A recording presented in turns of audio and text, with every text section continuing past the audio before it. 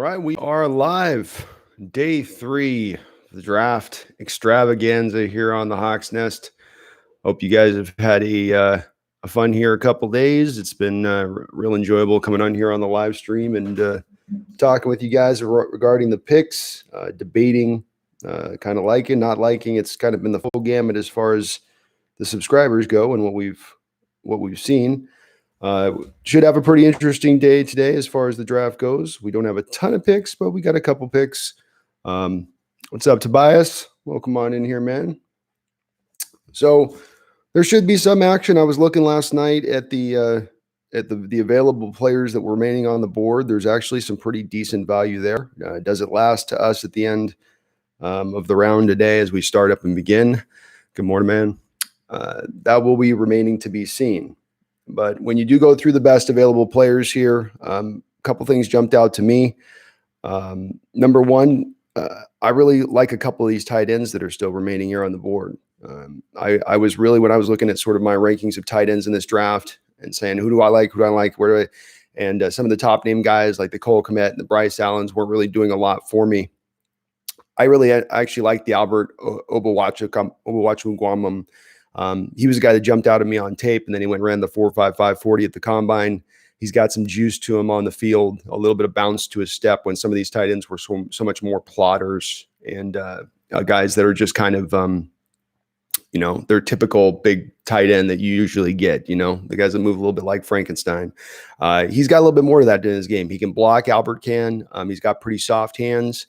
He's not mossing people, but I think he's still a pretty solid candidate. You get a tight end that runs 4.55 and they can block, and you're getting that in the late 4th round or whatnot into the 5th. That's a pretty good value there. Obviously, another guy I like was Harrison Bryant out of Florida Atlantic, a very complete tight end, a good blocking tight end.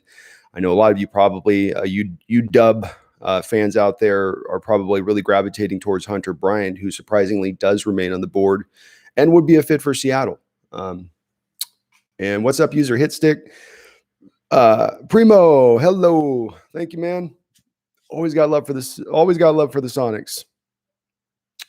Tobias Larson, did you see the tweet I sent you? Funny how both our day 2 picks were ranked right next to each other. And then James Lynch is there as well. I did see that, Tobias. Sorry I didn't respond. I tried to get through some tape last night, and then I hit the wall and just dropped in the bed and called it a day.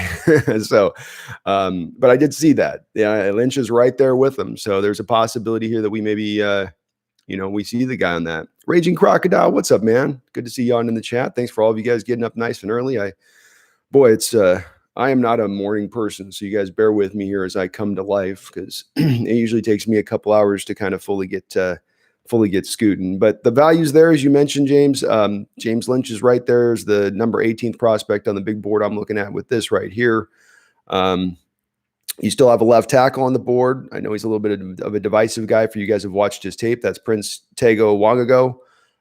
You got a good center. Curtis Weaver's on the board. Bryce Hall's out there. There's some guys that are still some guys that could be pretty good fits here for this team that are remaining on the board. Do they last? That's going to be the question. But I still like them.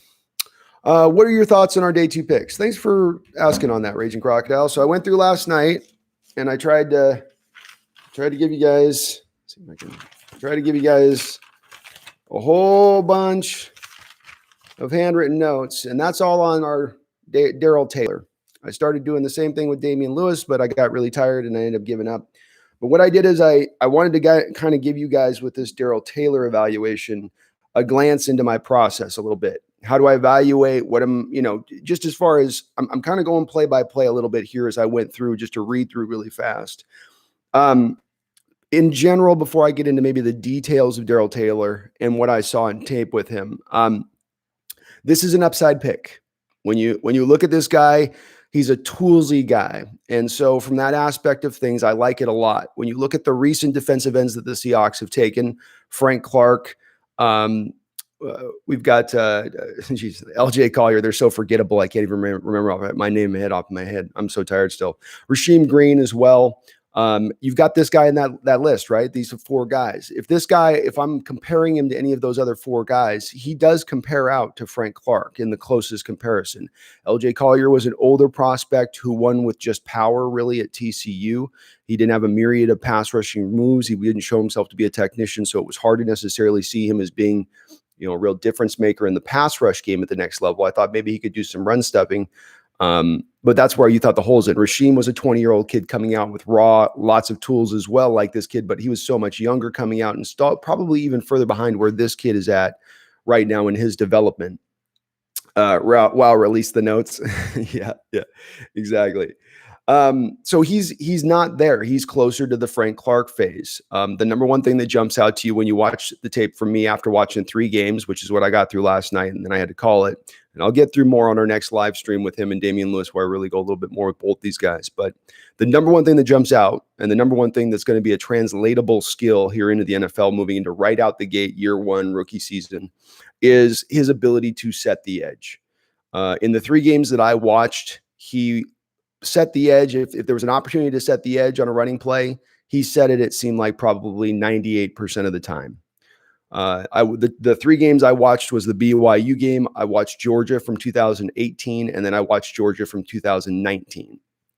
So in those 3 games, 2 of them being against Isaiah Wilson, who was a very, very impressive run blocking right tackle in this draft, winning the first round, a couple picks after Jordyn Brooks of Texas Tech. Obviously, I think this last year he got the better of our boy a little bit in that respect. But in 2018, Darrell Taylor had himself a pretty darn good game against the Georgia Bulldogs and Isaiah Wilson over there at right tackle. And I will get your questions on this if I can, guys. I just want to talk a little bit about this evaluation. We'll probably be touching on it a little bit. But when you get out of the gate, what I noticed with BYU is the guy jumped right off the first couple of snaps. So he beats the guard for a sack right out the gate against BYU. It's a play where he's playing defensive end. Essentially, this guy will be lined up as a strong side defensive end for us.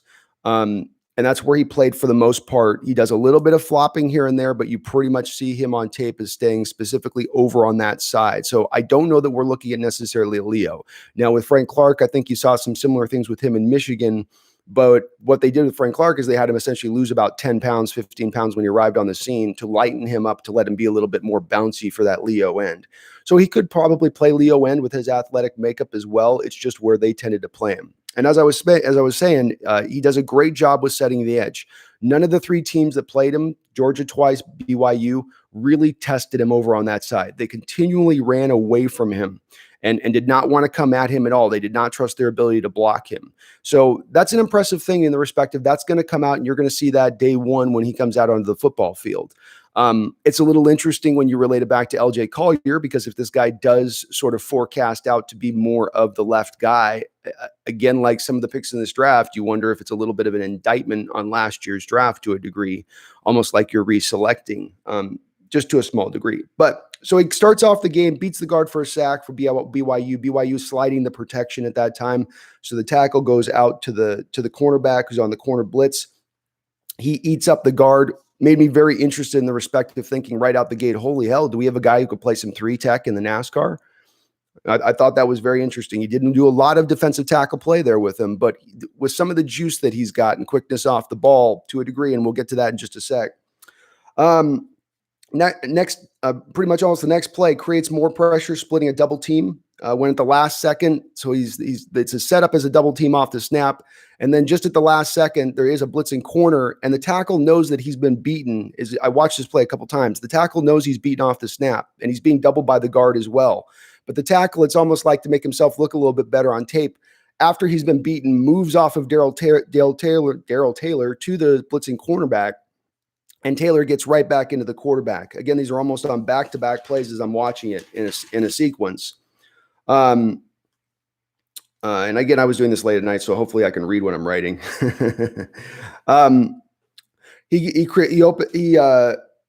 He chases down a backside play on the next play. This is another thing that I saw over and over on film in a couple of games I saw. He's willing to, especially on running plays, show a lot of effort to come backside and go chase down the play. Sometimes when it's on pass rush, he can give up a little bit easily and kind of be and go, I'm done after his first move doesn't work. But when it comes to the run game, he will show that extra effort to come down and go find the ball carrier downhill. And when he did it on this backside play I saw against BYU, he lit the back up. He came down and he smashed the guy right upside his head. It was a legitimately it could have been almost even a targeting penalty in college. But it showed he also was not just willing to chase down the play, but when he comes, he's looking to bring it when he arrives. I was really impressed in that respect. On the negative side of it, and this is where I think some of you in chat last night, you guys threw me off a little bit. I'm going to get behind on the comments, so probably just hold up on asking guys any of the comments until I just get through some of this evaluation, because I do want to talk about this for a few minutes. So one of you guys in the chat yesterday said that you thought he had great first step quickness. And then someone else mentioned the fact that they thought he was slow off the ball. And what's interesting is this is one of those situations where both of you were essentially right. The thing that jumped out to me in BYU, it was not as much of a problem in the 2 Georgia games. He's got too many plays where he can't anticipate the snap count. He is really, really late off realizing the ball has been snapped, especially in this game if you watch the BYU game. And it just shows up over and over again. And why I say both people were right is because once he does get going, the second he decides to start and pull the trigger and come off of his stance, he is really quick and fast. One of the quickest guys in this draft in that respect. We don't have his testing numbers from the combine because it didn't look like he really tested all of the short shuttle tests that you'd want to see to get an idea as far as how that short area quickness is. But on tape, it looks really good. And so though he's giving the offensive lineman a head start to get into their pass set, he then still even has the quickness to still get by them just because he is just that fast and quick. Not just fast with the 4.67. A guy like Julian Akwara in this draft was very fast, but on tape he looked somewhat not as quick with his first step quickness. He took a little bit of time to build up to that really great speed. This guy's not that way. He does have that quickness, but that slowness off the ball, can that be coached up? Can he get better at getting off the ball faster? Probably. I've never heard about an NFL player whose career has basically been unsettled or thrown overboard because he can just not ever figure out the snap count on the defensive line. It'll be an interesting thing to monitor, but it did show up on all 3 games. BYU game, it was just the worst. Here's another plus good thing. And again, I'm not trying to be, and you guys know I'm not going to go into positiveness just for the sake of it, but here was another really good positive. He dropped into a lot of coverage, set up a lot of times as an outside linebacker. So sometimes he's got his hand in the dirt there. Sometimes he's standing up.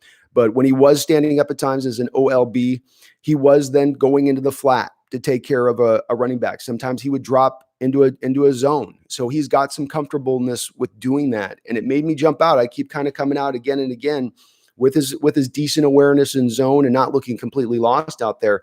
Is this a guy on an interesting front that you could potentially look at the same position? Imagine, if you will, the 5-man front, what we're going to get a little bit with the Bruce Irvin. We're in our scheme 4-3 under that Sam linebacker's heads up on the defensive line most of the time. So I'm kind of intrigued by that. I'm a little intrigued by him and his ability maybe have some versatility in that respect. Next play, BYU runs read option weak side away from Taylor. He comes off the block, chases down the pitch, again back across the field. That's just good stuff. He's such a handful with his quickness to power too. He really does translate. It's a lot like we saw with Michael Bennett, where he'd have first step quickness that would instantly then transition into power really fast. This guy does that very much similarly as well. When he in this BYU game, it might have been the second play I saw on him, where he came off the snap a little late once again, but then when he put his jolt into the offensive lineman, he picked the guy up with his jolt and sent him back a little bit. Didn't knock him off his feet, but it was impressive nonetheless. In the BYU game, again, there wasn't a lot of secondary moves. He wore down as the game went on. So by the end of the game, he was gassed. Now, this isn't a super talented Tennessee team. And so, it was obviously he was trying to be He-Man out there a little bit in this game for them because it was a close game. The thing I will say is that this was a close game coming down to the wire where BYU was running the ball at the end. And he wasn't really there as a factor as much in the run game when they kind of needed him there at that moment. This game went into overtime, and him wearing down on that was a little disconcerting. But again, is conditioning going to get better? Is he going to get stronger at the NFL level? Will be able to be rotated in a little bit. Yeah, but maybe you want to limit a little bit on his snaps in the first year with some of that, penchant for maybe wearing down just a tiny bit. It was a solid game though. Again, they wouldn't run at him. He sets the edge. really, really well. Sometimes you can get inside him because he's so worried about the edge that he'll allow the run play to come back inside. He's not as worried about his other gap that sometimes, it's both gaps as far as, especially in our scheme, you got to worry about. It's not just the outside. You first take care of the outside, but then you come back to the inside. He did struggle a little bit there, and I'll get through this a little quicker now. So the next game was Florida that I watched. And again, I just keep mentioning on this, sets the edge. 4 or 5 plays in the row to start the game at Florida. They're running away from him, but he's setting the edge every single time, kind of effortlessly a little bit. So it's just impressive to watch that in that respect. He's really good in that. He's going to give you run stuffing in that ability. He's not going to get pushed off the line. And when you combine that with Jordyn Brooks' pick, Seattle has certainly gotten a lot better as far as stopping the run this offseason goes. And that was a problem last year. We have to admit that, whether or not we give it, as much of a problem area as, the secondary goes, let's say, or the pass rush goes. So another play on Florida, running back gets held up on running play. This was a little bit like the BYU game where he came backside on a play, chased it down, and then smashed the hell out of the guy. If you go watch this Florida game, another one where the running back's getting held up at the center of the line, he comes back downhill and he launches himself. I mean, he's looking to kill guys in the running game when he's coming downhill on them. He's going to punish them, especially when they're getting held up in a pile. Some of these skills are the things that are really good that lead you to where we want to rally around the ball with a lot of our guys. He's got skills that fit to that with setting the edge and his willingness to chase down the ball, especially with his speed. That's going to show up on a team that likes to play that way. So again, he's coming in, and I wrote nasty player after this play because he was just coming in with really bad intentions for the running back against Florida on that play. Another play sets the edge. He loses the inside gap. So this is what I was talking about, where sometimes he'll set the edge so much, but then the inside gap he'll allow the running back to run into. And this happened on this play. But then again, his effort showed back up again because he chased the play back down on the backside. I like seeing that, as far as if you missed out of your gap, you're not just, feeling bad for yourself and hanging in there. He's adept at following the back, running back into the flat a couple of times in this game. Again, I put Sam ? Because again, as I looked at it, I said, man, this is again a skill that would translate. That's what the Sam's going to do a lot too, where they'll go to the flat. They're not going to be asked to necessarily have to drop man on man deep and play tight ends one-on-one. Sometimes it's a lot of just playing zone. 4th and 2. Florida runs right at him for the first time in the game. I saw whole quarters, 2 quarters, halves where teams would not run at this guy even once. They finally challenge him in this game on a 4th and 2, a key play. The Florida runs right at him, and he stacks the lineman up. Not just his lineman. They had a lineman pulling into it. He created a little Congo line and just held everybody up as the running back ran right into the back of him. Very impressive play. Again, shows you why teams are so scared to run at this guy. He gets unblocked pressure at the goal line on a couple plays later. Not great film to kick off the second half, really unable to generate any pressure. There was large swaths of the Florida game where he did get neutralized, and that lack of ability of a second move came back into play, where you just said you wanted him to have something else, get the lineman's hands off of you, but he doesn't really have a way right now to knock those handsman's lines off of him. That's where some of that development's going to have to come into play with him as far as how he uses his hands. Another play here, we got the running back stops him one-on-one in pass pro. I didn't like seeing this in the Florida game. Essentially, they did the offensive line of Florida kind of slides over, leads the running back one-on-one on our guy. Our guy just kind of gets stonewalled by the running back. It was not a great look on that Florida game for that. He gets chipped in the Florida game. I will say they chipped and double teamed him a lot. He was rarely allowed to just go out and hunt one-on-one against the tackle. Chases down the ball carrier in the screen game for no gain. Again, showing that effort and ability to chase the ball down. We can start to see, as you're hearing me repeat myself on some of this stuff, you start to see the traits that are going to appeal to Seattle. Chasing the ball down, setting the edge. These are really kind of fundamental things that they're going to want from their guys, and not all guys can necessarily do that.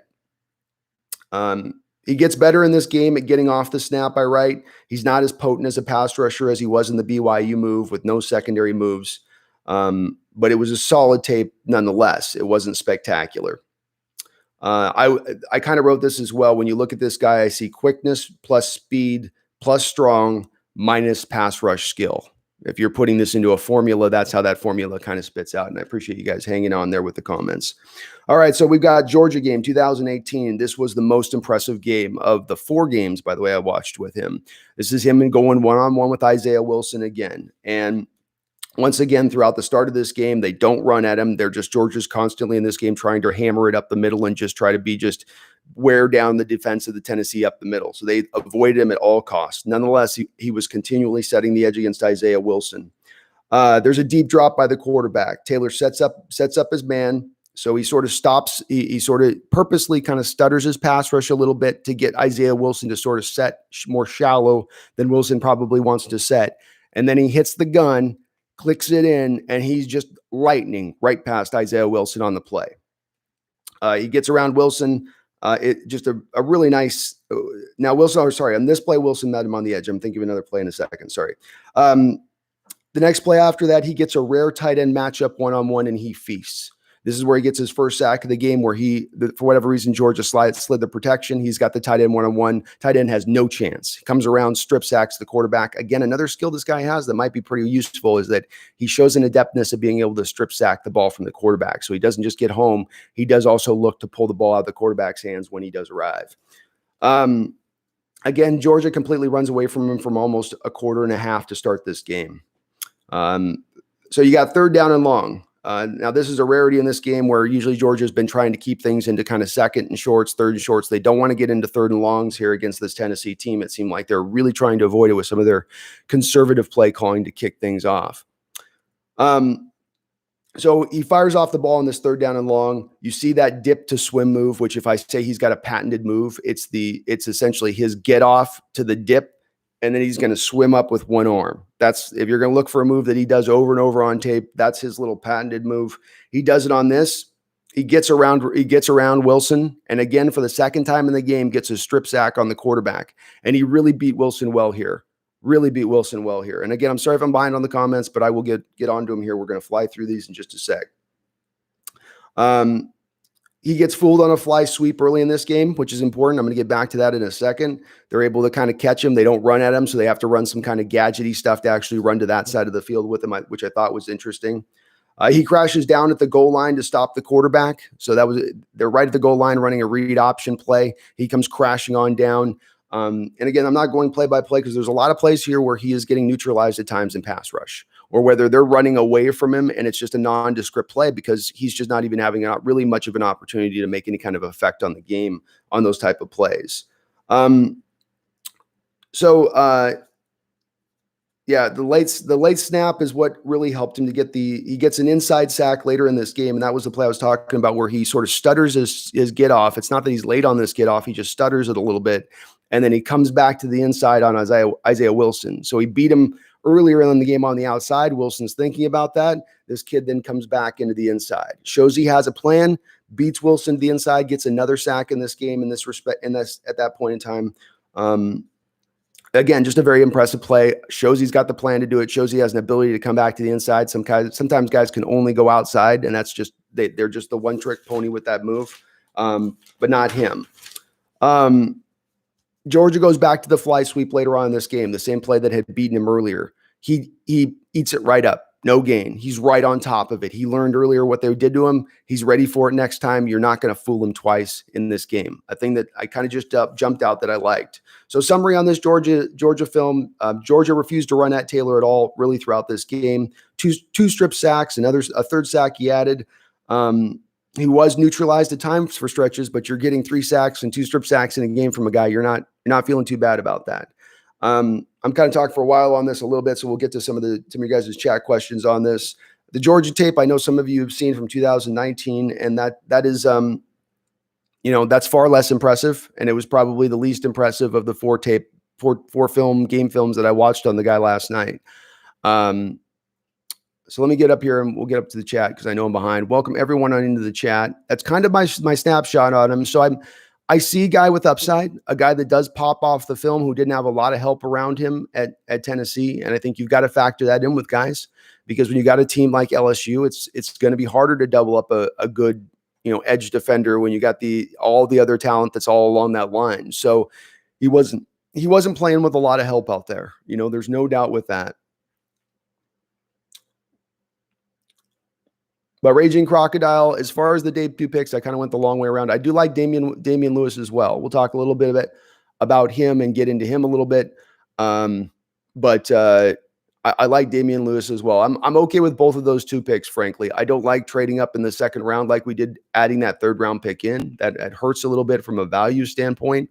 But again, if you're going to be picking, I like going for ceiling a little bit here with pass rushers rather than just trying to fly and floor. I can get behind that. It's a little bit of a long-term plan because the best player you're getting is probably a couple years away. But with this guy, at least on the down end, it's a little bit of what we should have gotten with LJ Collier, was a guy that you know for certain is going to be a good run-stepping defensive end, strong side defensive end in this league.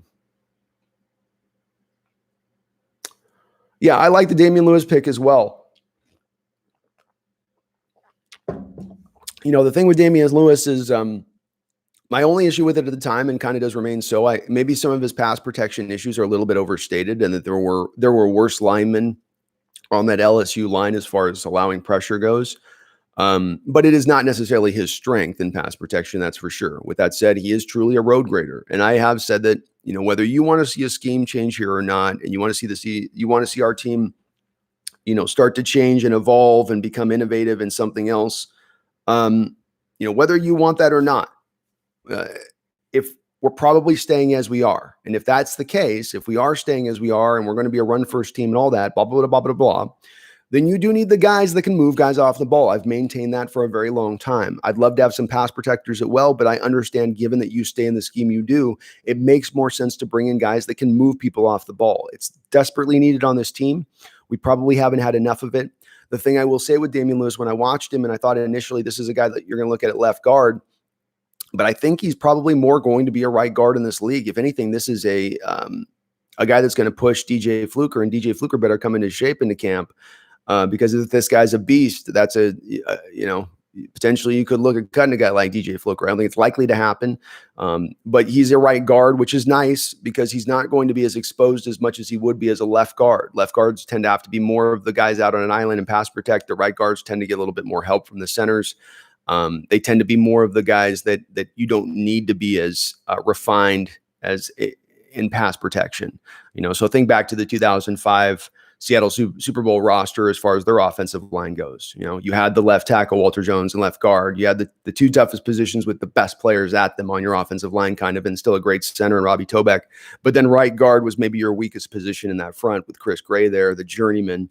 So similarly here, it's not necessarily as needed because they can get some help there to have the guy that's as fantastic in pass protection. But he is a road grader. I was able to get through 1 game film last night before I passed out.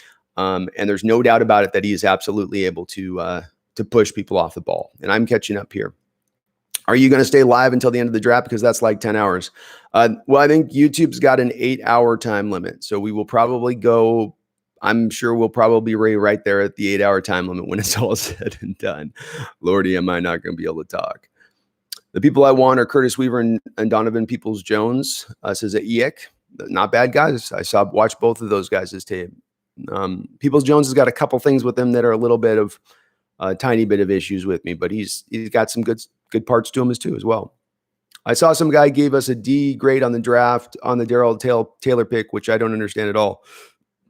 No, I don't give Darrell Taylor a D pick. I guess I would probably go B if I don't have to factor in the fact you had to trade a 3rd round pick as well to trade up for him. If we're just on value of pick and you pick him in the 2nd round, I probably go with a B. He's a guy with run stepping ability right out the gate. That's going to translate to the NFL, who should be able to give you some pressure with that athleticism and that get off and that ability and the speed. You would think that he would be able to generate, and not just generate pressure. It's going to be not necessarily the secondary pressure, that he should be able to get you the quick pressure, the more specifically, right? He's not going to need some guys need the secondary moves or secondary effort or be the high motor guys to get that pressure. This guy, when he's going to win, is going to win quick and win early. That did stand out to me about him. The downside is he doesn't have the secondary moves, but the upside is that he wins early and a lot. So he doesn't often need the secondary moves. Ane and Weaver still there. Bradley Ane and Weaver are definitely still both on the board. Somebody mentioned Trent Williams to the San Francisco 49ers. I hope you're not trying to ruin my morning. But that would not be I I would not like to hear that.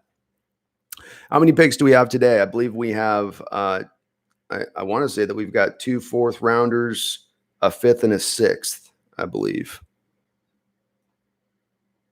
Thoughts on the first round pick, Busta? Welcome. I'm not hating the pick, Busta. He's going to be a good run stepping linebacker. I think his most natural position is probably middle linebacker at the end of the day. He can play outside linebacker, but I think he'll be best as a middle linebacker where he's not matched up as much as he will be at the will on tight ends and potentially even slot receivers and asked to really cover in space a lot, where he does, to me, struggle a little bit.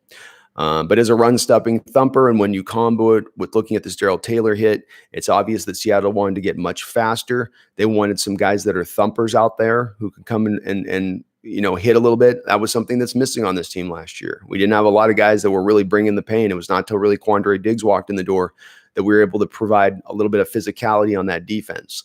So Brooks is going to give you that, Busta. You will. I've got some other issues with the pick to a degree on value and where you're taking a guy at that point and what's more valuable for a defense. All that said, he's not going to be a bust. He's not going to not give you some kind of value on the field. Atheist 4 says Weaver fell because he's bad. It could be. He's a guy who I wouldn't say he's bad in the respect of he's got some skill to him. He certainly does. But Boise State, level of competition, chubby body. I think, there is some questions in that respect. Trent Williams just got traded to the 49ers, man.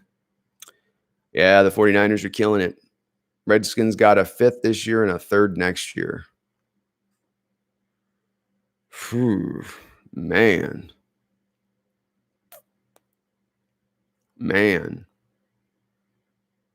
How are they going to get the money to pay him?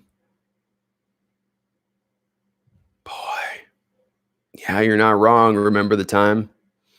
NFC West is going to be a bloodbath this year. That is for sure. Trent Williams to the Niners. Oh, man. Strap in, folks. It's going to be a bumpy ride today. 5th rounder and a 3rd.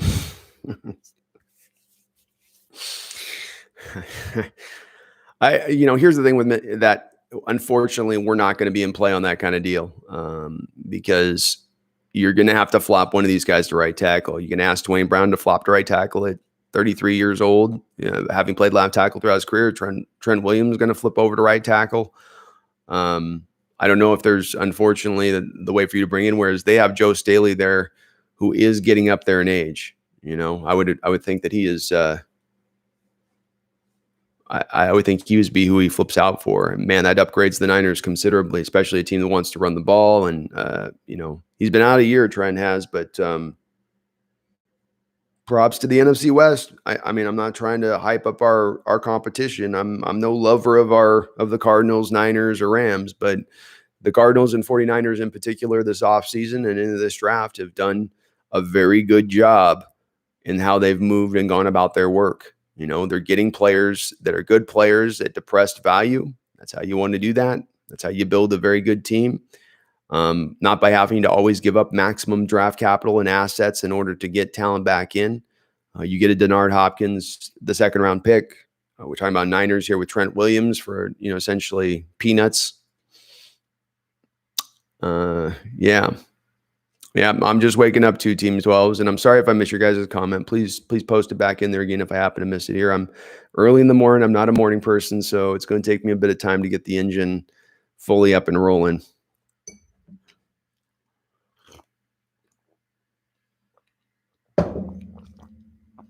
Didn't the Niners still have to sign him at the end of the season?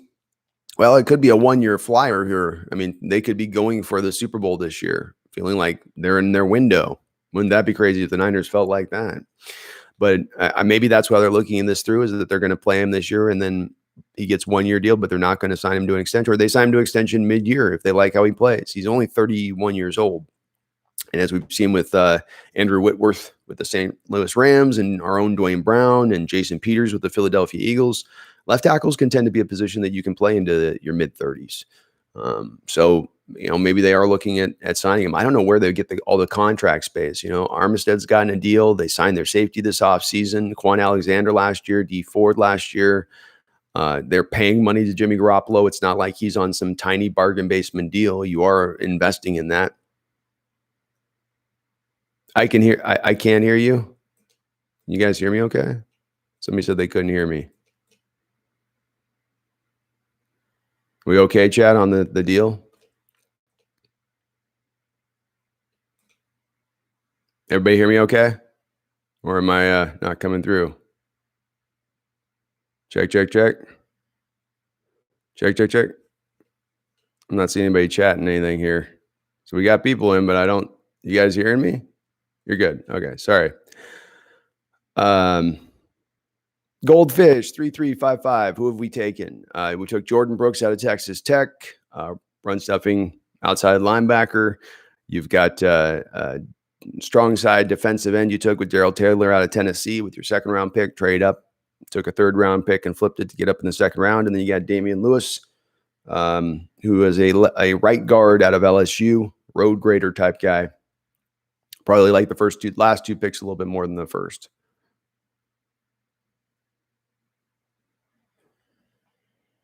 Oh, Raging Crocodile, nice. Good morning, Brian A. Wilson. What's up? And Maxwell, hello. Rate the Seahawks pick so far. I'm still kind of in the, not because I don't rate the player on it, just I'm rating as much where you're picking the guy as well.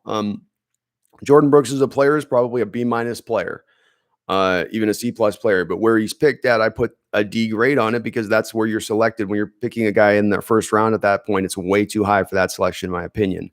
If I was to put a grade on the Taylor deal, I'll give it a B right now. We'll call that on the Taylor. And the Lewis one, I like a bit because it's a scheme fit and a need, and this is going to do what I wanted to do. So I'd even go maybe upwards of even B+ to A- on Damien Lewis because it's what you needed on this team. You need more guys that can blow guys off the ball. It's great. It'd be awesome to get pass protectors. It would be awesome to get some more pass protectors here who could protect Wilson a little bit. But I think I'm shooting for the moon in that request. And I think at the bottom line on it is that we're, if I've got to pick and they're going to go with the run grade, then get the run blocking guy who can just move people off the ball. Fantastic. Great. Good. He'll do that. So I'm okay with those two picks there. Appreciate it there, Brian.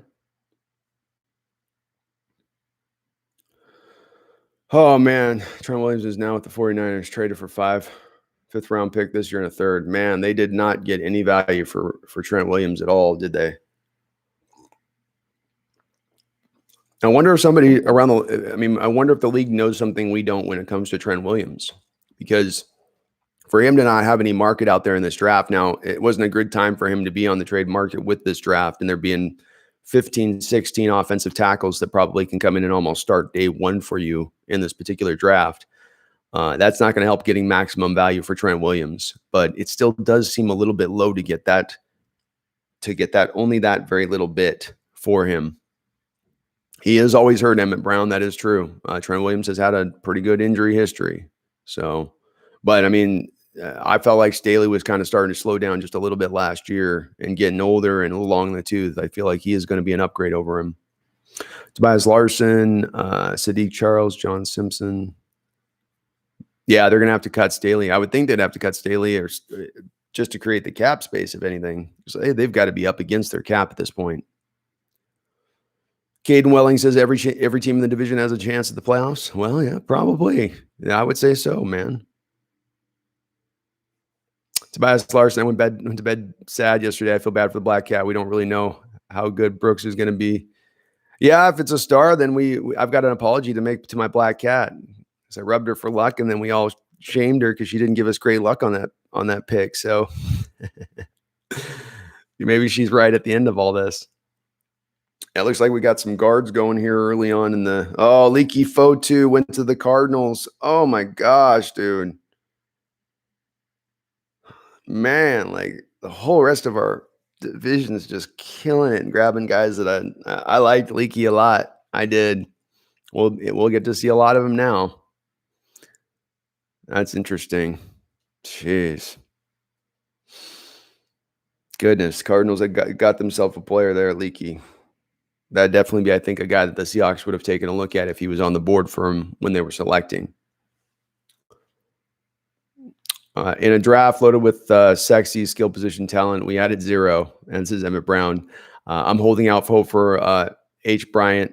You got to give me more than H. Bryant, Emmett. I'm going to guess you're saying Hunter Bryant because you did say slot swing, so you're probably pointing to that. We do have a Harrison Bryant tight end as well, though. Still also available right now. Hunter Bryant could be in play. I think he did meet with Seattle. Seattle needs a joker tight end. You go and bring in Hunter Bryant. The thing that allows you to do is instantaneously cut or restructure Jacob Hollister down from his $3.5 million cap hit that he costs right now. So I like it from that standpoint. You upgrade the position, you save what will amount to probably, $2.5 to $3 million for that kind of move. And again, getting a guy, if you can pick him up in the 4th round. Harrison Bryant just went off the board with the Cleveland Browns. So that was coming into this draft, Harrison Bryant was my 2nd rated tight end on my board in this draft.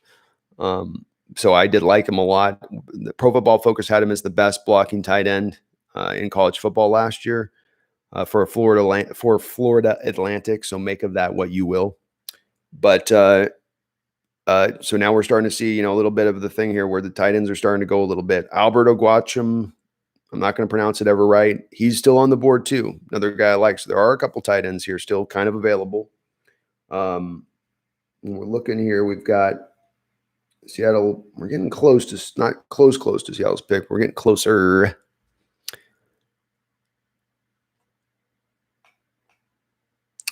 What's up, Michael Wright?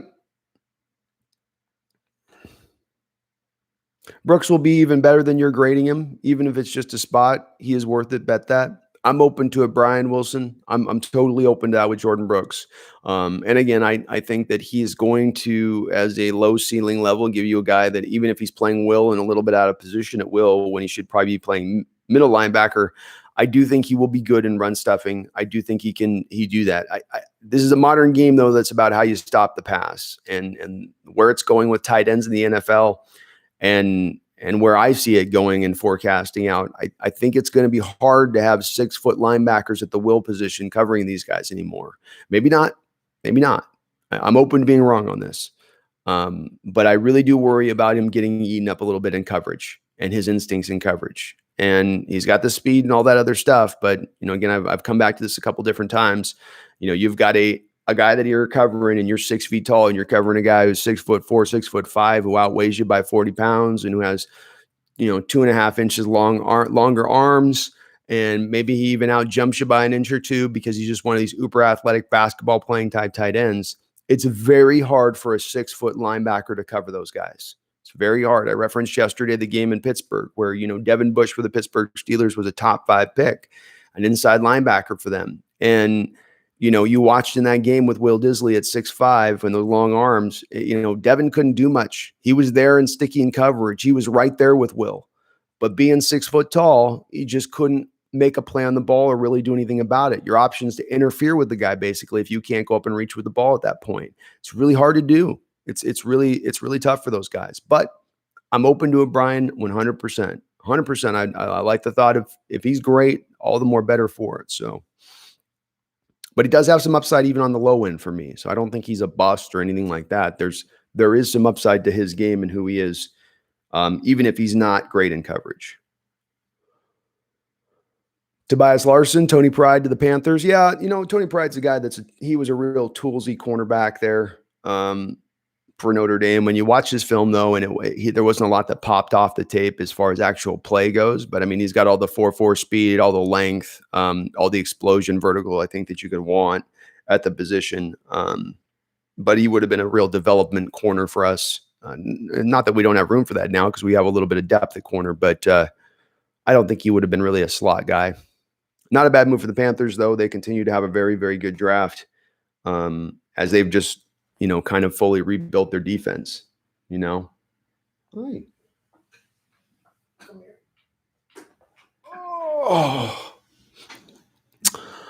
Oh, yes. Richard and Trent on the same team. Yeah, Richard, well, that's going to be an interesting locker room. Trent Williams and Richard on the same. Of course, Richard Sherman once got slapped in the face by Trent Williams after a playoff game in 2012. So we'll see how they get along. Some strong-minded people there. And I'm behind the chat, but I will catch you up here. Jeremy Bowen, Brooks is going to be special. He was on the Saints' radar in the first. All right, that's awesome. Other teams were looking at him in the first. That's interesting. The Saints draft very well. So, if a team like the Saints is looking at him, that's not a team that tends to crap the bed when it comes to the draft. Cards getting leaky photo. Yeah, Brendan, that's a tough one for me, man. Just annoying. Good term to put there for that. God, that's just annoying. He's not a game changer. It's annoying. He's a really good player. Everybody loves themselves some Raekwon Davis in this draft, but for my money, there were times that watching tape on Leaky, he's not playing against the same level of competition. But there was times watching him on tape where I almost at times liked him better than Raekwon. Raekwon's got the bigger body and maybe the higher upside. But Leaky can play, man. Let's go back to the AFC West. How about that? I'll take the AFC West at this point. I'd rather take the Chiefs on at least twice a year and have the rest of the division kind of, and it's not a horrible division, but man, ours is just murder's row. Wonko, what's up, man? That sounds good to me, Jeremy. I love the thought of Brooks being awesome. Yeah, I like me Fotu. Fotu is good. Might break through the line, but he can't catch Russ. Yeah, you're right, Brendan. He's a one tech and he is a plotter. So he's not a ton of, but that's the part I liked about him is I thought Raekwon Davis didn't give you a lot of pass rush on tape, really. And this guy occasionally could split the double teams and get into the backfield. KJ Hill to the Browns. They trade up or something.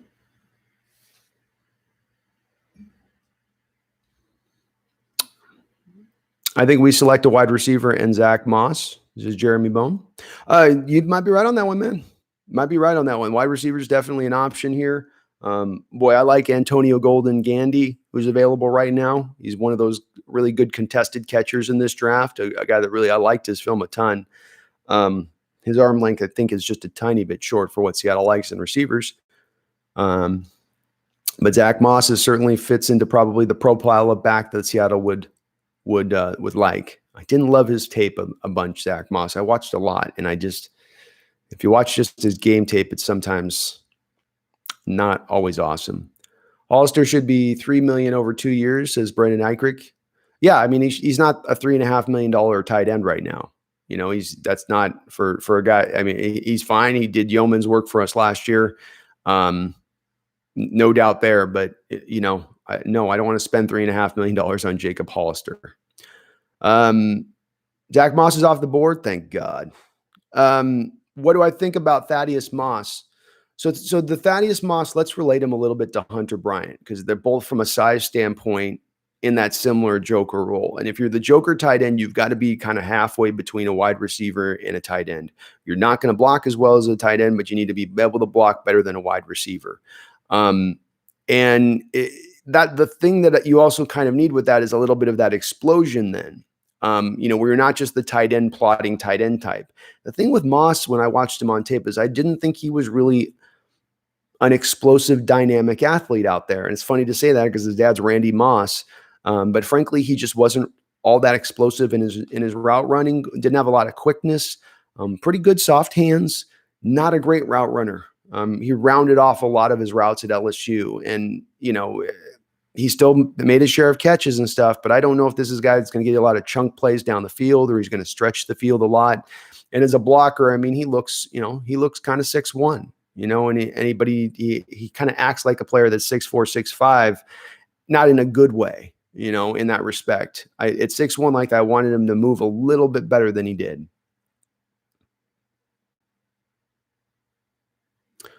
Our next pick, look for cornerback depth. Dunbar was a great pickup, allowing for Flowers to move back to free safety. Flowers is not moving back to free safety, Brian.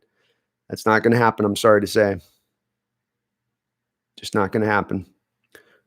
Consider this with Flowers. He lasted to the 5th round coming out of college as a safety. and then got moved to cornerback. So one of the reasons you get moved to cornerback, one of the reasons you last to the 5th round in the NFL draft as a safety at Oklahoma State is because of the fact you probably weren't the greatest at playing safety,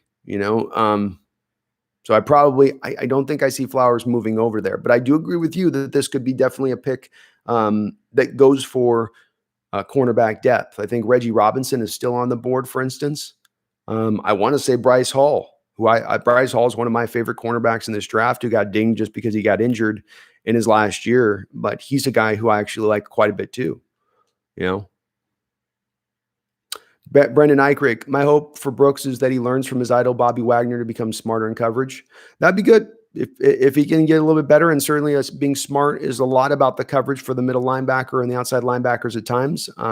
Middle linebacker gets to be in zone a little bit more than the Will does, I think. Sometimes feels like the Will's got to do a little bit more man-on-man stuff. But Bobby's certainly going to be a great teacher to have brought in there. Carol said Brooks was playing the Sam. Well, it's going to be very interesting to watch that, Jeremy, if that does play out in that direction. I would question whether or not he's going to be tough enough to take on tight ends off the line of scrimmage and big enough to do that. There's a reason that you've had in the past, you tried to do it with a little bit of an undersized guy last year in Michael Kendricks, and it didn't work out very well for you. That's a little bit, it's a part and parcel of the reason why you did struggle in the run game last year, is you didn't have necessarily a guy setting the edge there. You had a guy that was more of a quickness speed guy at linebacker at the Sam role. And I would say even the same was true with Cody Barton when he came in, because Cody's more of a Will himself. But we'll see if that Carroll plays out to that. We'll see if that does play out that way. I'm still a little bit skeptical of him playing over there, but maybe, it's a possibility.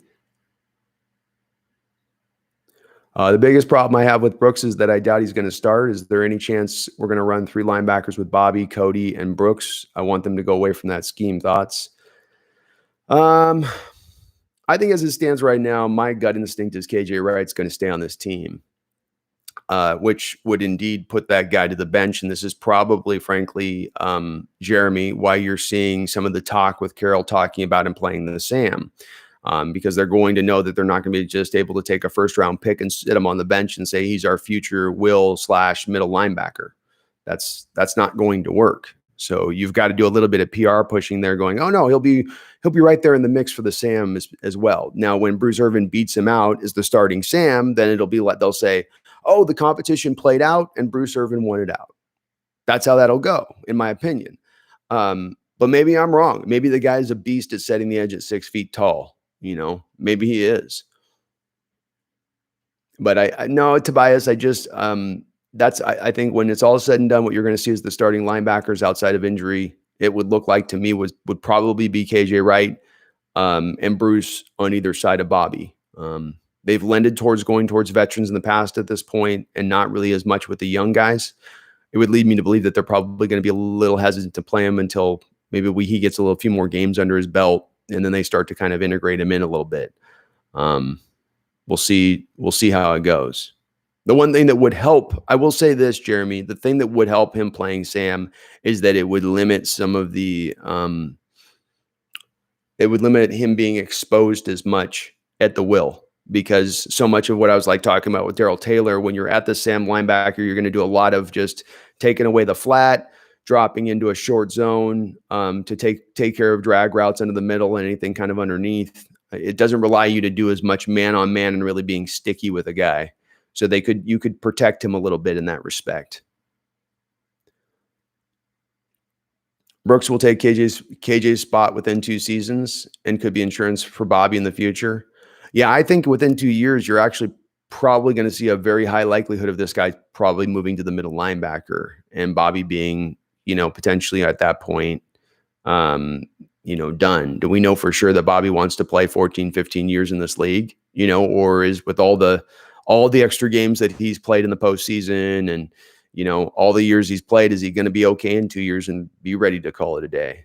I don't know. I don't have any insight on that. But it does make you wonder with this pick if maybe the Seahawks have some insight on that as far as what Bobby Wagner's timeline is going to be for the rest of his career and how long he's looking to play.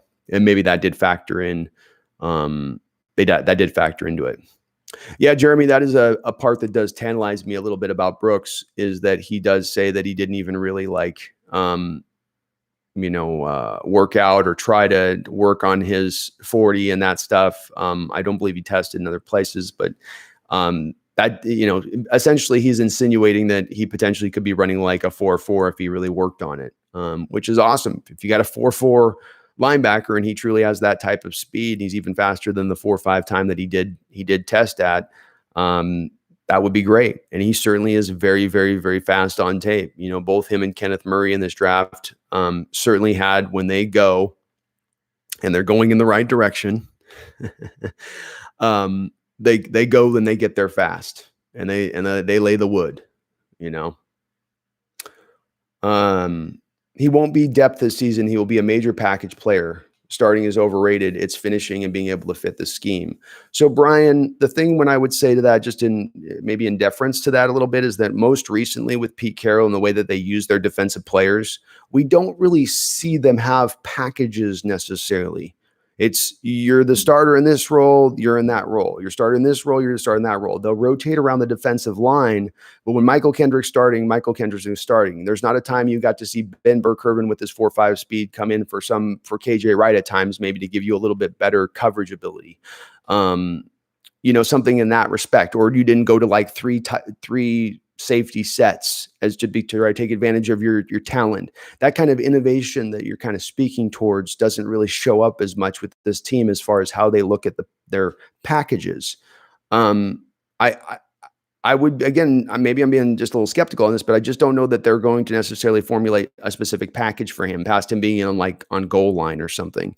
If he's in starting, he's in starting, and they'll have him in play after play. They're not going to put KJ in for a couple of plays and then put this kid in for a play, and have Bruce Irvin in for a couple of plays and then flop him into the Sam linebacker for a few plays.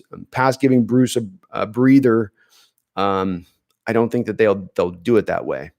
Jeremy Bone, no, Raekwon Davis was picked, I want to say, in the 3rd round, I believe. I could be off on that, but he was picked. Rams are going 4th, Cardinals 3rd, we 2nd, 49ers 1st. I can go with that, DJ. I can go with that. I've got us at pick 15 right now in round 4. We're approximately like 12 picks away, 13 picks away from our pick. The Cardinals may be a problem if they can get any O-line help. Well, they got Josh Jones, Brian Wilson. They were able to get some tackle help here, but they do need to do more. That was a pretty bad offensive line over the last couple of years, so they've got some work to do. But they took a step in the right direction, grabbing Jones. He's not going to be a difference maker, but he upgrades their offensive line. Niners have a Super Bowl hangover after the loss, after their Super Bowl loss. Well, there's a lot of recent data that shows that the Super Bowl loser more often than not doesn't even make the playoffs the following year. There's a large amount of statistical data that shows that. So they've got the talent. I'd hard to see with all that talent it not come together for them to get back to the playoffs. But historically speaking, it's happened quite a bit. Which running back would you prefer from this draft? Just ATM, and welcome ATM. Do you mean just any running back? If I just got to have my pick of the running backs, if I had my pick of the running backs, I would have just taken. I would have gone with Taylor because of his scheme fit. Cam Akers was probably just, without factoring in scheme, that was probably just my favorite running back in the draft.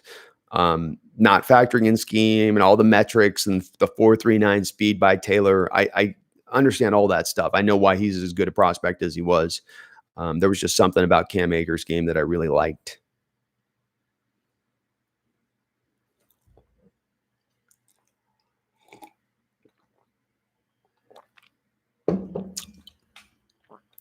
It has sports background because they get the picks earlier than what you see on the TV. Moss is a better blocker than Bryant. You mean, Hunter Bryant? That's right, Jeremy. I agree with you. I agree with you there. He is a better blocker in that respect. I do question but the thing with that too is that it's not significantly better. He's not blowing guys off the ball at tight end. Moss, He's in there trying to be feisty and overcome some of his size limitations as a blocker, as does Hunter Bryant. You know, you when you're 6'1", 6'2", and probably 25 pounds lighter than the normal tight end, those are going to be places that you probably do you struggle in.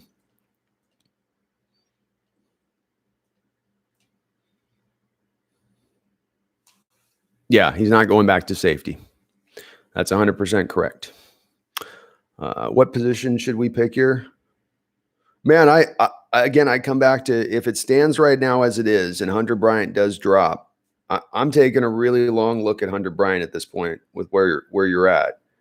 I will say that the place I did think, he went off. No, here we go. I did think Seattle was going to address the tackle in this draft at some point, the left tackle position. You've got two guys potentially that they could take a look at here in Prince Tega Wangaho and both Trey Adams on the board.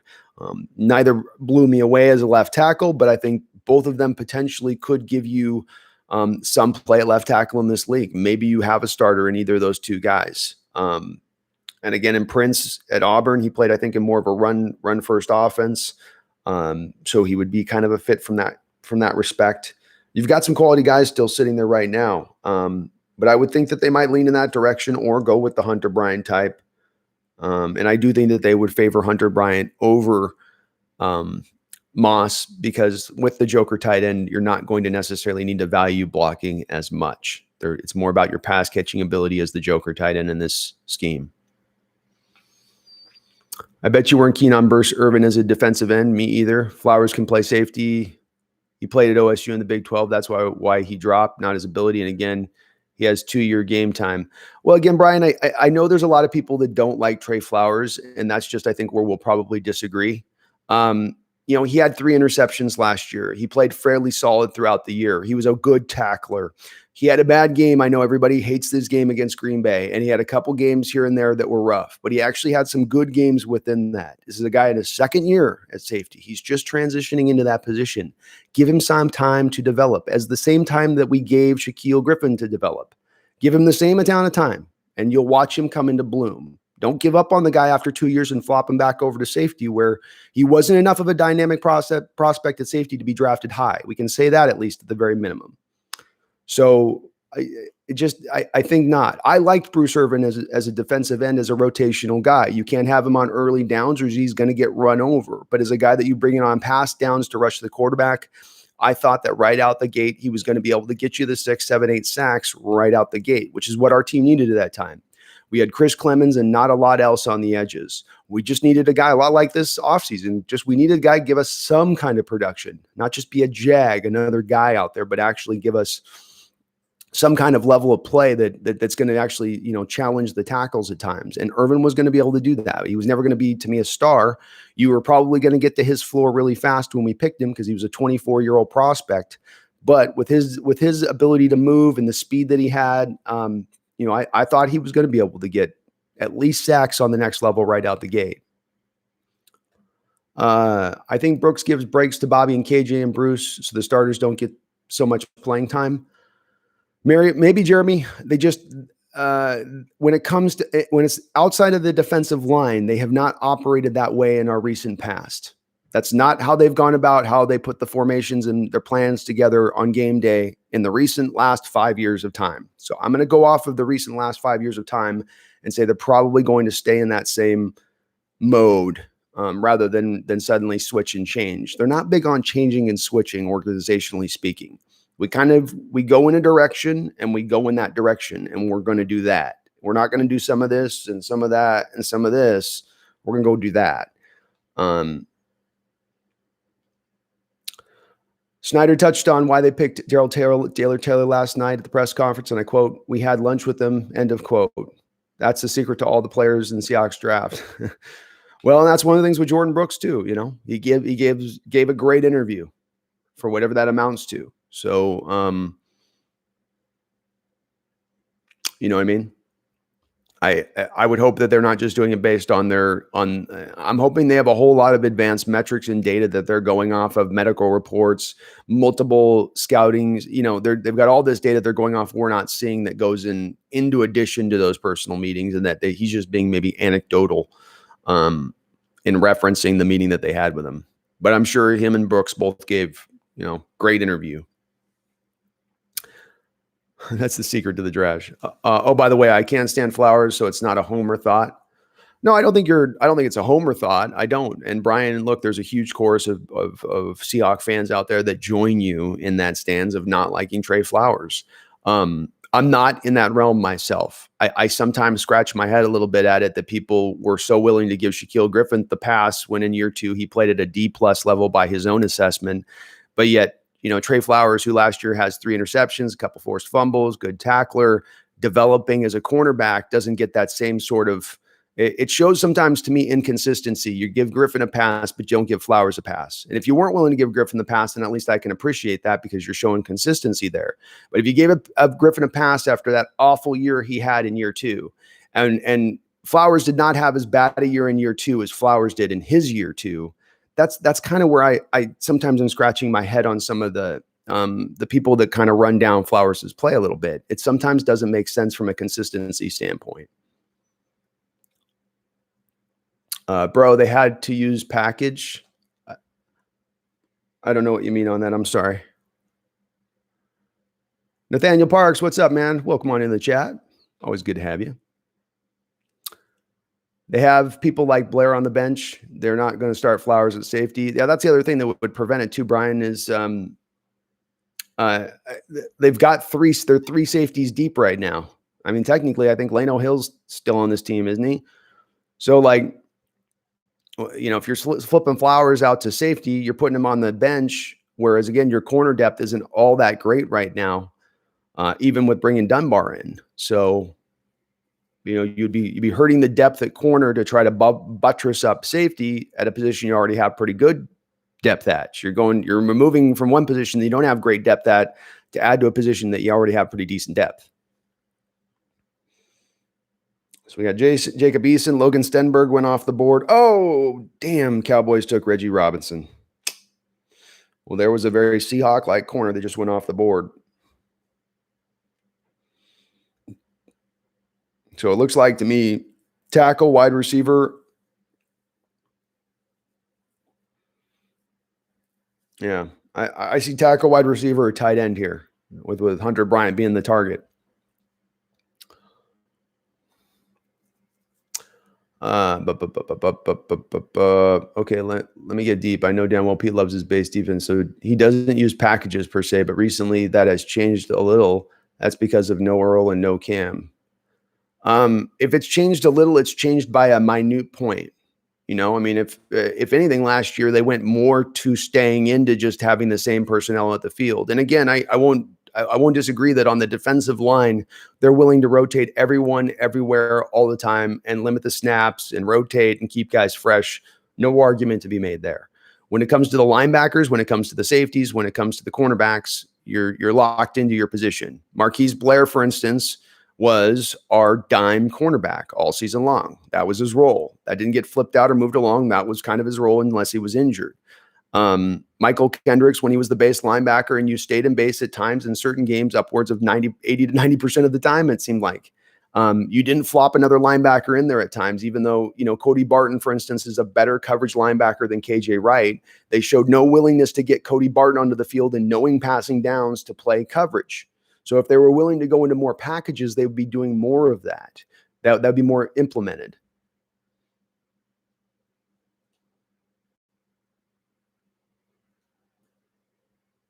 Yeah, Robert, he comes up with the smoke screens on the tweet. I've given up on trying to look into the, predict the draft pick in advance thing. I think he's just messing with us a little bit. ATM, who are on our team do you think will have the biggest improvement? I personally would love to see Rasheem Green or Blair make a jump. I think Rasheem Green's going to continue to take incremental steps forward. And then I see with I think Blair's a pretty good pick, ATM. I like Blair's game quite a bit. You figure he's going to add another probably 10 pounds of muscle this offseason, maybe get a little bit thicker. I honestly though, I'm going to probably, no, it's probably not a big jump is to say DK Metcalf, because he's probably not going to take a huge jump, but he's going to be, I think, better in production than even last year. So I do take a look at him, but I think as I'm walking through this out loud here and going through my mind on this, yeah, I would probably say Blair is my guy that I would look at. Do we all agree the Rams logo is garbage? Yeah, I don't understand what the Rams are doing with their logo at all. I don't know why they would have gone away for something that looked pretty good to me. I like their old logo. Daniel W. Yeah, we were lamenting that a little bit. Trent Williams to the San Francisco 49ers. That's a little bit of a brutal pill to swallow. And once again, just every team in the NFC West this offseason just keeps seemingly stacking talent at kind of every turn. And even those teams like the Rams that had a bunch of problems coming in the offseason, what are they going to do about Todd Gurley's contract? How they had the I don't know. Everybody's made some pretty creative decision making with how they've gotten out of problems when they've had problems.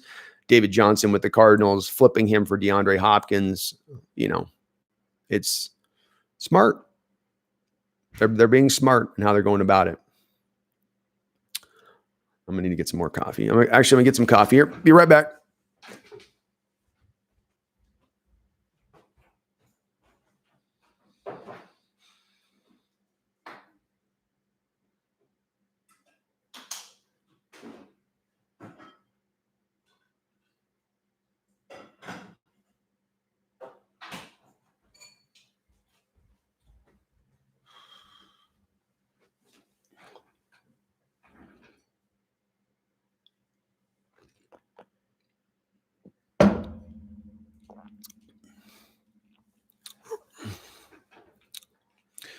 Yeah, Trent Williams, Daniel, you mentioned he hasn't played in a couple of years. It's 100% correct. I'm trying to get this up a little bit here so you guys can hear me. So there's some questions with Trent Williams. He's a guy I think he's had a couple injuries here and there throughout his career. He is getting older. It's not a slam dunk that's going to be just an amazing move, but I do think he's an upgrade over Joe Staley, and probably a pretty significant one when it all plays out. I'm with you on Blair, but we need to get him on the field. And right now we have BMAC there and Diggs is at free safety. How are we going to get him to start? I want him to start over BMAC, but will it happen? I don't know, Tobias. It's a good question. I kind of share the same sort of wonderment with it where, man, you really would like to just see Marquise Blair get on the field, get him on the field. And it's a thing I can appreciate about this draft with the Seahawks. You needed to get faster. You need to get guys that are willing to lay the licks a little bit more often. We sometimes have some nice guys out there that treat the opponents with kindness and brevity. So getting some guys in there that are willing to just come downhill and lay the wood, I like that thought. You added a couple of guys in here, and Darrell Taylor and Brooks, who definitely do that. And Blair absolutely does that. And so you're starting to fill out the future of your defensive roster with some guys who can, maybe do some replicating of what we saw in the Legion of Boom days. If not fully replication, but at least getting there.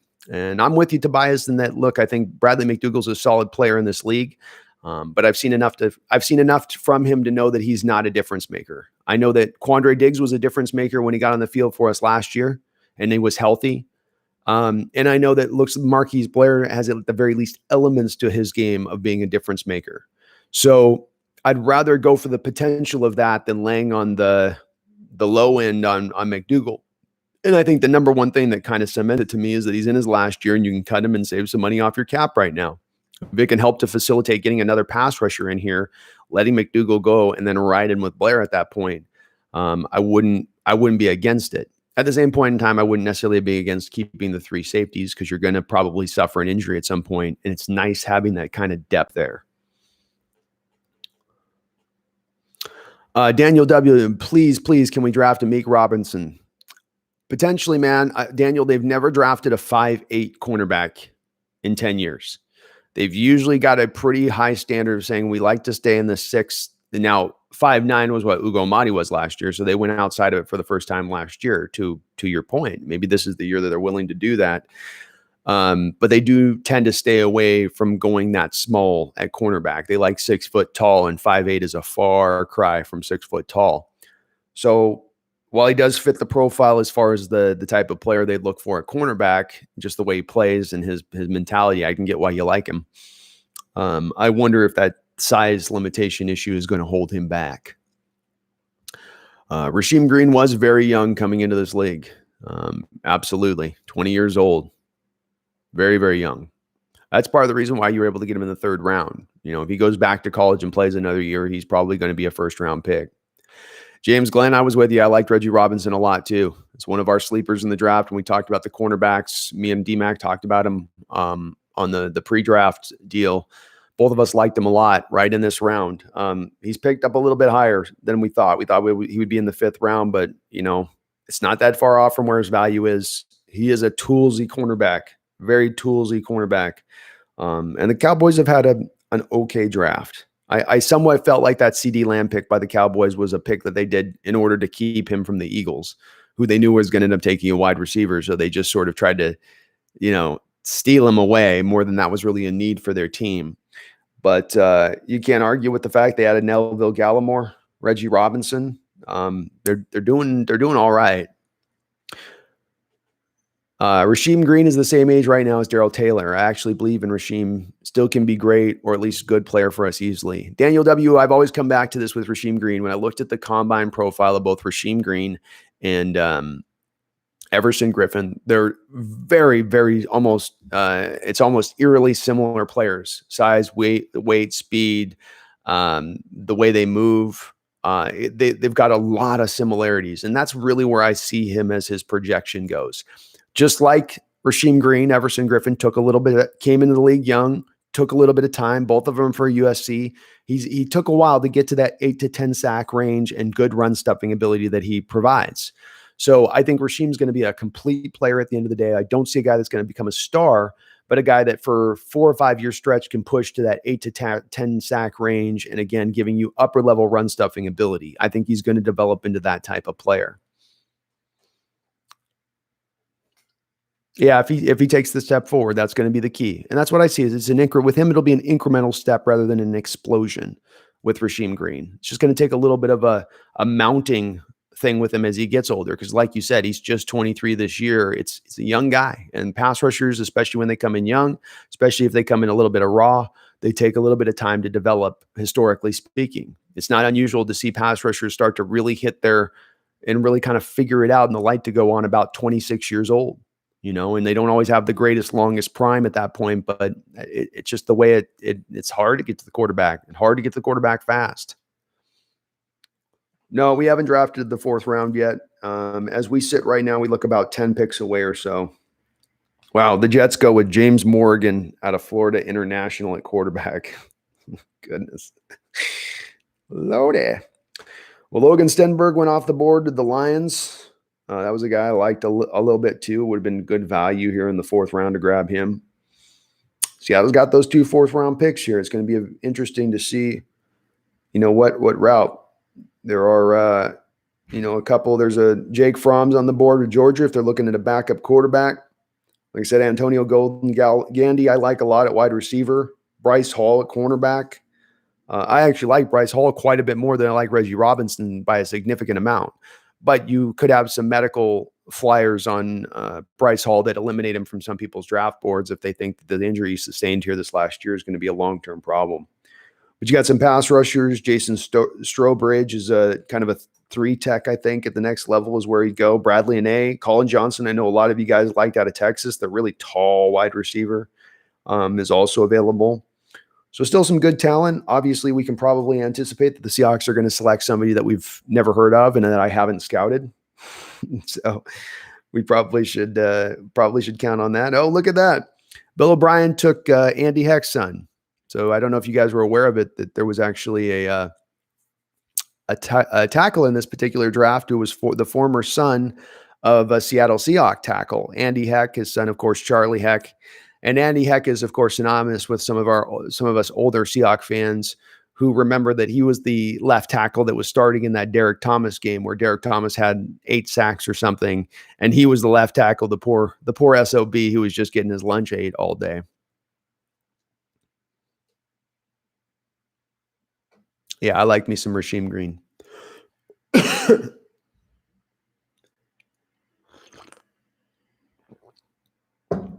Lance Johnson, 5th year, 3rd next year is all it took for Williams. Daly retires.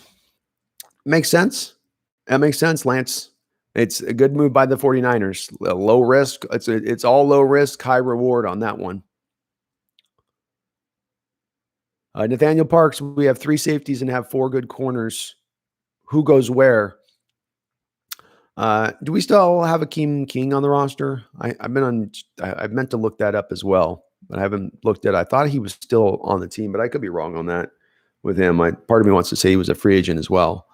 But yeah, I think you've got the Dunbar Flowers. Snyder has indicated that he thinks Dunbar can play slot, so you still have Ugo there now as the backup slot guy. Ugo can also play safety too. I think there's a potential there where Ugo could be a free safety candidate. Maybe not a long-term option there or the guy of the future, but a guy that maybe could play in that position. I think he did some of that at Oregon at times. Any picks, we will. Jeremy Bone, B-Mac lost a step. That's how Blair gets on the field. It certainly should happen this way, Jeremy. It should happen that Blair's on the field at this point. To think that he's not one of the 2 best safeties on your roster, I thought he was last year, frankly. When he played in that Raven game, I thought he played outstanding football. And I didn't understand why they were as hesitant to let him be trusted to go back out on the field more. So I hope you're right on that. Have you ever noticed how every time we get off a great start, we lose 3 out of 4 games? Last year when we was 9-2, lost 3 out of 4, went 9-7. Yeah, TJ, I think some of the problem with us falling off recently, that's part of that thing where I said that yesterday, where to me, there's 2 trends with the current Seahawk front office. There's the first 5-year trend, and then there's the last 5-year trend. And the data that goes into both of those 2 places is a little different on either end. And one of the data points of the last 5 years that jumps out to me that is significant and tending to get a little bit beaten up more often than not. We're tending to suffer and sustain injuries on both sides of the ball at a kind of a high rate. And last year was sort of the apex of that, but it has been a problem. It's been an issue, and it's ongoing. And that's part of why that fall off has happened, I think, TJ, over the last few years as well, is that, in the first 5 years, all Pete Carroll's football teams got better as the year went along. They didn't fall off. But the last 5 years, it's not necessarily been the same. We can't say the same thing. And, injury is a big part of that to me, and being as beat up as you have been.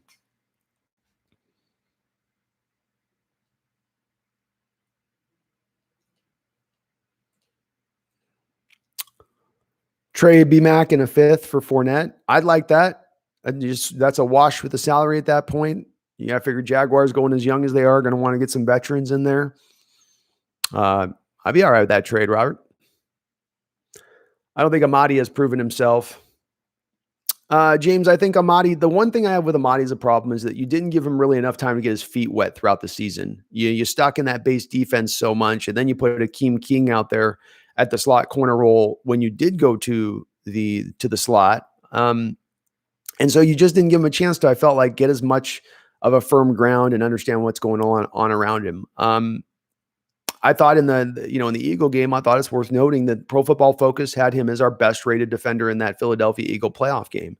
And that was a game where Rasheem Green played pretty good. That's a game where obviously Clowney played pretty good, but he was the best rated defender in that game. So I'm not over the moon high on Amadi, but I'm still intrigued by his potential. As long as we get Fournette, sign a cheap contract, I'm fine with that. Well, the nice thing with Tobias, the one thing I'll say with getting Fournette that I looked into with is Tobias, and the thing to look through with always, the thing to consider with running back, always is that, you're not ever looking at running backs through the prism of 6-7 years or getting him in 4 and 5 year deals, in my opinion. It's a kind of a year-to-year thing. And when you look at Fournette this year, I think he cost $4 million, and then you still get his 5th year option next year. Now, if he has a blow-up season this year, he's going to probably want a new contract. Yeah, sure. He will. Absolutely. And he'll probably hold out at that point. But you do have the 5th year option if he has kind of a halfway decent season but doesn't blow the roof off. That 5th year option is still there for you to use on him at that point if you make it a trade. And so he wouldn't cost that much money. It'd be like, I think, about $8 million, $9 million or so on a 1-year deal, which I think you'd be okay with doing if he gives you that production. And maybe he'd be happy with the way that the running back market's been depressed to take that 1-year deal at that time. We don't know how that would necessarily play out. Yeah, Nathaniel Parks, I think the same thing. I think Amadi, he's young. Give him some time to develop. I like him as a playmaker. I think he can take the ball away. He is a little undersized, which gives you some worries, but you know, I still like him. I still like what he's got. The thing I don't understand is why we overpay for Greg Olsen but refuse to overpay for Clowney. Like Jadeveon Clowney's impact would be greater than Greg Olsen's. What are your thoughts on this? I agree with you, Daniel. I've got a little bit of an issue with it myself. When I pointed to the Olsen signing, it's not that I hate the signing. It's not that I don't think that the guy is going to have some production for us.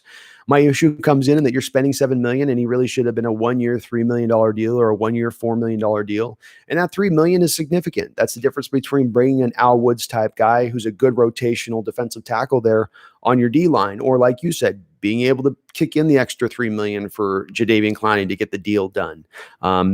I kind of don't get it from that standpoint. You got into a bidding war with Buffalo and Washington, and those are two teams that, being the armpit of the NFL that they are, they have to overpay for free agents. They just do. So that stuck you in a position of now getting into a bidding war with them, having to overpay. So then you end up having to overpay. I didn't like it from that standpoint. It's a 35-year-old tight end with some lower foot injury concerns. Most injured team in the NFL last year, just to go back to kind of an ongoing point for me. You don't fix that and turn that around by bringing on aging, injury-prone players.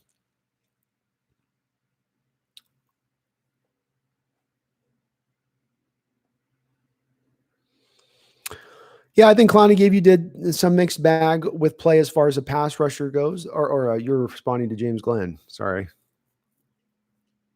Yeah, it was a mixed bag with Amadi. It wasn't perfect, but what he showed me in that Eagle game, just watching some of the college tape on the guy, I think he could maybe give us some decent play there. Darrell Taylor can be a difference maker. He was in the SEC. Does that carry over to the Pro Bowl? I don't know on that. He's got talent. He's got talent. There's a guy with a toolbox. He's got a lot of tools in that toolbox. He's not a guy, just with a very limited amount of stuff that he's bringing to the game. He's got effort in the running game, sets the edge. He can convert quickness to power. His bend to swim move, that is very impressive. It's very impressive. It's explosive. He can get low to the ground. He challenges tackles at the edge. I mean, these are things that he sort of assembles that are nice, that it will and should translate to the next level. As I watched it last night, I could see that. And again, when you get to watch him for 2 games going against Isaiah Wilson, a guy picked in the first round in this particular draft, you're seeing him going up against NFL level competition. And at least in 2008, he got the better of that matchup. Synthetic Gamer, what's up, man? You want him to get Moss? I think there's somebody else in here likes Thaddeus a lot too. So there's, I think, a couple guys that are pushing for Moss. Yeah, the Jets drafting a weird-ass quarterback, James Morgan, while they already have a quarterback, 4th round. Do they not trust the guy's health or something? They must just love this guy. As long as we don't pick a receiver here in the 4th and then cut him before the start of the season. Tobias is referencing Gary Jennings of last year, of course, with that, where you took Gary Jennings in the 4th round and then ended up cutting him and losing him to the Miami Dolphins because there was no way you were getting a 4th round pick on the practice squad. 2 4ths and an early 5th, getting really exciting. 100%. I'm with you on that. I'm very interested to see what they do with this here. Daniel asks, what about Prince Ortega? I'm going to call him Ortega too. I like that too, because I can't pronounce the Wangago name. Or Trey Adams. Maybe we put Trey Adams at right guard and develop Prince behind Dwayne Brown. All right, let's dive into that question here. First off, who do I like between the two of them? I like Prince a little bit better. He's not a significantly better player than Trey, but I thought that he just moved a little bit better as a left tackle. And that's kind of important when you're a blindside protector. With Trey, he's got that Frankenstein syndrome going on a little bit. It's a little bit of and that's where it's, you go, okay, is he going to have the quickness to hold up at the next level if I could put him out there at left tackle? I've kind of thought with Trey Adams that he probably gets flopped over to the right tackle at the NFL level, and that he just doesn't have the quickness and speed to do it there. But as a right tackle guy, maybe he could be something there. You're going to probably struggle to get him in at guard because I think the guys were going 6'7". It's not a lot of 6'7" guards. And I say that with us having DJ Fluker, who's I think a 6'7" guard for us. But it's very hard for those guys in the leverage game. They've got to be very, very powerful and strong to be able to go and kick inside at that size because they're going to lose the leverage war every single time. So he's probably going to stay over to that right side at that point, but I go more for the Prince guy out of Auburn. I like that guy actually for the value of 4th round. I like that at bot, to tell you the truth. Is McTelvin a Gim on the board? No, he went yesterday, and I thought much more highly drafted than he should have been. I thought it was a little bit of a reach where he was selected. I forget who selected him, though. I got to look back on who was. Is it time to rub the cat? Yeah, it is time to rub the cat. All right, hold on. Let me get her because they might trade up or do something here. You never know how this goes. So I got to get the cat rub in right now. Stephanie, what is up? Good morning. Tobias Larson, I hope we get Thaddeus Moss, Hunter Bryant, James Lynch, or Curtis Weaver. I'd be happy with probably any of those picks, Tobias. I'm not as much on Thaddeus, so I might be a little bit dismayed to that degree, especially if you go for Thaddeus over Hunter. But my feeling on Moss is that he's going to fall into the 5th, 6th round. You're not going to have to pick him here. He didn't get to test it all this offseason because of the offseason surgery. So the data to go off of on a guy that's 6'1", is he going to run a 4'6"? Would he run a 4'7" at 6'1"? Nobody really knows. Whereas with Hunter Bryant, you actually do have that information. Seahawks were on the wrong end of a lot of highlight reels back in the older days. Yes, they were. Yes, they were, Wonko. There's some bad moments and some dark times. We weren't bad in the 80s. 90s were rough. 90s were rough. I remember being wowed by the nasty hit Blair had during preseason. Yeah, against the Broncos, I think. He lit that guy up. He had a couple hits. I think the Falcon game, he had a nice little hit in that one. He had a couple coming up. He's going to come downhill and hit you. I had wondered that about him when we drafted him, which, how is it within this NFL? Is they're legislating away these hard hits? Are you going to be able to? Oh, James Lynch just went to the Vikings. I'm sorry, Tobias. I'm sorry. I better start rubbing the cat here. Hold on. Okay. Come here. Come here. Okay. All right, y'all. We're going to get a nice little kitty luck rub here. This is for the pick. For the next 2 picks, we're getting in a good rub here on her. So she's giving us some good vibes. The kitty world, they're always halfway between this world and the next world. So they're able to tap into some of that magicalness. And I think she's feeling like we're going to get a good pick today. Good pick. All right. I remember Andy Heck giving up those sacks, says Jeremy. Then the defensive tackle was about to get his 8th. Craig slips his grasp. And then it's actually Derek Thomas on that final play, Jeremy, that he slipped. He gave a little hula hoop flip to Derek Thomas there because it looked for certain that he was going to get his final sack of the day there. And Craig, who had a little bit of scrambling ability to him, he had some juice to him for being a small little guy. He just got out of that grass. That guy was you talk about a gritty player. Yeah. I'm going to pick a good one. We'll pick a good one. Okay. The depth was mass in the first 5 years. Yeah, the depth was really good in our first 5 years. That's why I think you got to separate a little bit because they assembled a wholly different team in that first 5 years than they've assembled in the last 5 years. Now having to pay Russell Wilson top of the market over that span has factored into that. We have to acknowledge that. When you're paying your quarterback a 3rd round contract through his first couple of years, it's a little bit easier to stack the talent out there. But that doesn't mean that there isn't still a divide between how we've assembled the talent in the last 5 years versus how we assembled the talent in the first 5 years. Yami, what's up? How you doing, Yami? I've seen you in the chat here before. I've seen you in the comments. Glad you could. We caught you this time. Why isn't Tyler Johnson graded higher? I watched, you guys asked me to kind of go back and watch the tape on both those Johnson guys, Colin Johnson and Tyler Johnson. With Tyler, I've got to go back and look at my notes again on him. But I want to say that it's, he has this technique of tipping the ball to make the catch to him because his arms are a little bit short, I think. And I think that might have hurt him a little bit when compared to some of the other wide receivers in this draft, and just how deep and strong a draft it is for wide receivers.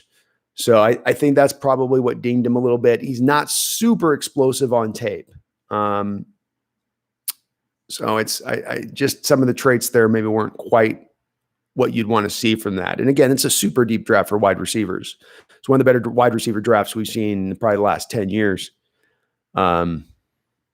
So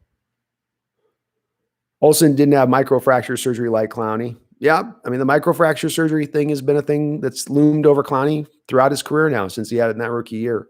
I think Clowney is what he is to a degree, and I wouldn't have had a problem with paying that. Because again, as we've talked about, this is a team that wants to stop the run first. Having one of the best run stuffing edge defenders who also gives you sub-elite pass rush is pretty nice to have. And when people are looking at Clowney's fall off in production last year, you do have to factor in the fact that he was one of the most double and triple teamed edge defenders in all of football last year. If he has more help around him, he is going to be more productive.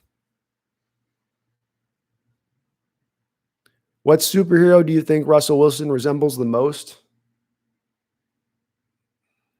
Superman, because we ask him to be Superman so often, and he's clean cut, and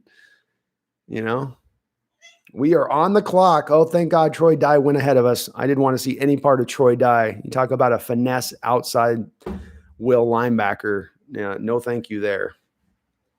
No thank you there at all. Where do we go, guys? Is everybody excited? I'm petting this kitty right now, so. Sorry, but is it just me, or do you think that Clowney only had 3 good games last year? We ran all over last season. He was always injured, and he was asking for way too much money. I'm over it. I can see where you're coming from on that, Stephanie. I mean, it's a guy that didn't, he didn't give as much pop as I think a lot of people probably thought. Again, I do come back to him being double and triple teamed a lot, and that factoring in. It's hard to, when you're having your guys getting help every time you're going one-on-one against him. It's tough for any edge defender to win a lot under those circumstances. I will say too, that when you look at the running game last year and where we got attacked, there were times we got attacked up the middle, but most of those times they're running away from Clowney on those plays, not running at him. And that a lot of the gouging that happened in the running game was when they did go away from us in the formation to the other side of the field.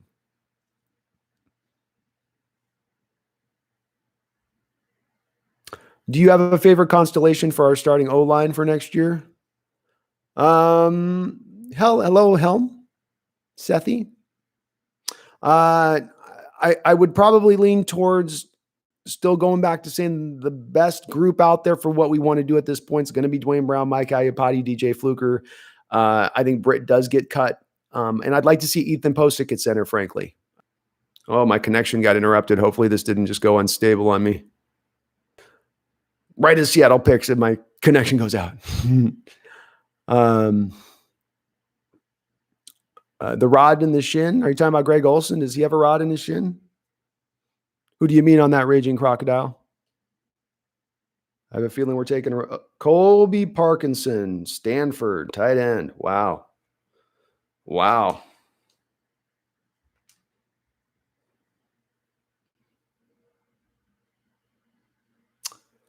Yeah, just they went for the inline tight end kind of. You can put this guy outside a little bit with Colby Parkinson, but rather than go for the move joker tight end with Hunter Bryant being available there, they went for more of the guy that can give you some blocking ability and give you some of what you need in the inline tight end game. We're already kind of stacked up right now with the Luke Wilsons and all that stuff. I didn't love Colby Parkinson. Again, I wasn't huge on the tight ends in this draft. Interesting that they don't look at pass rusher here or a couple of other places, or even tackle again. That you're not going tackle and you're going tight end here, I find interesting, and I guess that speaks volumes to what they think of Trey Adams and Prince long ago. So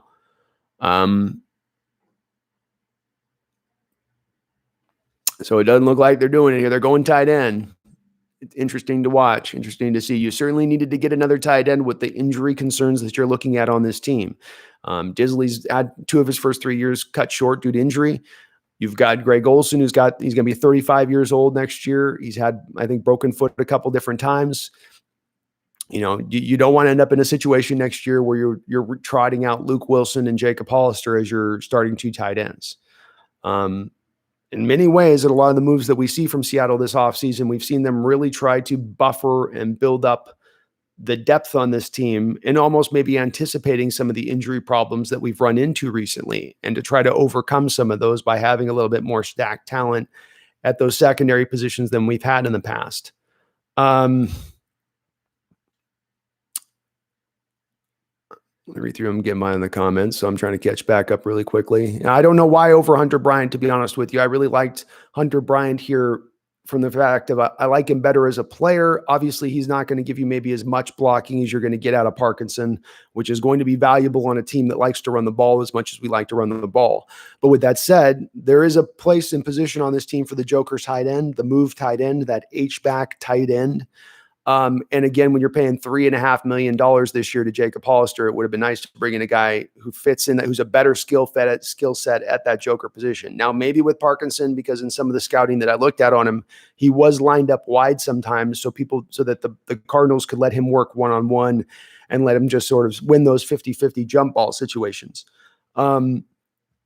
So maybe they do view him as a potential Joker as well. I don't have his combine stats in front of me, but I want to say it wasn't super, super fast. But again, it makes sense from a need standpoint. And maybe this could still preempt Hollister being cut at this point or renegotiated because they've got this guy in here. Oh, I'm rubbing the cat right now, Shaquem. You can bet on it. What's up, Michael Clark? Don't need a tight end. I can understand that, man. There's other players on the board I probably might have gone with instead, if not the Hunter Bryant pick, a different one. And I liked Antonio Golden Galley a lot. Yep. President Credit Card, what's up, man? How you doing? No, TJ. Too soon, TJ. Too soon. 4.77 40-yard dash. Holy moly. That's not a Joker tight end speed right there. You want your Joker tight end in the 5.3, 4.6 probably at the most. 4.77 is pedestrian slow. And this is what I've seen with a lot of the tight ends this year. It's just they're very, very slow. But 4.77 is that's a little bit that's not very dynamic, an athlete at that point. He better. Now, I will say with the tight ends, they've favored in the past the short area burst in the tight ends, 20-yard shuttle and 3-cone being really given preferential over necessarily probably the 40. So maybe he's got a good short area burst to him for his size at 6'7". I'm okay with Parkinson. He's not bad. Hunter Bryant is bad, according to John C. He drops too many balls, and I don't think his mentality is with him. Fair enough point on him. I like him as being a smooth athlete, and again, he would have fit into that Joker role. But I can understand where you're coming from with that. We can still get Weaver with our next pick, says Tobias Larson. So let's take a look at this. Steelers are not going to probably take him. I would say the Rams are probably not going to take him. Jaguars potentially could take him. The Chiefs could potentially take him. The Raiders are in play. There's a couple of teams here that are on play. So I'd say that there's a decent chance that he lasts to us at this point, but you could see him taken here. There are teams that could look at him and like him.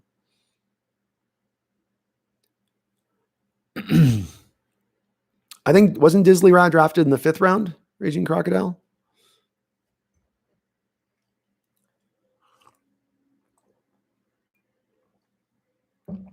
Shervin says Pete and John never take the obvious prospect. They just do random shit so they can be praised in 5 years if they hit on one. Maybe, man. Maybe. No, I didn't get – sorry, John C. I didn't get a chance to check out Steven Sullivan. So is he the next Fant, says Yami? Cedric Abouge, the free agent that we signed, is going to be the next George Fant. This guy will be an inline tight end for you. He's here to give you some fill-in for Olsen or Disley if they get injured. Yeah, Stephanie, I agree. Like, tight end needed to be addressed one way or another.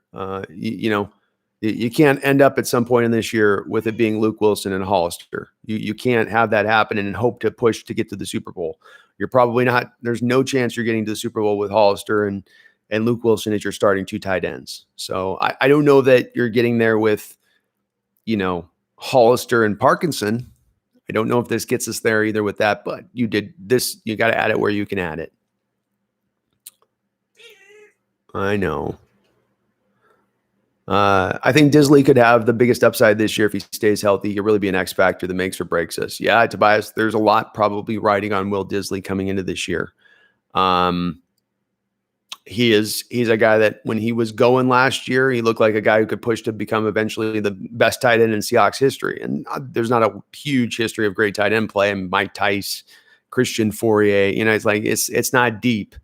But with that said, he was a difference maker out there, and this offense went in a wholly different direction in production and effectiveness the second that he went down to injury.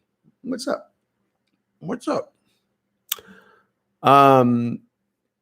Yeah, when he's healthy, he's great. Scott Chung, 4.46 20-yard shuttle, 7.153 cone drill. It's okay. It's okay. It's okay. What's up, Toast? Disley is an all-pro if he ever could stay healthy, says LJ. I agree. Total package, and he can block. That's the nice thing about him, too, is he's so good as a pass catcher, but then he also is just a force in the run blocking game. I think we lost something there with him in that respect, too, when he went down. So it's vitally important that guy's going to be able to stay healthy for us this year and give us something. If he can hell, if we just get even 12, 13 games of Will Disley, imagine the difference it could make on the final record in our team. It is what it is, Stephanie. It is what it is. They're injury prone and they're beat up a little bit. And the front office is acknowledging that. All right. Jalen Hawkins, Kevin Dotson, nobody going off the board right now at the moment. It looks like something we take. Wilson's going to be getting cut, Tyrell. You are correct. Wilson's probably getting cut at this point. He was a guy, he'll be a de facto 56th man on the roster, right? So he'll probably get cut. And then we got him on the bat line, the same line we got Marshawn Lynch on, and we say, just have that line connected to your house at all times. Be ready for the 911 call because it could be coming down the trek. So that not bad to have a couple of positions like that are just sort of sitting in the background.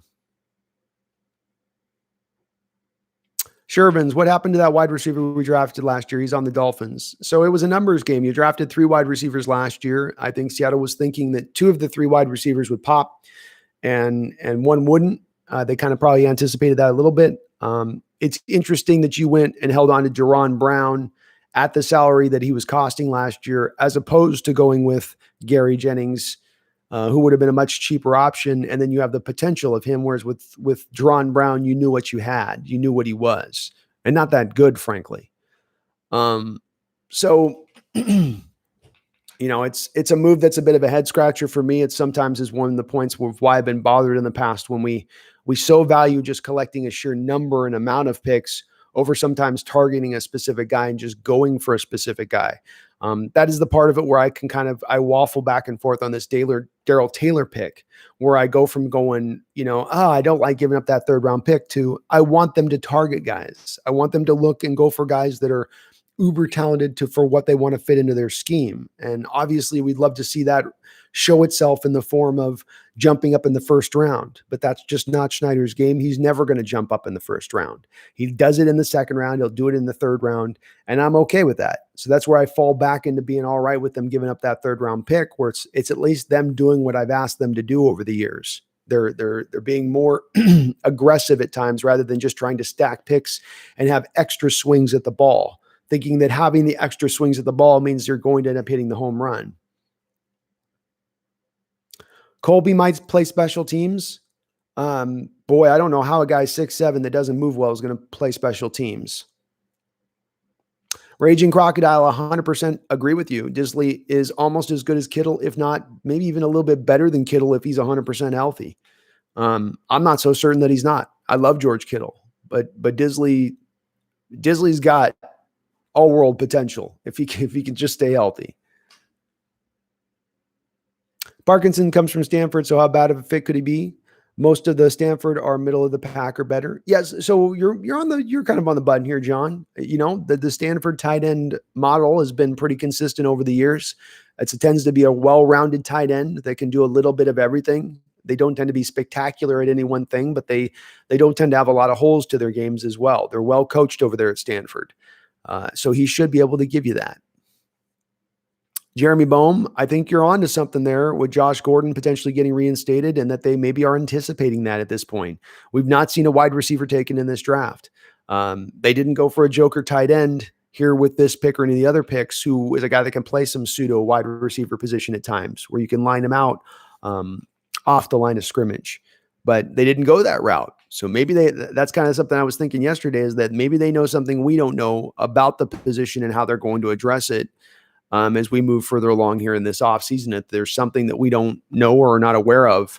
And I think I'd like to speak to that a little bit. I think that we've got to probably be a little bit optimistic and hopeful in the respect of, this is not where this is all going to end.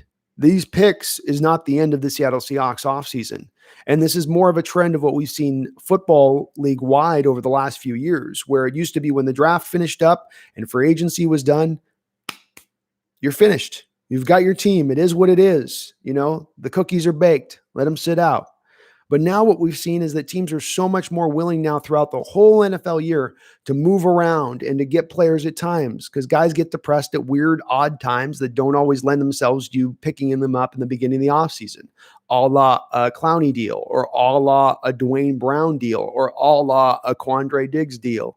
So there is still moves that could be made post this draft. And certainly if we go out of this draft and we flip future picks to bring in players at that point in time, that would fit under my column of wanting us to go for it, where I've begged the Hawk organization this offseason to make moves that show you're going for it next season, not that you have a 3-year plan. So that would show that then by them doing that. And I am a little bit anticipating that, frankly. I think we're going to still see a couple moves post-draft with the Seahawks team. I don't think that they're done. Yep. Disley was a beast before he got injured. He was a beast the year before. I mean, that Bronco game, what do you have, 150 yards in the Denver Bronco game in his rookie year? Busted off like that 60-yarder with the run after the catch. Like, oh my gosh. Shervin's Eagles and Packers should the bet on this draft. Yeah, it's been a little bit rough. I don't know what the Packers are doing. I frankly don't know what the Packers are doing. They need to tackle help. Rodgers is getting a little bit less mobile as he's getting older. You think that with losing Brian Bulaga, they would have targeted tackles in this draft. But again, I would argue that, the Packer organization, and I think there's a lot of people in that front office that have remained there since the Brett Favre days. And one of my problems with them and Brett Favre was not always giving him the assets that he needed around him to be successful. The Packers at one time turned down a trade for Randy Moss, and they didn't even explore a trade for Randy Moss when he was with the Raiders. And Favre begged them to go after him. And I bring this around circularly wise because that's what I think with Russell at time, where I wonder with him if he's going to sometimes feel a little slighted in that respect, that you guys haven't filled out the rest of the talent around me to allow me to be successful. My brother was telling me the Chiefs checked with freaking Patrick Mahomes before the Hilaire picked and asked who he wanted. I'm not saying he made the pick, but just the fact that you factored in your quarterback is such a brilliant move by Andy Reid, making him feel like he's a part of the process. I'd love to see if they would do something like that with Wilson, not to have him make the pick, but just that he's a part of it, so you don't end up burning that bridge with him and pissing him off like we've seen with Tom Brady leaving New England. Wilson's not going to get cut. He's like KJ. Carroll loves his guys. He's not cutting guys from the Super Bowl team. Well, Yami, right now you've got, Disley, Olsen, Hollister, Wilson, and Parkinson. That's 5 tight ends. Best case scenario, you're probably only keeping 3 tight ends on this roster. Does Colby Parkinson make it to the practice squad? Probably not. Maybe, but probably not. So, the likely guys to be cut in that scenario are going to be probably the Hollister and Wilson, because you're not going to keep that amount of tight ends. Scott Chung, Rams take Bryson Hopkins. I call Bryson Hopkins a poor man's George Kittle. So he's not a guy that is anywhere in the vicinity of George Kittle, but he was this draft's version of George Kittle. 5th-year senior, fairly solid guy. Nothing spectacular about him. I didn't, he's all right. Interesting how all of our Seattle picks were at positions where you have cap casualties. It is interesting. That is very interesting. Yeah, you're right. And it is definitely noteworthy. I love watching Russell throw to Luke and the announcers say it.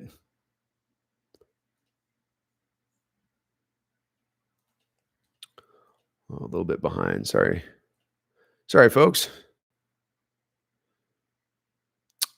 Has only 3 drops in his whole career, so he's got good hands, says Anthony Habib. Parkinson's only had 3 drops in his whole career. That's awesome to hear. I'm going to have to go back and watch a little bit more tape on the guy. LJ, Russ and Disley had instant chemistry. Yeah, they did. They did have great chemistry. Russ really knows how to throw him the ball in the way where on those trust throws, especially up the seam. He's deadly on those. I want Golden Gandy, says Shervins. I like me some Golden Gandy too. I would not be opposed to Golden Gandy with the next selection. Hi. Okay, don't shut down the thing today. Don't shut it down. She shut the stream down yesterday. No, we're not going there. We're not going there. No, you're not going there. I know. Don't worry about it. Joe Staley is retiring. Makes sense. You're not going to keep him in his salary on the roster, and it also makes sense now the Niners are able to afford Trent Williams in his contract at this point, So, thanks, Stephanie. I'm always a Sonic. I hope we get our Sonics back someday. I do too. I really do. I loved watching them back in the day. They were fun in the George Karl days, just running up and down the court, playing defense. Loved them. Jervin's Niners and Cardinals got way better. I would tend to agree with you. They definitely got better. I don't know if way better, but definitely got better, improved. The Cardinals probably a little bit more so, but both of them did some really good moves this offseason. XC Dubstep. This guy's a baller, 6'7". Yeah, I was the stuff you read about him a little bit is that they moved him out wide at sometimes to accentuate mismatches with 6'7" and being able to go up with those 50-50 balls.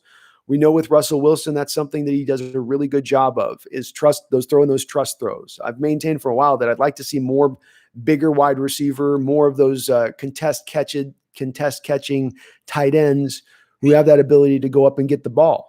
That I wanted to see that more often, and it'd be a nice addition to this team because it fits more to how Russell throws his deep ball, where he's very accurate and he likes to put it right on the wide receiver or on the tight end. And so if you've got the guy with the long arms who's tall and who can jump through the roof, you feel like that would be a good meshing of the skill sets at that point.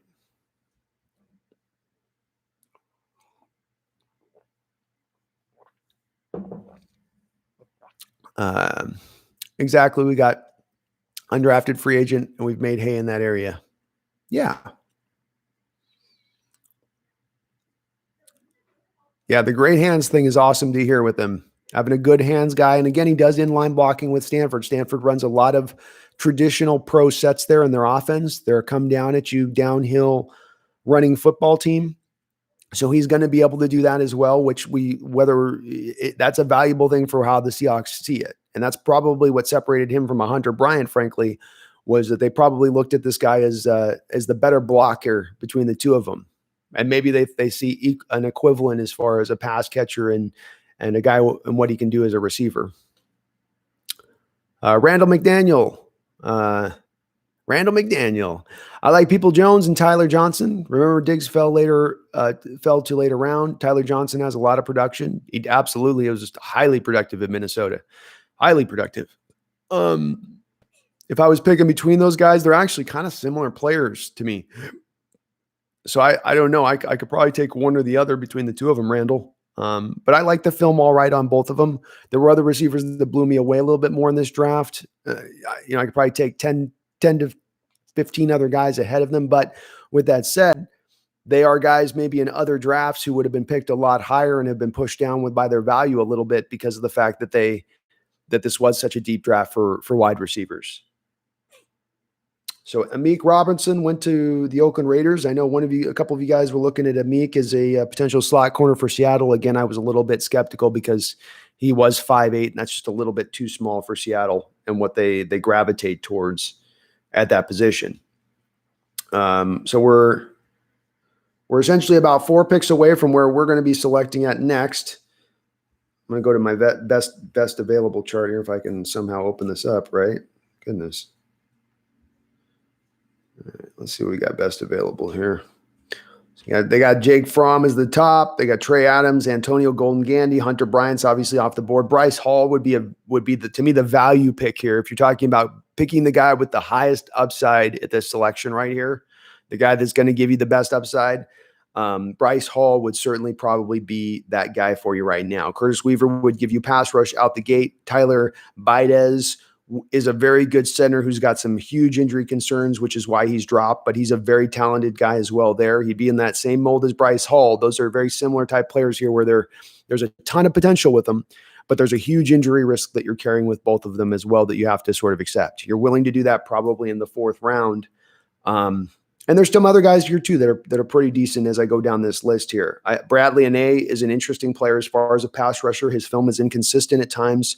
He can look like a game wrecker, and then he can completely disappear. Jason Strobridge played in a weird scheme where sometimes there's literally plays with North Carolina where they'd run a 2-man front out there. It doesn't exactly allow your defensive tackle to get a lot of work done when you're asked to run a 2-man front. College football's got some weird stuff they do with the defensive line, and North Carolina is no exception. So he's a guy that wasn't really allowed to really just play, let's say, in the 3 technique, which is where I think he would really excel at the next level. And so he was played a little bit where you really didn't get the most out of him in college, I think. He had a great Senior Bowl.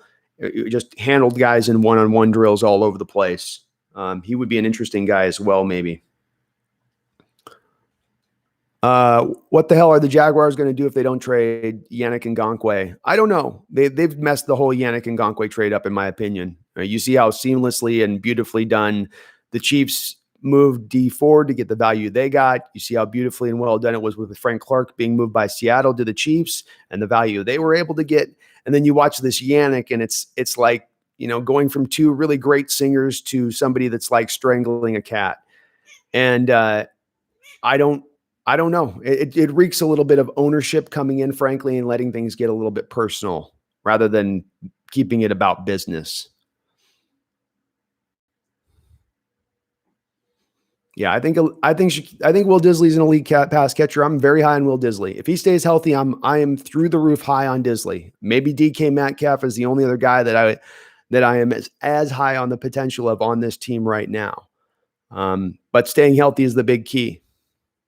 Michael Wright, I'm scared we might not have a season this year. I'm scared we might not have a season 2, Michael. I mean, we hear from the experts this thing's supposed to rear its head back up again in the fall. You start getting a whole bunch of cases. I mean, how horrible it would be if we played like 4 or 5 games and then suddenly the cases are going back through the roof with the pandemic, and now they've gone 5 games into the season and they have to shut it down and we get no Super Bowl. You imagine us going like 5-0 and we're lighting the world on fire. We started hot for the first time ever.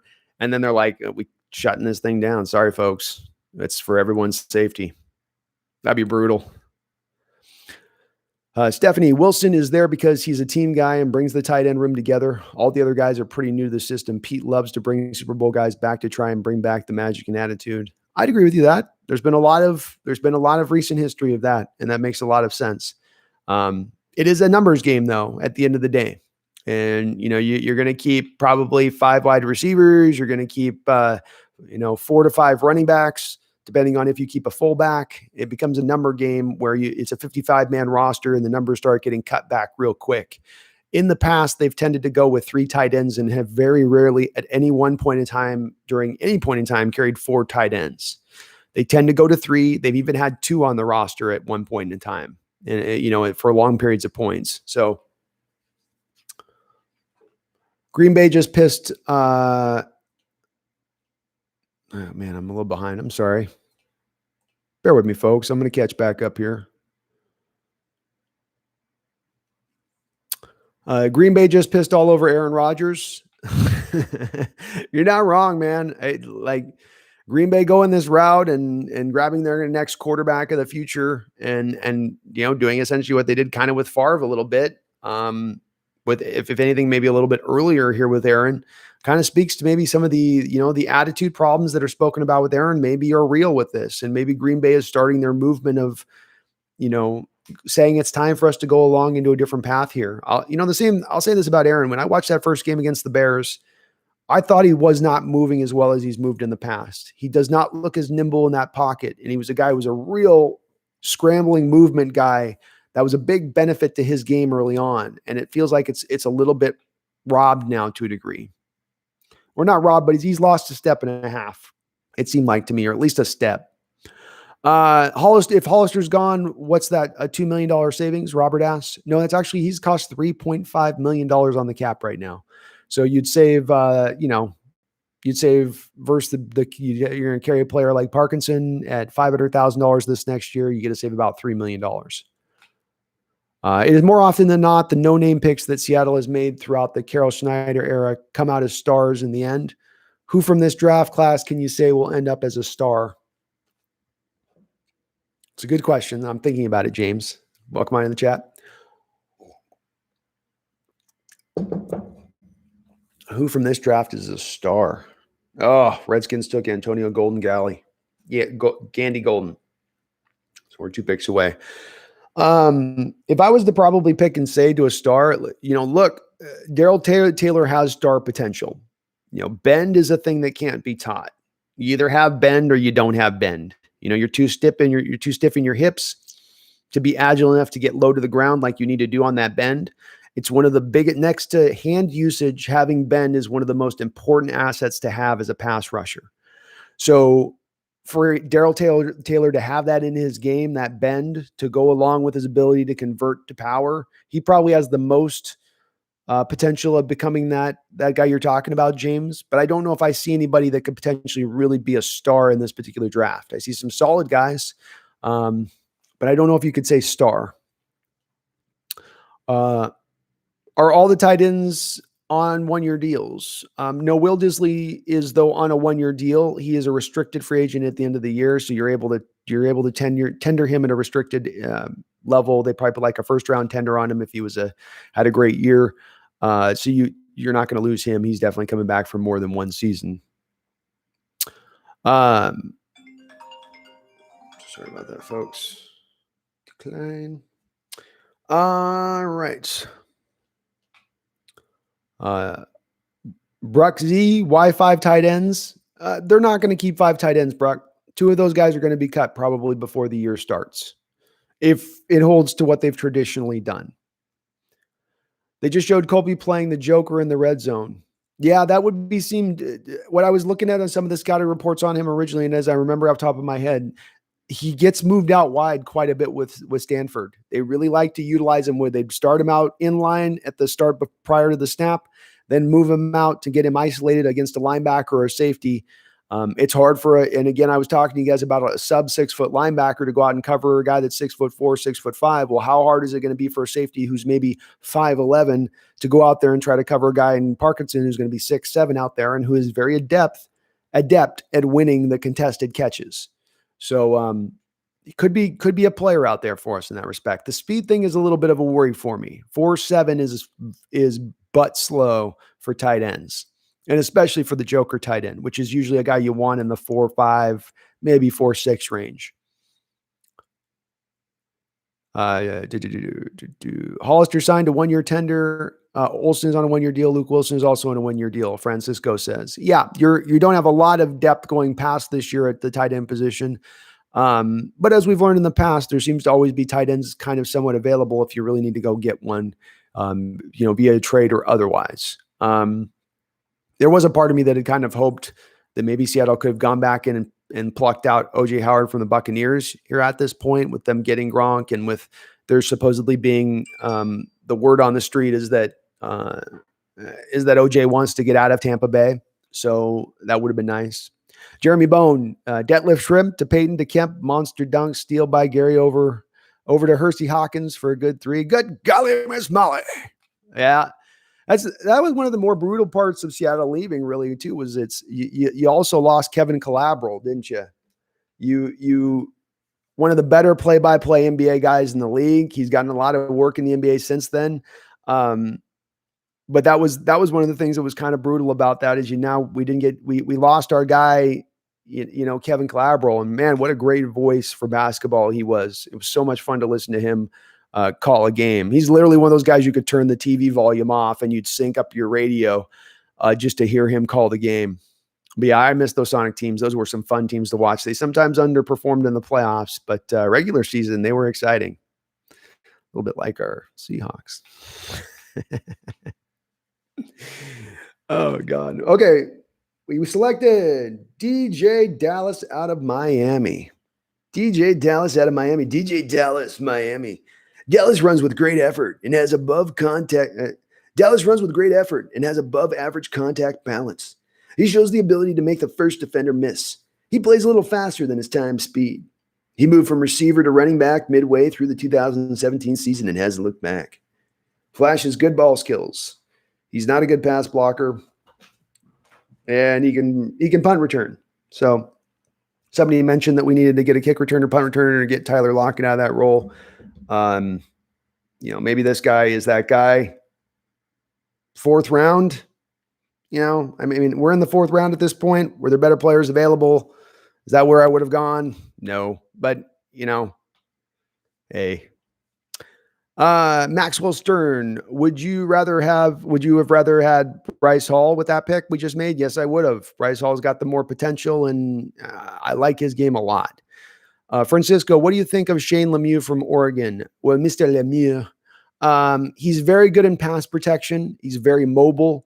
You just don't see him get beat in pass protection specifically. But my big issue with him is that I just didn't see as much of a guy that's able to create much in the running game.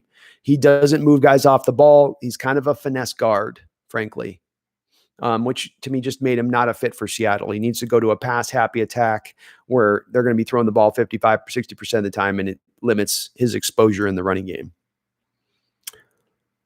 Do I have dogs? Tyrell asked. No, I don't. I just got 2 cats. I had a couple of dogs back a couple of years ago, and there was a tragic situation with the 2 of them that was pretty bad. So I've had to kind of mourn on that one. I wonder how they would handle next year's draft positioning if there was no season this year.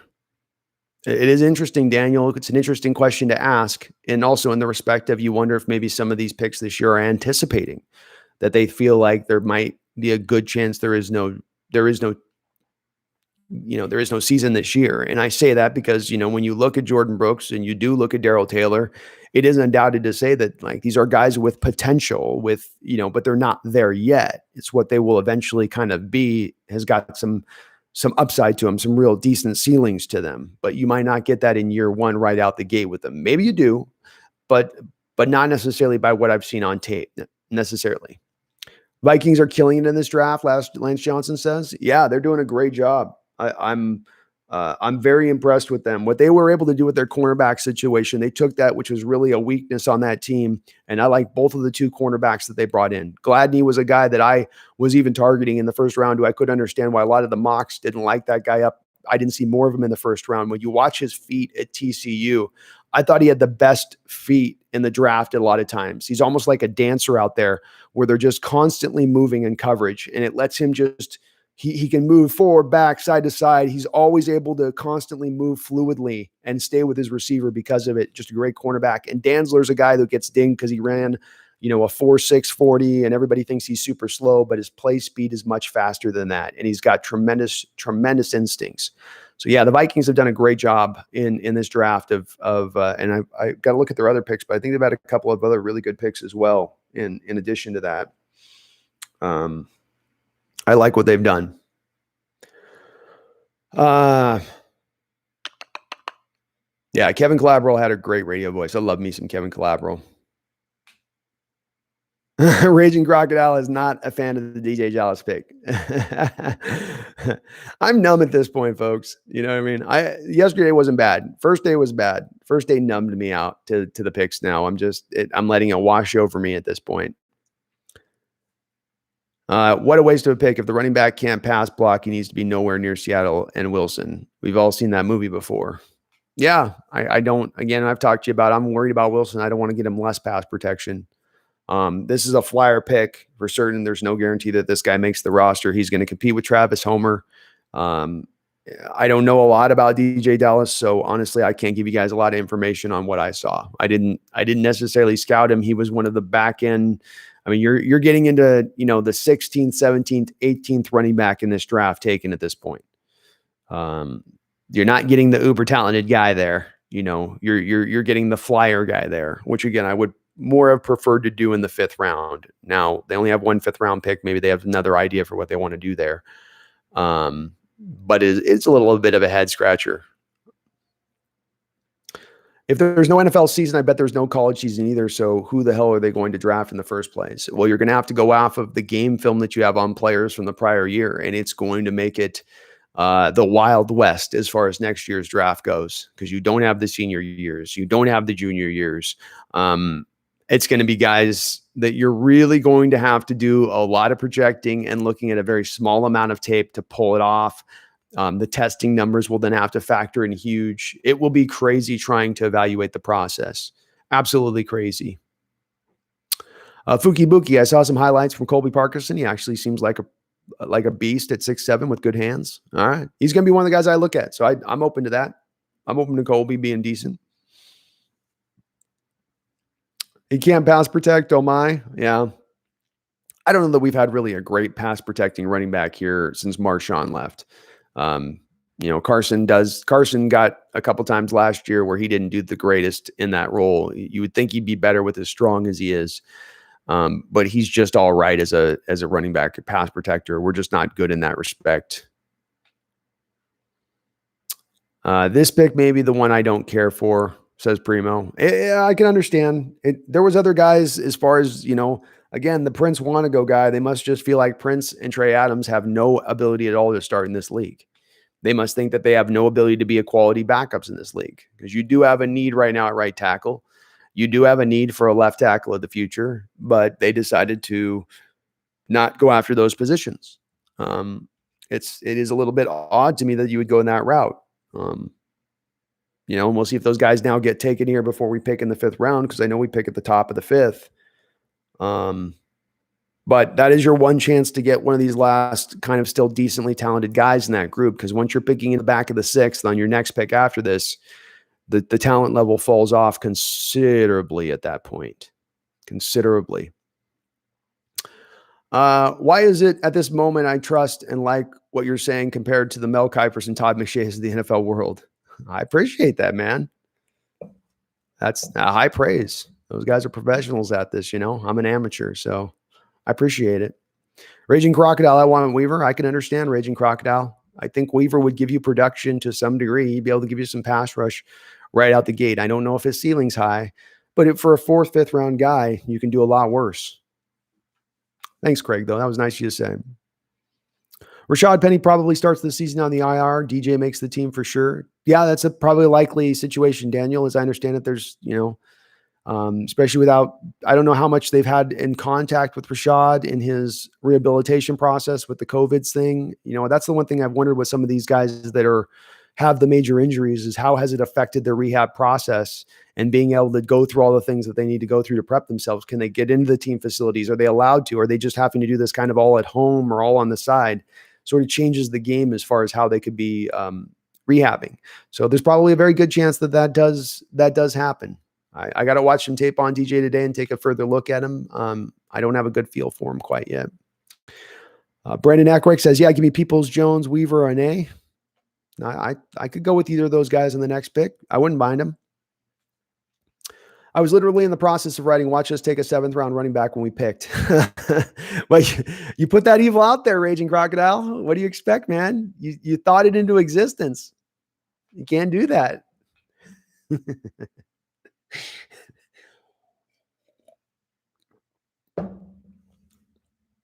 This is where you find your diamonds in the rough, not your shit on the floor. I'm still looking for cancer. A lot of talent around still. I'm not looking for a cancer. Oh, yeah, there are still some decent guys there. I mean, there's still some talent here. We're right in the range of what I kind of thought were, I thought about the 5th round, you'd see the drop off of talent really click in. Now, with that said, there is a little bit more remaining talent than I thought was going to be there at this point. You're going to get about 10 picks into the 5th round of guys that got that talent if you pick the right guy. Seattle's picking in the top 10 picks that 5th round. So they are in that range to go get a guy. The DeeJay Dallas deal is a little odd. It's a little odd. And wow.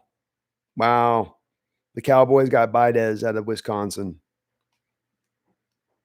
I at the end of the day, from a quality standpoint with the Cowboys, they did not necessarily address needs as much as I would have liked to see them do in this draft, but they've been very good about getting quality players. Nelvin Gallimore, CeeDee Lamb, Tyler Baidez, not bad. You lost Radford Frederick, and you're going to bring in Tyler Baidez now to fill in for Frederick, another Wisconsin guy. You went from one Wisconsin center to another now. Not bad. Not bad, Dallas.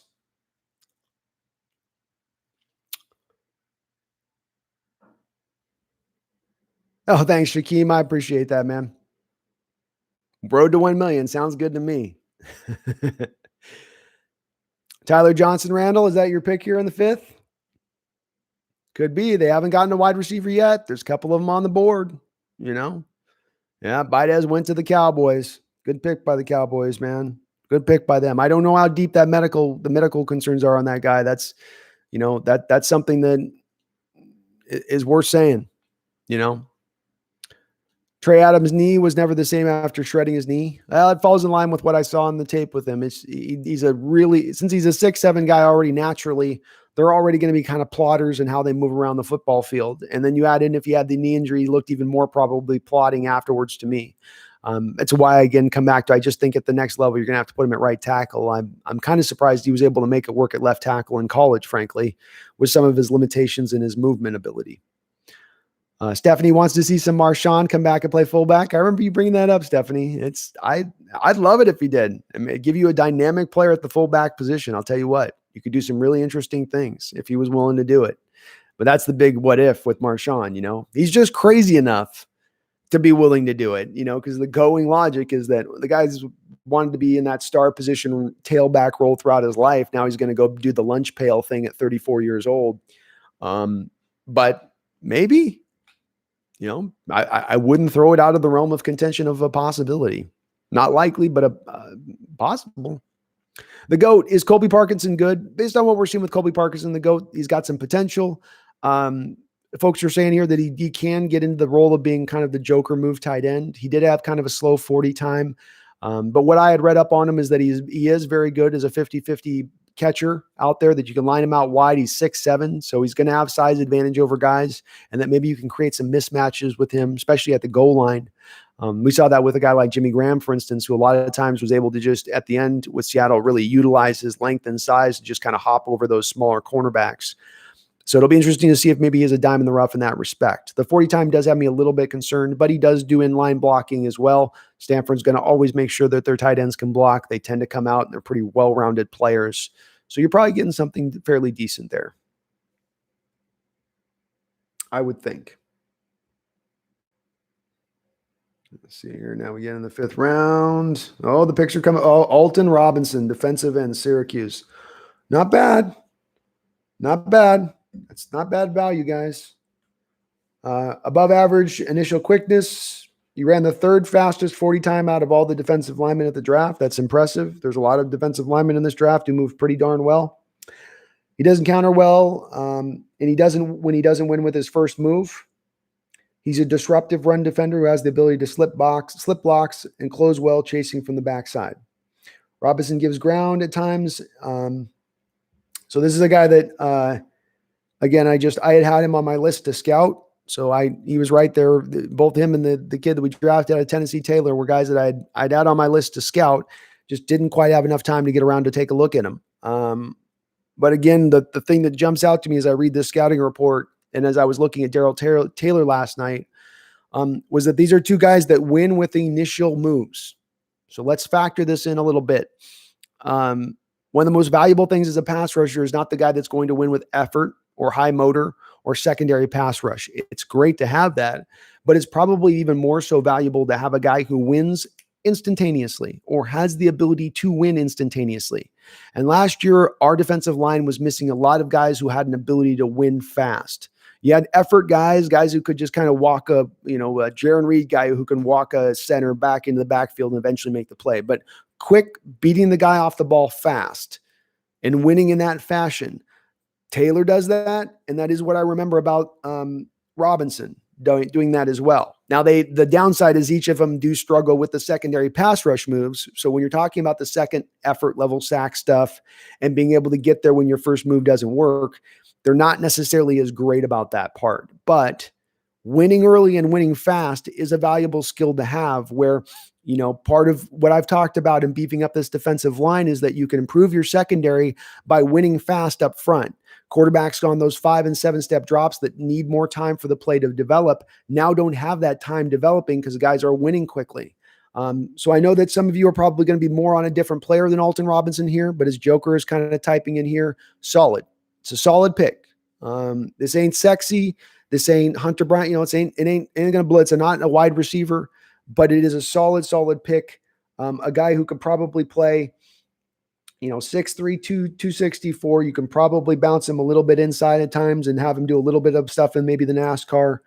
But again, wins quick is the thing that jumps out to me with this guy. And that's the part that I like a lot, because we needed more guys who can win fast on this team rather than take some time to kind of win. I'm a Clemson fan, and we have a bunch of good wide receivers all the time. Hopkins, Watkins, Hugh Higgins, Justin Ross. Absolutely. Shaquem, it's kind of turning into a wide receiver factory there with Clemson. Yeah, I'm okay with this pick. This is an okay pick, folks. It's solid. This is good value here, in my opinion. And again, we needed pass rushing help.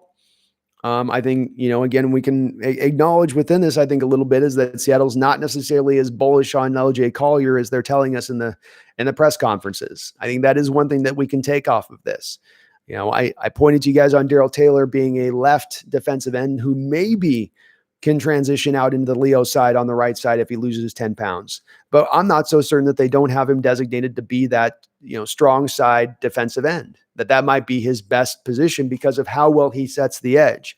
It's important for a Leo to set the edge, but the Leo gets more room to operate, and he's not as much just setting the edge every time as the other guy on the other side of the formation will.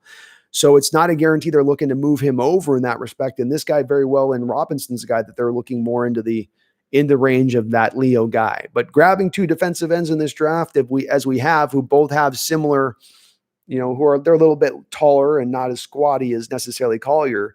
But I do think it's a incy-bincy, teeny tiny, just a bitty indictment of LJ Collier from the front office to go get two of these guys like this.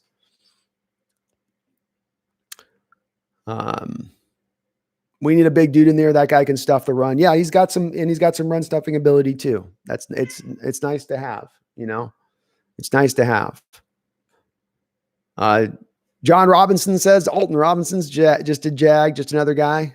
It's fair enough, Alton. I mean, where you're picking right now, you're not going to get a star out the gate. You are taking guys that you're hoping on the potential here. So it's undoubtedly, they're not ever going to be as kind of bulletproof at this point in time. I want to see John Ursula play more next Doug Baldwin. Well, he's only going to be lined in the slot if he does play. He's not an outside guy. He doesn't have enough speed or length to operate in the outside. But yeah, I liked him when he showed up in flashes at times. James last season, he looked pretty darn good to me. I liked a lot of what I saw in Ursula when he was playing. But the key for him is, they just signed Philip Dorsett as well, and I lean towards the fact of with them making that Dorsett signing that maybe they don't like him as much as we necessarily like him, because Dorsett's being signed specifically for the slot role. That's why Dorsett's being brought here, not to play the outside. John C., when I watched more tape on Darrell last night, full game snaps, he didn't seem to have too many pass rush moves and didn't hustle to the ball much. Did not get off the snap quick, but he has potential. Yeah, John, I saw similar stuff. He's not off the ball quick. He struggles to anticipate the snap count, but he's quick once he gets up to moving. I thought his effort was better on run plays than it was on pass plays. If he gets neutralized in his initial pass rush, he's kind of just done and he gives up a little bit. But I saw that at least on running plays, he had a tendency to come and chase backside plays. If he was locking the guy out and setting the edge, and then the running back ran into the inside gap that he also was responsible for, he would still go and then chase down the ball carrier. So I liked his effort in the run game in that respect. But you are right in what you're saying. All those items that you pointed to are things that I saw on tape as well.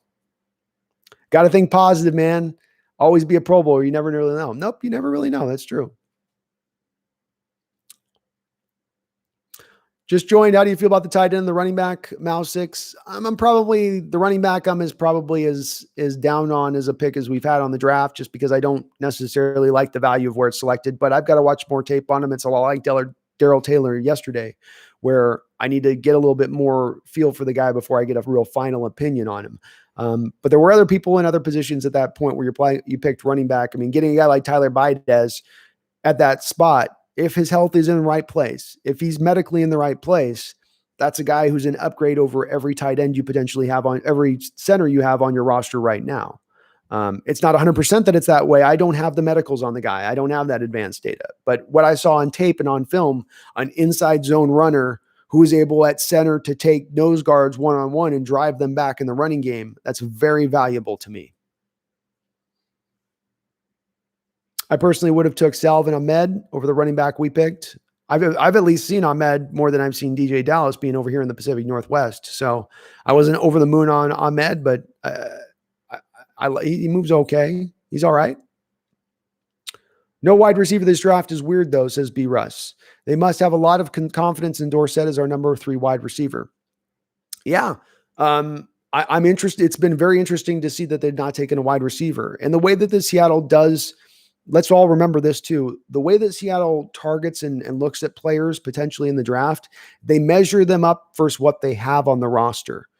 And that's how they scout him. They're not just scouting him in the vacuum of just looking at the player on his own or measuring him up against the other talents in the draft. They're measuring him up against the talents that are already on the team. So they seem to have thought and felt much better about the talent on the rest of the team, or they just looked so much more at the need of defensive line and offensive line in this draft that they just felt that was much more of a need at that point to drive towards. I have to feel like, as Fuki Bookie states here, that the Josh Gordon deal or some kind of deal like that is coming down the track here, that they're not just going to run into the season with DK Metcalf and Tyler Lockett and then Dorsett backing them up with David Moore and Malik Turner. I don't think that that's, by Seattle's estimation, that that's going to be quite enough to get it done at the wide receiver position. So there's probably another move to be made here. And I don't have a lot of confidence either, B. Russ and Dorsett as the third wide receiver. Just not quite, not quite there on that train, unfortunately. A little behind on the chat. We'll catch up here.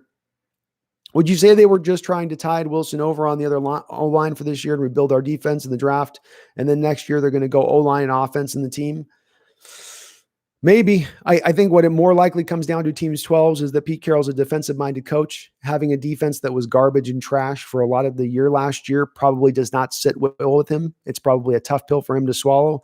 It would be even a tougher pill to swallow to try to build a team around the offensive side of the ball and then just sort of almost turn the defense into an afterthought. I don't think Pete Carroll has it in him to operate in that fashion.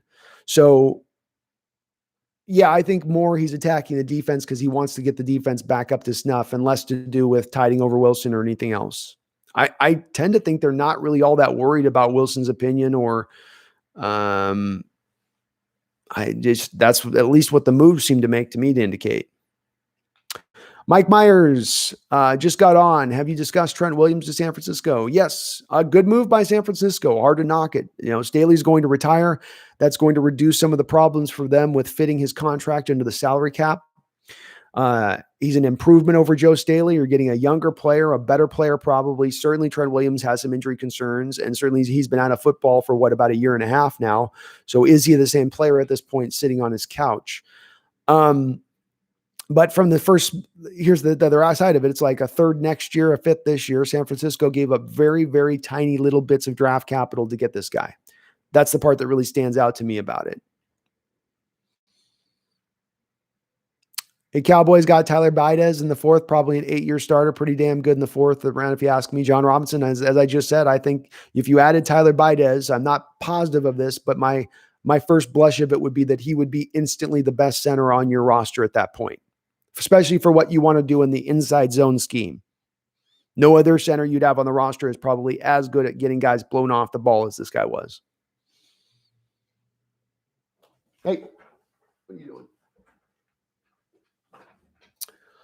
doing?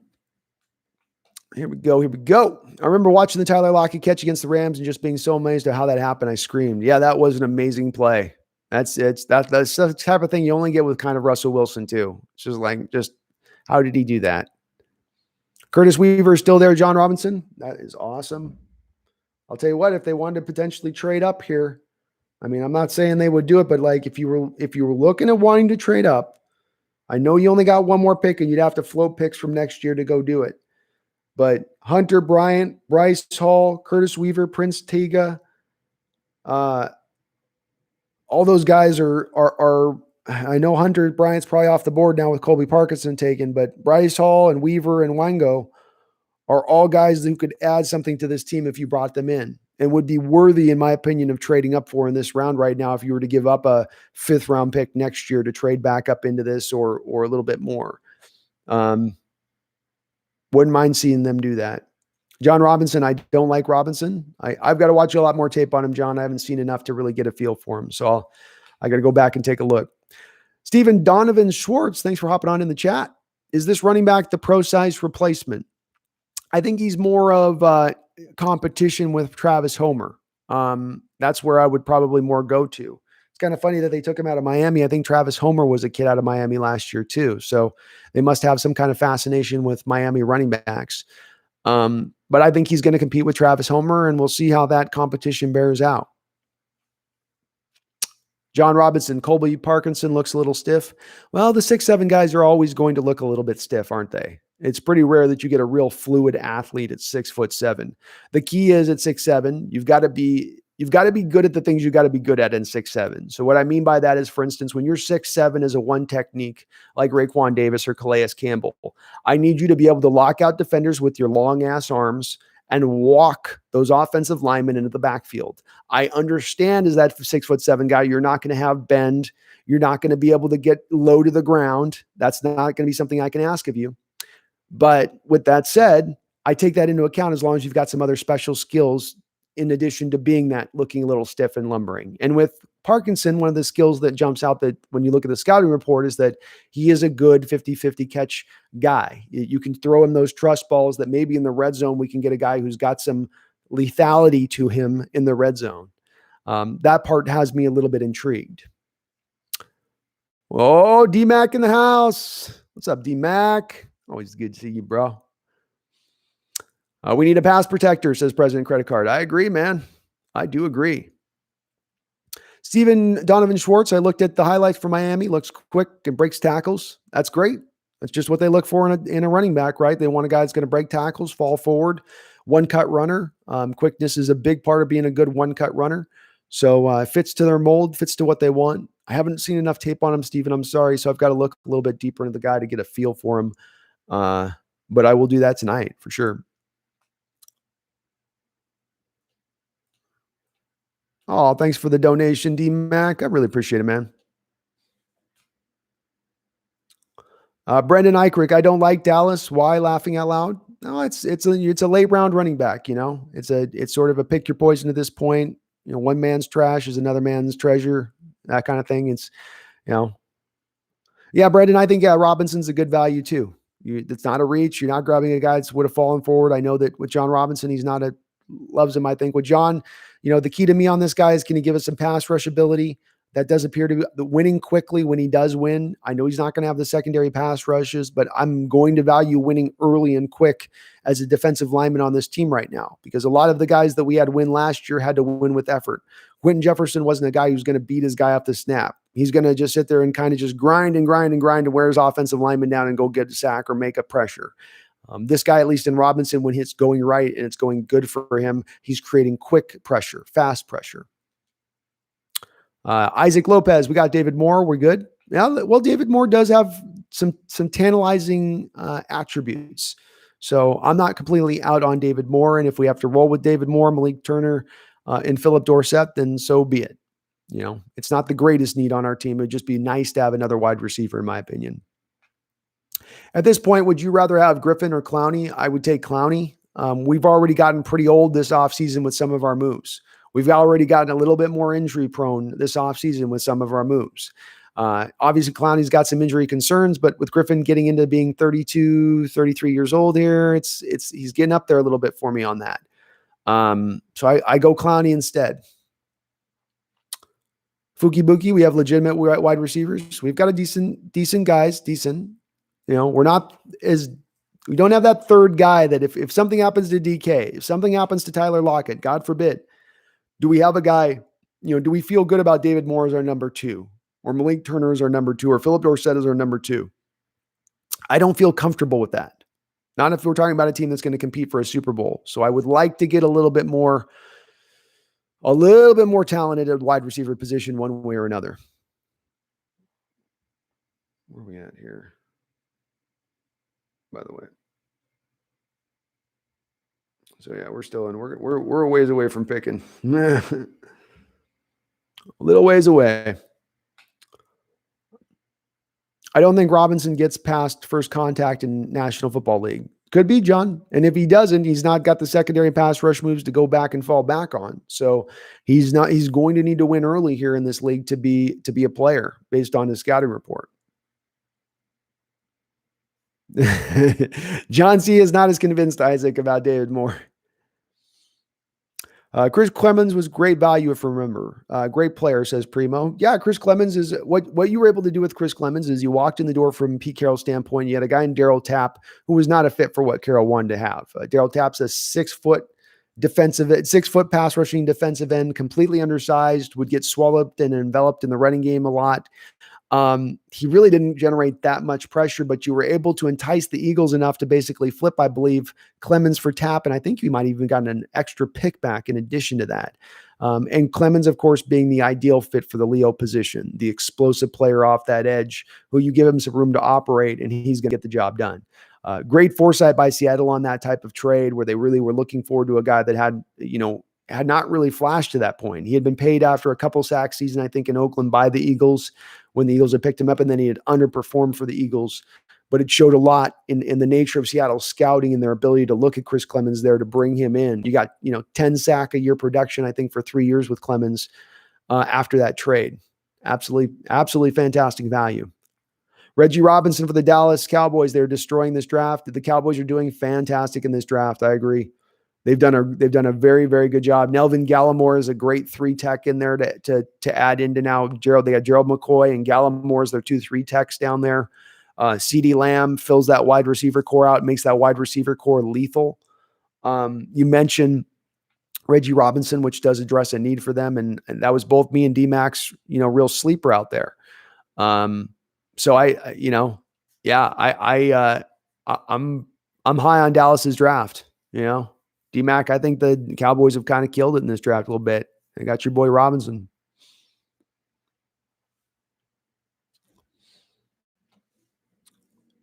James Glenn, I don't think he has been picked.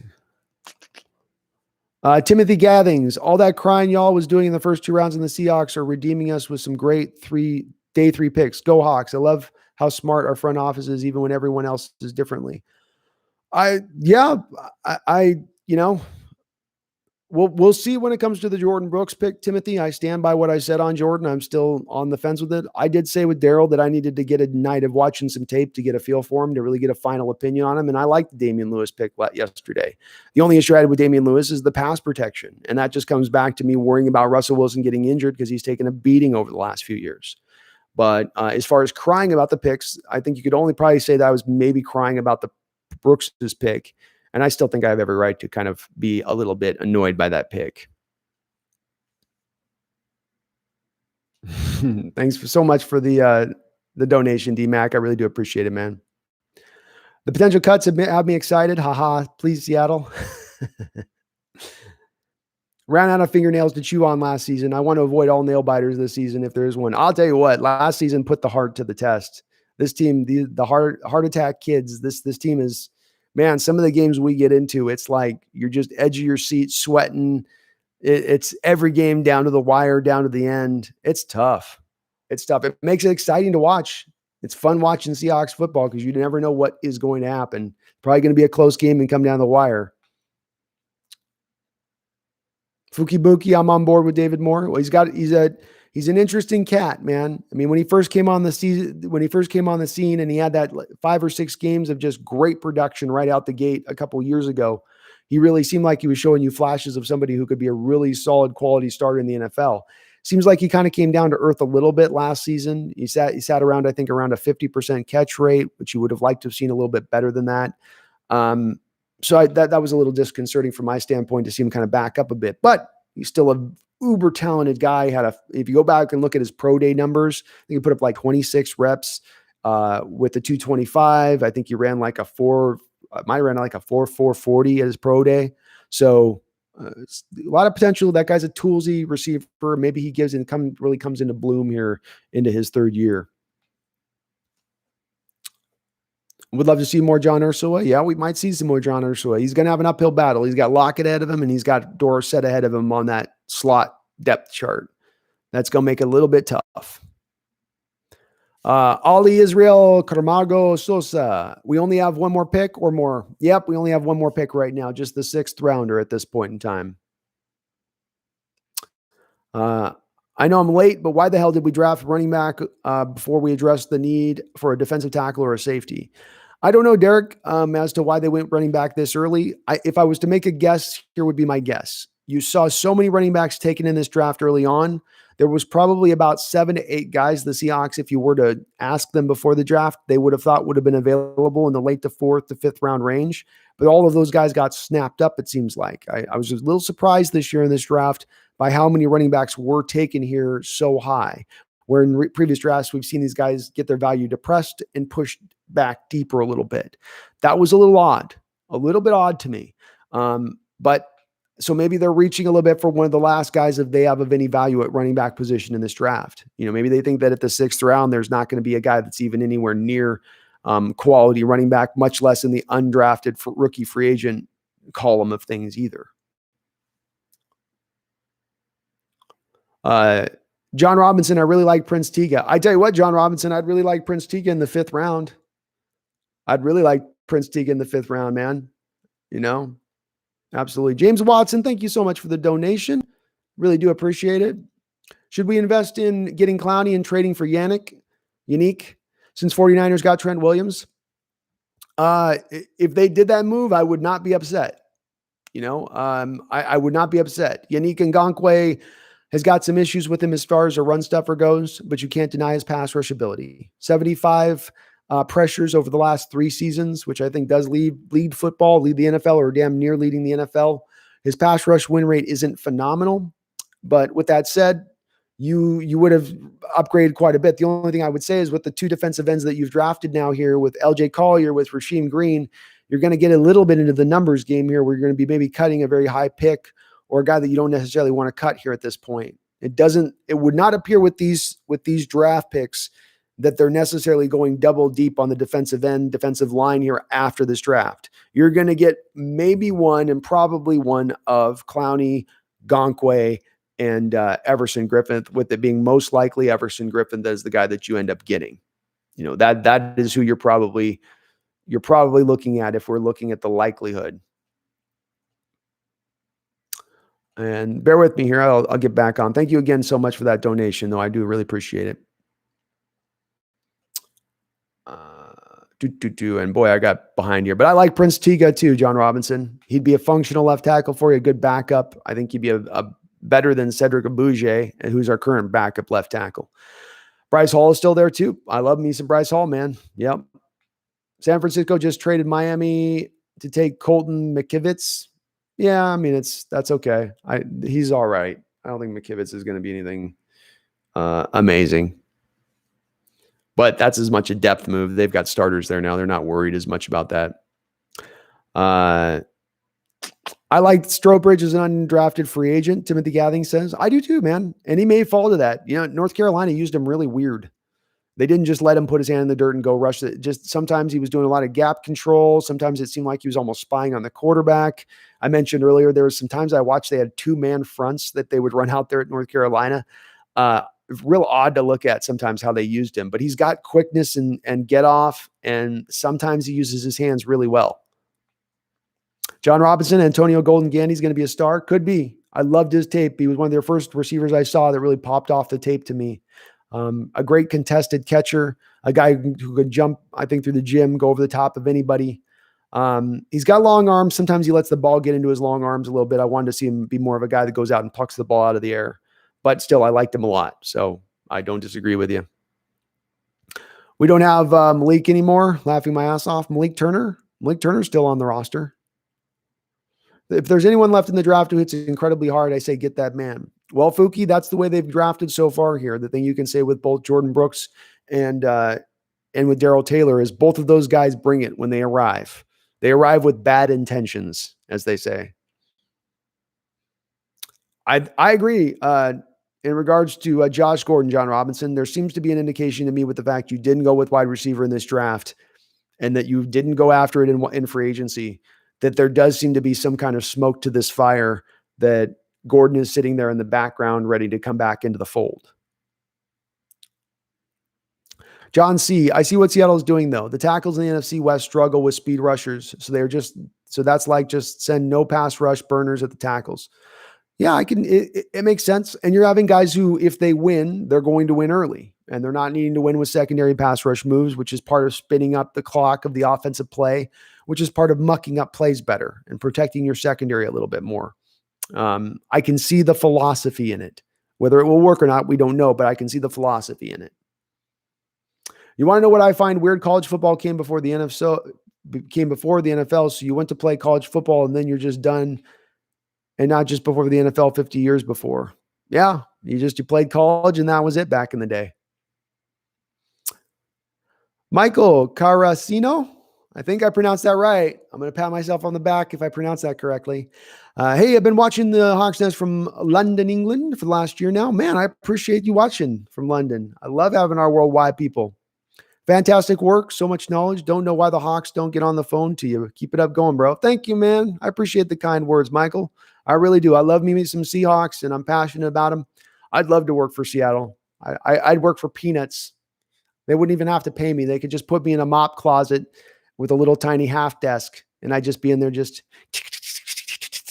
kicking out scouting reports and stuff. I feel like we need more pain in our defense. Diggs and B-Wag's not enough. They've gone that direction, Fuki. I mean, that's what they've done with this. Brooks, you can go find a highlight of Brooks lighting up Kyler Murray on a scramble where he comes downhill and just drops him. You see him doing that to ball carriers all the time. That's part of why he's such a sure tackler, is he's bringing the thunder with it when he arrives. Like I said, with Darrell Taylor, there was two plays in this that I scouted in the 3-4 games I watched at Darrell Taylor last night, where he comes backside downhill and the play's away from him, and he's coming using great effort to come down on the backside of the play, and he just launches himself at the running back. I mean, he's looking to just land the kill shot, take the guy out of the game. So he's got a bit of nastiness to his game in that respect. They've added a couple of those players who can do that, you know. Shervin, someone said on TV that DeeJay Dallas is the best pass protecting running back in the draft. Well, it's funny, Shervin's, because when I read on his, the little blurb here that I had on the player profile that they mentioned, it said he was not a good pass protector. So I haven't watched the tape on him, but that's just what the little player profile blurb I read said. B. Russ, Malik Turner might not be returning. We resent his exclusive rights tender, and he is now a free agency. Oh, okay. Okay. Makes sense. I'm okay with that. Malik Turner's a little, he's probably a limited player. He was going to be a 5th, 6th, 7th wide receiver on the roster, a guy you're hoping can give you some, as much as anything, special teams coverage and the occasional fill-in role. Stephen Donovan Schwartz asks, do we cut KJ and go for Clowney with a little extra money, just trying to make Brooks' pick a little less confusing? I appreciate you trying to make the logic of it work, Stephen, and I understand where you're coming from trying to do that. Unfortunately, no. My instinct on this is that the reason we haven't seen Clowney signed yet is that the Tennessee Titans or another team that we're not aware of is waiting for the post 27th compensatory period to go past, where you don't lose the compensatory draft picks that you could be getting back and free agent players lost on your team by bringing on a free agent after that point. And so essentially, if the Titans, I can't speak to this. I don't know what the free agent losses have been for the Titans this year, but let's say, okay, let's just look at Jack Conklin. Let's say the Titans haven't signed any other free agency, and I'm speaking without looking at him. So if I'm wrong on this, don't hold my feet to the fire. But if they lost Jack Conklin to the Browns signed Jack Conklin to a big monstrous deal, that puts the Tennessee Titans in line for a third-round compensatory pick. If they sign Jadeveon Clowney today for the contract we think he will be signed for, that would null and void that compensatory draft pick that the Titans got back for Jack Conklin. See where I'm going with this? They wait 2 more days.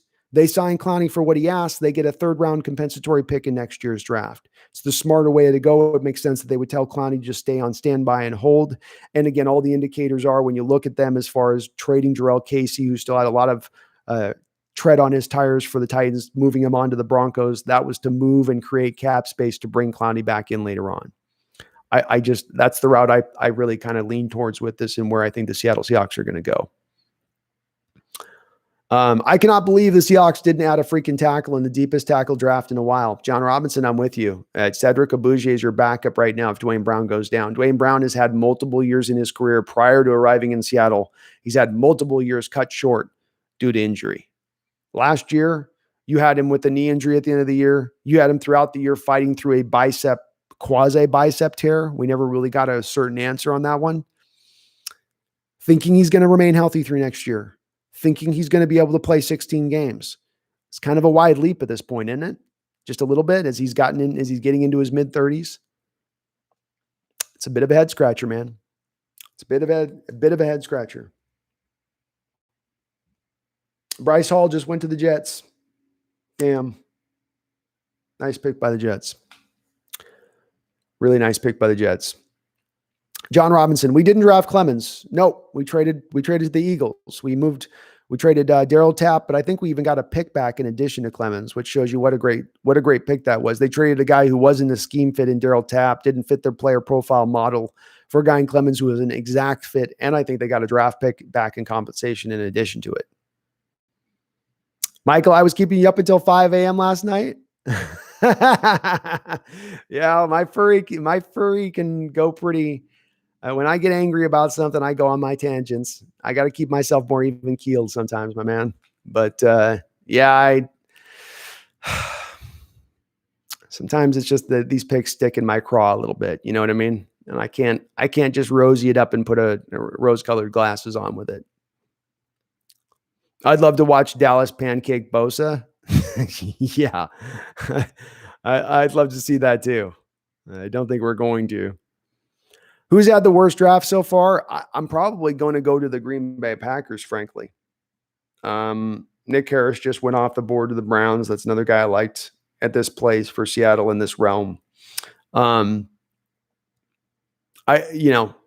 Jordan Love, you drafting your quarterback for the future when you're maybe at the very end of the window for Aaron Rodgers. Granted, it makes sense that you're going to need to eventually get another quarterback in there.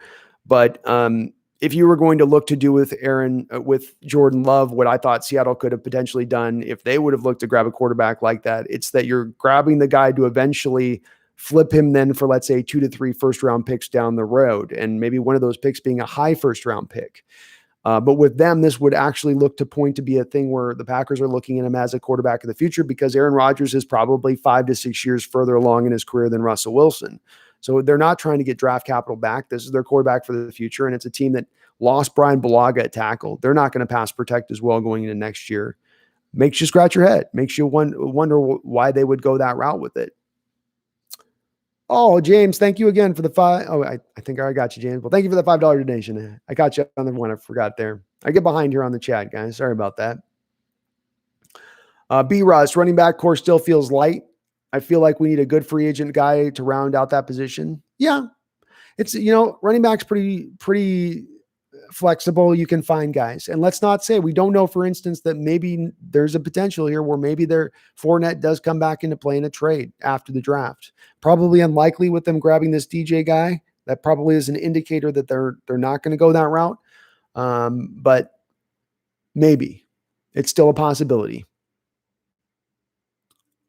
We could use David like Deebo Samuel. Yeah, he's got a similar kind of makeup from a speed player profile. I was surprising. We had one play last year, I think it was against the Buccaneers, where we ran a bubble screen at the 10-yard line and Moore ran it in. And I kind of wondered why we didn't run more bubble screen at times to David Moore. He seems pretty adept at it. Matt Breida to the Dolphins in a trade. Wow. Lance, what's the compensation they're getting back? James Craig, trade a sixth for more picks. They could. Schneider tends to like to have a couple 7th-round picks of guys that he doesn't think he's going to be able to get as undrafted rookie free agents. So he'll grab those guys to keep the rights to them so that he doesn't have to compete with other teams for their services. James Watson, I wouldn't mind taking Jake Fromm. He's got a lot of college experience under his belt. And he would be cheap. He would definitely be cheap.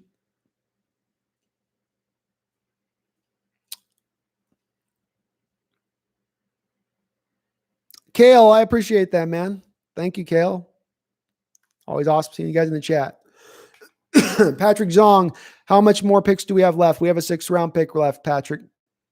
I think we know more than people think. The only pick I really was ecstatic about last year was Metcalf, and look what happened. I wanted them to pick Montez Sweat last year, and he got 8 sacks. I echo your sentiments, John Robinson. DK was the one that really got me excited. I liked Ugo a lot, but yeah, similar. It didn't blow me away. And in this year's draft, I mean, whether you agree or not, there's a lot of, in the guys you draft this year, it's a lot of fixing maybe what they saw in last year's draft. Because Cody Barton is going to be a will linebacker in this league at his best. But then you went and got Brooks, who would have, it appears to be now a guy that pushes maybe Barton to the bench this next year. LJ Collier was the guy you picked last year, but you've taken 2 defensive ends who fit very much in the same realm of what LJ Collier was supposed to give you. So there is a little bit of them also maybe acknowledging that they're not as high on their own draft in that respect. The GOAT 209, I see the Colby Parkinson as George Kittle with less strength. He needs more strength. Well, he's a little different to the GOAT in the respect of he's so much bigger and taller, I think, than George Kittle. Kittle's probably 6'4", 6'5" in that range. This guy's legitimately 6'7", and he looks it. So, and with those long arm, taller guys, it's harder for them to develop as much strength with the longer arms, I would argue. And he runs the 4.7. I think Kittle was more of the 4.55 guy at his pro day or something. I thought I could be off on that. I'm speaking completely out of, that's off the top of my head. ESPN just shared that Alton Robinson once stole ex-girlfriend's purse. Nah. Maybe she had something of his inside the purse. Maybe she stole some from him and put in the purse. Sherman's, I love Josh Gordon too. Great player, great fit, great. I think he's an ideal skill set for Russell, and they just scratched the surface on what they could be doing with him. Smiley, we need a free safety. You got Quandre Diggs. You got Ugo Amadu who could play some free safety. Marquise Blair could play either free safety role, and Bradley McDougall can play the free safety role. I think you're okay there. You don't have a prime time maybe talent. You can maybe make that argument, but I'd even say Quandre Diggs is pretty darn good. Yeah, John Robinson, I was trying to figure out how the Colby Parkinson comparison fit, and I couldn't quite make it go. Yeah, he's not necessarily the athlete that Kittle was. Kittle really was a great athlete. And I do like him, though. I like him a lot. The red zone threat is the big part where, he's utilized that way with Stanford. That's a thing that we can use on this team. I don't know if in DK Metcalf's wide skill range and what he can do on the football field, I don't know if DK is as much a great fade route, fade ball throw type guy despite his size and all that. I don't know if he's that kind of player exactly. And this guy could give you that kind of guy that you don't have on the roster right now who fits into that mold a little bit. And as we saw with Russell, that last season with Jimmy Graham, he really figured out how to utilize that big bodied tight end down in the red zone. I mean, he was money in that last year down there in the end zone. Primo, simple question. Is this proposed team we have good enough to get to the Super Bowl? It's a good question. I mean, it's a very good question, Primo. On one side of it, I wrestle a little bit back and forth with this in both ways. On one side of it, I go, well, no. But then on the other side of it, I look at it and I say, but well, look where we at last year. Number one strength of schedule in the entire NFL last year, 5 10 a.m. games. You're the most decimated team in the entire NFL as far as the injury situation is concerned. And yet,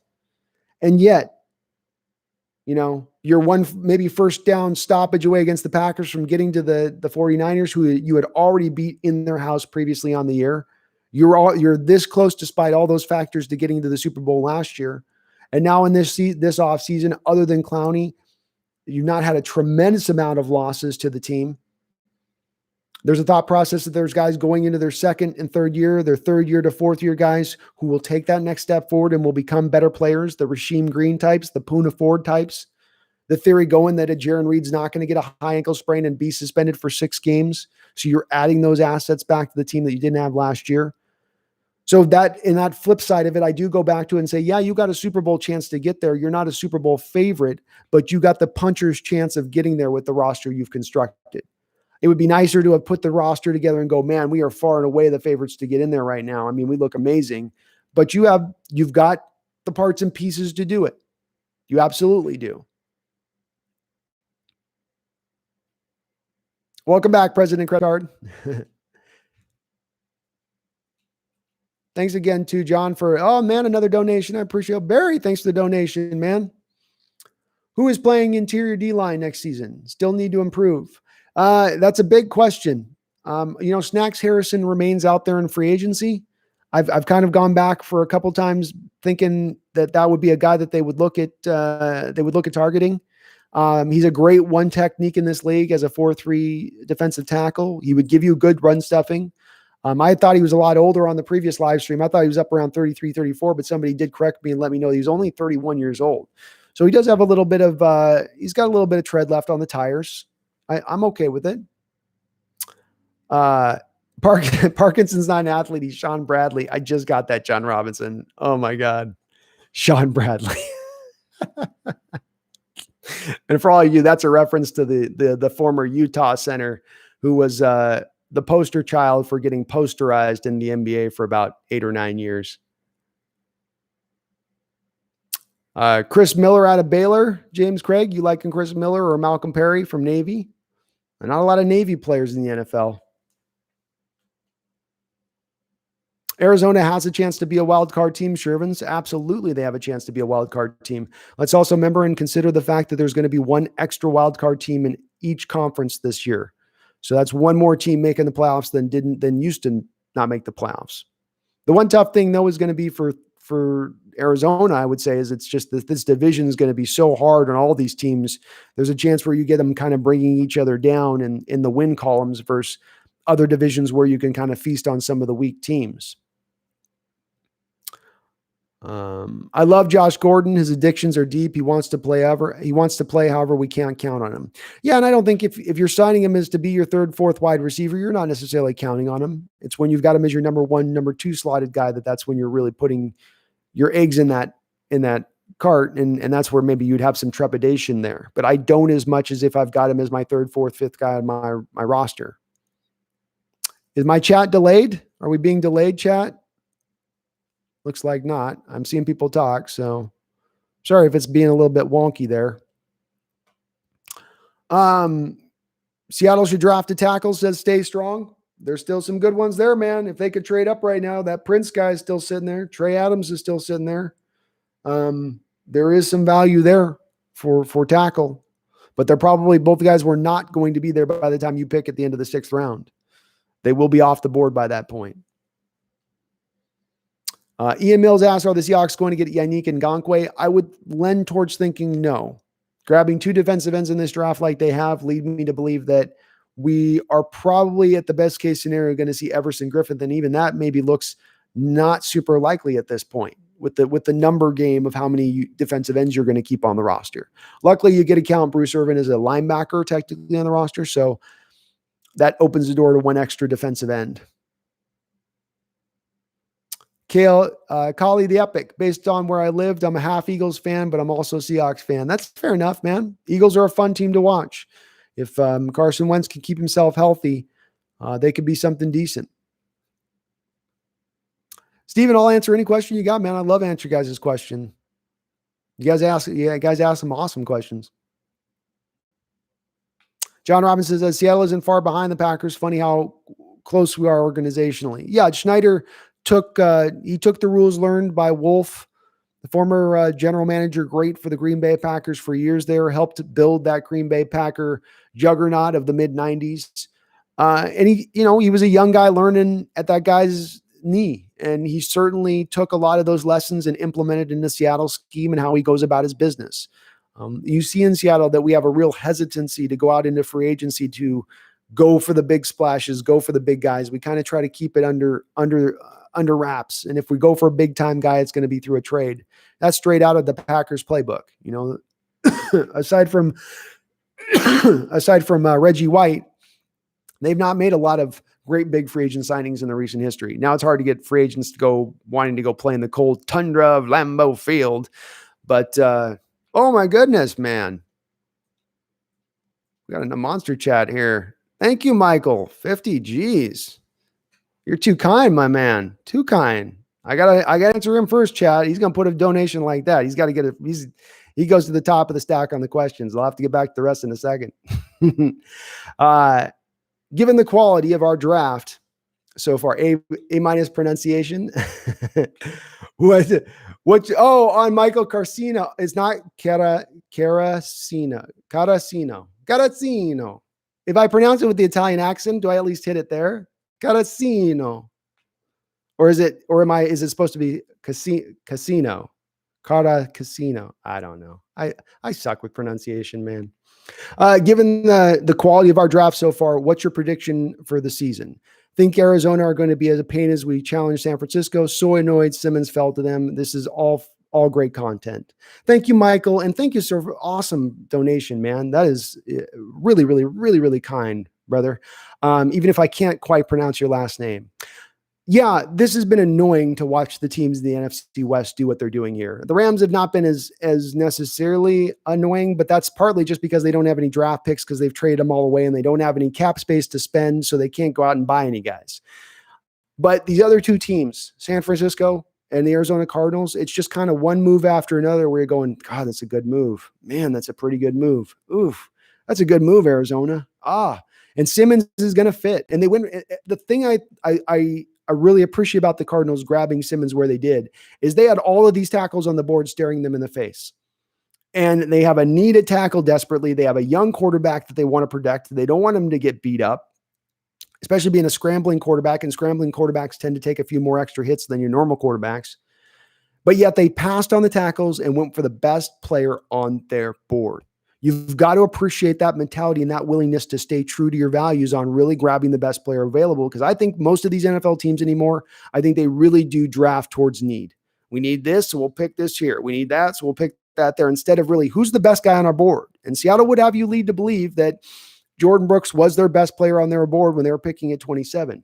I'm not as convinced. I'm very skeptical of that. But they are going to be tough teams to deal with. The hype around them is real. Arizona was rounding into shape and getting to be a better team by the end of the season last year from where they started with a new coach who I thought was going to take a while to really implement that scheme. Even if that scheme was going to work, I was a little bit skeptical of this air raid spread formation fully working with this undersized quarterback. But it worked. It absolutely worked. So thank you again so much for the donation, Michael. Ask as many questions as you want for that kind of donation. I'll answer every single one. But yes, it's realistic to be annoyed and to be a little bit worried about what we're seeing with the other two teams in this division. They were already really tough outs for us last year as it was. Arizona beat you at home. San Francisco beat you at home. I think we're a tougher matchup for San Francisco, and I think Cardinals are a tough matchup for us. So it's going to be weird. And I'm going to catch up here on the chat if I've gotten a little bit behind here. So bear with me, please. I don't think the chat's delayed.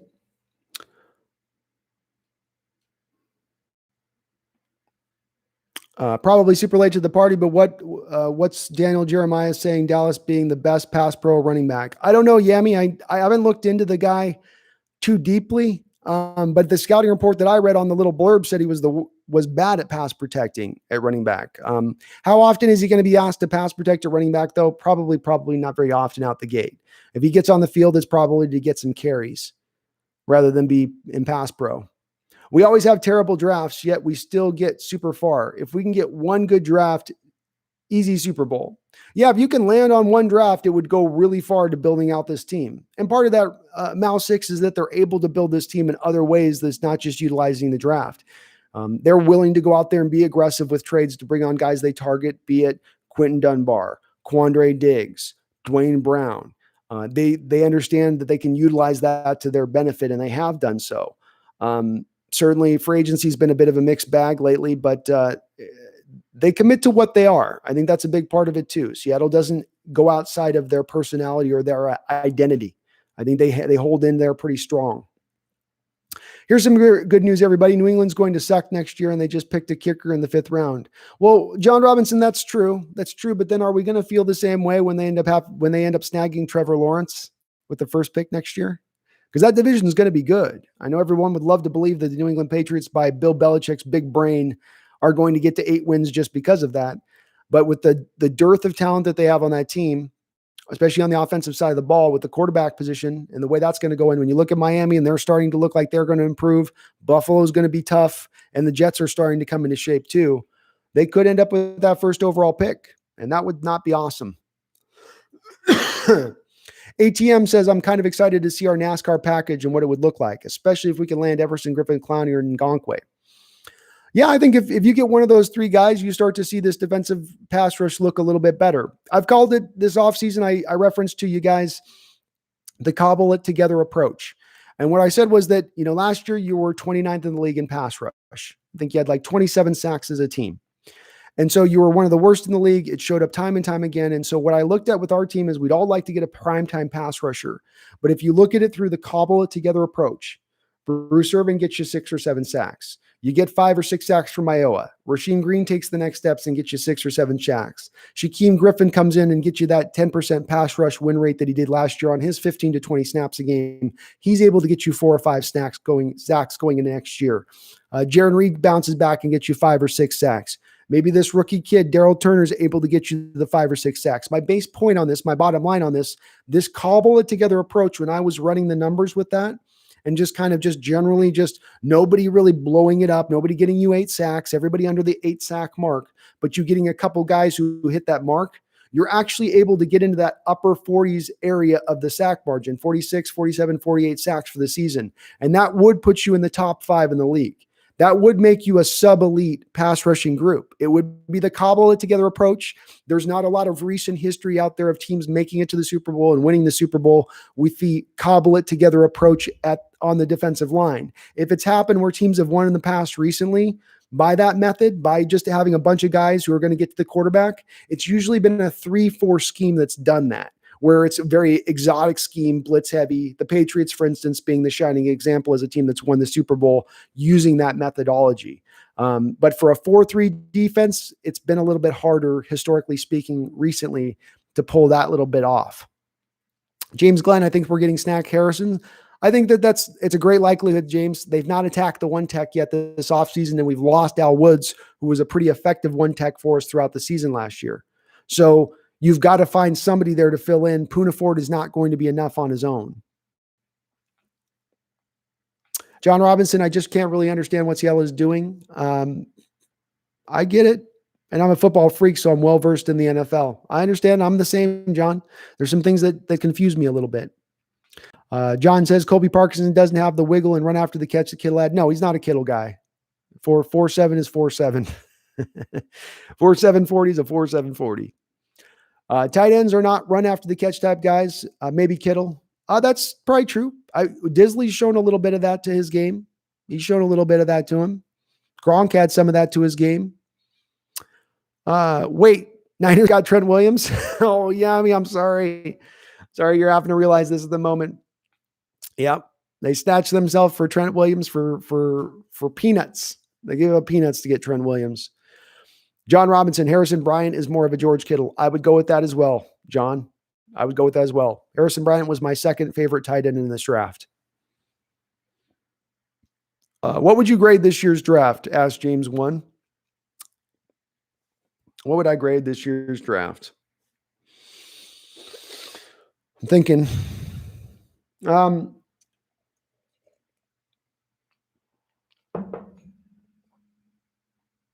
going to go with a B right now. A B to B minus is probably where I'm at on this draft right now, James. Nothing's overwhelmed me as a pick. I've not been blown away by a pick. I mean, I was over the moon on the DK Metcalf pick last year. I'm not over the moon on anybody necessarily this year. But watching Darrell's tape last year, Darrell Taylor's tape last night, watching 4 of his games, I did come away really impressed and kind of had to admonish myself a little bit for the fact that I missed the boat on this guy. And I didn't scout him as I should have early on because I should have looked at him as a target for Seattle. Same thing's true with Alton Robinson. I just ran out of time on these guys and couldn't get to everybody. But with that said, after you watch his tape in 4 games and getting a feel for him, seeing him go against Isaiah Wilson twice, I think he's a guy on the next level who's going to be able to generate pass rush. And he's a toolsy guy with some upside. I like that. I like going into drafts where you're going for upside rather than a high floor. The Jordyn Brooks pick is what it is. And that one, we're just going to have to wait to see how it plays out. I think his best position is middle linebacker at the end of the day. I think he's going to struggle in coverage as an outside will.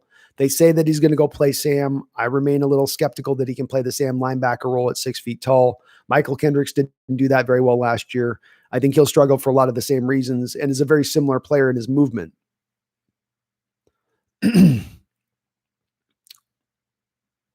Yeah, overall, I would say it isn't looking ideal. I honestly just really hoping they got a plan and know what they're doing. They have a plan, Fuki.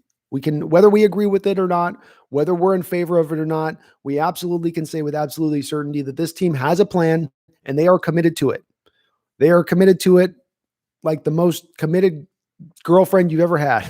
Or if you're a woman, the most committed guy you've ever had. They are committed that much to their plan, maybe even to a fault at times, but they are committed to it. Even Madden gave our first round linebacker Jordyn Brooks 62 out of 99 in zone coverage. Yeah, it's 88 snaps in pass coverage last year for Jordyn Brooks. Not one incompletion caused, not one pass breakup. I'm sorry, but that's telling.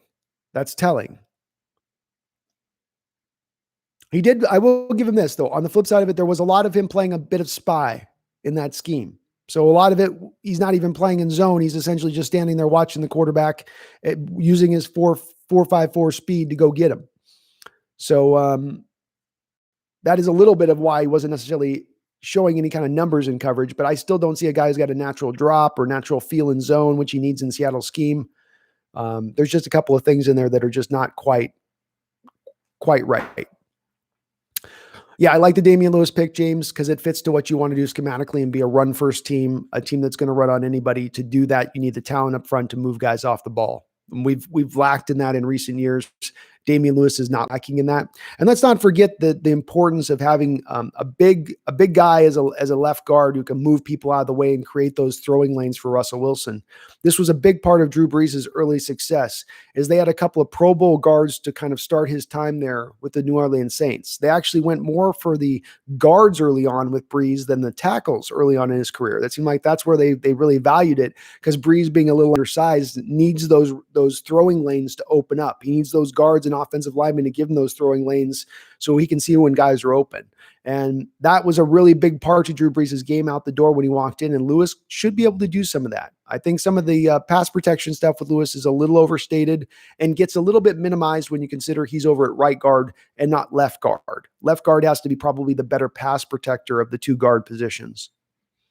Jonathan Salazar, what's the story on Clowney? He's probably going to the Titans. Titans are waiting until the post-April 27th deadline on the compensatory system so that they can still get their 3rd round compensatory pick back for the kid that signed with the Cleveland Browns, the right tackle that signed with the Cleveland Browns. So you'll probably see him go to the Titans post-27th. Comcast Hawk, the other teams in the NFC are all better than the Hawks at this point. Why? I don't know that I'd say the Rams are. The Rams have lost a lot of talent this offseason.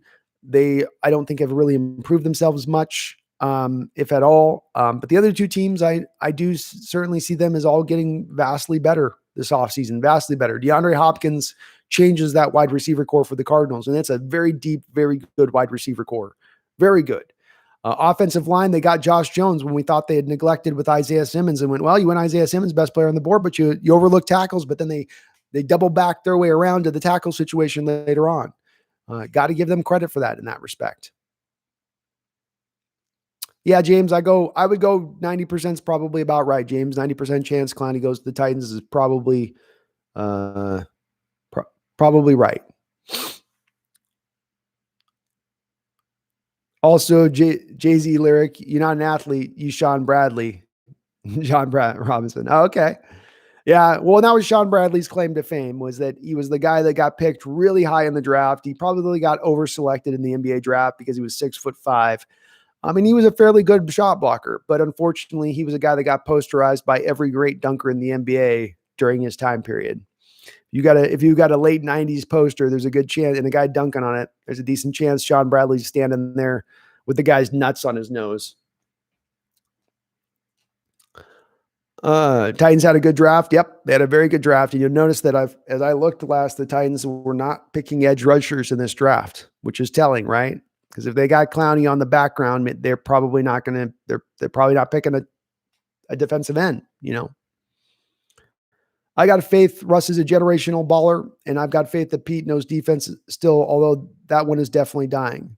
Yeah, I had a lot more faith in Pete, and defensively speaking, I think earlier on here in his coaching career in Seattle than I have as we've gone along a bit, because I think in a lot of respects, his defense has gotten just a tiny bit stale. It's a defense that's very simplistic. It's not very exotic. It's a gap control, read and react system that is going to stop the run first and protect against the deep ball. But again, there's not a lot of sexiness in there. And if you don't have the dogs up front to make it work, this scheme kind of falls apart pretty quick. And we've been missing some of the dogs up front that we need to have to make this scheme work, which is why you're seeing them invest with 2 defensive ends this year in this draft, why you saw them go with LJ Collier last year. They are recognizing that as well. Seattle just didn't get any value with any of their picks, says John Robinson. Yep, they seem to have targeted guys that are their guys, that they like, that they want. Undoubtedly, that is the case here. That they've decided they don't care where they're picking them. They just want to make sure they're getting their guys. It would seem that would seem to be the case. Damien Lewis is not that way. I mean, Damien Lewis is probably a guy that does have some value there. There's a lot of people who thought he should have been a second-round pick. So there is value there in getting him in the top of the third round. But on some of the other ones, yeah, you can make an argument with Darrell Taylor and giving up the third round pick to move up in the second round to get Darrell Taylor, that maybe that's a little bit much. But if you love him, you love him. And if they fell in love with these guys and they feel like they're just such perfect fits, then they do, Pete Carroll, Comcast Hawk says Pete Carroll's coaching and clock management makes him the lowest of all the 4 head coaches in the West. I think the one place Comcast that, I don't 100% disagree with you on the clock management and the schematics of his coaching sometimes. I would say that I think he's one of the best motivators in the NFL. I think you can make the argument between him and Mike Tomlin as to who is the best motivator of men at the coaching position in the NFL, and that is a valuable skill.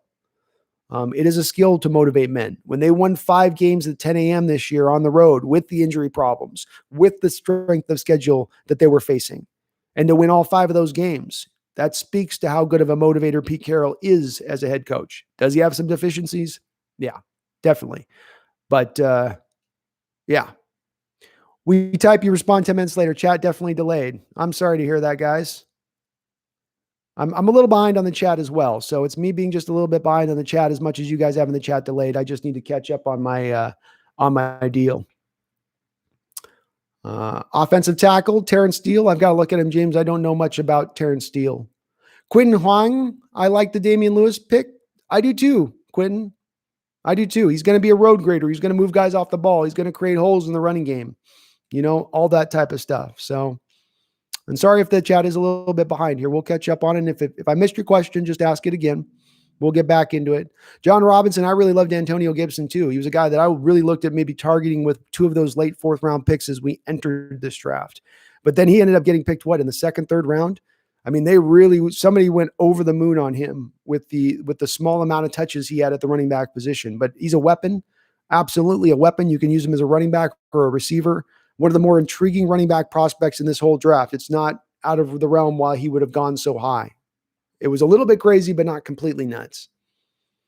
Yeah, the biggest hit for me this draft is tied between the Niners drafting Kinlaw and Cards getting Simmons. Yeah, they're both tough moves, man, because you feel like both of those players are going to work out even if they're not stars, that they're going to be workable, great players at the next level to some degree. And that's where it's when the floor is way up here, it's like, there's no bust potential really there. Give a grade for the Seahawks draft, Quentin Wang asks. I'm going to go sit at B right now, Quentin. I may land on B minus, but I do need to watch a little bit of Colby Parkinson's tape. I need to take a look at this running back from Miami and get a little bit deeper dive into those before I can give a final grade. I lean towards B though, Oh, Michael, I got a spot on. Okay, cool, bro. I was giving myself credit. I was like patting myself on the back because, people would try to take that C at the end of your last name and go hard on the C. But it's got that casino. It's supposed to be pronounced without any accent, ever. I don't know, Robert. I'm going accent. It's a lot, Michael. It's a lot sexier to say it with the accent. It's gonna get you more ladies to say it with the casino. Prego. Scott Chung, Curtis Weaver gone. Yeah, Curtis got taken. A lot of this is, the last of the last guys got kind of slacked. I know there's guys out there that like Quentin's Cephas. He just got taken by Detroit. Jake Fromm's gone off the board. Tyler Johnson, I know a lot of you guys liked him out there. He's gone off the board as well here. Bryce Hall's off the board. Yep. A lot of our secondary guys are kind of slipping out. It's getting thin. Arizona will start challenging us 1 to 2 years down the road, probably not next year. They don't have enough to overtake Seattle yet. You could be right, John. Kyler had a pretty darn good year last year. They're going to score a lot of points. Defensively, they're probably a little weak, in offensive line, they're probably league. So I don't know. I probably agree with you on that. I do think they're going to be a tough out, though. I think they're probably around that 8-8 type team, I do think the Rams regress as well, Fuki. I think they've lost a little bit of talent over the last few years.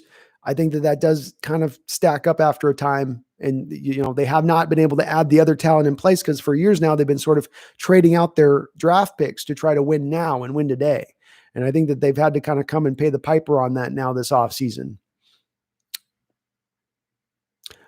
EX says, I say we sign Everson Griffin for 2 years. Yep. Somebody mentioned yesterday that the right deal sounded like 2 years, $16 million, like a $10 million signing bonus. Something like that sounds fair and good. John Robinson says, God, we need to evolve our thinking as an organization and add some wrinkles on offense and defense. I'd love to see it, John. I would. I'd love to see them get a little bit more outside of just being simplistic on offense and defense at times. I really wish Ken Norton gets tanked this year or next. Well, John Robinson, look, if this defense plays out and they don't take that step forward this year and we show a duplication of what we saw last year again, you will see Norton gone. I don't think, Carroll was willing to move on from Chris Richard when he knew Richard wasn't the guy to do it. He is willing to move on if it's not the right guy. And I would have to think that they were so statistically bad in so many departments last year as the defense. You gave up a 4.9 yards per carry. You gave up a ton of explosive plays, both in the passing game and in the running game. You weren't able to really generate that much pressure. You didn't really cause that many turnovers. There wasn't a lot for Ken Norton to really hang his hat on and say, but we do this good, but we do this really good, So he doesn't have a lot of rope here. He does not have a lot of rope. Byron Schmidt. Sorry, Byron. What's it about Byron? No, he is the best at pass pro. So, okay. So you're saying the running back that we got is the best at pass protection. All right. Maybe I read that wrong on his profile when I was reading it. And it was actually, they said he was the best at pass pro. And I read it that he was not the best at pass pro. No, he is the best pass pro. That's all. That's a good skill to have. And we need that in our running back core right now. None of the running backs we have on the roster right now are good in pass protection. So maybe this is a guy that they view as a third down back specialist type. Man, we haven't had a good draft in a long time. A little bit. Okay, so I'm behind, but I'm catching up. So Quentin Huang, my grade was a B. Could you rank the Seattle's draft picks in order of best to worst? I can't. I mean, the one thing is with it. So in saying this, Scott, I'll do that. But the one thing I'll say is, if I rank Jordyn Brooks as low, though, it's ranking him low on where he was drafted. Not to say he's going to be a bad player. Again, we always have to get into the place. I try to get into a place of nuance here with my arguments, so that people don't just go, "Oh, you hate Jordyn Brooks," and think he's going to be horrible. It's not what I'm saying. He's going to be a quality player and give you good stats in this league. There's just limitations to his game, and then where he was picked that gives me problems. If I was to go in order from my favorite picks to my least favorite picks at this point, I'm going to probably lean towards going with Damien Lewis as my favorite pick so far, because it fits a need, and I think he's probably going to push DJ Fluker right from the start as a starter goes. I probably then go Taylor after that. I'm going to go Brooks because I think Parkinson, I'm not sure on. And frankly, Robinson's got me freaked out with some of the tape some of his comments there that he's talking about him. So I need to look at him a little bit more. But then I'll go Parkinson after that. I'll go then DJ, or no. I'd go Alton Robinson. So let me backwards up. I'll go through this one more time here. So we've got Damien Lewis, Taylor. I'll go Brooks, Alton Robinson, Parkinson, and then DJ. That's my order right now. Taylor Gabriel is a free agent, fast guy. Could be a fit, I guess. He would probably be the next to DK Metcalf, the next fastest guy on your roster. I know everybody likes to say that Philip Dorsett ran the 4.33 or whatever at the combine, but his game speed isn't 4.33. John Robinson, I do like Darrell Taylor as well. I see him as Chris Clemens. It's got a lot of elements to Chris Clemens' game, John. The first step quickness, turning the quickness into power. He does that well. That's a lot of what Chris Clemens used to do. Not necessarily super powerful just on their own, but when they really are able to take the speed and quickness and turn it into power on contact, that shows up. Why did the Bills get a quarterback? Well, that kid plays pretty wild for them. Josh Allen's a pretty wild player. He's not a super protective guy. He had that game against New England where he got bashed at the end of the game, in a game they could have won if he didn't get knocked off the field. So I think that they're probably trying to make sure, this is a lot like the Eagles going for Jalen Hurts, right? They're acknowledging the fact that they've got kind of a wild child at the quarterback position, a guy that is going to play it fast and loose. And maybe it's best with having a really solid team around him, that you have a good backup so that you don't just fall off a cliff if he happens to go down to injury. Now we have 178 guards. It's only 172, John. Come on now, let's be real. It's only 172. You don't need to inflate the numbers. How do you think about the Alton Robinson pick? Quinn Huang, the one thing I really like about the Alton Robinson pick, it's a little bit like Darrell Taylor, where when he wins in pass rush, he wins early.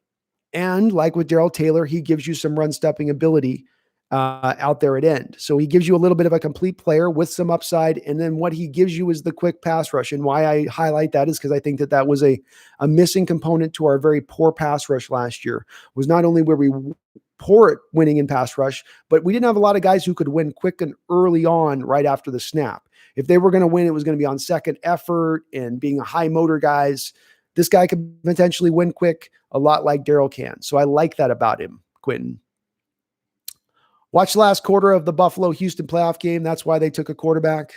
Yeah, he did struggle in the playoffs. He's coming along, and he was a raw quarterback coming out in Josh Allen. He was not a finished product coming out. You knew he was going to need to develop a little bit. And he's not a guy that you're probably going to build a team around and let him just throw the ball wildly all over the place. But a strong arm quarterback in the cold weather and the elements there in Buffalo, I think he's still got some upside to him. Rodney Burr, I'm not sure if DeeJay Dallas is legit. He's got a cool name, but I got to watch a little bit more tape on him. What I'm hearing from the chat is that he's been labeled as the best pass protecting running back in this draft. That's a nice skill to have. He's a quick one-cut runner from what we're hearing on. That's a fit within the zone scheme of what you're going to want. The zone scheme, you want guys coming downhill. You don't want dancers. You don't want guys that are going to try to pick and choose behind the offensive line where they're going to go to try to hit the big play, all like a Sean Alexander type. You're going to want the guys that are going to take what they can get. 3 yards and a pile of dust, as they say. Michael Carcino, with the Damien Lewis pick going to help, with the Damien Lewis pick going to help us in the run game, do you think it was the right decision to choose him over Josh Jones at OT? I don't, just from this standpoint, Michael. I feel like Dwayne Brown's really on the edge of being like one injury away from like retiring. He's a little bit of an aging player at left tackle. We've seen in recent years left tackles can play to be pretty old, but I do have worries about him falling to injury next year. And when you have Dwayne Brown at left tackle for us, we've got to keep in mind he's been our most highly rated offensive lineman since he's arrived a couple of years ago, and by far. The next guy below him and DJ Fluker is really, really far in the grading system. And so when you talk about potentially losing him and not having a guy but Cedric Abuja as your backup, the guy that we signed as a backup swing tackle this offseason, that's not even getting a guy like George Fant in the game like we had last year.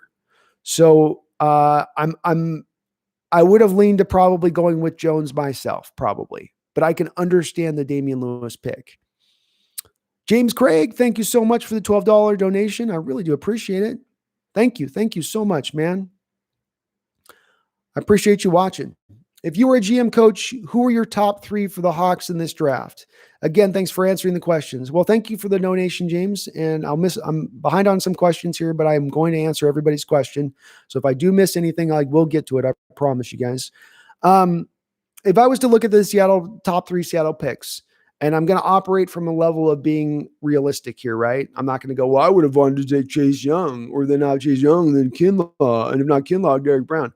So if I'm going with just realistic positioning about where Seattle drafted, I come back again and again and again and again and again to Isaiah Wilson. Isaiah Wilson is a guy that to me was going to upgrade your right tackle position. He's better than Brandon Shell. He's much better than Jermaine Ifedi.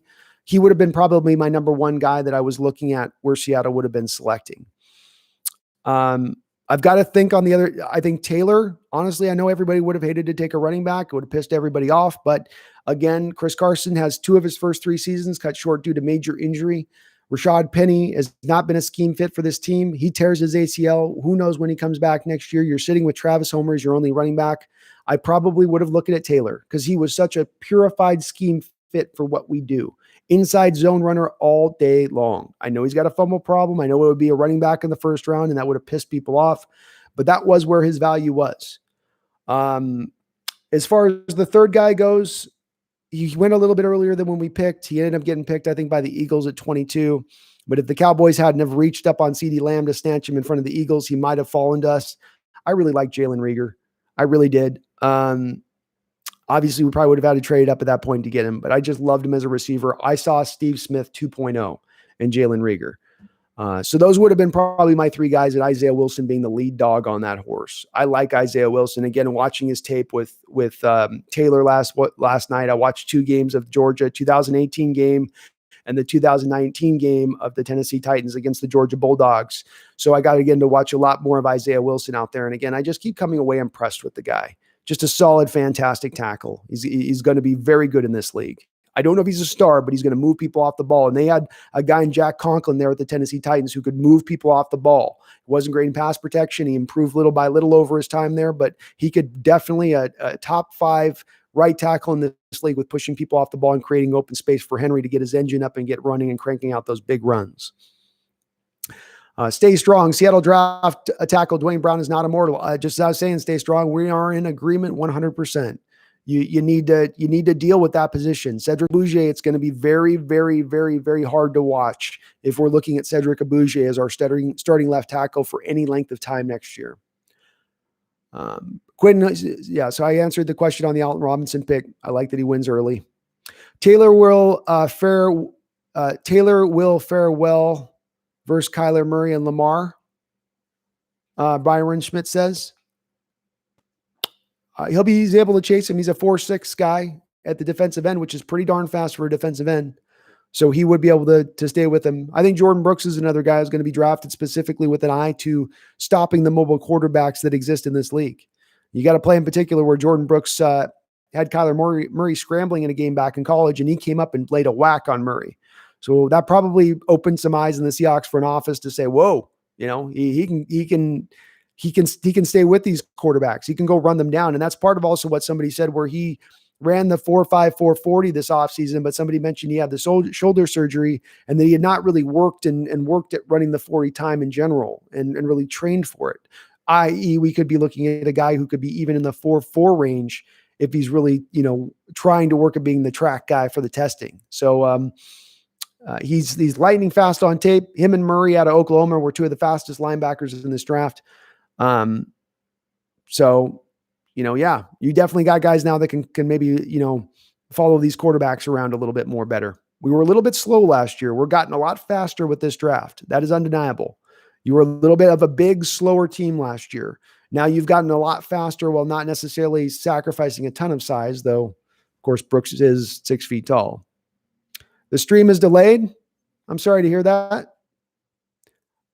Yeah, it's probably not delayed on the chat, as Tobias Larson says. I'm probably not delayed on the chat. It's just that I get delayed on answering the questions because I'm trying to answer all your guys' questions. So I don't want to leave anybody out. I hate when I miss a question and somebody's asking, especially if it's one of you guys that's just in the chat fresh and new and got a great, some good input.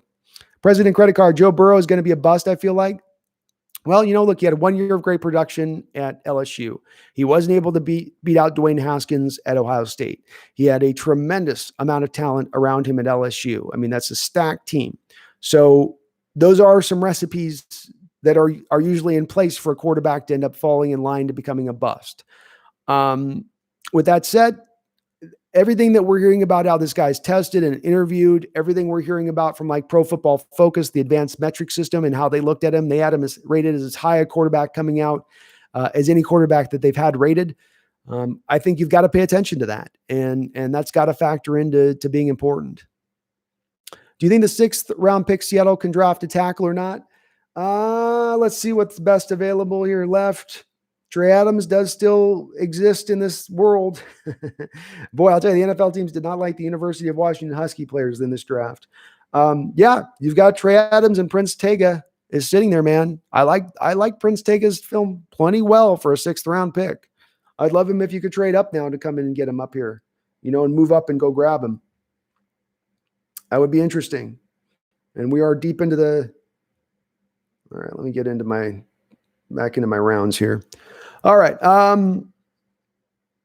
See the Seahawks. You're the Seahawks news channel like seeing keep up on. I appreciate all the kind words, Ian. You guys are real nice. I thank you. I'm always going to just try to keep improving this channel and getting better and better for you guys. Try to keep upping the content ante, if you will. Not football related, but Kim Jong-un just died. Wow. That's scary. Hopefully the hardliners don't take over. I have a feeling sometimes that they already have a nuke there. I like the Seahawks are grabbing tight ends and wide receivers with extremely great hands. Yeah, Michael, I do too. And part of that is that I think, and maybe I'm reading into your statement a little bit here, but part of that I would feel like is because Russell throws such a great trust throw.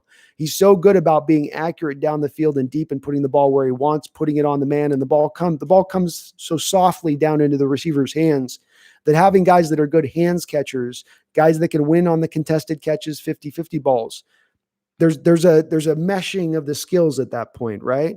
So I agree with you.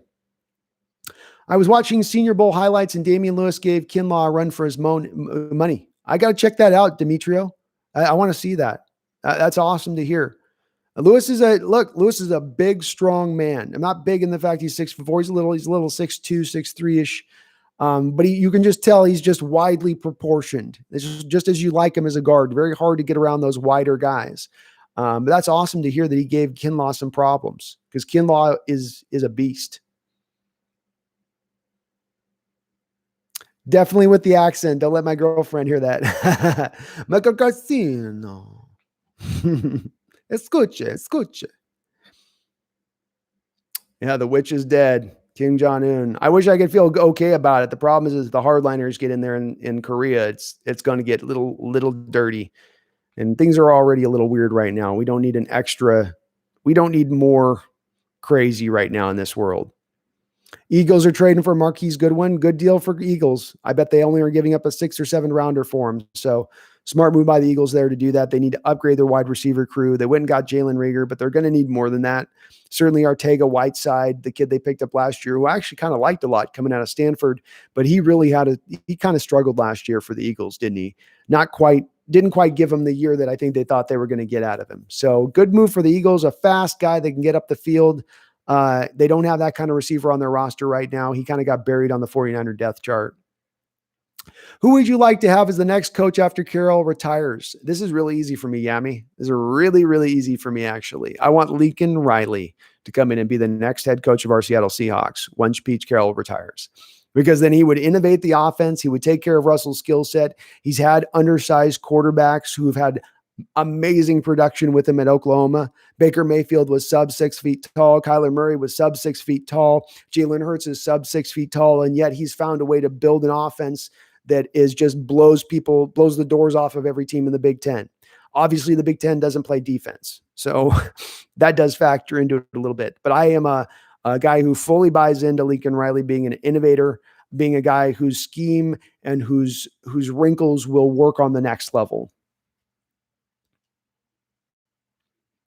I was thinking about that. David Shaw and Bieniemy came to my mind. Randall McDaniel. I could see where you're going with on that, Randall. I would just like to, let's just say Carroll left within a year. I think you still have a couple years of prime Russell years at that point and his ability to throw to bring a guy in to build the offense then around Russell at that point, rather than sticking in the run first offense. I think to a degree, you're always going to have to be committed to running the ball when you play CenturyLink 8 games a year with the inclement weather elements. And we saw it this year a couple times when the rain started to fall and how it affected the passing game for both teams. You've got to have an ability to run the ball to some degree, but I sure would like to see the offense built more to passing just a little bit more than they run.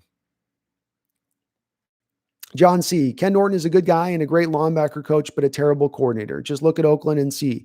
Yeah, I agree with you, John C.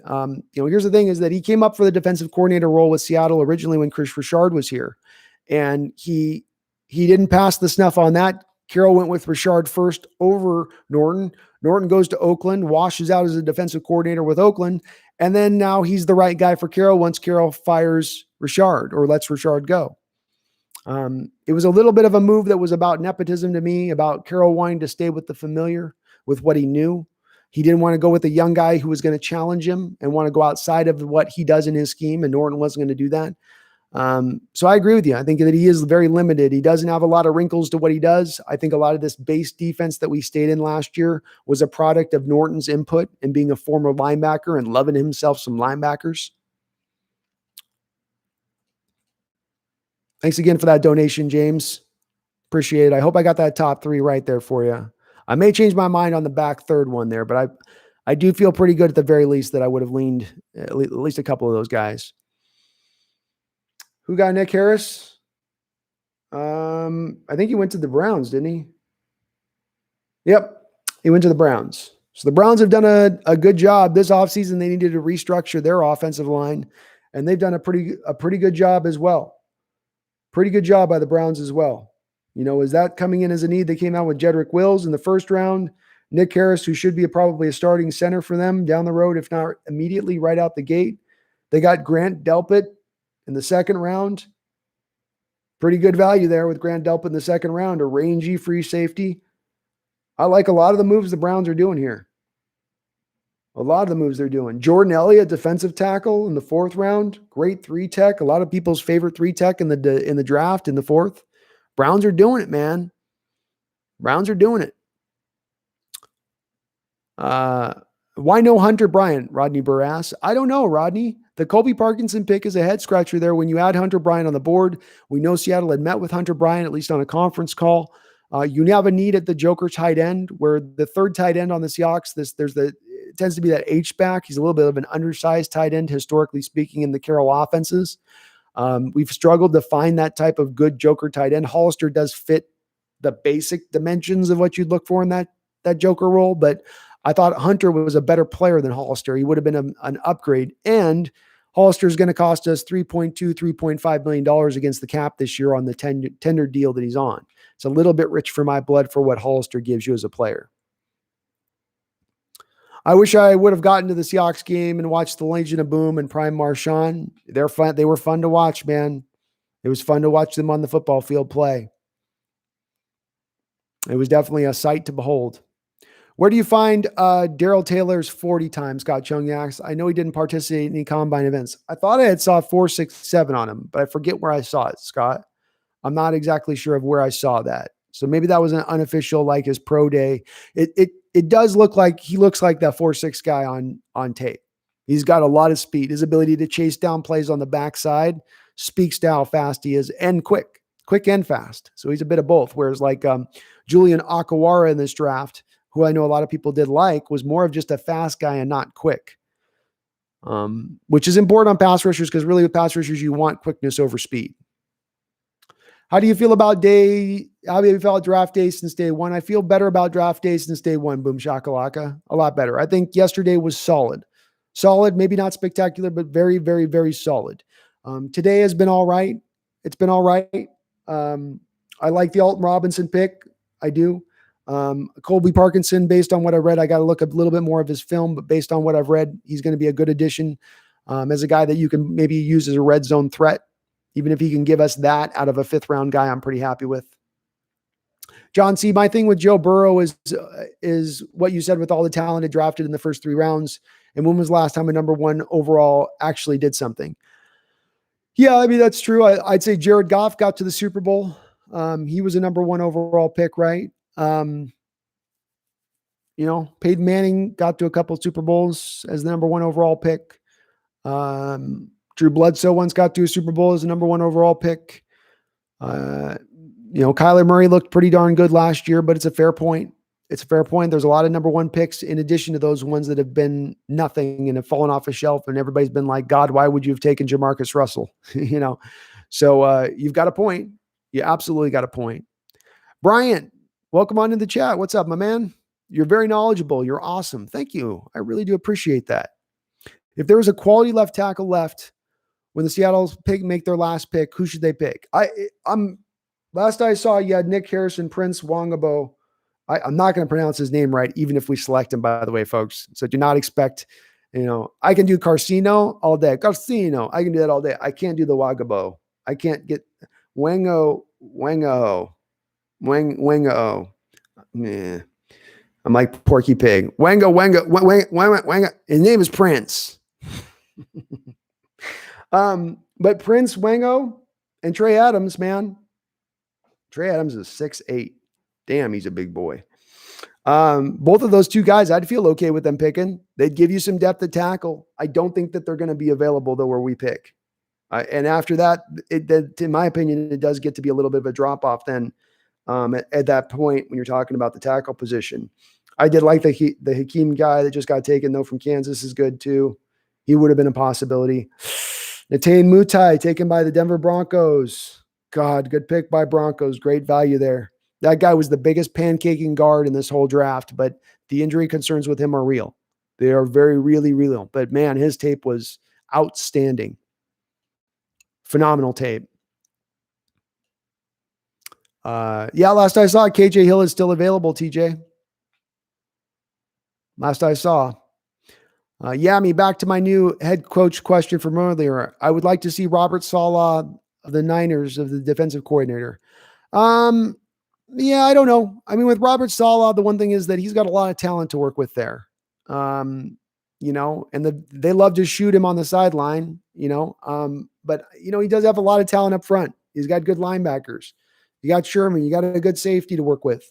Defensive coordinators look a lot better when they got the talent to operate off of. I'm not as in favor of it. And again, I just lean to the direction of the next coach we bring in. I want to have lend himself back to Russell Wilson and allowing Russell Wilson to get the most out of who he is. Not to say that Carroll doesn't do that, but I just would like an offensive talented and offensive minded coach who thinks offense first and foremost, because that's also where the league is going. It's building towards offense, not building towards defense. Who would be nice at 214? Yep, Brendan. Prince Tega would be a sweet left tackle if we could pick him up at 214. I don't think he's last in there. I mean, you got to go far into the 6th round before you finally do pick. You're the last pick of the 6th round. So they're going to have to trade up in order to go get him, I think. But I'd feel okay about that. Yeah, I think Prince can play right tackle. I do think he can. He's not super powerful, which is why he's over at the left side with Auburn. Like the power is not great in his game. And that's something you do like at right tackle. That's something that Brandon Shell does have. But when I look at Prince, I see a guy who's got enough size, and I think he could hold up over there. I don't know if he's going to move people off the ball as much as you might want, though. But he would be able to pass protect, I think, definitely over there. Next comp pick is going to be the end of this round, Tristan. So we got a ways to go here. Strap ourselves in, you know what I mean? Maybe move Colby to slot receiver, the short route, tall receiver like Tanner McAvoy. Maybe. Certainly down at the goal line, you're going to line him out wide on like a fade route. That seems to be how Stanford used him to a degree. And that would be a nice look. If that's just the only role you have him in, is basically a backup inline tight end and a guy who can be a red zone threat occasionally. That's not the worst value to get in the end of the 5th round.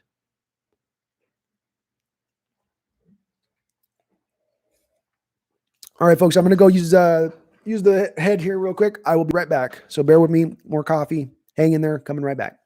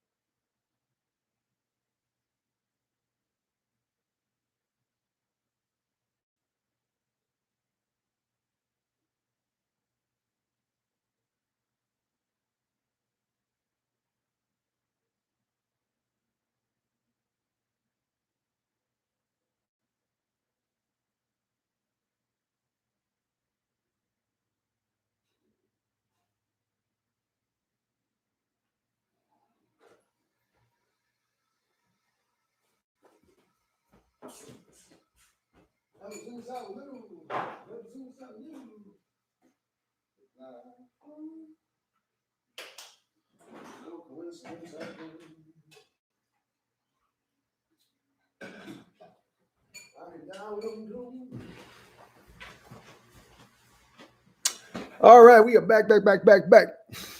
Sorry about that. All right, Tristan's pick hands 2 pick in the 6th round. We have the 35th pick. Yeah, we're a little ways out here. Little ways out. Niners traded Matt Breida to the Finns. I thought that was really interesting too, Shane. Really interesting too. Matt is a guy that you still have him on the cheap rookie deal. It's part of the reason I like grabbing those running backs in the later halves of the 5th, the 6th rounds, is that you get them on those nice cheap deals on the first contract when you're getting the maximum amount of production out of them. And in that guy, I think he had 5.1 yard per carry average last year. Obviously he's got some injury concerns with him. It's hard for him to stay healthy, but man, a fast back. He gave us problems. Seems like he was pretty solid. Have you guys heard what they got back as far as compensation? What the Niners got back from the Finns? Because I can't think that they just traded him for like another 6th round pick or something with the kind of production he gave them. Broncos are having a very quietly solid draft. I agree. Very quietly solid. Boom shakalaka. I'm bummed Leaky Fotu went to the Cardinals too. Yeah. It's always rough when you have certain guys that you really like, and then you're watching the division pick up every one of the guys that you kind of liked, and then you're just sort of passing. It gets a little frustrating. I share your frustrations, Boom shakalaka, on the Leaky one. A great 1 technique, probably could play some 1 and 3. He actually gives you some pass rush at the 1 technique, which is hard to find. Bummed me out as well. James, okay, so it's Wanogo.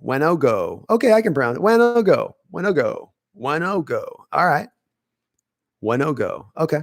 That guy can stick with that. It's that H that he's got the H in there, and the H, it's like Django. The H is silent. It's like, okay, you want to pronounce the H there and midway through the name. John C., I think low-key Patriots are having a sneaky good draft. Yeah, John C., I think that they've done well. The thing with that it looks like they're going to go back towards doing is being very exotic defensively.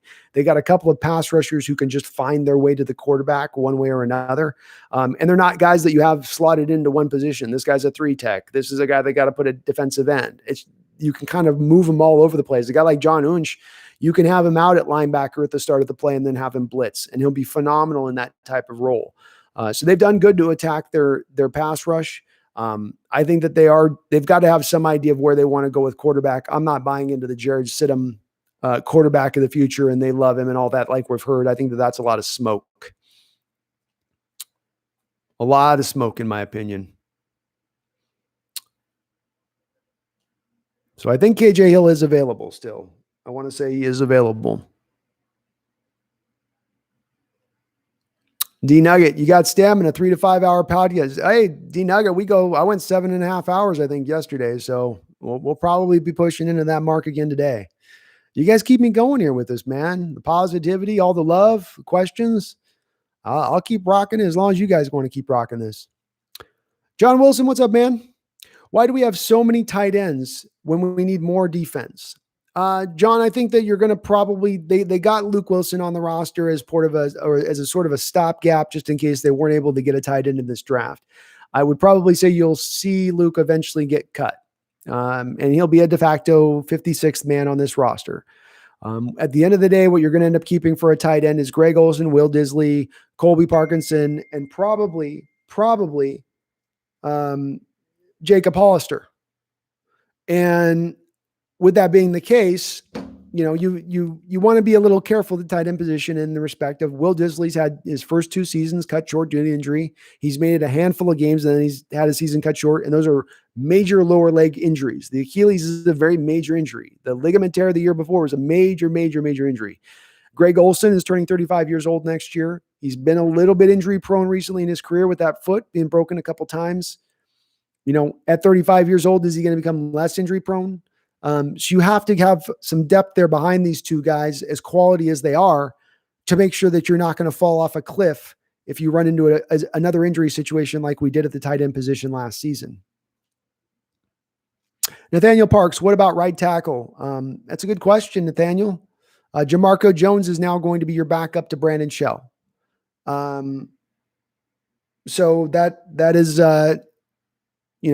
that's a part of that's basically where they're going with the right tackle position, for good, bad, or other. I wanted Isaiah Wilson. We're going to end up with Brandon Shell and Jamarco Jones. I think you would have been vastly much more improved at right tackle bringing in Isaiah Wilson. Imagine if you had gotten Isaiah Wilson and Damien Lewis, for instance. Now you've upgraded that right side of your offensive line and really beefed it up into a positive for you. I didn't sign up for a concert. I want to watch a draft.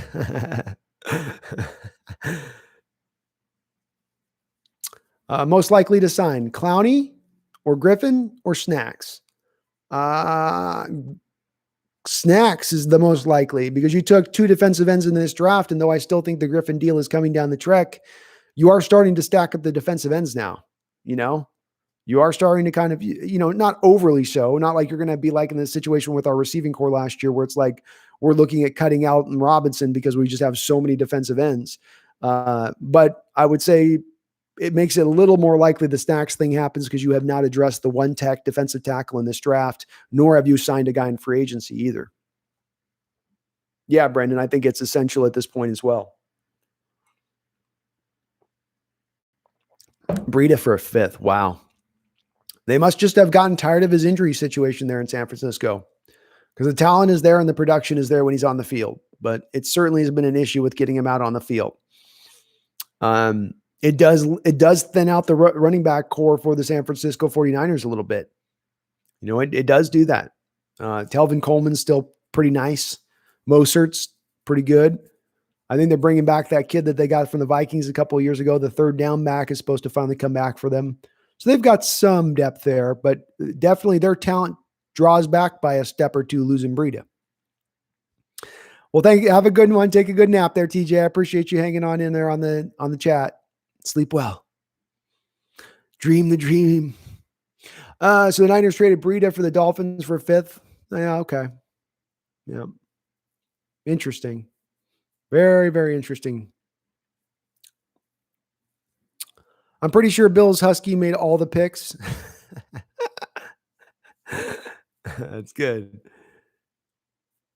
Dolphins. Yeah, Dolphins doing pretty well this offseason. Dolphins took a long snapper. Ugh. Oh, they did. Blake Ferguson. Bravian Roy went out to the Panthers. Man, the Panthers have done a great job with their defensive line in this draft. They've retooled, restructured, everything, put in whatever superfluous word you want to put in. They've done a great job of re-putting together that defensive line here. Bravian Roy and Derek Brown, you put those two guys on the field on early downs, you're not running at them.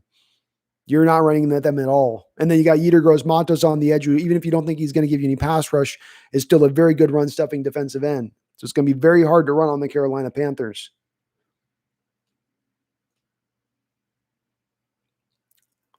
I really want to steal Peoples-Jones. I saw he got picked. Yeah, he got snatched, man. Shane Hafner, will Seattle regret not going for Trent Williams? What's the chances of Britt staying a Hawk? Seattle will not. I don't think they would regret not going after Trent Williams, because where the rubber meets the road on the Trent Williams to Seattle Seahawks is one of Trent Williams or Dwayne Brown has got to flop over to right tackle. And there's a going consensus about some out there who believe and like to think that the tackle position, you can flip either to either side, and one will work on one side, then it'll work on the other side. But that's just not the case. We saw this back in the day with a guy like, Lockett, who was our right tackle for years and great in that role at right tackle. And at one point they tried to move him over to left tackle, and it was a nightmare.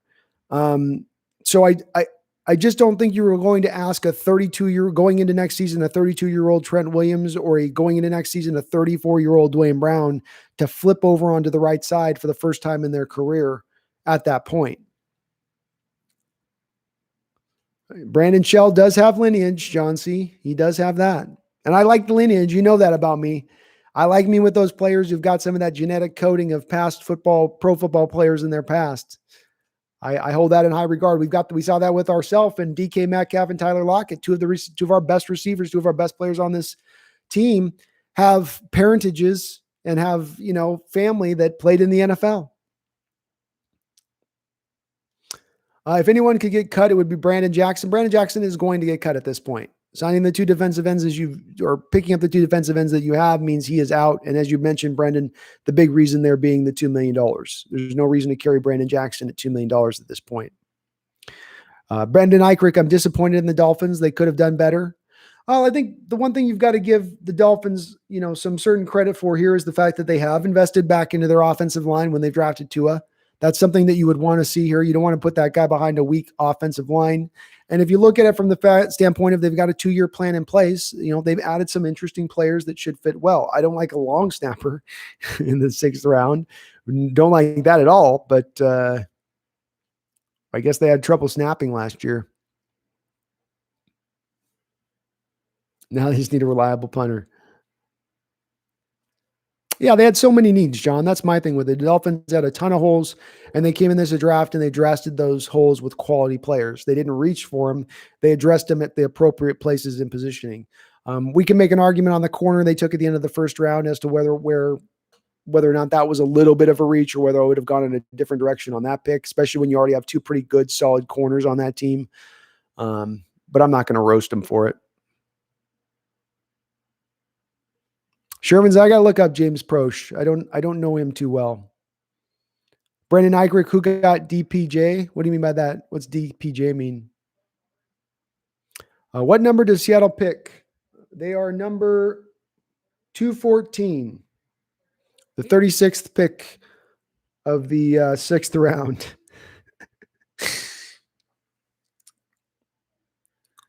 Oh, Peoples-Jones to Cleveland. Sorry. Yep. They jumped on him. Cleveland's having a solid draft, man. Solid draft. Donovan Peoples-Jones. He'll be good for them. Thaddeus Moss is still on the board. I'm surprised nobody has taken a chance on him with the history of his father. Yeah, I think the issue is Tobias is his father was a physical freak, tall, long, fast, tracked the ball well, ran great routes. With his kid, it's a little bit of a lot of the opposite of that stuff. He's more of an overachiever. He's not really quick. He doesn't possess a great set of hands. They're all right. He's a willing blocker, but he's not a devastating blocker. He's not a great route runner. So I think that's the issue, is that with him on lineage is he just doesn't share any of the freakishness of his father. They say James Proche could be the biggest sleeper in the draft. I gotta look a little bit more at his tape. I don't know too much about James Proche in general, so I have to take a little bit of a closer look with him. See who he is, see how it is. Donovan Peoples-Jones. Yeah, sorry, McLovin. I take a little bit of time on my breakdowns on that. A good player. I look at the scouting of what I got on Peoples-Jones. Oh, I have him as Jones. H-I...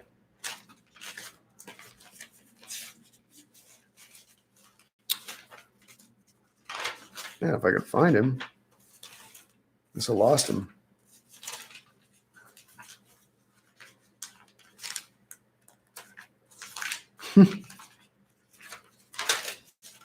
Oh, that's why. Oh, here we go. So you got on Donovan Peoples-Jones, 6'2", 33.5-inch arms. It's pretty darn gone good. 4.48 speed, very nice. The guy jumps through the roof. 44-inch vertical leap, and he paired that with a 139-inch broad jump. Those are phenomenal numbers. Phenomenal numbers. You feel good on a broad jump with 120 inches, you feel pretty solid. 139 inches on the broad jump. 44-inch, I mean, that vert's like Michael Jordan vertical there. He's not a crisp route runner, but finds creative, unorthodox ways to get open. He was in that same realm, I thought, of like Edwards and Claypool and Pittman, Higgins, a couple other guys in this draft that were very, very good falling down, contested catcher, 50-50 ball type guys. He did give up after the first route, wasn't there. He's not a very good blocker. Good on bubble screens. He breaks tackles like a guy that's 5'11". I can see why you like Peoples-Jones a lot. One of the stats that jumped out with me too was that he gets every 6 catches, he gets 1 touchdown. So this guy was a touchdown maker for the University of Michigan. Just the one knock that I had on him was that the speed and his jumping ability don't always show up on tape. For the guy that jumps 44 inches high, for a guy that does 140 inches on the broad jump, I wanted to see a little bit more from him as far as that showing up on tape. It screams to me of a little bit of a workout warrior type who sort of, kind of inflated his numbers a little bit in the postseason.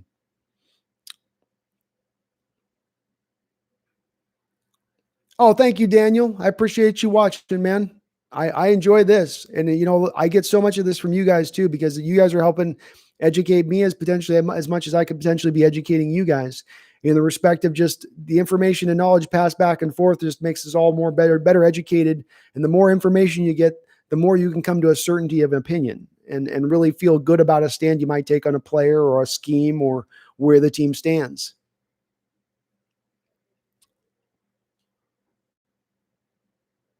Peoples-Jones is a dope name, Daniel. It's the Mr. Peoples-Jones. There's a great nickname waiting to happen in there somewhere. I can't come up with it off the top of my head, but there's also a great way you could play with that. Damn it, I can't even take a 2-minute nap without hearing Peoples-Jones is gone. You can't look away, TJ. Not in this draft. The GOAT 209. Would you be happy if we traded for Matt Breida from the Niners for a 5th? Okay, so the first thing of this is we have to keep in mind teams within their own division don't tend to trade amongst each other. There's a variety of reasons for this at play. You don't want to help out your competition. You don't want to be on the wrong end of helping out your competition and getting reminded of that twice a year when that guy ends up playing you and hands you your lunch. So I would probably offer that Seattle would not be even in the 49ers radar of eligibility to be in that realm. With that said, I don't think that we get out of Breida what the 49ers were able to get out of Breida. I think a lot of that motion-based stuff really fit into his skill set well, his speed well. He would be a real fast guy on this roster. Him and Rashad Penny would compete with each other for who's the fastest, probably Breida. But no, I wouldn't have made the trade for him in that respect. His injury problems would probably end up scaring me away. When we've got running backs that have a hard time of staying out on the field for the last 3 and 4 years, there's not a solution in that, in bringing in a guy who's had a hard time of staying out on the field in his first 2 years in the league, which is probably why the Niners are trading him in the first place. Kuiper says he'll be a great player. On James Broche is, I'm guessing, who you're meaning on that, Shervins. I got to look at him. I've heard the name, but I haven't looked at him. John C., I'm a former left tackle. It's not as easy to flip to the other side because of the kick step. It's just different. Yeah, it's really one of those things that I think I've learned as a fan, as a lesson that I would have thought in my fandom and early on in my fandom, I would have been a lot more on board with saying that it is just a seamless, easy. What's the difference? What's the difference? But we see this even with cornerbacks. We see cornerbacks who can do better on left side and don't do as good on the right side. I mean, Shaquille Griffin has looked a lot better over on that right side than he did when he was flipped over on the left side, in my opinion. And I think tackles can be the same situation. And let's not even say for the fact that, the left tackle skill set versus the right tackle skill set tends to also be a different one. I know the modern NFL is starting to really see the position become just as important on the right side as on the left. And so you need just as good of a player on the right as you do on the left. But most teams do with what Seattle's done with the right tackle position, traditionally speaking, and that's go get the guy who maybe doesn't have as good a feet, but who can move people off the ball, a run blocker type above all else. So that does tend to be the way you can go with that. But when you've got a real upper level talent at left tackle who's been that way for 10 years in the league, thinking that he's going to just transition in his 30s over to right tackle and still be dominant, still be good upper level, it's a little bit of a stretch, and there's not a lot of recent history of that happening.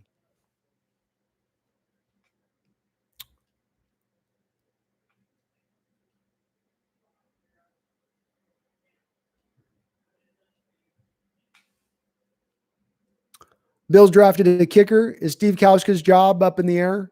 Yeah, the thing with Stephen Hauschka is this. And I think Bills have probably learned this lesson as well. And this is something that made it for me okay with him leaving, because he had a down year on the year he left. Kickers have up and down years. It's the nature of the beast. Nobody's usually just fantastic for 10 years straight. The limitations with Hauschka is his range.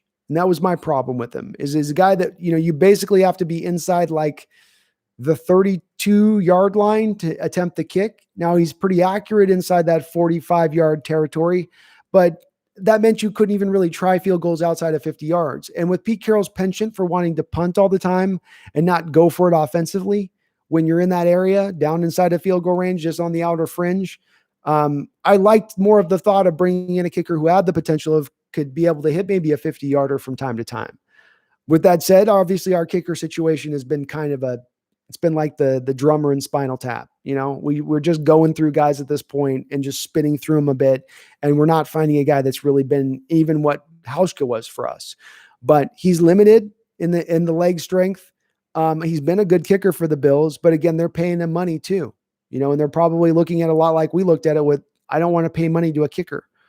I'd like to see the Seattle Seahawks try to go in one of these drafts, one of these years, and just take the best kicker in the draft in the 5th round, just like what they did with Dixon. I think there's value in that. And if it's a guy that's far and away a legitimately talented kicker, that's the caveat I have to put there. It's got to be a guy like Greg Zuerlein. Excuse me. Helmy, I don't mind if I answer it. It's okay. You probably already answered this question, but what are your thoughts? What are the Jaguars now doing with Yannick Ngakoue and Fournette? I've got to feel like Yannick Ngakoue is going to be moved at one point or another. I can't think that they're going to get a 1st-round pick at this point, even a future 1st-round pick for Yannick Ngakoue. You got to think that that's gone down to a 2nd-round pick, especially considering you have to pay the guy after you get him. And he does have holes as far as a run stuffer goes. He's not a complete defensive end. You add that into the fact that he's not necessarily the most explosive guy. He's a technician there. That's depressed his value as far as trade value goes. Whereas the Jaguars are just, I think, kind of caught up on his pressure rate and his ability to get to the quarterback. And so they're trying to get them this value that's just not there to get. Fournette, I think, is a very similar situation. I expect him to be moved as well. A future 4th, a future 5th would probably get it done. Certainly there would be a situation you could could have before this draft realistically maybe foresaw, where Seattle would potentially try to see if they could get Yannick and Fournette packaged together. Maybe you could flip like a Rashad Penny and a pick for Yannick Ngakoue and Fournette at that point. I'm just kind of throwing ideas off the top of my head. But yeah, I think they're both going to be traded nonetheless. It's just going to take a little bit of time to actually happen and go down. Jace Del Grosso. What's up, man? Welcome on into the chat. Good to see you in here. Boom Shakalaka. I'm surprised they didn't flip Fournette yet either. I'm surprised they didn't flip Yannick Ngakoue. I mean, they're to the point on Yannick Ngakoue that you've got the owner and him getting into a pissing match on Twitter. You know, you don't want to get to that point as an organization. And if you've reached that point as an organization, you've probably failed the process to a degree. It was obvious last year when you had Telvin Smith retire, when you moved Jalen Ramsey to the Rams, this offseason when you cut AJ Boye, it was obvious at that point that you were moving in the direction of needing to rebuild your defense. So you're not in win now mode. You're not going to win next year. You're probably not going to win 2 years from now. So get what draft capital you can from Yannick Ngakoue and call it a deal. Call it a day. I don't see the benefit behind holding on to it unless it's gotten just so personal for them that they're not going to cage for that reason. But you can't let it get personal if you're an organization. You just can't. There's too many opportunities to take things personally with players. What do you think about Antoine Brooks Jr., the last pick? I'm sorry, Fuki, I don't know a lot about Antoine Brooks Jr. Safety would make sense here as a selection. So I could see that. But I don't know too much. I didn't scout safety position a lot in this draft because, in my opinion, it wasn't a big need. I wanted to try to target the guys that I scouted who I really thought were realistic possibilities for Seattle early on in this draft. So I didn't take a look at them, but if they pick him, I'll take a long gander at him. You can believe that. Boom shakalaka. Trey Adams is available. Yes, he is. Him and Prince Wengo. Him and Prince W are still on the board. So there is a couple of tackles there. Now we're sliding into now the midpoint in the 6th round. I still would maintain that I expect those guys to be taken here, but they are available nonetheless. Why would the Patriots take a kicker with all their holes? Because I don't think the Patriots, and what's up the guy? I don't think the Patriots are trying to play for today. I don't think they're trying to draft for today. I think they're drafting for a couple years from now with the plan of when they eventually get their quarterback in place. They got a lot of work to do on that offensive side of the ball. A lot of work. So getting a kicker, getting a guy that's going to be a great kicker for you for the next 10 years, it's not the best. It's not the worst way. It's not the worst, draft capital to take in the 6th round. And historically speaking, there's been teams that have done that, that have gone for the 6th round kicker. If you think he's the best kicker in this draft far and away, that's appropriate value. We saw the benefit of grabbing Michael Dixon after we had somewhat of kind of less than stellar punter play from John Ryan over his last few years. And really in that first year of Dixon, of what a difference it made to go out and get a legitimately decent punter, a guy that was an upper level punter in this league potentially. So especially with this team, we value special teams. And one of the reasons we value special teams is why? Because Seattle plays defense and they play to run the football. And in doing that, what you're going to do is you're going to shorten the game a lot of times, especially when you consider with our defense, we're a bend but don't break defense. That means you're going to have a lot of probably long drives throughout the game with the opposition's opposing offense. You hope to keep them to field goals, but with you being a running team, with your defense being a bend but don't break type of system, that lends itself to the clock eating up very quickly over the course of the game oftentimes. What that's going to do is shrink the amount of possessions that you're going to have. So you'll have some of those teams that love to throw the ball all over the football field. They'll actually create extra possessions because of the amount of clock stoppages you get. But with Seattle and the way they play on both the offense and the defensive side of the ball, it shrinks the game down. You get that just a few less possessions. And what that means is you're going to tend to have closer games because of that. This is one of the reasons we don't see as many blowouts. But then that does put an onus, that does put sort of a necessity behind valuing the special teams unit as not just a redheaded stepchild positional grouping to your NFL football team. Yeah, Fuki, I think the Pats are tanking just a little bit. What's up, Greg Drudini? Isaiah Hodgins is still on the board. You like him, Shervins? You like yourself some Hodgins? I don't know a ton about Hodgins. John Runyon just went to Green Bay, so they finally addressed their right tackle position. Not a bad pick with Runyon, honestly. As a right tackle, I mean, he's a lot like his father. Just a lunch pail guy in there. Is Trey Adams a tackle? Yep, Trey Adams played left tackle at the University of Washington. I think he's probably a right tackle at the next level. He's at 6'8". He is a huge tackle. Good-looking honky. Peter North here, old porn star, huge Seahawks fan. Well, welcome, Peter. Awesome to hear, man. We welcome everyone here. You liking the draft so far, Peter? Do you ever think there's going to be a time when we will see a guy making 70-yard field goals consistently, or have we reached the potential of what a human being can do at that position? It's a good question, Tobias. I sort of lean on that in the same respect of I kind of lean on like pitchers breaking the 100-mile-an-hour mark, where you wonder if there's, it's like if you ever hit a wiffle ball, and when you hit the wiffle ball, it's like sometimes no matter how well you hit it or how good the swing or just how perfect it is, it's like the ball's only going to go so far. And there's almost like a limitation by the general physics and dynamics at play, which is not my strong suit, by the way. So I'm not diving into this scientific area of field of study, but there's a thought process at play from my standpoint of maybe there's just kind of so far you can make the ball go with the air in the ball and the size of the ball and all the other stuff. But yeah, there's going to be some freak that comes along with some brick foot who puts up a 70-yarder. The wind will be going, it'll be in Denver. The wind will be blowing in a certain way, and they'll get a guy, I'm sure, who will do it. But not likely to happen. Just there's always a freak somewhere that will come up out of the ether. Someone said the running back we drafted for Fournette. I could see that if we gave up a second and a 6 with that kid for Fournette and Yannick. Yeah, it's unusual that you'll trade a guy after you pick him, John. Usually the trade would come prior to the pick if that was going to come down the pike. But maybe still possible. I'd like to think it's still possible. I wouldn't mind it. How would you trade for anyone if the draft is pretty much over? I don't know if the Jacks should have waited. You're dealing on future picks at this point, TJ. So you're offering a future third, offering a future fourth. If we were talking about draft compensation and what the appropriate compensation probably would be at this point, you'd probably look at with Yannick Ngakoue, we'd offer you a second and a fifth for Ngakoue and Fournette at this point. Because as TJ, you just mentioned, you've depressed your value from the Jaguar standpoint. You did not strike while the iron is hot. You have waited for the iron to become cold, and now you're hoping that you're going to get some juice and you're not getting anything from it. Seahawks, welcome. Would Matt Judon be a better option, cheaper than Yannick Ngakoue? Cheaper than Yannick Ngakoue? Well, he's on the franchise tag right now, number one.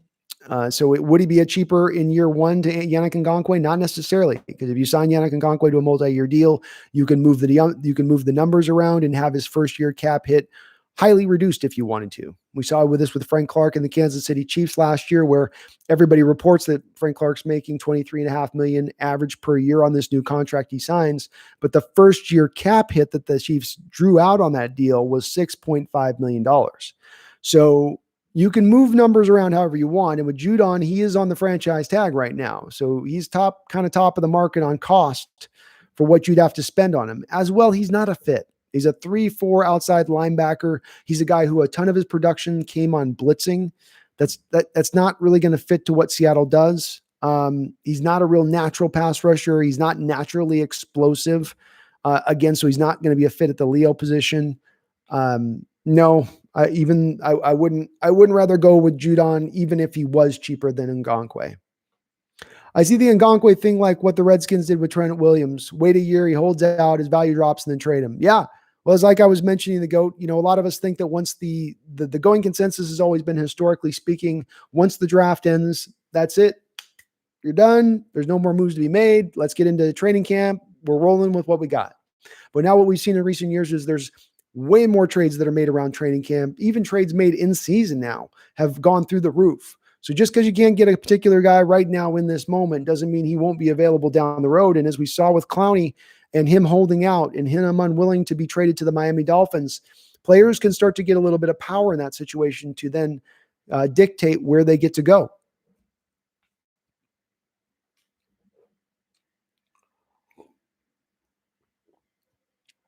I remember the Bucs got a kicker in the second round. Now that's where it can go sideways, and that would be where I would draw the line on it. Go where I do like the thought of grabbing a kicker in the 5th and 6th round. I do not want to ever grab a kicker in the 2nd round or the 1st round, as the Oakland Raiders did with Sebastian Janikowski 20 years ago.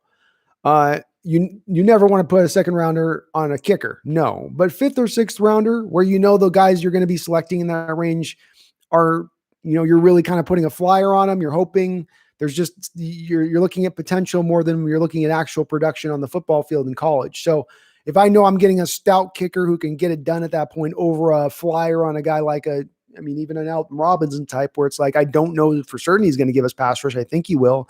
And I think he'll be pretty good in stopping the run. But if I got the best kicker in the draft, in difference of that, I can understand the argument to be made to going for the kicker in that situation.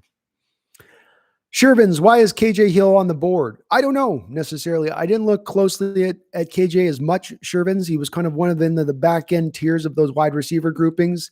It's kind of hard for some of those Ohio State wide receivers. It really is tough for them because they don't get into a passing attack where they're throwing the ball all over the football field. And so sometimes you got to make a lot with a very little amount of film to go off of. And that makes it tough on a wide receiver versus a wide receiver who's in a pass-happy attack and who's getting bubble screens all over the place, and he really gets a chance to show off and shine. I think that's one of the things that if you're a recruit looking at Ohio State, you're a 5-star guy looking at Ohio State, it's one of those things you probably really got to factor into where you say, I've got to have enough faith and skills in who I am as a player to show the little bit of opportunity I'll have to show in the passing game for teams to really understand that I've got the talent to get it done if you increase my catch workload when we get on to the next level. So Michael Thomas is the obvious example of this that comes to mind, where he was really not utilized much in Ohio State, and then he gets into the Saints, and they're just, every chance they get, they're throwing to that guy. So last year you had 2 first-round guys taken from Ohio State. Again, the guy just didn't get a chance. Based on that, I guess what I'm trying to say is he just had people ahead of him and not as much time to maybe show out. But he could be an interesting guy to take a look at. He could be. Kicking is hard. Go try. 45 yards is a lot higher in person than it seems in front of the comfort of our couch. Yeah, you're right, Nathaniel. I have tried. I suck at kicking. I'm not good at it at all. I'm probably good like 15 yards in, and I feel pretty good about what I'm doing. But anything outside of that, and there's going to be a few mulligans where I'm just going to knock it into the dirt. It is hard to kick, no doubt. I think it's made it harder too in recent years because they used to let them beat up those balls. They used to get new balls before the games, and they'd let the kickers throw the balls into a dryer, and then they turn the dryer on and just let it get the hell beat out of it. Let it get kind of worn in a bit, which would make it easier to kick according to the kickers. Now they just give them these fresh balls, which are supposed to be a little bit harder to get the distance and accuracy on. This is a little bit why I think you've seen the PATs be a little bit of an adventure at times for some teams, where it's a 15-yard field goal. You think that wouldn't be so hard for them to kick it, but they miss it all over the place now since they made that change. When did the draft start? Only Spiffy. What's up, man? It started 9:00 today. They made it early. Brutal on a guy like me that is not a morning person. Remember when the Raiders drafted a kicker and a punter in the first? Yeah. The Ray guy first round selection turned out pretty good. He was an amazing punter. And Sebastian Janikowski, there is an argument to be made. You can say, hey, they got 20 years out of him, or they got 18 odd years out of him. And most of those years, he was damn near a Pro Bowl kicker with a huge leg. He was fantastic about being able to put the ball into the back of to get touchbacks. Guys weren't able to return the ball back on Janikowski. With that said, he's still not worth a first round pick. And it was still a crazy, dumb move. Completely dumb. James Glenn, I like Carlos Dunlap more than Judon as well. Dunlap is more of a fit for Seattle than Judon would be as well. Dunlap comes from a 4-3 scheme as a defensive end. Judon's a 3-4 outside linebacker, really, who gets a lot of his production off blitzing. Kind of just two different player types, really. Only Spiffy. Who do you think will start at running back for Seattle? I think Chris Carson's going to be the starter at this point. Sounds like Rashard Penny's going to take a little bit of time to get back from his rehab. From what I've heard on Carson and his broken hip, that's supposed to heal pretty thoroughly, and they're not expecting any setbacks or any delays. So I would probably go with Chris Carson as your starting running back day one.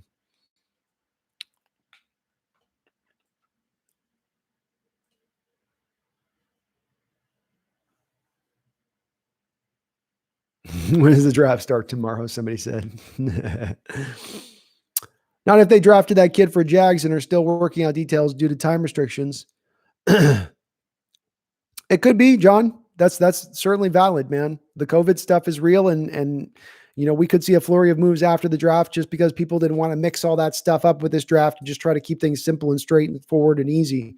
It certainly has seemed like we've seen a lot less trades than we've seen in the past. So that you could be onto something with that. You definitely could be onto something with that. Kickers are people too, Francisco. They are, man. I value a kicker. I value them. I do. That's I know they're important. And especially again, if you got a team that plays in a lot of close games, you got a team that's going to shorten the amount of possessions.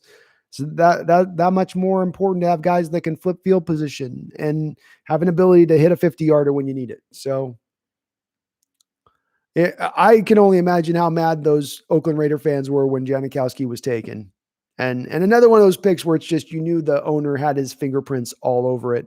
I'd once heard a story about Al Davis, and I don't know if it's true, but supposedly Al Davis would have all of his scouts and, area scouts, general managers. They go through the whole draft process. And they build up their board. They get their full board all built up. We've all seen it, right? Snyder with the board in the background, and it looks spiffy, and it's got its first, second round, and a variety of names on each one, and the value of guy and where he should be falling. It's refined, and it's picked over, and it's repicked over, and it's rechanged and refined and repicked over. And you finally arrive at something that's just been, you've just grinded and grinded to come at some kind of finality as far as your draft board goes. So the going word on the street as far as Al Davis is that he'd have this whole process play out, and he would come walking in on the day of the draft, and he would start doing this.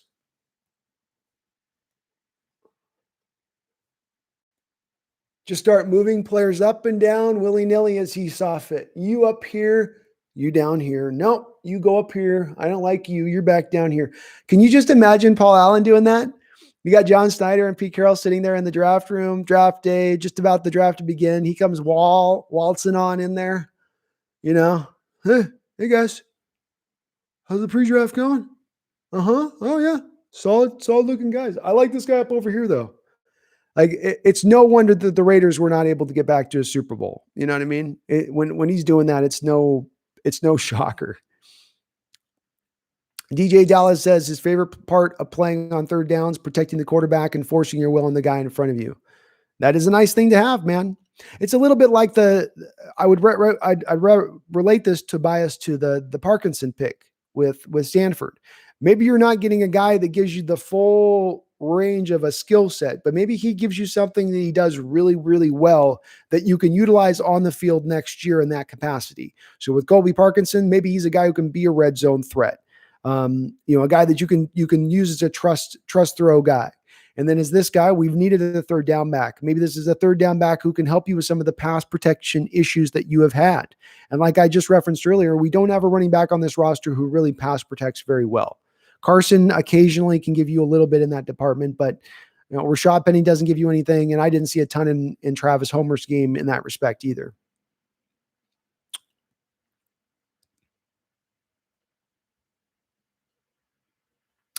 Why you don't get a soccer player as a kicker?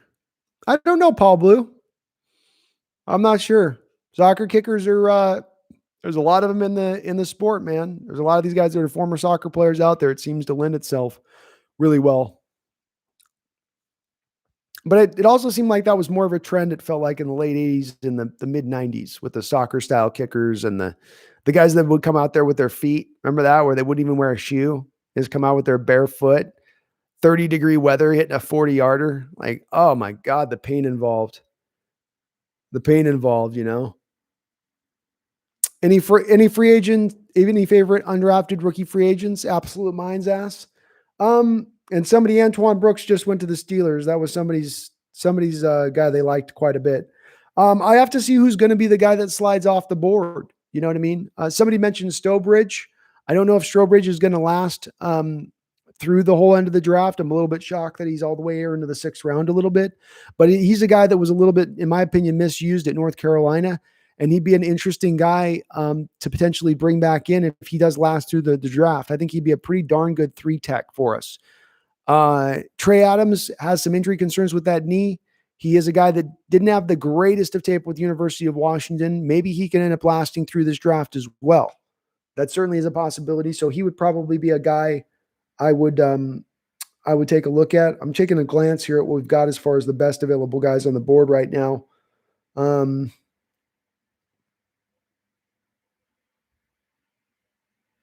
Yes, to answer somebody's question, KJ Hill is basically the 4th rated player right now on the board. Hunter Bryant's still on there.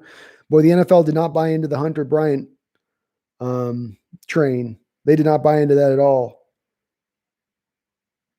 Oh, Quez Watkins is still available. I was looking at the different Quez. So James Broche, somebody mentioned him at wide receiver. That would be certainly a target of Seattle, being that they didn't take a wide receiver. If he was to last through the draft, AJ Green is a very Seahawks out of Oklahoma State, a very Seahawks toolsy corner. He could be a target as an undrafted free agent, a guy that would fit into our scheme. I think Thaddeus Moss is going to last through this draft as well. He's 6'1". If Hunter Bryant's going to fall as far as he's fallen, then you probably can expect that Thaddeus Moss is going to fall out of the 1st round as well too. He just has those injury concerns. He wasn't able to test. He's undersized. I kind of spoke to some of his limitations.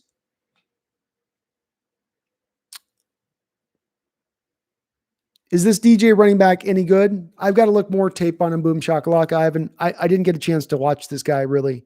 He was probably like your 17th, 18th rated running back on the board at the start of this draft. So what, is the 18th, is the 18th picked running back in this draft any good? I don't know. I've got to dive in on the tape to really give you an answer on that. It seemed like at that point, really, he's being a little overdrafted there, in my opinion, though, at the end of the 4th round. Danny Abrego, I feel okay about the draft. I'm giving it right now a B overall. There's aspects to it I like, aspects to it I don't like. I'm not over the moon on it, but I'm not super, super negative. I didn't like the Brooks pick out of Texas Tech just because of some of the issues I brought up. I think he'll be a good run stuffing linebacker on the next level.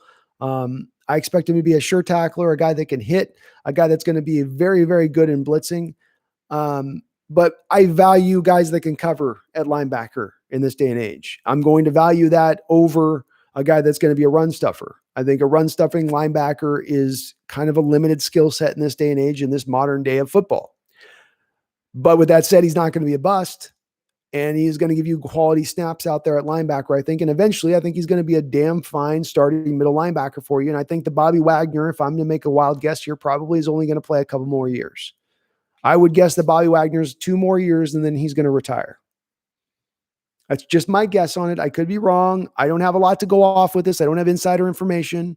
I'm just reading into this pick a little bit, because this pick really was a lot about middle linebacker for me. The other picks I'm a little bit higher on. I like him a little bit better, Danny. Taylor, I watched 4 of his games last night, came away very impressed by him. Sets the edge, doesn't get beat around that edge once he sets it. You're not going to run at him. Teams were scared to run at him. He creates quick pressure when he creates pressure. He doesn't always consistently create the pressure, but when he does it very fast, and he beats his tackle off the ball like that.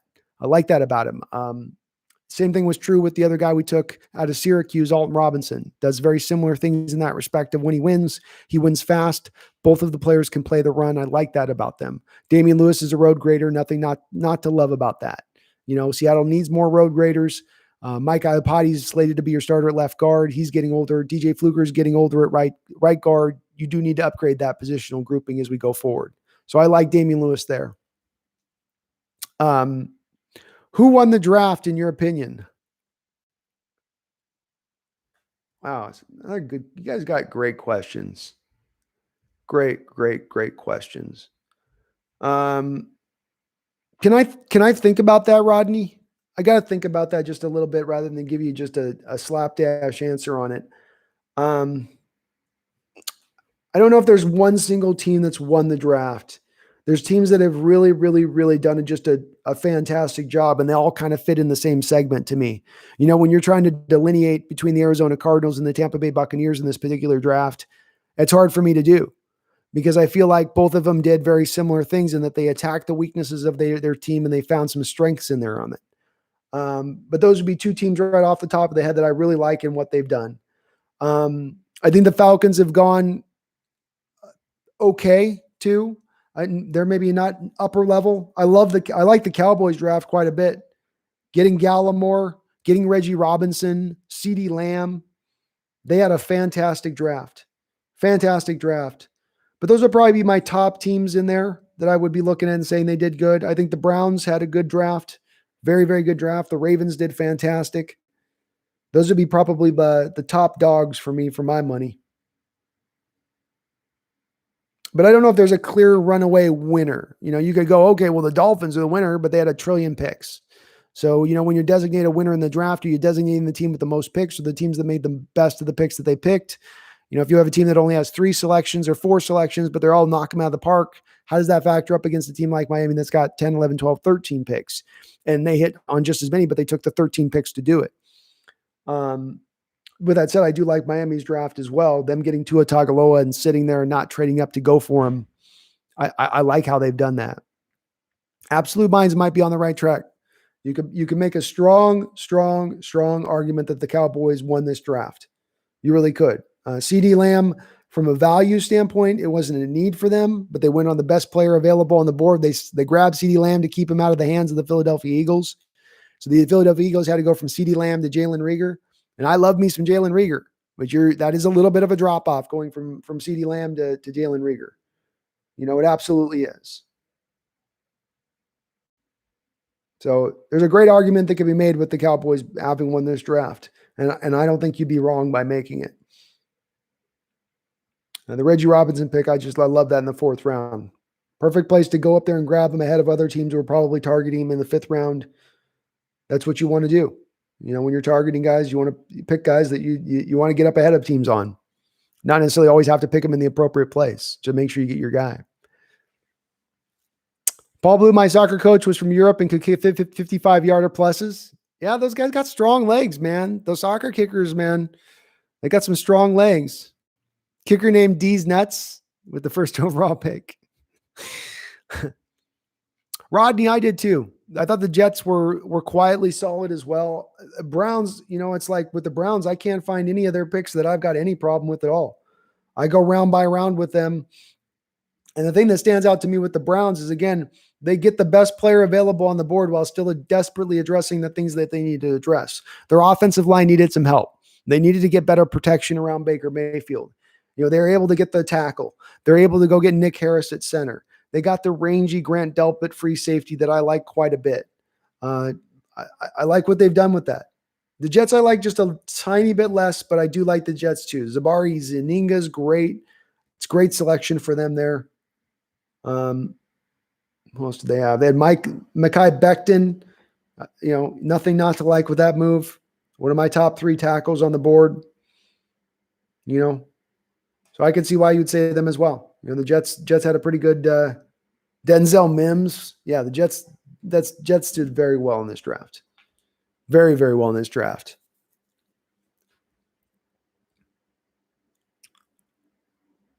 Uh, 4 months of training in Bellevue, it says. What are the chances? Seahawks must have known something good.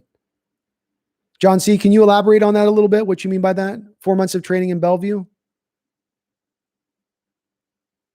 Oh, 4 months of training in Bellevue, it says. What are the chances? Seahawks must have known something good. Okay. Yeah, just elaborate on that if you can a little bit, John. I don't know what you mean on that. Boom shakalaka. I wish Seattle had the Panthers draft. I wouldn't have been opposed to it either. I wasn't as high on Jeremy Chin as some other people were, but Derek Brown, Yetur Gross-Matos, they just went and got Bravion Roy, a great one tech in this draft, in a draft that doesn't have a lot of great one techs. Yeah. Hell no, Miami reached. Yeah, I mean, the Tua Tagovailoa thing is not 100% going to be where you go, that this guy, he's got the injury concerns and he's not as much of a bulletproof prospect as some people will have you be led to believe. So I get you there. But there was the cornerback Absolute Minds was absolutely one of those ones where I went, I don't know about that one for Miami. Brandon Jones from Texas. Yep. That would definitely fit into being a reach there. You went and took Brandon Jones at the top of the third round.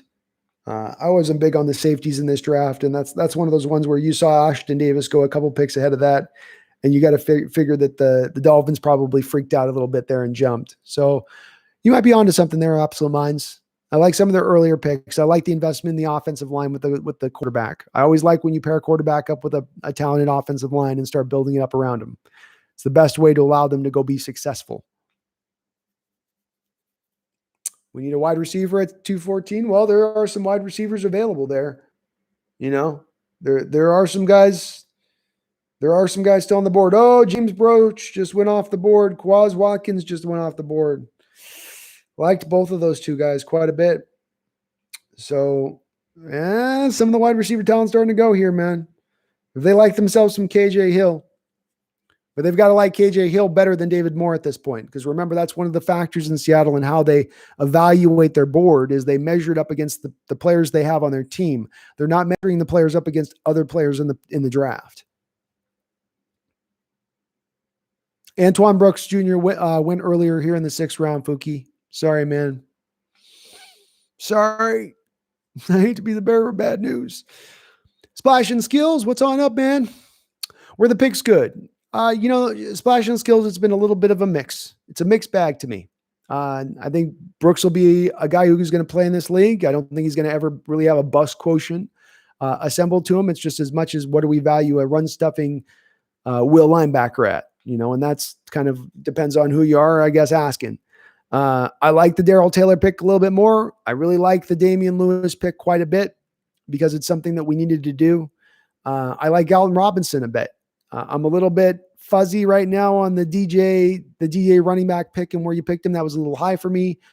To me, the key to the Colby Parkinson pick is going to be whether or not he is able to play as a guy as a mismatch on the outside. He's a decent blocker. He's a developmental prospect, but if I want to look at him and where I picked him, I need to get something from him out the gate. And if I can get one thing out from the gate being a guy that's a good contested catcher, or i.e. a guy that's good in the red zone, I'm going to feel a lot better about that pick. But it's probably Splash and Skills. I put him at probably a B minus right now. It's okay. It's okay. Not overwhelming, but it's just okay. Is BB Key a special teams lifer then, not a starter? Boom shakalaka, the move of Brooks would appear to be an indicator of, that they're not as high on Ben Burke-Irvin long-term as a middle linebacker. Because that's where you were going to look at him as potentially a guy, if he does develop into a starter, as you go, okay, we get that 4.5 speed. Yes, he's 5'11", but we've had Lofa Tatupu here who's 5'11", and that's worked out just fine. We throw him in at 5'11" down the road and let him go. But them going and getting Brooks' long-term plan for Brooks is going to be to get him at middle linebacker. That will be where he is at his best. So this does indicate that Ben Burke-Irvin is really just going to be just another guy on this roster, special teams ace, and that's probably always going to be. TJ Wilborn, I thought Stowbridge was drafted. Was he picked? I might have missed it.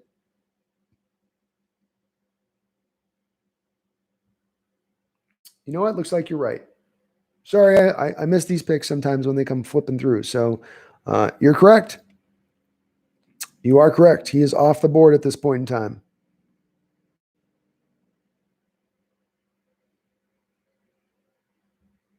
Raekwon Williams, Jonathan Garvin could be two other guys that we'd look at undrafted free agents if they lasted. Probably won't last.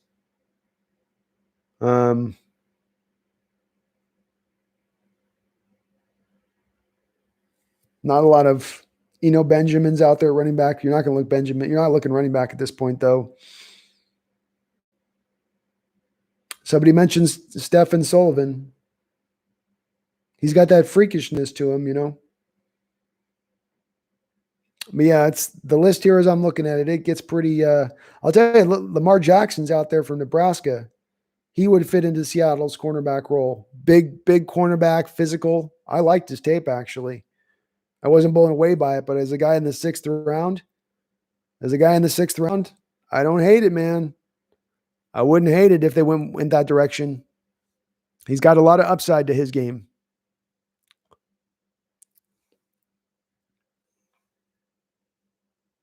Earl Weaver just went. I liked his tape. He was fun to watch in California.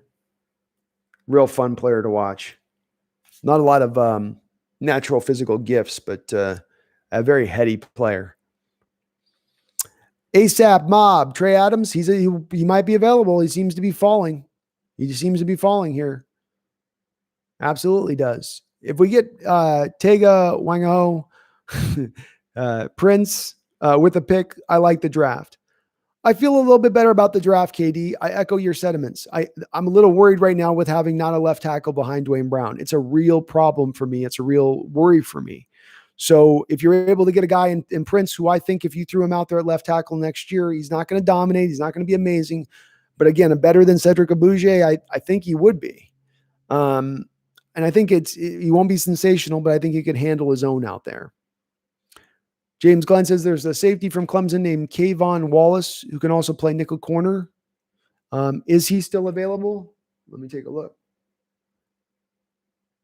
Kayvon Wallace. And you said he's a safety first. So if he's a safety first,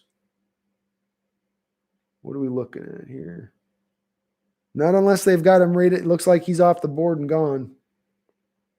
I don't have him even listed here on the I don't have him here listed as available players. So it looks like he's been taken. Fortunately.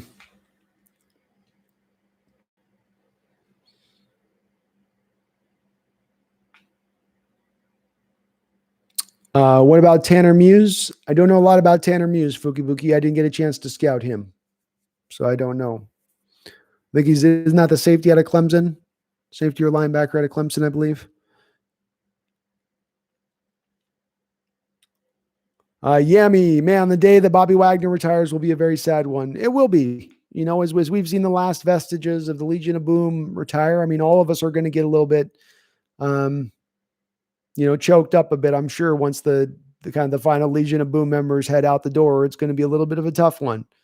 Because, you had something special there. We talk a lot about recreating the Legion of Boom and putting that another defensive, an iteration of that back into play. But I do come back to the fact that you'll never see a defense probably like that again. You may, but it's not likely. They were a one-off, a once-in-a-lifetime thing. That's why they are to be appreciated in the respect that they are appreciated, is you just don't see these kind of guys come in, this kind of crew come along very often, just like you don't see the kind of quarterback Russell Wilson come along very often. So you got to appreciate it when you do. You got to understand how, special it is when you got it, because it doesn't last long and you don't get it often. Quez is gone. Yeah, I'm a little sad about that one, Shervin. I liked Quez. Fukibuku. Yep. Tanner Muse, strong safety from Clemson. So I only remember with what I watched him when watching some Clemson games without specifically targeting on him. Long body, big. I don't know how. I think he's got probably some speed restrictions to him, but a pretty smart player, knows where to be, seemed like a fairly solid tackler. Not a lot of special traits to his game as I remember, and I'm going completely off memory of just casually watching the Clemson game. But he did show up. I remember him popping up a couple times as far as his hustle goes. Splash and skills, you say the Ravens won the draft. I couldn't disagree with you, man. They definitely had a really solid draft. When you look at them, so they go and they got Patrick Queen. I wasn't as high on Patrick Queen, and I got to say as well, I was not on board of one of those people who said that if we're going to take a linebacker, we should have taken Patrick Queen. I just didn't think we should have taken an outside linebacker or a middle linebacker with the pick where we were at, personally. Not between those two guys who are sub 6 foot players. So I was not on board of that train. I thought Queen was a little bit overrated, but he is also a very young guy. I think a 20-year-old kid. He's going to need some time to maybe develop into what he could potentially be. So I can't sell him short in that respect. But I'm just looking at the Ravens rest of the Ravens draft, because I agree. Every time I looked at their pick, I was like, oh, okay. J.K. Dobbins, that's solid. I had him as my number 3 running back in this draft. So that was a pick. Justin Matabuke, great 3 tech in there. He'll fit really well for what they want to do. A big body guy. He's one of those, they love those big defensive tackles with the Baltimore Ravens who can kind of move a little bit, but are big first and foremost. That's this guy. I mean, he's big, but he's a pretty good 3 tech as well. So yeah, they had a good draft. They had a solid draft, did the Ravens. And for a team that, in some of the moves that they've made this offseason, has seen them going for it. Duvernay went there. That'll be a great fit for the Ravens. They're going to be able to run so many bubble screen plays with Duvernay there, which will help to kind of, you saw Lamar Jackson get exposed with some of his passing ability in the playoffs last year. Well, getting a guy like Duvernay who's so good in the slot and makes such easy completions for Lamar Jackson, that's going to help him out quite a bit.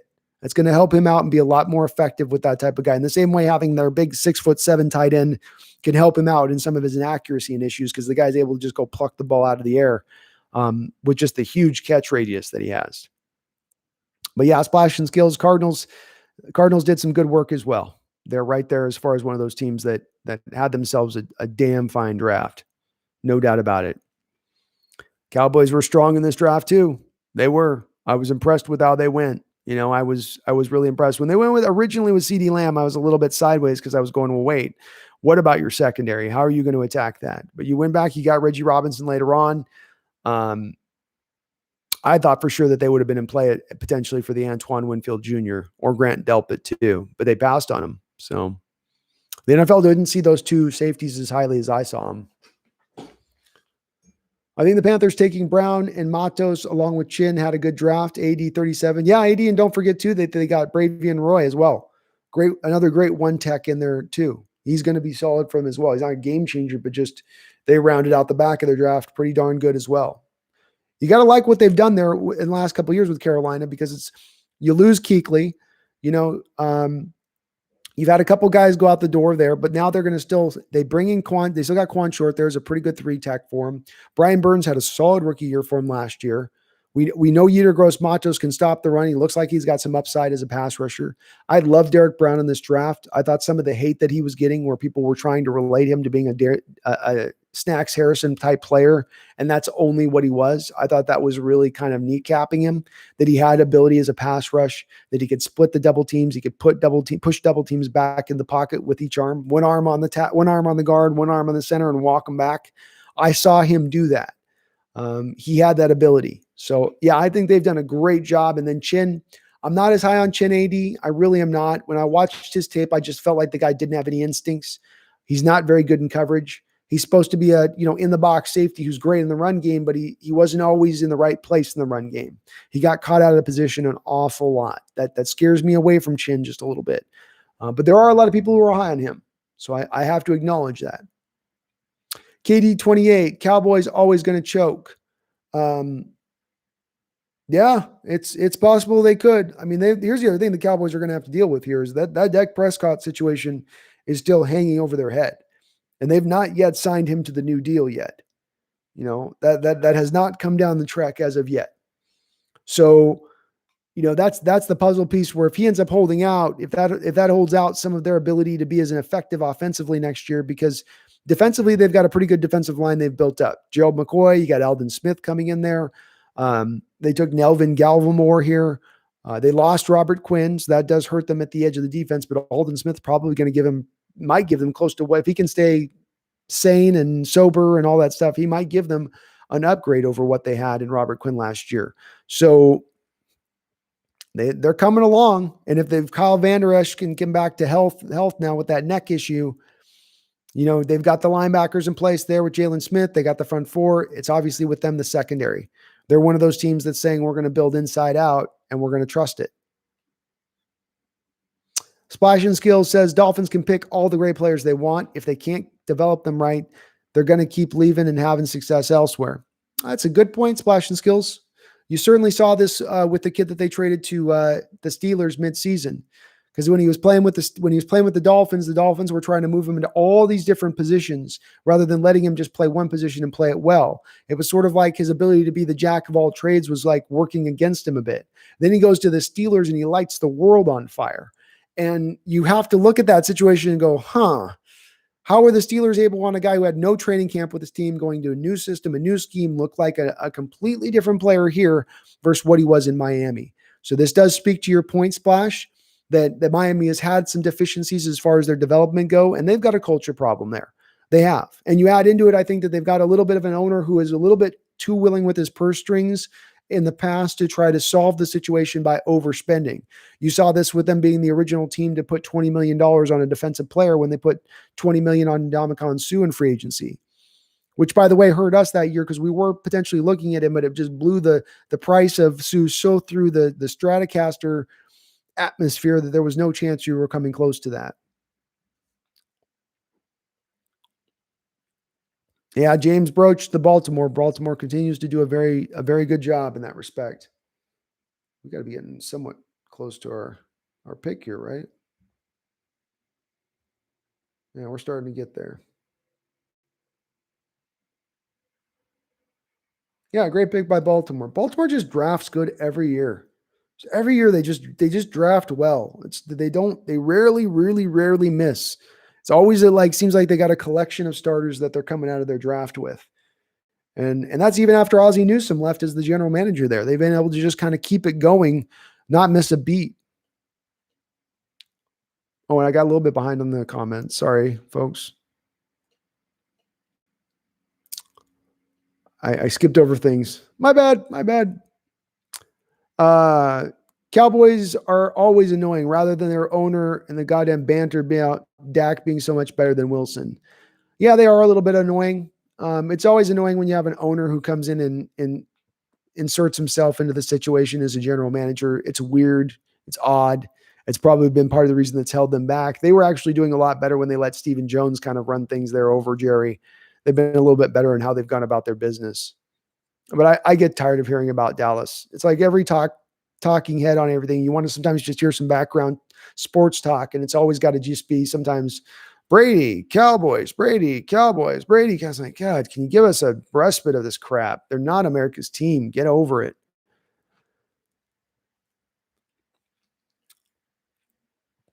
D Nugget, what grade you giving us? I'm going to stick with a B at the moment. D Nugget. It might be B- after I look at these prospects we've taken today, but I need to look at them first before I can do a final grade. Same thing I said about the Dolphins applies to the Jets, says Splash and Skills. Yeah, the Jets went in the odd direction when they hired that new coach there. He's a guy who didn't work at his last coaching gig. He's a guy who really should probably stick as an offensive coordinator in this league. And it was especially odd when you saw last year the general manager there really banging heads with that guy. We shouldn't have signed Le'Veon Bell, and you had the whole thing with Zachariah Polite situation play out. It was an oddity all the way down the line there, and a little bit of a dysfunctional situation. So, there's a reason why the Patriots were able to dominate that division for 20 years. And it's not just the greatness of the Patriots, it's also the ineptitude of that division. That played a huge factor and role into it. That division just being shit for years helped the Patriots out by leaps and bounds. I mean, look, how hard is it for us to make hay in the playoffs, partly because of our division being such a murderer's row of teams. Oh, sorry, I missed your earlier comment there, John. And if I did miss your comment, please repost in the deal on a question. I do want to answer everybody's question or address your comments or anything on that. So it was an article about Darrell Robinson, from Alton Robinson from Syracuse. He was training in Bellevue for 4 months before the draft. Wow. The worm turns, John. So in a draft where you don't have a lot of data and information on players, you don't have the pro days, you don't get a lot of the personal visits, you're meeting with them on Zoom. Here you got a guy in town training near your facilities.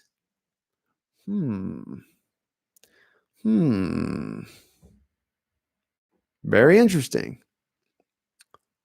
Google Polyphene Pam. What's up, Pam?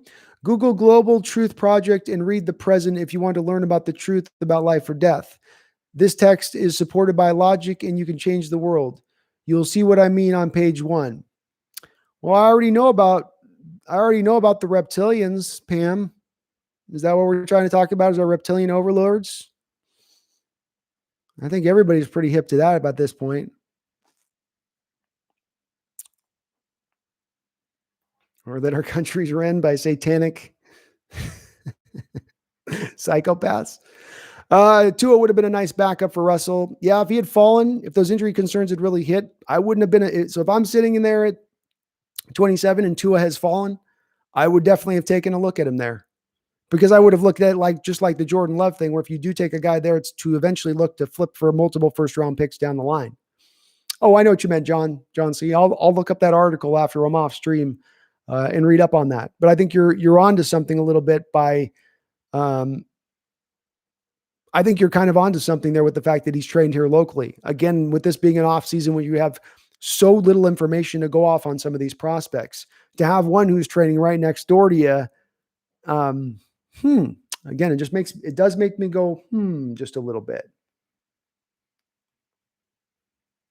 So we're getting a little bit closer now. A little bit closer. What's up, Polythene Pam, though? Love having you in the chat. Kenny Wilkes, or whatever his last name is, could be a steal. I'd have to look him up. Absolute Minds. We're getting into some of these guys. I just haven't seen a lot of tape on him. So if I might not know him exactly. But if we pick him, I'll be diving into him deep. Snoop Dogg. DeeJay Dallas was a little early. Yeah, that's kind of what I thought too on it. I really wanted to be more in the 5th to 6th round range where I was taking a running back. I did want to go in the 4th round because I just felt like you mentioned there was just, there's better value at that pick. I felt like a little bit. Just a little bit.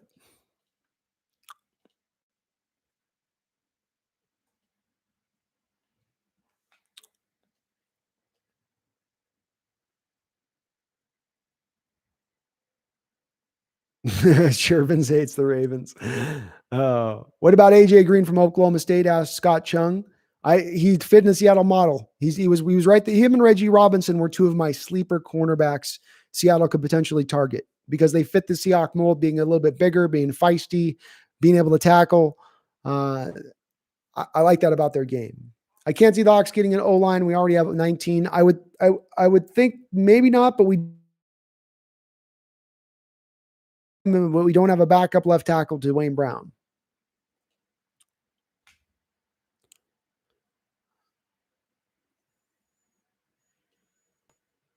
Oh man, I'm sorry. I got a little behind on the comments, folks. Bear with me. I will catch up here. ASAP Mob, don't get me wrong. Love the pick. Dead right now. Last year seemed like we picked it every 2 minutes. Yeah, it has been a little bit more sparser this year. There was a little more action last year. Cody Barton, Nathaniel, I don't have a good response on Cody Barton. Again, I've kind of said that this draft is a little bit of an indictment on the previous year's draft. You went and got 2 defensive ends who kind of fit to potentially the position that you have with LJ Collier, while you already have Rasheem Green on the roster and Green on the up and coming. That would point to maybe them not having as much faith in LJ Collier. When you look at the Cody Barton pick, he's a guy that when you saw him picked last year, you really looked at him as a target, as a will guy. I didn't see him as a guy who should be on ball and Sam linebacker taking on tight ends. But with KJ Wright still on the roster, with this guy you drafted in Brooks, who to me, I know Carroll has said that they're going to potentially play him at Sam, but I think he's going to be more of a will linebacker until he takes over for Bobby in the middle. This does make a little bit of Cody Barton and Ben Burkervin the odd men out as long-term potential starters. That's just what I would seem to read into this, unless they're just trying to invigorate their linebacking core with so much depth and quality that it never falls off if there's ever any injuries in the next year or two. Do I think the Seahawks can have a chance at Prince? Yeah, I absolutely stay strong, believe they do. I mean, we're 5 picks away. The Eagles, I would think, would probably not take a tackle here.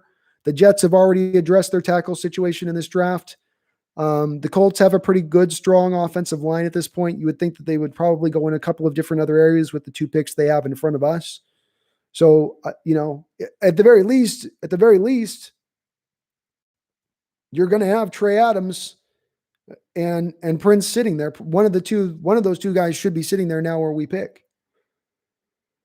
And at this point, I think the value is appropriate. I'd feel very good about the value here. AD, I'm concerned too, man. I'm concerned too. Dwayne Brown is a guy that's going to get injured. And Shell, as much as everybody loves to believe that Shell's going to be this great, huge upgrade over Jermaine Ifedi, he was only rated 7 points higher by Pro Football Focus as a right tackle playing for the Jets last year. And when you consider the fact that Jermaine Ifedi was one of the most lower ranking, if not the worst ranked tackles in all football by Pro Football Focus last year, it's not a testament to the fact that that guy's a supreme upgrade over what we had in Ifedi. So I do think tackle is a bit of a need here. It's just as much the left tackle, Nathaniel Parks, as much as anything. I don't like the thought of Cedric Abuja starting 8 games next season for you at left tackle.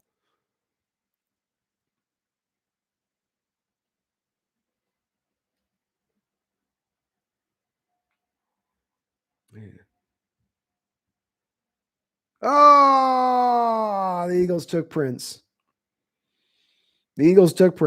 Damn.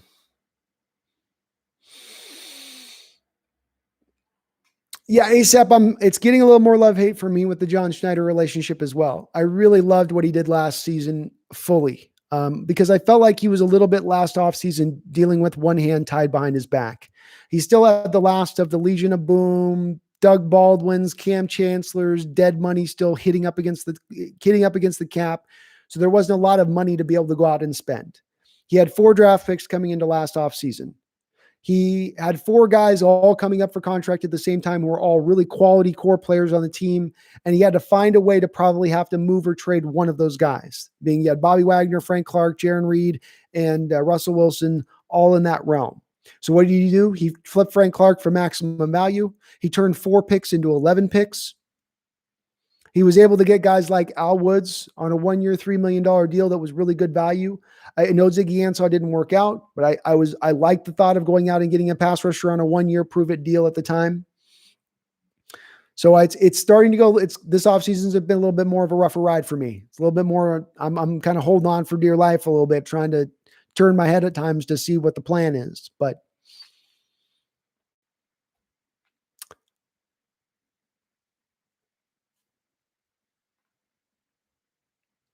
I'd like to see them be more flexible in the approach. I would say that. I would have loved to see one time John Snyder maybe move up in a draft rather than always move back, rather than that always being the recipe. So what a bummer. Prince went off the board, man. I like Prince better than Trey Adams as a tackle, and considerably so, I think. Cam to Dallas, Fuki Buki says. So Dallas goes in by that measure. Then Dallas would then try to flip Dak Prescott for some kind of deal, and then bring in Cam and just try to ride and die with that. Maybe. I think that they're going to go with Dak though because they brought in the other receiver. If you were just going to ride with Amari Cooper and Michael Gallup out there on the outside, that might make a little more sense to me because you're not going to be very pass happy. You're not going to need to have 3 quality wide receivers, but going CD Lamb direction, heading in that way, unless Cam is willing to play backup role, I don't know if I see that as his destination. Robinson crossed paths with Alton Robinson crossed paths with starting linebackers Bobby Wagner and KJ Wright, and he worked closely with Cliff Averill, who provided training for once a week or twice per week. That's great stuff, John. That's fantastic tidbits you just gave us here. Because the thing with having Cliff Averill there is he's a guy who's very much a loyal Seattle guy, a guy who's been looking and watching this team. He's very aware of what is deficient on this team and what is necessary. If Cliff got a chance to put his hands on him and work with him a little bit, I got to think that he gave Seattle a very good understanding of what they potentially are getting in that player. I love it. Love having insider information. Great little tidbit there, man.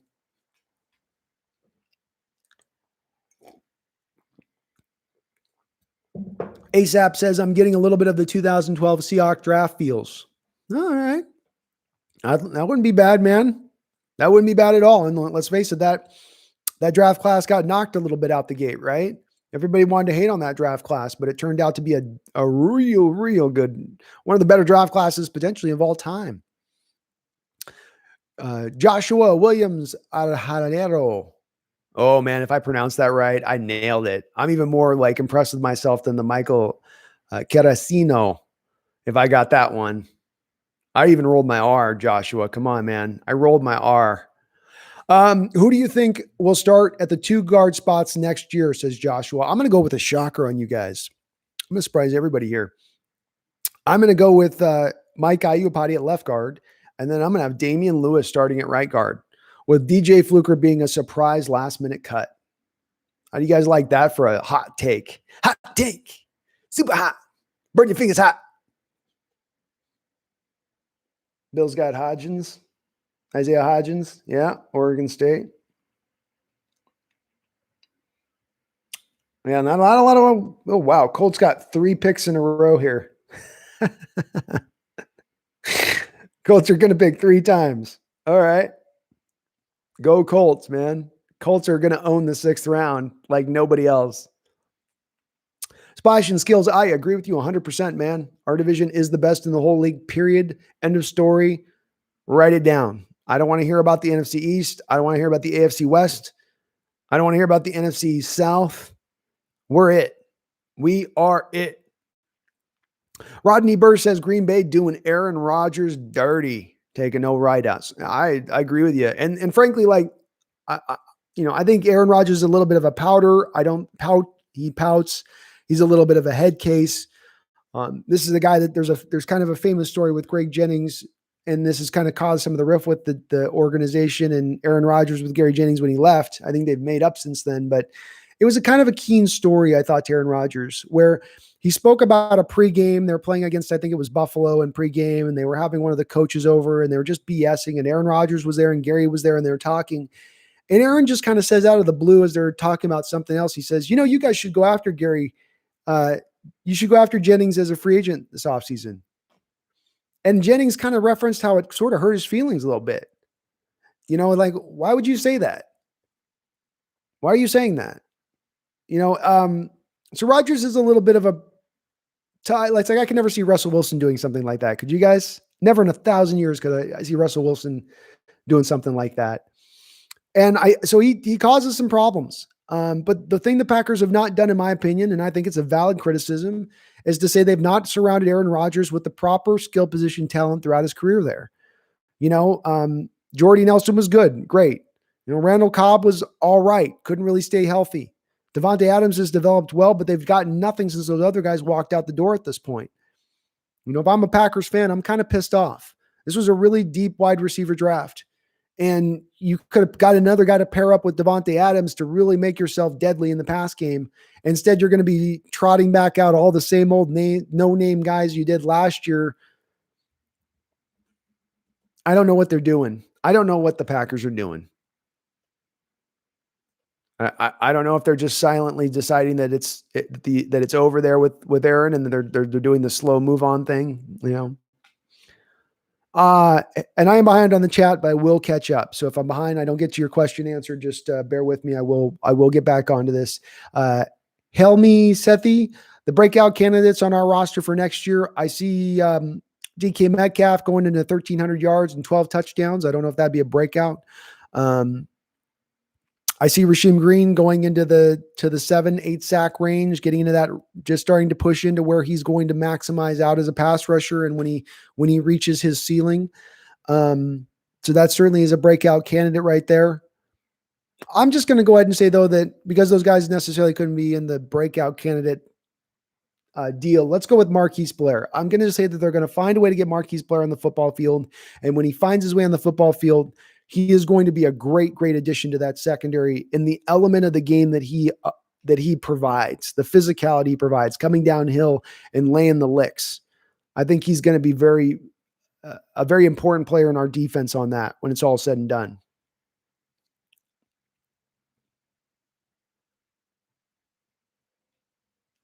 And Max Wilster, I actually love it too. Love all these teams too. Keep them coming.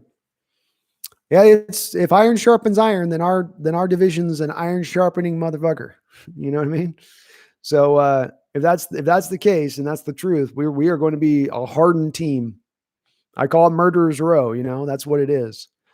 Nathaniel Parks thinks we'll get a backup quarterback. Could be. Could be. It's a way to go cheap at that point. This is the last pick of our draft, though. That's the one thing I will say is that, you know, if there's any other position now they're going to go, this is it, unless they trade back up into the 7th. So we'll see. Fromm is still on the board. That would probably be the target. Scott Chung says, I hope we finally draft a player I don't have to search on Google. Boom Shakalaka says, why are the Huskies getting no draft love? Well, you know, this organization has not necessarily lent itself to really going after Washington Husky players up until this point. You've had guys like Budda Baker available when we needed a slot cornerback, when we were going to need safety help, who they passed on in favor of Malik McDowell. So they just haven't seemed to favor the Washington Huskies very much. Maybe Pete Carroll's just got still some of that old hate from his USC days for Washington Huskies. But you just haven't seen them look at a guy from Washington. Yeah, Scott, unfortunately Prince is gone. That one hurt me too. That one hurt, guys. It did. God, just get Ifedi out of here. He stinks and it's in the guy's name.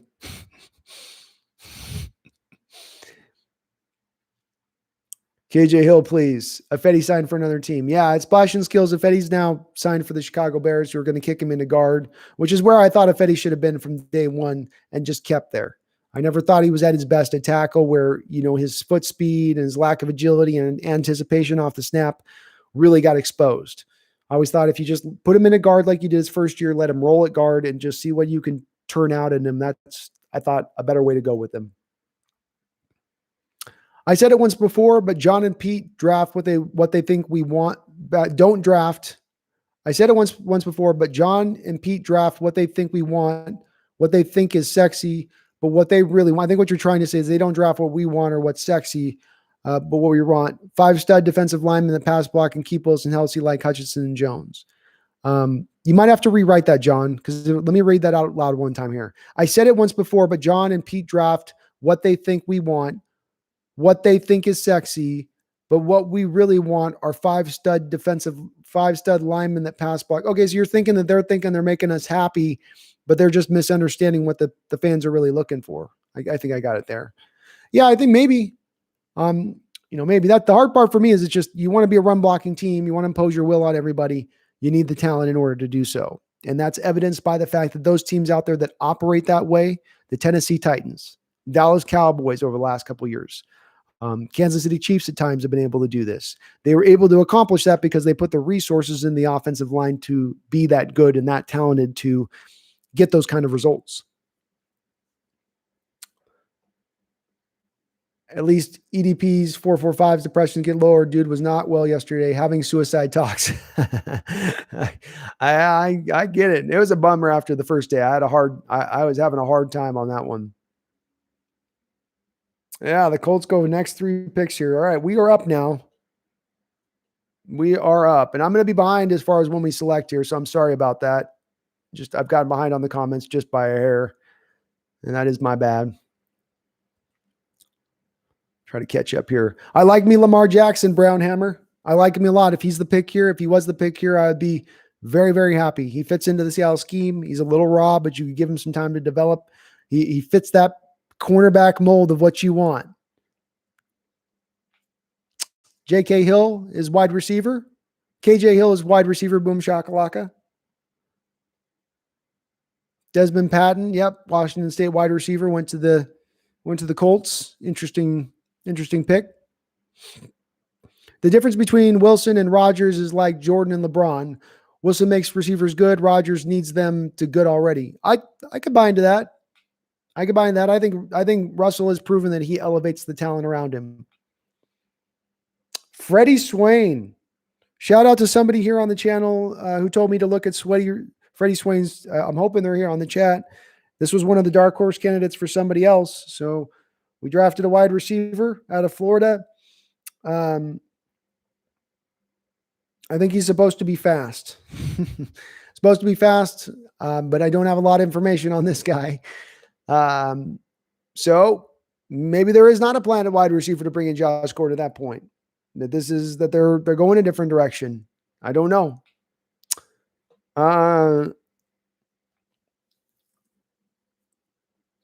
Wilson feels more like Kobe than MJ.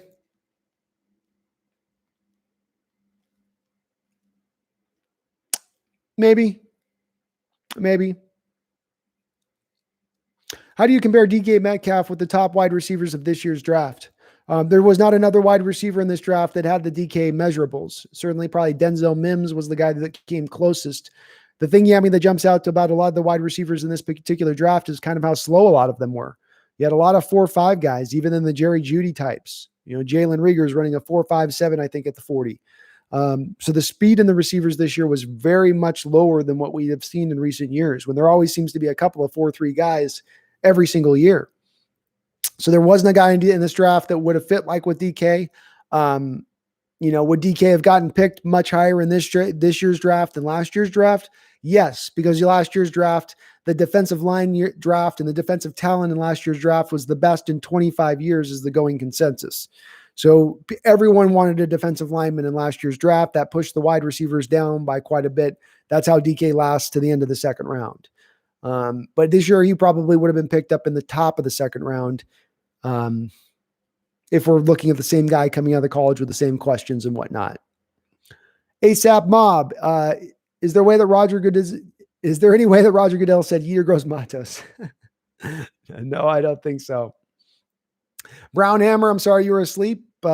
We went out and selected Colby Parkinson from Stanford, Alton Robinson, a defensive end from Syracuse. We've got the running back from Miami. And now we just took Freddie Swain from Florida, wide receiver, 6 feet tall, 200 pounds. He made a couple catches in the game I was watching last night. I was watching the Florida game as far as Darrell Taylor when Tennessee played Florida. Swain made a couple of catches in that game that I watched last night. So he looked pretty good last night to me, for whatever that's worth. Whoa, Mr. Goodman traded to the Eagles. Yep.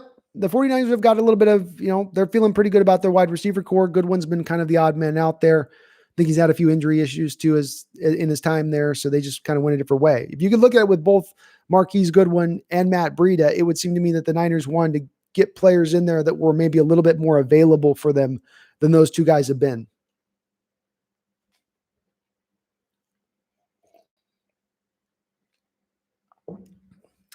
Yeah, I don't know. I mean, I don't even know if I'm in. I might need to go a little bit deeper on the Russell basketball comparison. I feel like we're going kind of simplistic with Jordan and LeBron's and Kobe's. We're selecting very obvious names. I feel like there might be another player in the NBA that would be more of a comparable cat. Joshua Williams, Ayero, do you think we should change our run first philosophy and pass a lot more? Yeah, I would still run the ball. I wouldn't just leave being committed to running the football in the rearview mirror completely. But I would like to see, I think over the last few years, we've probably been sitting about 53% running the ball versus 47% passing. I would prefer to see more 55% passing versus 45, 46% running. So just a little bit of a flip. Who do we want right now? Yeah, I would have gone with the tackle. I might have gone with Trey Adams there. But again, I don't have his medicals. And if that knee got shredded and if that knee isn't going to be back to health and it's not going to recover fully and that's where people are, then okay. Splashing skills, I mean, we're good at wide receiver. I think, the Freddie Swain thing is like, I shrug on it. And again, they passed on Hunter Bryant once again. So Hunter Bryant was just not valued at all by NFL teams in this draft. Right? This is a guy that was supposed to have a second round value on him. He's been to me, by far the biggest dropper in this draft has been Hunter Bryant. So there's, obviously teams have got a lot of questions with that guy. Somebody's going to pick him here in the 7th round, but that's been interesting to watch him to fall in this draft. Yeah, Swain was a guy, and Rodney, somebody in the chat did bring up Swain as a dark horse. So there's a couple people here who did like Swain. I'll take a look at him. He did have a need at wide receiver. They just cut Link Turner. That would basically leave you at that point with only the Dorsett, Lockett, DK Metcalf, Ursula, and David Moore. So you needed to add another guy into the mold there. Man, Seahawks don't draft a left tackle, says Stay Strong. Yeah, head scratcher, man.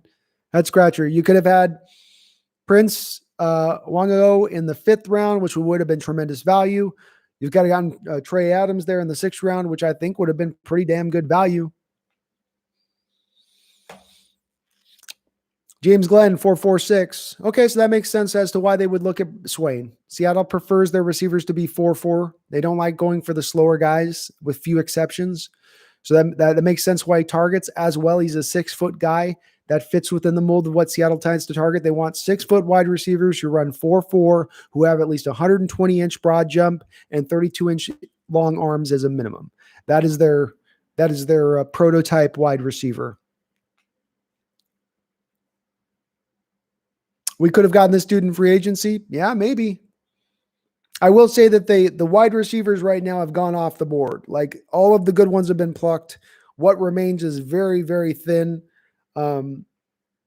Lipscomb is okay from Vanderbilt. You got KJ Hill sitting there on the board at that point. But after that, you're getting into, Austin Mack, Courtney Davis, Benjamin Victor. There's a lot of not a lot left after that point. It's very, very, very thin there. John C. Okay, I'm out. I'm way out to Pete and John's house with some baby powder and a no. John. Oh, I got to look into the undrafted class and XFL players, Splash and Skill says. Yep, that's going to be the next part, is to take a look at who might be available with that. That'll be the next part of this process. 49ers are having a good draft, Maxwell Stern says. I agree. I do agree, man. Niners have done a very good job in how they've gone about attacking the positions. And let's factor in, you've got to kind of include Trent Williams in their draft now. That's part of their draft compensation that they've got, because they use draft picks to get him. And when you factor him in as well as to what they have in addition to that, San Francisco's done very, very good in this draft. I'd feel very good if I was a San Francisco 49er fan about this draft.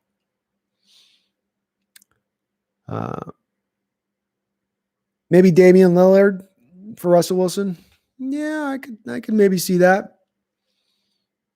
I think all time Russell's going to be a little bit higher rated than Damian Lillard will all time. And Damian will be remembered as a fantastic, great player, probably a Hall of Famer on his current trajectory. But Russell Wilson's probably going to be a unanimous Hall of Famer when he's up for the vote. Yeah, Jason Kidd's probably maybe a little more apt. I maybe like that one a little bit better. McLovin says Russell's more D-Wade. We've got a great little debate going on here, folks. Great little debate. Boom shakalaka. What about Iverson? Wilson has had no help for the last 5 years. Iverson, I might like that one, guys. And Wilson's got what I'd call the street game, right? He plays the backyard football. Iverson was the guy that brought street ball to the NFL, NBA. I could see it. Now, Iverson had a little bit of a selfish streak to him. He was going to get his no matter what. So maybe that is the place where they would divide a little bit. But I kind of like that one.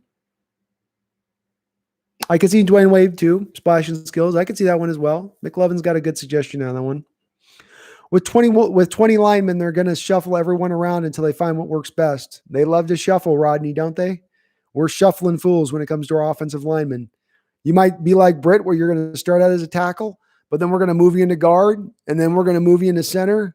And hell, we might keep moving you along if it don't stick after that.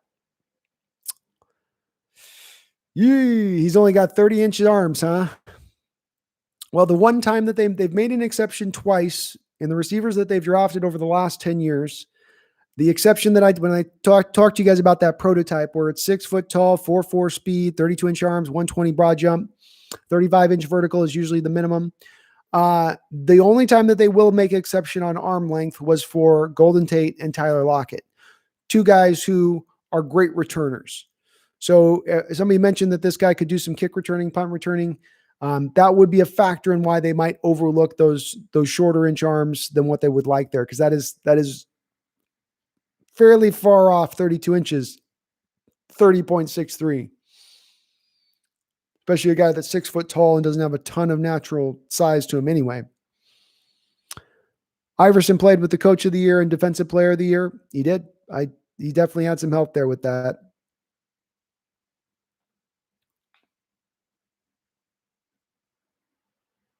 The comparison was LeBron doesn't make players better. He's good, but without other players, he's not great. Jordan is great and makes players better. Wilson doesn't need others. Great. It's a fair point, John C. It's a fair point. And I would agree. If I'm going, who's Wilson closer to, he's closer in mentality to Jordan than he is to LeBron. Certainly being a distributor makes sense that on that level of things, but I agree with LeBron. There's a lot of LeBron, needing some help around him when he doesn't have the help. There were some brutal seasons there with Cleveland where he was having to carry the whole load and not able to do much. Wilson can literally get us to the playoffs sometimes with not having much. Nathaniel Parks, Benjamin. I didn't love Benjamin's game. He's smaller, 5'8", doesn't fit to their model of what they tend to look for in a running back. Yeah, that baby powder comment was awesome. Giants picked a Coughlin. Nice. Is he related to him? To their former coach?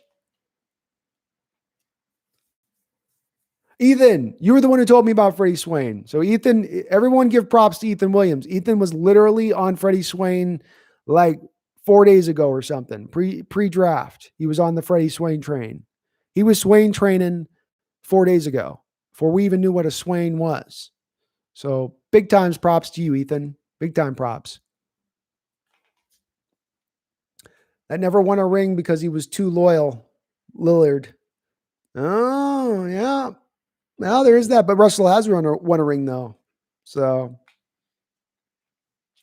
Russell has no comparison. His skill set is a prototype to the new NFL QB. I'd agree with that, Rodney. We have certainly seen, before Russell Wilson came along, you would not have seen Baker Mayfield as the number one quarterback taken in the draft. You would not have seen Kyler Murray at 5'9" taken as the number one quarterback in the draft.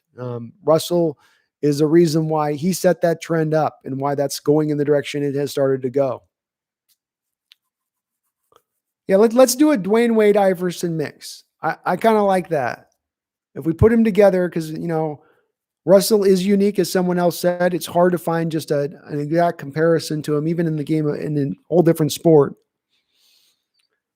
Isn't KJ Hill better? Asked Brownhammer 3214. I don't think he had as much production. You'd have to do a lot more projection with KJ Hill because Ohio State is so run centric and they don't tend to be very pass happy. So I don't know. Maybe it's an eye of the beholder on that, whether you like KJ Hill better or whether you like Swain better. But I think the punt and kick returning might be the thing that would be the thing that puts Swain over the line for the Seahawks. Hey, if we brought in Snacks, I think he would be great as a kick returner. Tough to bring down, Nathaniel. Snacks Harrison, tough to bring down in the open field. He's going to lay pain on opposing tacklers. I love it. How about the short yards back? We do the old refrigerator Perry. Remember Fridge with the Bears? You got it down on a 3rd and 1, down on the goal line, 3rd and goal. James Craig, you think KJ Hill is better? Or James Carrig. Sorry, I'm mispronouncing your name. KJ Hill is better. I could see that. I definitely could see that. It's tough for those Ohio State receivers, man. They just don't get a lot of time to shine all the time.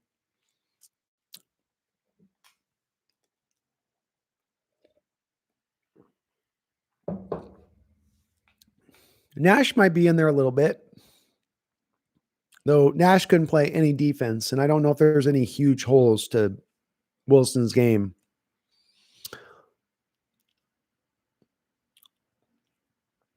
Wilson is Stockton, but for comparison purposes. Oh, yeah. I could see it. I could see it. Barry Toro does bring up an interesting point, though. Russell Wilson did see himself as he came into the league as a Tony Parker type. That's who he referenced when he came into the league as the type of football player that he'd relate himself to on basketball. So that's worth noting. That's who Russell saw himself as, was Tony Parker. KJ Hill to the Chargers. Solid pick by the Chargers. Solid pick.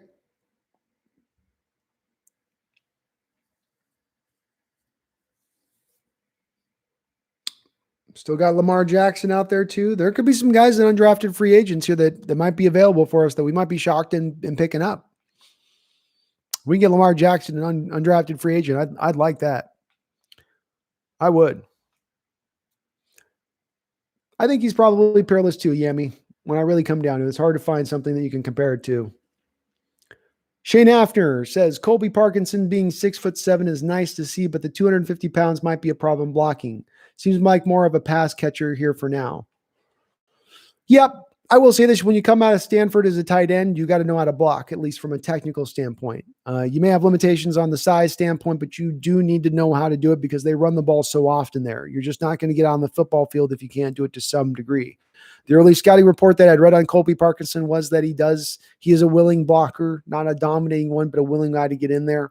I'll have to watch it on his tape and see tonight. We'll see. The eye in the sky don't lie, but 6'7" guys, you're probably right. They do have a little bit of a harder time blocking in the run game, especially just because you're going to lose that leverage game so often. You got to get sold. The low man wins in football, and guys that are 6'2", 6'3", going into guys 6'7" are usually going to win. We are very lucky to have the quarterback that we do. This is part of the reason why I go so hard, you guys, on taking advantage of this window right now. I'm aware, very crystal clear aware of the quarterback play that we've had for the Seattle Seahawks prior to Russell Wilson arriving here. And it's not that we had horrific quarterback play.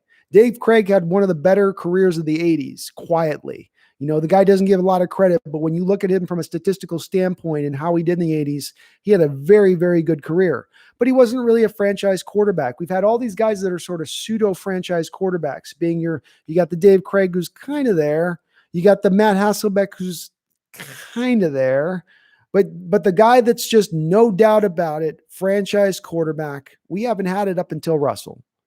And so you got to appreciate when you have it because you had to wait 40 years as an organization to get that quarterback. That's not 40 years. You're 77, 30 years, 33 years. Jerry, are you going to cover undrafted free agency? So I'm going to do, after today's stream, guys, I will do a follow-up stream here in a few days. I will post out the timeline for it. We will do a follow-up stream on the undrafted rookie free agents. And then what I'm going to do is also, like I did earlier today with going over the tape on Darrell Turner, we'll go over I'll try to go a little bit more deeper into the tape on what I'm seeing game to game to game with these guys, kind of like what I just did with Taylor with you guys. So we will do a follow-up live stream after this one to cover that, Jerry, 100%. And just keep an eye on the channel's notifications. I'll make sure you have that notification bell turned on. But just to have the notification bell turned on, and I'll give some advance notice on that. Maybe we'll tentatively say, maybe a week out. I'm going to be moving here in the next about week and a half or so. So that's got to factor in, but we will definitely do a post-draft, post-free agency, State of the Union Seattle Seahawks live stream here after all the dust is settled and we know where all the guys go and land.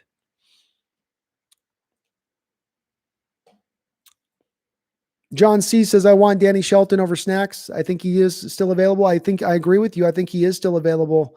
I think you're right. You're right. I like Danny Shelton too. I do. So, I think they both would give you very good play at the one tech. And that's what we need right now. We need guys that can clog the lane, let Bobby and our new young Jordyn Brooks be able to run free back there and not have to take on guards coming down at the second level. So to do that, we're going to need to get some one techs in here. Not to worry, Chargers will mess up. They're the old Clippers of the NFL. We can get him. I hope Seattle trades back in with the Patriots and snags Lamar Jackson. I watched a lot of tape on Lamar Jackson out of Nebraska, and I liked a lot of what I saw. Just a physical player. Again, the Seattle quarterback type. Well above 6 foot, long, strong, willing to come up and tackle. Should be pretty good in zone, better in zone than in man-on-man scheme. I like him quite a bit. I keep saying it, but Trey Adams needs to come to us. He has the skills to be a great player for us. Well, and TJ, I know you're an offensive lineman, and I'm going to rely a lot of times back as we talk in these chats as far as you looking at offensive linemen because you're in the trenches yourself and you're keenly aware of it. I saw a guy that can play in the NFL too. Whether he can be a star or whether he can be an impact player for us, I do see a guy that can play in the NFL at the tackle position. To me, there's value in that in the 6th and 7th round, but these NFL teams on these guys are obviously for whatever reason scared off by him. We don't know his medicals. That's the one thing I'll say, TJ, is that somebody mentioned earlier in the chat that his knee got shredded. And in this offseason, when you don't have those medicals to go off of, you weren't able to do the personal visits. Maybe that's just too scary for teams to pick him up in the draft.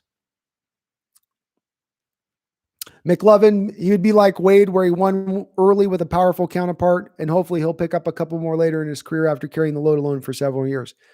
Okay, there we go, man. Great take. Great take on that comparison. I could see it.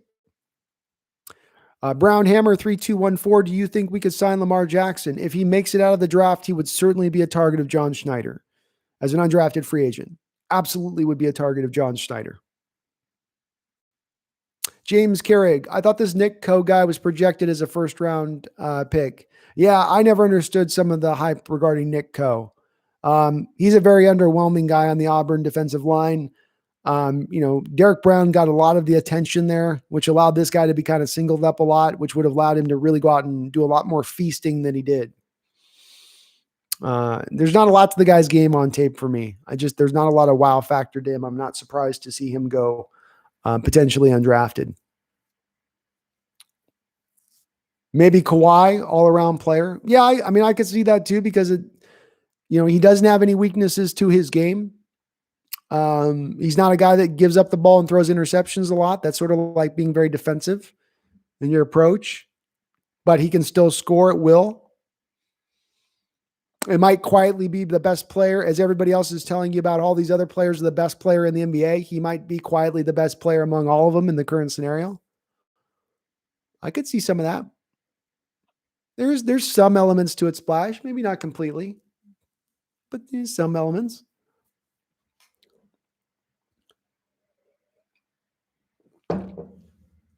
Colby didn't drop a pass yet. That's what I was hearing earlier. He only had like a couple drop passes throughout his whole career, which lends itself back into what I'm hoping for with him, which is that if I can watch his tape and he gives me a willing blocker, I don't need a dominating, but give me a willing blocker at the tight end position who's not just getting hammered in run blocking. And then a guy that I can flex out wide, or guy can take in mismatches at 6'7" and can go over the top and moss guys. That has value to me on this team, and Russell works with those kind of players. Timothy Gathing says, I like the Freddie Swain pick because he sounds like Russell Wilson in his press conference. Are we getting a lot of robot answers? Especially when you got a speedy short running back. Zorn. Yeah, Zorn's solid, but Zorn's a guy that was, again, it's a guy that had limitations to his arm strength. He was mobile. He can move around back there. The perfect kind of quarterback that you would want for a franchise starting team where you're not going to have great offensive line play. So you want a guy that can, especially in the 80s, move around there a bit. But Zorn was not a franchise quarterback. He was right in the same mold. I mean, Craig was better than him, and Matt Hasselbeck was better than him as well. Dave Craig was great. He's still rated in top 5 in history. As a quarterback for the Seahawks, Dave Craig has a good claim to lay to being the number 2 quarterback in the history of the Seahawks, that he was a better player than Matt Hasselbeck. If you look at the stats that Craig put up during his time, and especially the amount of touchdowns he threw for, it's pretty amazing when he was playing in an era where they were running the ball as much as they were, especially when you consider that not only were you in an era where you were running the ball as much as you were as far as every single team out there, but you were playing for head coach Chuck Knox, who went by the nickname Ground Knox. That was his nickname. And this was a guy who loved to run the ball on first down, loved to run the ball on second down, and then he would try to pass on third down.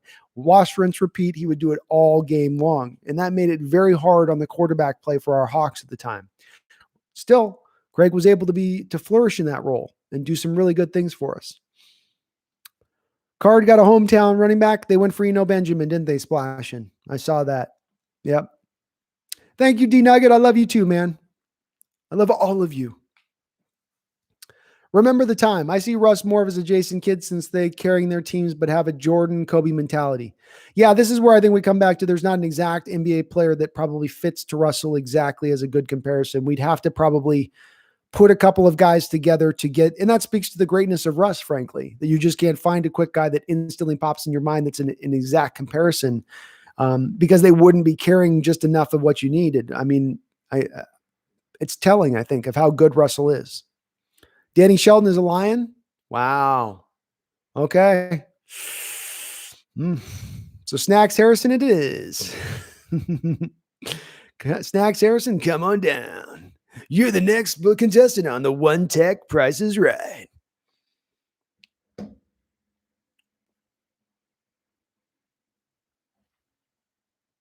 I think Timmy Jernigan got signed by somebody else too.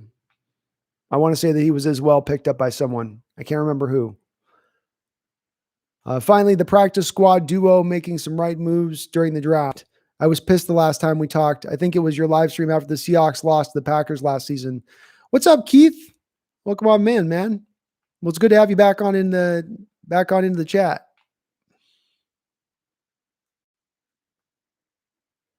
I like this draft overall too, Keith.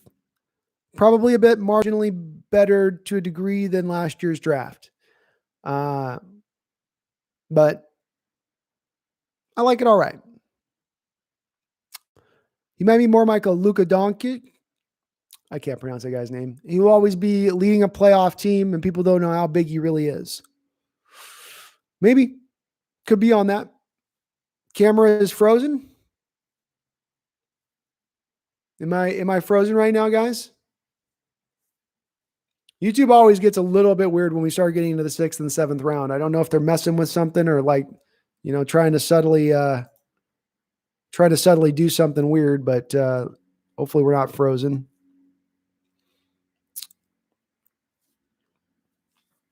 Let's see here where we're at. Camera. Football versus basketball comparison. Well, I like football.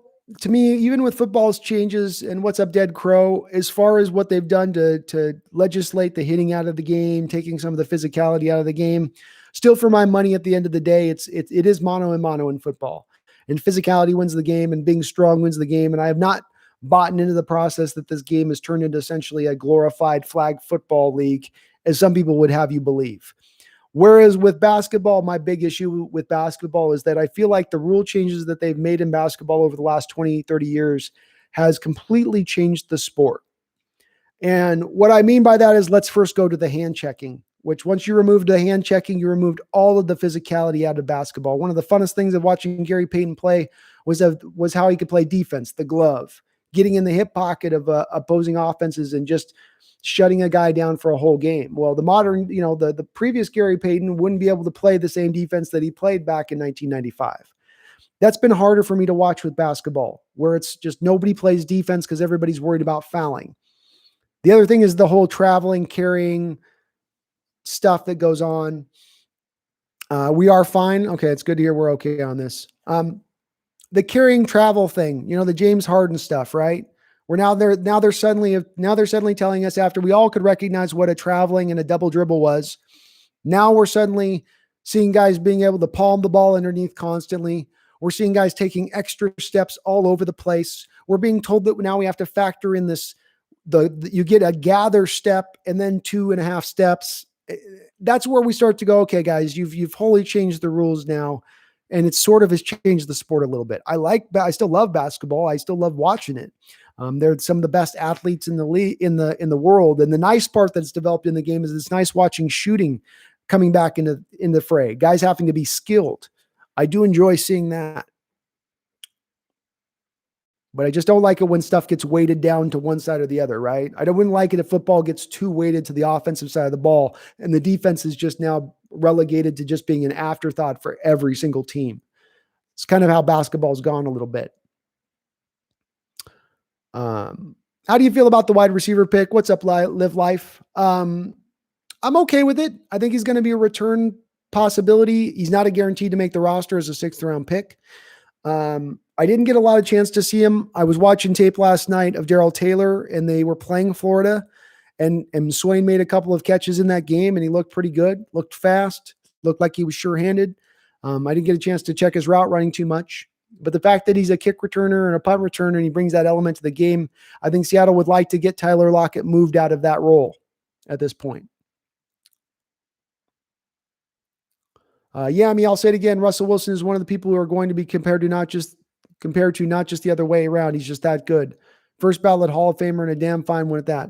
Yeah, Russell's got a good chance at laying a claim to being potentially, I think right now we could say pretty thoroughly that Russell's going to have a good chance of getting into the top 10, and he may have a chance of getting into the top 5 of all-time quarterbacks. The only place where he might get dinged on it is in respect of, because he's played in a run-first system throughout his career, will he have been able to put up the statistics to be able to really compete to get into that top 5? All-American Wrestling, you like the last pick? That's awesome. I don't have a lot of good information on it. So if you got some good information, All-American Wrestling Show, welcome to the chat. Please include it in the chat. Any little tidbits you have on them. That'd be great. McLovin, I'd look for them to sign Corey Lugent. They could. Wasn't Corey Lugent available last year, though, and they didn't sign him? Splash and skills. I'm more of a basketball guy. Wish I knew the NFL like I know the NBA. Understandable, man. Second best sport rolling right now. It's overtaken baseball. Basketball has, and they've done better in recent years of really starting to fill out. It seems like the talent in the league. There was times where it was getting a little bit dearthy in the NBA basketball, and still that Eastern Conference can sometimes be a little bit light, but it's starting to come along. It was disappointing this year that the season looks like it might get canceled. If he does, it'll be Tyler, DK, and Freddie, and Dorsett. Yeah, I think, as I understand it with Freddie, he is an outside guy too. So, and with Dorsett, they're looking at him as just a slot guy. Eagles don't need tackles, and they grab 2. Well, here's the thing I'll say about that. As I understand it, Jason Peters is a free agent right now, or he was released, I think, by the Eagles. And then the other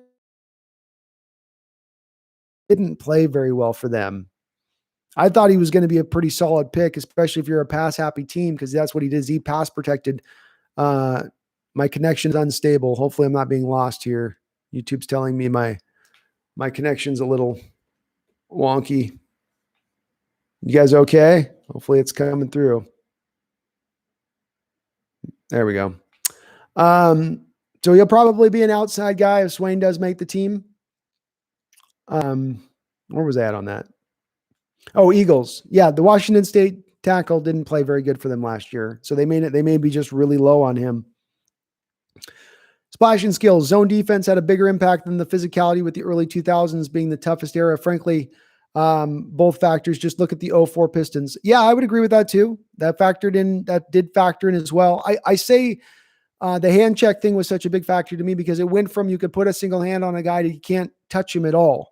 And in basketball, going from being able to have a hand on a guy to not being able to touch him at all is a big difference in playing defense on that guy. Certainly the zone factors in, though. They used to call the 3 seconds in the key a lot more. That stuff is in there as well. 100%. I haven't watched much NBA since Starbucks fucked us. Yeah, it's been similar. In splash and skills, I probably have to do that in full context to tell you that, in the last probably 10 years, I haven't watched as much basketball because, they took our team. And, us here in Seattle, we're a little bit bitter about this type of stuff. They tried to take our baseball team and move him down to St. Petersburg, Florida. They tried to take our football team and move him down to LA. They took Seattle Pilots before we had the Mariners and took them over to Milwaukee. So they're always trying to take our sports teams away, and they did it with the Sonics, and we were loyal as a fan base. We filled up the Key Arena. We just didn't start going. We stopped going once they just turned into dog meat at that point. Thanks for the great coverage over the last 3 days. I'm off. Hey, Michael Corsino, thank you for the $50 donation on that, man. I really do appreciate it. Thanks for your questions. You're always welcome in the chat here. Thanks for watching. Camera is back. Okay. Yeah, I was getting a little dodgy. When you get into the 6-7 hour range here with YouTube on the live stream, I don't know if they're sort of monkeying around with the back there to try to get you off, but 8 hours is basically the limit where they're supposed to cut you off at 8 hours. So there might be a little bit of dodginess. What is the tight end ceiling? Brown Hammer, I'm going to have to get a bit of a better feel for how he blocks first before I can say for certain what his ceiling will be. If he's just a pass catching move tight end, red zone threat versus being the potential of down the road being a complete all around inline tight end. There's kind of a wide variance right now with Parkinson on what he could be. John Robinson, and the fact there's no defense in the NBA anymore is whack, and they're pussifying everything. Just more and more to the left politically as time progresses. Yeah, I don't like it when things get soft and too finessey. I like physicality in my sports. I like there being a little bit of contact. I do. To me, it's more competitive that way with the finesse and don't touch him. It's just it's a little bit of a soft way of watching sports at times if it's not got some physicality with it. I think they really ruined the NFL by taking the hard hits out. I still want my players to lay a lick or two for penalties to drive fear into opponent, even if it draws laundry. Yeah, I can get where they were coming from with it. Because you had those guys like Brandon Merriweather with the Patriots back before they started legislating these hits out, who were taking the opportunity to take advantage of the fact that those penalties weren't going to come into play. And they were laying kill shots to the head over and over and over and over again. And something probably did have to be done at that point in time. I will say it's interesting, though, when you listen to a guy like Larry Fitzgerald and stories that are told about him where he'll go to defenders prior to a game and he'll say that, hey, go high on me. You know, I want you to go high on me if you tackle me. Don't go low. And he said, he's even told defenders, I'll pay your fine if you get fined for going high on me in a game, because Fitzgerald would rather you go high on him than go and tear out his knees, which is what happens on the other side of that. And we've certainly seen a lot more ACL tears with the rule change with this, which is, probably just having less guys on the field than you would normally. But it is gotten a little bit softer. It has been. I'm still not in that full camp of people who will tell you that I think the NFL's gotten soft. It's still a man's league. It's a man's sport. You ain't going to get to the NFL being a soft human being, but they have started to go in this direction a little bit.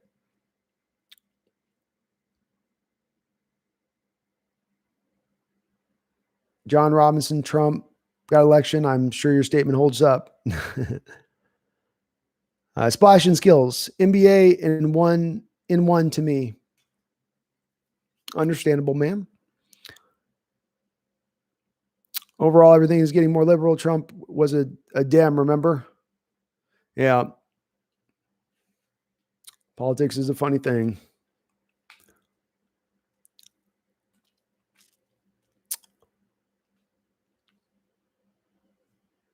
My Lakers was going to win the title. Oh, brutal, my brother. Brutal. They look like the favorites. You had the Warriors with the injuries. Yeah. It looked like it, didn't it? It looked like it. It's brutal for them. What do rookies typically make in the first year, or what does a rookie contract typically look like? It depends on where you're picked. Depends on what you're picked in the round you're picked in. So what I mean by that would be, if you're a first round picked in the top 5, you're going to make a certain amount of money versus where Brooks was picked. As I understand it with Brooks, he'll probably make, with the bonus money included in his base, his first year cap hit will probably be in the realm of like $2.5 million or so. When you're talking about second, third, fourth round picks, you're getting into probably then about the realm of an $800,000 or so. And then you start getting into the $500,000 range once you get past the 4th round.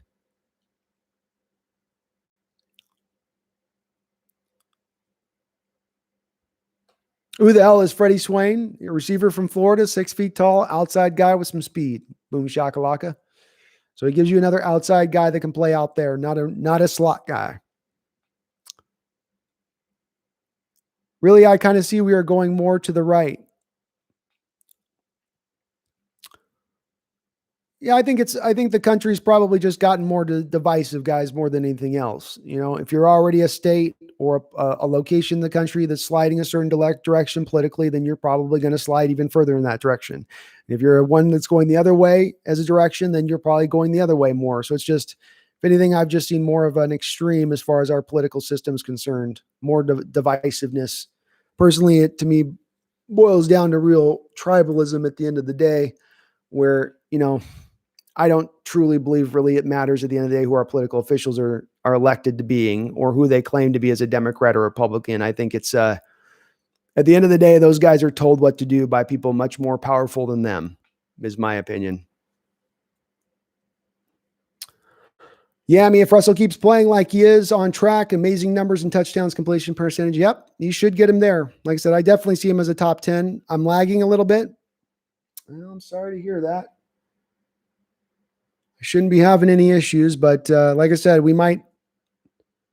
might be a little bit weird if YouTube messes with my thing here. Man, God, I get behind sometimes, guys, and I'm not paying attention. Sorry.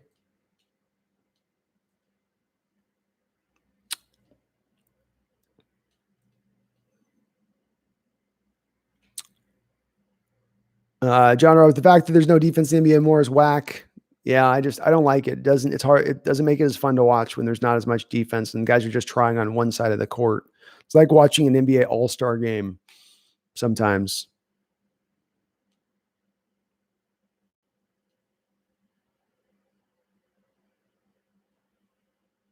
Yeah, sorry if I'm lagging, Nathaniel. I can't really do much about it. I've got no more internet connections in this house running. I have nothing connection, and I'm running on a computer with no other programs or processes running. I got this thing as lean and as tight as I can to keep it so that it runs as smoothly as it can run. So if it does start to jitterbug or something, I'm sure it's YouTube messing with me because I've been on for 6 hours. Splash and skills, I think the Sonics will return at some point.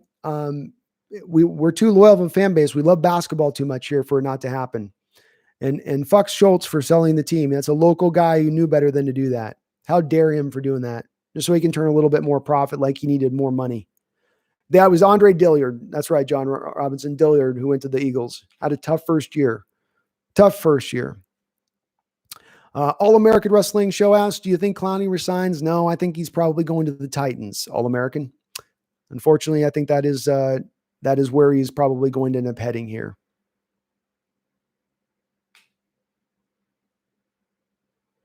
Let's get that yummy, yummy, yummy in my tummy. I honestly still think they will take a swing at Clowney. I don't think they're ready to give up on him yet without a fight.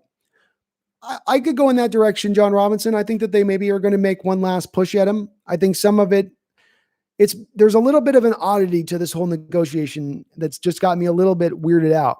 And when you heard the report leak out that Seattle initially reached out to Clowney at the start of the offseason, said, okay, what do you want? And Clowney asked for the moon. And they said, okay, we can't make the moon. Can you work with us on something of an alternative to the moon? And Clowney said no. But then we also hear that Seattle opens up by offering him $18.5 million to start free agency.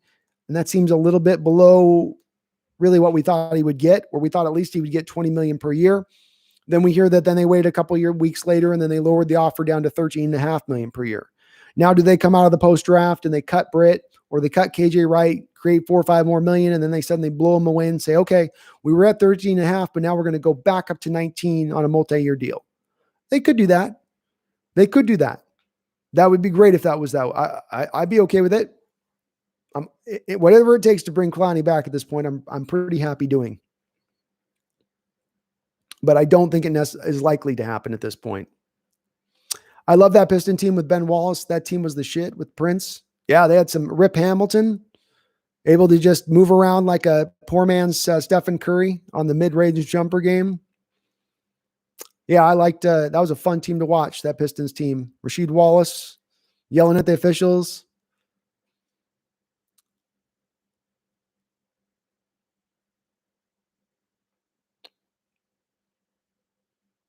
I really hope they cut Wright, says John Robinson. Please cut Wright. Well, maybe you're speaking it into existence, John. Rick Cepeda, or any NBA team in town, we are missing a team 37. We are missing a team. We need an NBA team. And I don't know how you guys feel about it, but it's getting a hockey team is not going to fill that hole for me. Barry Saturo, YouTube definitely likes to monkey around behind you to get you off. Yeah, I think it's a little bit of that. I think that they're trying to keep the live streams down shorter because that's so much space that they have to hold on their servers. I've been surprised they've actually kept all of my live streams on their storage. They haven't kicked any of them off. I got those 7-hour ones going, so it's got to cost them a ton in memory space. It makes sense why they'd probably try to monkey with it. I'd love to do something like an open broadcast source, OBS, and pump YouTube through that. So I could have my green screen background. I could have a couple of little bells and whistles that we could throw into it at that point. I could do overlays and show you guys film. The problem is that OBS isn't stable enough for me to run it. I got to go directly through YouTube and just hit the live stream to make sure that this thing works properly. And even then it still is a little bit sketchy. Yeah, Yami, I think the CTE is why I'm a little bit more opened up to the rule changes that have been implemented in the NFL. You know, these guys getting their brains bashed in on some of those hits. And I understand, and I'll admit that I understand the CTE is supposed to be from accumulation of small hits over time, not major injury, major hits that you've taken in that respect, major trauma. But all the same, I think, those brutal hits, if you kept those in the league with as fast and as big as players were getting, you were eventually going to see a player get killed on the football field. You know, that was going to be a real possibility of happening at some point.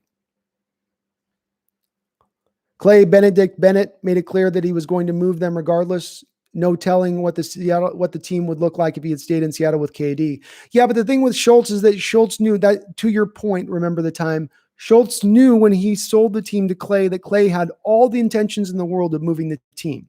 Clay gave him a bunch of lip service about trying to make it work here and get a new stadium here. But the thing with getting the new arena was that we had already just spent a huge amount of money renovating Key Arena. So it's kind of understandable that you weren't going to go back to the taxpayer and force them to have to then pay for a whole nother new arena after they just bought CenturyLink, after they just bought the baseball stadium, after they just renovated Key Arena. It was a little bit absurd that you were expecting them to now go and build a whole new basketball stadium or basketball arena. It was kind of, to me, a little bit silly. And I think Schultz knew what he was doing, purposely did it because he got his profit margin on the team that he bought. And he was a businessman first and foremost, not a fan first and foremost. Stephen Donovan Shorts. Sorry. All said and done, what would you compare our overall draft grade compared to the Cardinals, Rams, and 49ers? A little early to ask without having time to evaluate it all, but just a quick ballpark. I'm going to get some coffee while I think about that. So I'm coming right back, Stephen. Bear with me.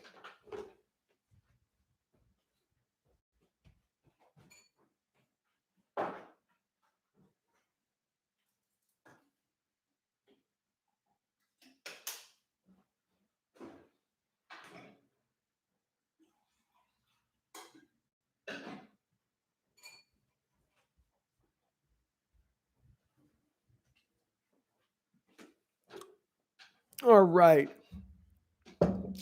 All right, here's my grading.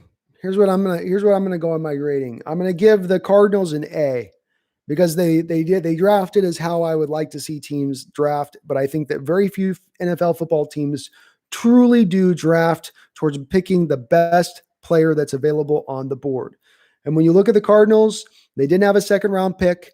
And they traded DeAndre Hopkins for that second round pick. You've got to include that in their draft capital. You do. I really think that factors in because you're giving up draft assets for getting him. Then you look at Josh Jones with the Cardinals, getting him in the third round, say nothing of the rest of their draft. Just with those 3 picks, that's an A to me. With the San Francisco 49ers, it's a little bit of a similar thing where, there is some misses here in their draft. It's not all perfect. It's not all beautiful. But when you look at what they needed to do, which was at the top of the draft, you went out in the top of the draft. Not the top of the draft, excuse me. Yeah, top of the draft. All right, you got Javon Kinlaw. So you flopped out DeForest Buckner for Javon Kinlaw, who frankly might end up being a little bit better player than DeBuckner. He's got that potential in him. So you didn't lose a lot from where you were on DeBuckner. And again, that's with them having to deal with the situation where they were going to look at losing Armstead for nothing. Instead, you re-sign Armstead, you flip DeBuckner for a first-round pick, the 13th overall. That's a tremendous value of flipping assets by the 49ers at that point. And then again, factor in the Trent Williams trade, which cost them almost nothing as far as draft capital is concerned. And then we look at them beyond that. You know, when you look at the Niners beyond that, where they traded out of the first with their last first round pick and back into the second. And I'm just kind of like, because I got to do this off the top of my head. I got to look at what they're picking here. I don't have all these memorized quite yet. Oh, they were just out of the second round completely, huh? I don't know. You asked for a quick snapshot. My quick snapshot is I think the 49ers are probably, I'm going to go with an A- on their grade, but I might be talked into an A once I look into some of more of their players. And then with the Rams, I'm going to go with, I'll go with a C+ on the Rams. They didn't have a lot of draft capital to really work with. So it was kind of understandable as to why they, they didn't have, they couldn't do a whole lot, right? They traded Ramsey for the first round pick. They just didn't have a lot there. All-Star game this year was fire though. Yeah, it seemed kind of interesting. It was more splash too. I was probably speaking to what was more the traditional All-Star game as it sort of relates to the modern day basketball versus what it used to kind of be. Live Life. If you had to give a grade on the Seahawks overall draft, what would it be? I'm going to go with B right now, Live Life. I've got to watch the tape on the guys. The work I need to go out and do is I need to watch more film on Damien Lewis. So I've only watched one game of his outside of his highlights. And then I need to look at the guys drafted in this draft and look at them a little deeper to give the final grade. But my initial instinct is B. So I'm going to go with B. Splash and skills. The Pistons could have drafted Carmelo Anthony instead of Darko Milicic. Yes, that's true. The one thing I will say is I recently heard a Detroit Piston talk about that. And, the thing that they said was, I think it was Chauncey Billups who said that, the one thing is with that is that we might not have won that championship that next year after Milicic was drafted if we had taken Carmelo Anthony, because it would have stunted some of the growth that was going on with Tayshaun Prince. And Tayshaun Prince was such a great defender for that Pistons team. The Pistons team was a great defending team anyway, but he was such a great defender for them out on those small forwards that you might have lost that, because let's face that with Carmelo Anthony, playing defense was not exactly his foray. But that wasn't a great pick by them.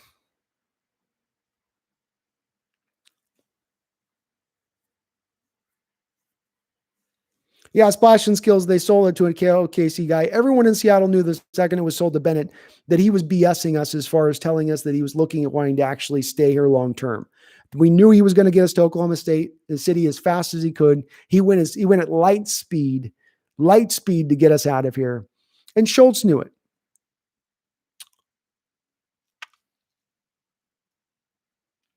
Scott Chung, you can interject on anything. If I'm talking too much songs, please ask. We can talk football here too. I'll talk anything. But I just watched DeeJay Dallas's interview, and he sounds like he's willing to do anything for the Seahawks to win. Yeah, Scott, he seems to be like a real, we know that they've been targeting character guys. It's the thing that's jumped out when they've talked about Jordyn Brooks and speaking to him. I've heard similar things about this Darrell Taylor guy. We've got to face the facts that the Malik McDowell pick a couple years ago really freaked this team out to character concerns players, because we haven't seen a lot of character concern red flag players since that pick. And prior to it, you had guys like Frank Clark that they picked, right? They were willing to take a flyers on guys that had some question marks there. Now they've kind of gone all out on that. I would wager to say that going that route is going to lead you into a path of not having a really talented roster. You end up with a lot of good guys, a lot of Boy Scouts, but you're sometimes a little bit underwhelmed as talent. I referenced yesterday the Tim Ruskell era as the general manager, where he took over for Mike Holmgren and Bob Ferguson. And Mike Holmgren and Bob Ferguson were running roughshod as far as they were just going to draft the most talented guys. They didn't really care about character. So they looked at Corn Robinson and they saw Corn Robinson as the next, Jerry Rice. But they looked over the fact that he didn't have Jerry Rice's work ethic. They looked over the fact that he loved to party. Might have had a little bit of a drug problem. Same is true with Jeremy Stevens. Same is true with Darrell Jackson. There's a little bit of that going on. So what Paul Allen did at that time is he took the general manager duties away from Mike Holmgren and Ferguson, and he pushed it over he hired Tim Ruskell in fresh off the street. Well, Ruskell kind of went the opposite direction. He went for the Boy Scout. He wanted the Boy Scouts. He wanted the 4-year starters. from a major college programs. Wasn't worried about, again, the metrics and any of those, length and size. It was really just about the player on the field for him at the end of the day. And that had limitations as well. We ended up with a very untalented roster there for a few years before. And even for Carroll, part of the reason he had to churn through that roster so much was the damage done by Tim Ruskell as he was walking out the door.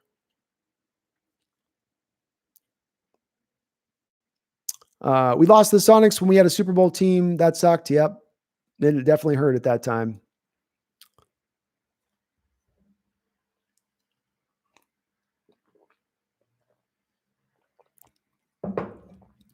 Yeah, they were killer. They were definitely killer, man. Scott Chung says Dallas was originally committed to UGA, but moved to Miami because the coach he wanted to play for left.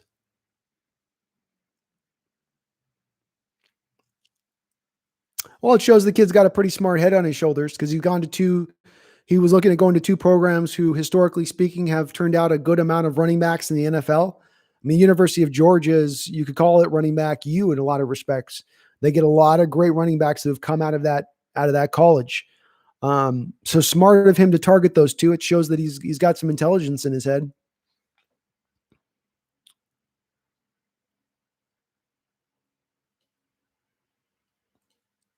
Yeah, this is an NFL first. No, don't worry about asking NFL questions. I might go on some NBA tangents here, guys, but we can talk whatever. We'll go back basketball, football.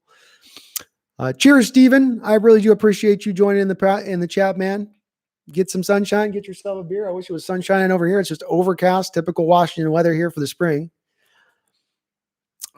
This could be an A draft if they just got the players they got in the right range. Like they could have traded back, got premium receivers, and then Taylor and Brooks, then you get Lewis.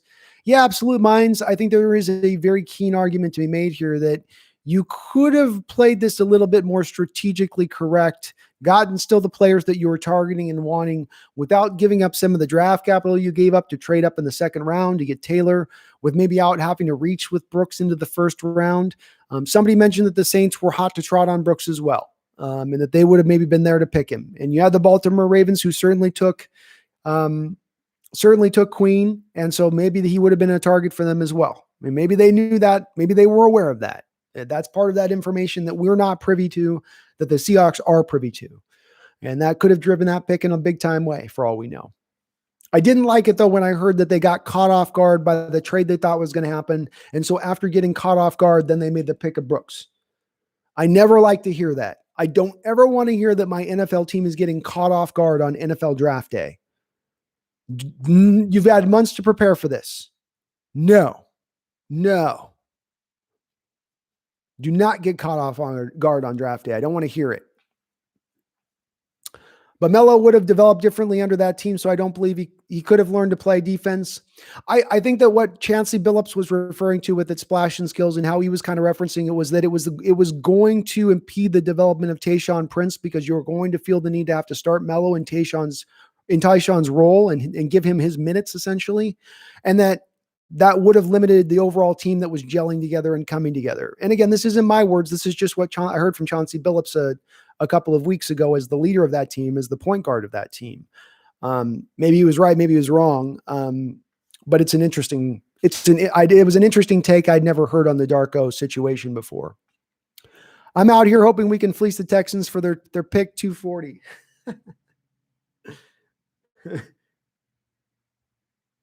Well, let's see where we're at here. I know we're in the 7th round. See if we've got any guys who've gone off the board. Got a lot of no-name guys off the board here. Casey Tohill, he was all right out of Stanford. Not a very dynamic athlete, slow-footed guy. Yeah. Well, some of our guys are still there. So you've got approximately 15 picks left. We have 15 picks left, and when you're looking at the best available players, what if we ended up getting Hunter Bryant and Trey Adams as undrafted rookie free agents?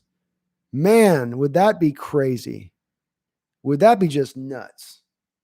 But they are both sitting here, and it's funny. They're the number 1, number 2 value on ESPN's big board, or 2 Washington Huskies. The NFL did not like the Washington Husky players here in this draft. No, you're lucky, Splashing Skills. I'm a little jealous, man. I'm getting tired of this. It's bad enough we got to be locked inside with this COVID crap. I got to like not get a sunny day to even be able to go on a walk. I mean, I was because right now it's night. Oh, he was because it was night. Yeah. And Lamar Jackson's there too, Nathaniel Parks. There's a crop of undrafted free agents here that are very, very interesting if the seventh round continues to hold serve. And what I mean by that is if you look in the seventh round right now, there's a lot of like kind of dodgy picks where it doesn't seem to make a ton of sense. You know, you go, well, you know, I mean, some of these names where you're going, huh? Latavius Simmons, Sterling Hoffritziger, Dustin Woodard,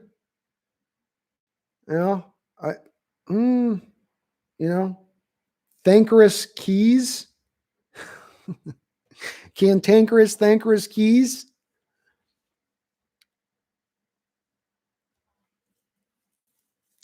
Oh, it's absolutely could have been enough. I mean, Melo, they could have still won the championship and they could have ended. There's the other argument, say nothing about that one championship they won that year that they win with Darko. Whether you win that one championship or not, as Melo then develops over the next 2 and 3 years, do you then, win multiple championships with that team? That's probably the other thing that's got to factor into play as well. Absolute minds, but honestly, our main problem is that we lack burst and speed on defense. And PFF said we got the best players in terms of athleticism. 7 hours of stream, can't talk. In terms of athleticism, and absolute minds, that's right. I think a big key here to look at with specifically the three guys. Let's take a look at the three guys that we're grabbing here, being Brooks, being Alton Robinson, being Taylor. I wanted to look at targeting these guys specifically, and especially in Taylor and Brooks's. In what I see with them is that you've got guys that are super fast, quick and fast. They've got both of it. Sometimes you get a guy that's just fast. Sometimes you get a guy that's just quick. They can do both of those things. They also will bring the pain when it comes to tackling. They will punish ball carriers. You do love to see that because that's something that was missing off this defense was when I'm going back and doing this last great Seahawks moment video and I did that Patriot game, every single play I'm watching some Seahawks defender. Sometimes it's Bobby Wagner. Sometimes it's Brandon Browner, sometimes it's Cam Chancellor on back-to-back plays, but there was always a guy laying the wood to anybody making a catch. Nobody got a free pass if you made a catch against that defense, and we've lost a lot of that with this defense in physicality and ability there. So these guys will give you that. The other thing I like about the two pass rushers that really jumps off when we talk about lack of burst and speed, absolute minds, is that burst and speed are two things that can help you to winning fast as a pass rusher. And so when you have those and you have that ability to win quick, that is a very valuable asset to this particular defense because as I've maintained throughout this stream, that's something that has been missing from our defense lately, where we've not been as good about getting quick, fast pressure. We saw Clowney could do that sometimes last year, but outside of him, you had guys like Quentin Jefferson, Al Woods, even Jaron Reed, who's more of a second effort level guy to create pressure in the pocket. Just watched some highlights on Swain. He's definitely Seahawks-esque. Looks like a Tyler Lockett 2.0. Love to hear that, man. Love to hear that. I hope he's as good as you say. And props to Ethan. Props to Ethan Williams for being on the Swain train early on. But we definitely need some fill in there. We need some help at wide receiver. So I see where they can fit in. Yeah, James, that's the thing that kind of jumped out with me too, is it seemed like I could see a place where they did kind of slide in and it made sense that there's at least a skill set that they're bringing into play. I mean, in Dallas's situation, for instance, let's go outside of what he could maybe do as a runner. Being a great pass protector as a running back is something that we need on this team. And the same thing with Colby Parkinson, when you go, okay, we need a move tight end. We need a big tight end that can go take the ball away, win trust throws, 50-50 balls. Disley can definitely do that. Olsen can definitely do that as well. But it's always nice to have another guy that can do that, especially with Russell Wilson's skill set, really being able to throw the trust balls really well. He's got such a soft, catchable ball, and he's so precise with where he puts it that lends itself well to those contested catchers. Would you want to try and sign Calvin Taylor? He's 6'9", 310-pound defensive tackle. He's not fully built into his frame correctly, but he could be intriguing. I have not watched any tape on him, absolute minds. We've never, I think, ever seen a 6'9" defensive tackle in this league. I have to probably see some tape on him to see what it is. You're probably always going to have a guy that's tough with 6'9", getting the bulk on him that you want to get. That's a lot of frame to try to get the muscles up and try to get the strength up. But I'll take a look at him. I'll absolutely take a look at him. So the picks are still coming through fast and furious. We still got our guys on the board. We're now 12 picks away from the end of the draft, and we've got some guys sitting there. Can you get a draft pick for cash considerations in the NFL? No, you cannot. Unfortunately. What's up, JJ? Could have had Wade or Bosch too. That's a good point on the McLovin on the Carmelo or Darko train. There were also a couple of other interesting prospects too. You had a little bit of a similar situation with Tayshaun Prince though, with both Wade and Bosch, where you had Rip Hamilton as your shooting guard. You moving him out for Wade at that point, and then as Rasheed Wallace, who was kind of integral to what they did there. Are you flipping him out at that point for Bosch? Maybe Bosch would have been an upgrade at that point in time over him. We could make that argument for sure. 100%. Make sure I'm not behind on any other of my questions here. My questions. So we're at about 6 hours and 40 minutes here, folks. It looks like I have finally, for the first time, kind of caught up here on the questions. I think here after 3 days and in 21 some odd hours, I think I've been running live stream here over the last 3 days. We're probably getting down to winding down state as I see that we're losing people out of the chat a little bit. If you got any other last questions you want to ask or any kind of comments, concerns, or trials, tribulations, thoughts, please do post them in here because I think we will probably get a little bit closer here to maybe wrapping it up. Somebody did ask about when I'll be doing in my next live stream. Let's go ahead and tentatively shoot for next Saturday. I will put a final certain posting on live stream here on the channel and on the message board here with my deal. So you can keep an eye out for that. Keep the notifications on. If you're following me on Seahawks Nestor, I will post there as well and let everyone know the next time I'm going to do a live stream there too.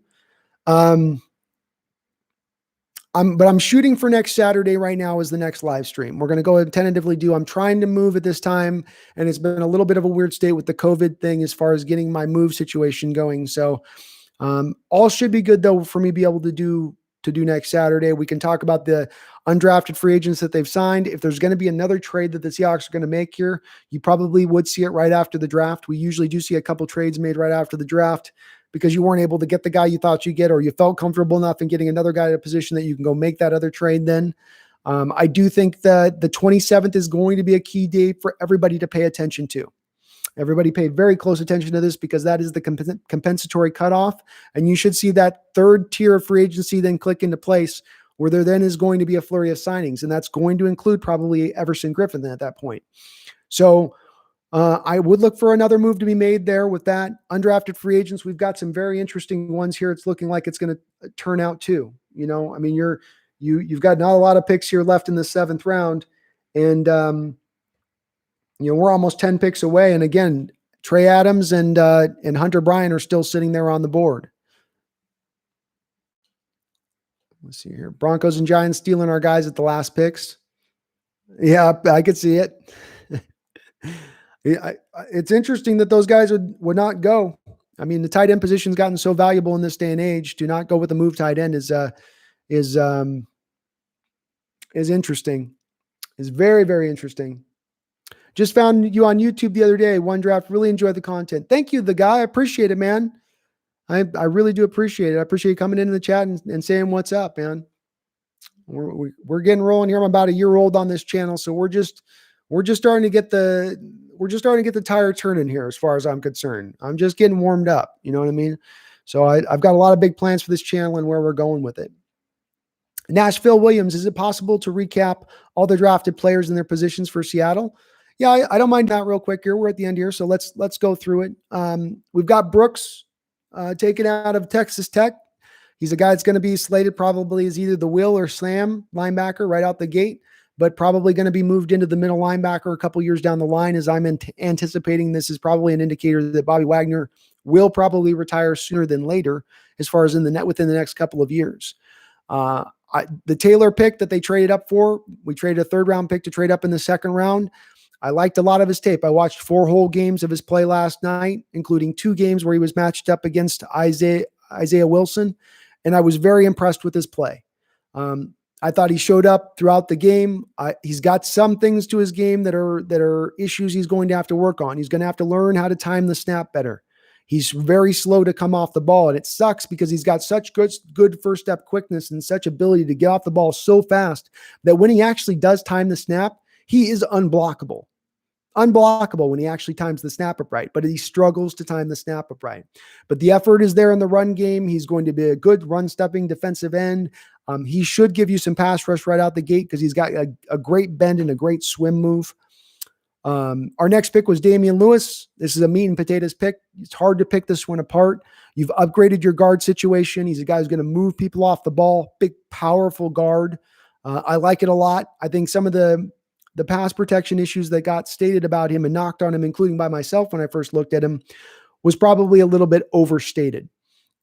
You went into the man. I'm gonna get the picks up here because I'm 7 hours in the stream, folks. So it's like, holy Lord. Who did we go into the third round with? There we go. I'm sorry, I'm bringing up the deal. So, okay. So Damien Lewis, I'm fine with him. Colby Parkinson and a lot of these guys on the back half, I've got to look into Nashville as far as their talent and how good they are. You got a guy in Colby Parkinson who looks like a move tight end who can do some inline blocking, essentially a guy who could be a red zone threat potentially. DeeJay Dallas, the hype around him is that he's the best pass blocking running back in this draft. He also seems to be a quick one-cut zone read runner, so a fit for what we want and what we do at running back.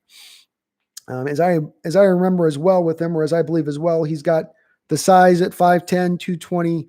That's good size for what Seattle wants in their running back as well. That fits the model. Then the last 2 picks you went to after that was Alton Robinson out of Syracuse, a defensive end.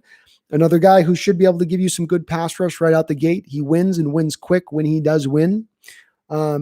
And then you went and got Freddie Swain, wide receiver out of Florida, a guy that you're looking to maybe play on the outside a little bit more often, and who had pretty good tape from what I see, but I got to watch a little bit more on him for sure. Yeah, I wish I could do a live stream. They're going to cut me off at I believe 7 or 8 hours. I believe is the hard cutoff. I think. Is it possible if you kept? So that's kind of all the players they've selected. Did they go after positions of need? Yeah, they did.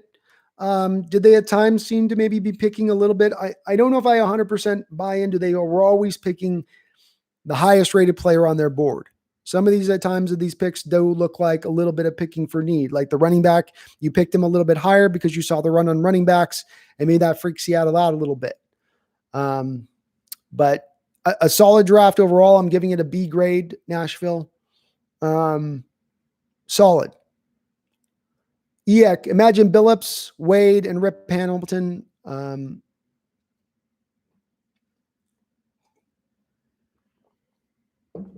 That'd be an interesting front. That'd be an interesting one, man.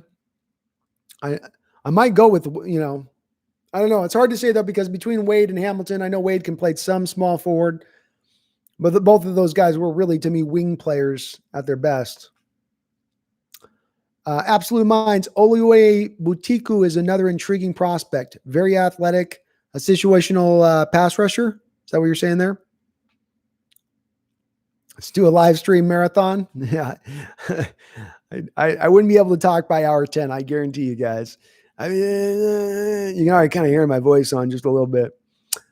Brandon Roy was on pace to being such an amazing player, but his career was cut short due to bad knees. Yeah. The knees cut him. The knees just kind of took him out from under him. He's a really good all around player too. Had a lot of aspects to his game that were nice.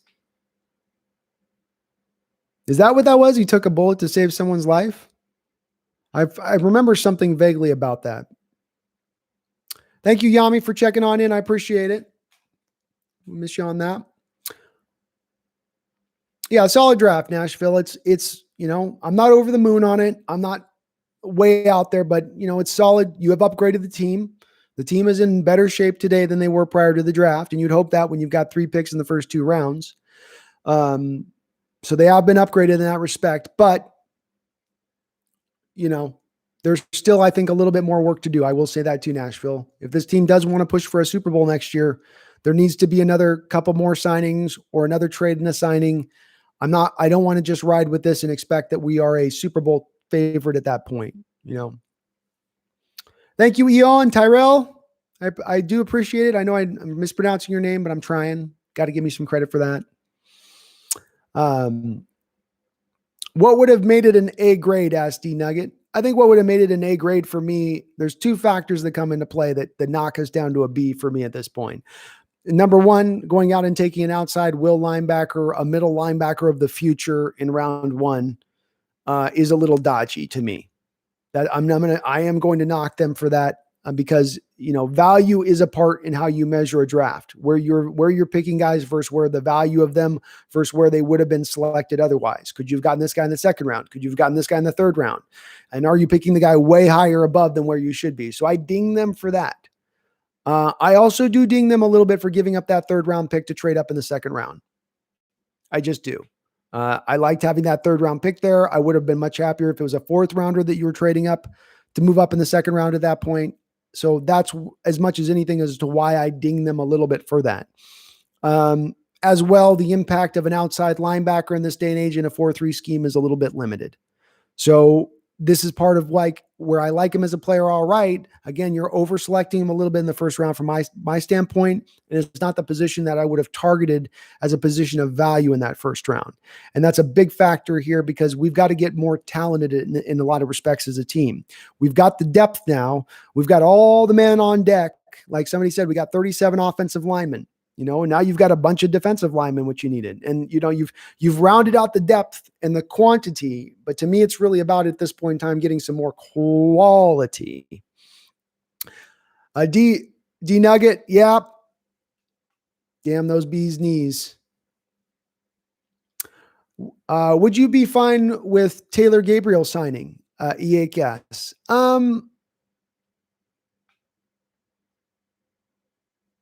I mean, the guy's not going to give you anything in the blocking game. He's a deep threat at this point if you can bring him in for that. I guess I wouldn't hate the move. I'd be more happy with Josh Gordon later on in the year.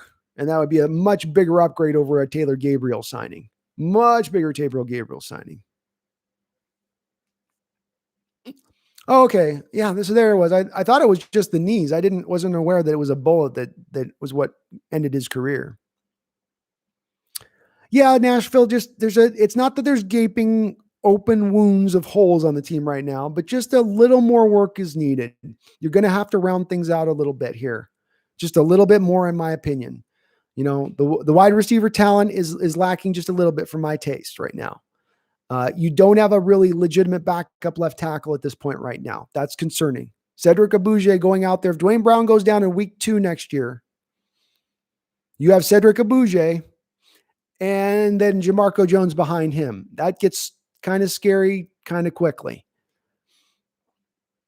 So a couple more places to attack. Wasn't here the whole stream, but I enjoyed the times I was here. I appreciate you joining whenever you can, Absolute Minds. Absolutely appreciate it. And it's going to be interesting to watch these undrafted free agents here in this as this draft ends, because we know Schneider and Carroll are going to be on it. We're going to be hearing the news break where we're going to hear really quickly once the draft ends as to where guys go and who's getting what. It tends to be a pretty fast process right after the draft.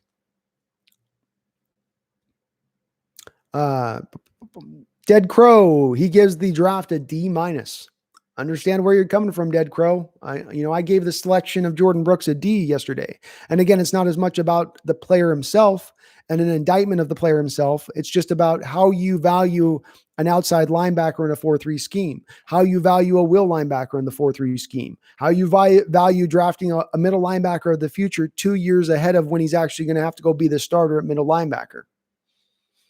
Yeah, I think Josh Gordon would be the bomb. In splashing skills, you've got him at a C right now. I can understand where you guys are coming from on that. I can get it. There's not a lot of splash to this draft, is there? It really isn't. This was a really like, we're not going to take the one wood out and let it go hunt, right? I'm not going to try to drive it 350 yards down the middle of the fairway and risk maybe slicing it into the next fairway over. What we're going to do is we're going to go take our 2-iron out of the bag and we're going to knock it right down the middle of the lane. And maybe that's a little bit of what Seattle's done here with this draft. Now we got tight ends out our tight ends. Yep. D-Nugget. That's right. We do. We got a ton of tight ends. They have filled out certain positional groupings by a huge amount. I mean, we should not be running back into the tight end position problem being decimated by injury and us having no hands on deck there like it was this last year, where there was a point in time where you only had Jacob Hollister as really your one healthy tight end and that kid out of Texas A&M who's been in and out of our practice squad a couple times. Mighty Johnny Boy, how's it going, man? Can you give me a real quick breakdown of what you think of the picks by the Hawks? I like it okay. I think, and I just kind of did the breakdown just a second ago, so I'm going to just hot wheel through this a little bit because I'm doubling up on my information. Brooks is a little bit of an overreach, but he's just a fine player. He's a run stuffing outside linebacker, eventually who will be probably a very good middle linebacker. But I have issues with where he was picked, a little high for me. I like the pass rusher that we got, Taylor out of Tennessee, but I do have some issues with the fact that you had to give him a 3rd round pick to trade up in the 2nd round to get him. The 3rd round pick is probably, if I'm going to pick the pick that I like the most out of this draft so far, it is probably our 3rd round pick. Our offensive line needed to get better this offseason. We neither could pass protect very well last year, nor would we really be as consistent as I would like in opening up holes in the running game. This guy at least helps you to opening holes in the running game, and he might be actually an upgrade in pass protection over DJ Fluker, who kind of quietly sometimes struggles in pass protection. Very quietly, he gets kind of a pass from us in pass protection. A draft would look like Matos, John Jones, Lewis Weaver, Colby, DJ, Hill. Yeah.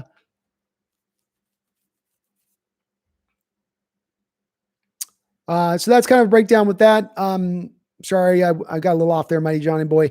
So Damien Lewis is solid, road grader. He's going to help open up throwing lanes for Russell Wilson in the passing attack.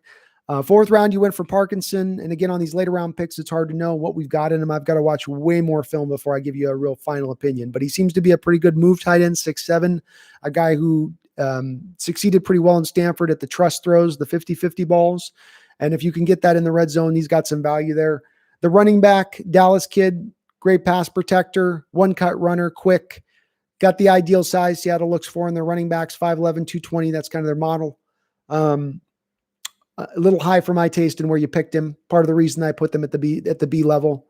And then you got Swain, and then Alton Robinson, another pass rushing defensive end who I like a lot. Both with Alton Robinson and with Taylor, you've got 2 guys who win fast. That's something I think everybody should take away from this draft with these guys. If they fit the bill in that respect, that's going to be just what this team needs, which is 2 pass rushers who they don't need to win every time. I don't need a 15% pass rush win rate, right? I don't need to get up into that area of things.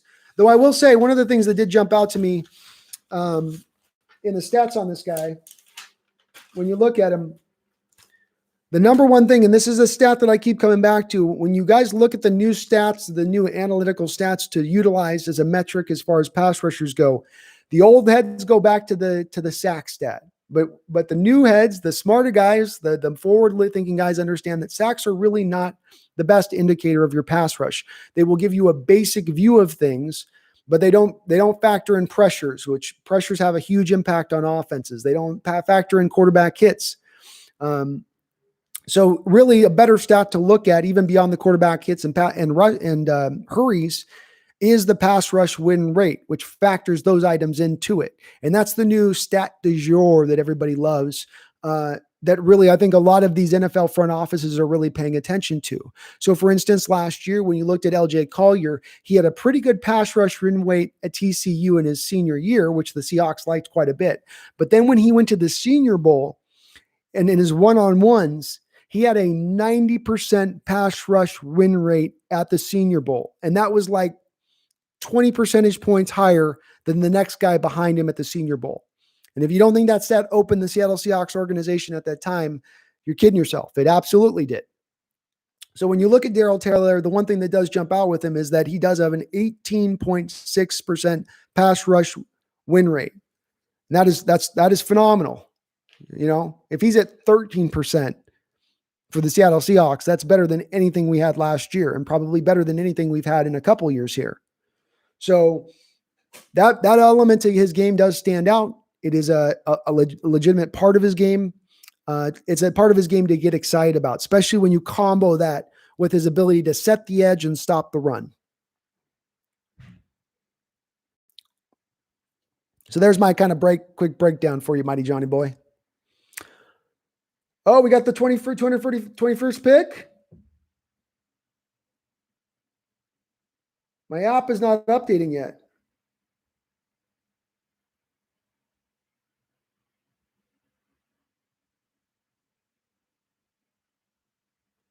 We traded back in. We got the 251st. Oh, a little excitement, folks, huh? A little last second assignment. Hey, this ain't bad. Let's go. Okay. What you got, Seattle? What did you have to trade up? What was the guy that's just burning up your basket there? Who's the guy that you just had to get back into this draft to get because you knew you weren't getting him as an undrafted a rookie free agent here?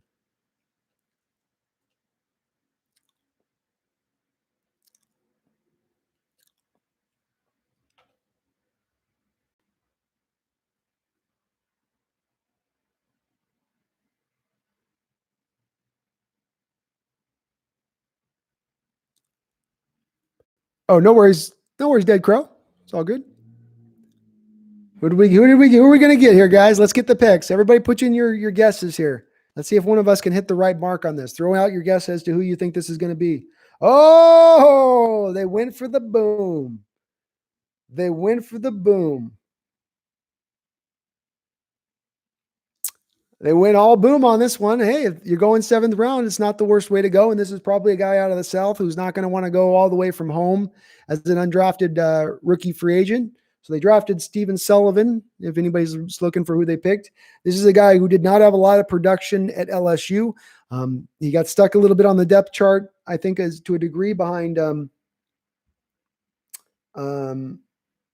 I understand it, got stuck behind Thaddeus Moss at LSU a little bit. It was probably a little more of a complete tight end.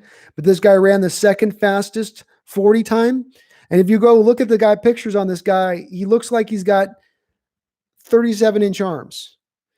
And that's to go with a frame that's 6'5". So when I say to you that this guy is all tools here, this guy is all tools. You're shooting on the moon on this pick on the 7th round. This is all boom or bust, which I don't mind. 7th round, that's not the worst thing to target in the 7th round. And again, a guy you're not going to get as an undrafted rookie free agent, somebody being in the South, I'm sure you'd end up signing in with somebody else in the South. And with this kind of tools that he has, somebody would probably look at him pretty closely. So very interesting by Seattle. Very interesting. You wonder if he can do any kind of wide receiver on the outside, but he's just interesting. I say the word interesting, but it's true. Just an interesting prospect. McLovin, could you see Hollister get untenured to free up to $3 million? McLovin, I think that's likely to happen at this point, especially after this pick. You just took your second tight end. I think that speaks volumes to the fact they don't want to spend, $3.5 million on Jacob Hollister this season. You could put that money in a better place. We got is my number one of the round. The pick we got is my number one of the round.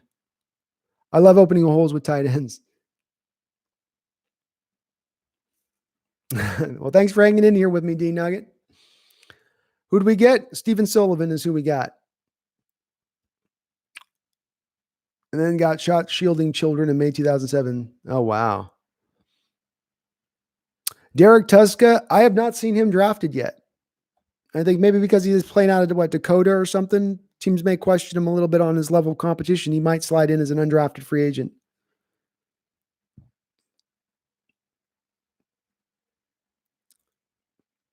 Can we get a refund? Yeah, Luke Wilson's on his way out. Another tight end. It's official. We are now the Seattle tight ends. Sean M, another tight end. Yep. Nope, he has no production. And so, again, with this guy, probably limited as a blocker is what I'm going to make the wild guess on with him. Thaddeus Moss, he was a willing blocker. And this guy's, by all indications, he's just a really raw kind of player who maybe just didn't ever really put it all together. But man, he's got some long arms, fast 40, big body. Let's see if I can get him on. Let's see if did he go to the combine?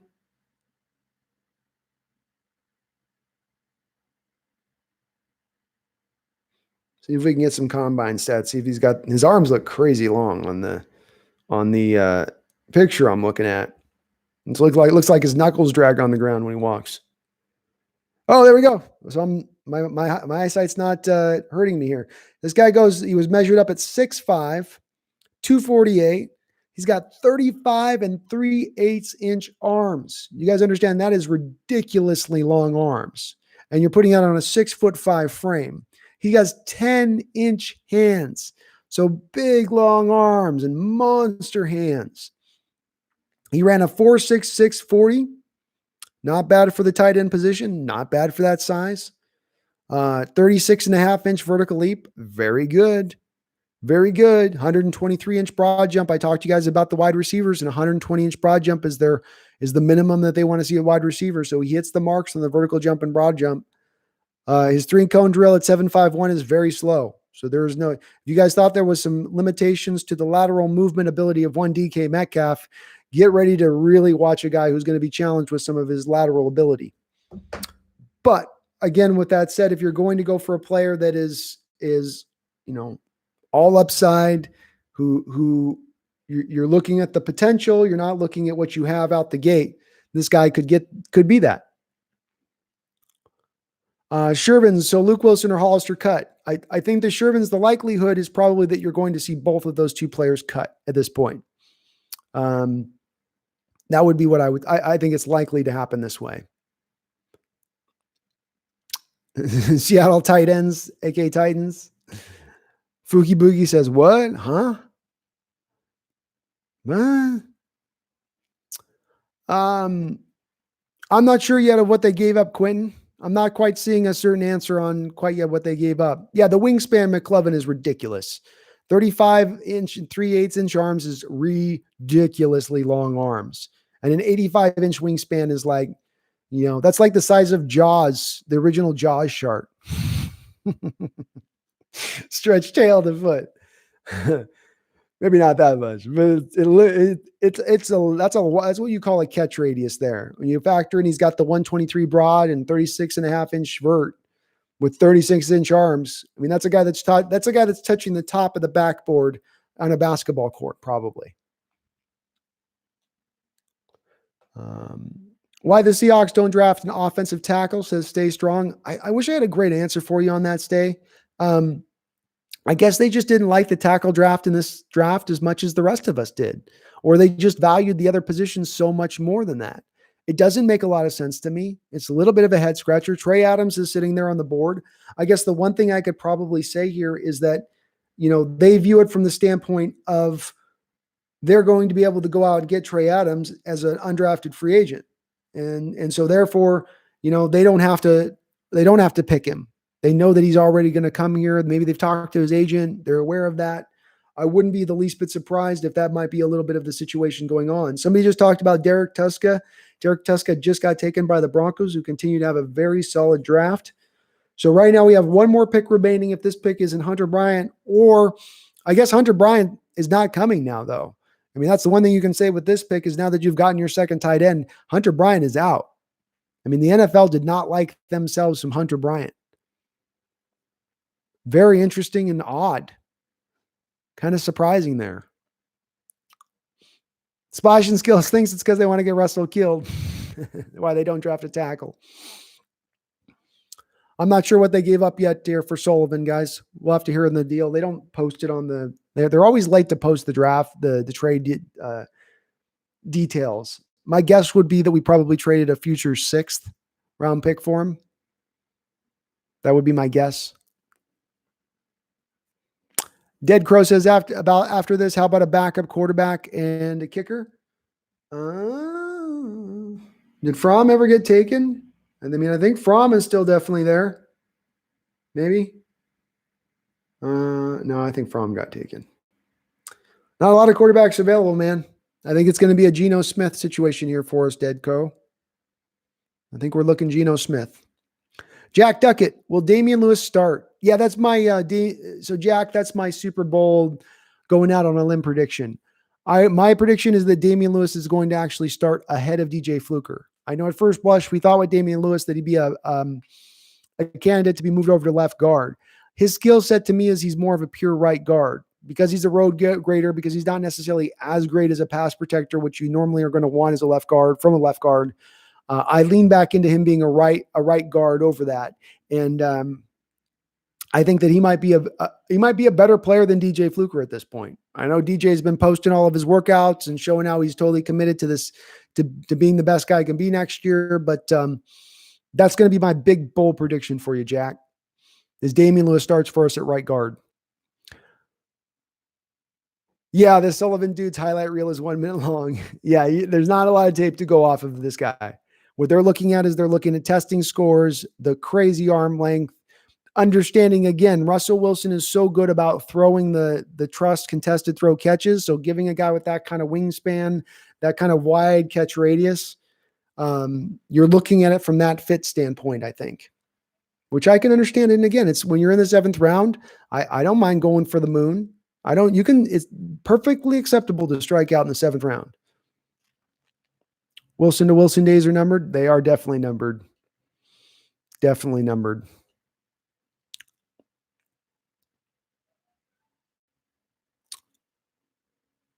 Yeah, Tiska got taken. In the last round, you're looking for traits. That's right, Jeremy Bone. You're looking for traits. Show me something that I can work off of. And this guy's got if he's got one thing, Jeremy, he's got traits. You know what I mean? If that's one thing this guy's got. Quentin Huang says cut Britt and then get Jadeveon Clowney and Everson Griffin. I don't know if even if you cut Britt, you could get both of those guys. My instincts would be that you could only really probably bring both of those two guys into the fold if you were willing to cut Britt. You'd have to cut KJ Wright, and you would probably have to cut Bradley McDougall on top of that to get them all in here. Which I don't know if I would necessarily be even opposed to, but that's just what it would take. We're going to be running 4 wide tight end sets, D-Nugget? That's what you think? Maybe. Hey, maybe, man. Could be. I think I remember wanting him on the college championship finals. I might be wrong, though.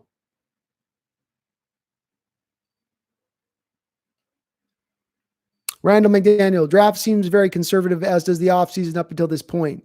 2020 was what fans were to look forward to as we was at a reload. Not sure what happened. Why do you think we're not as aggressive as we were before?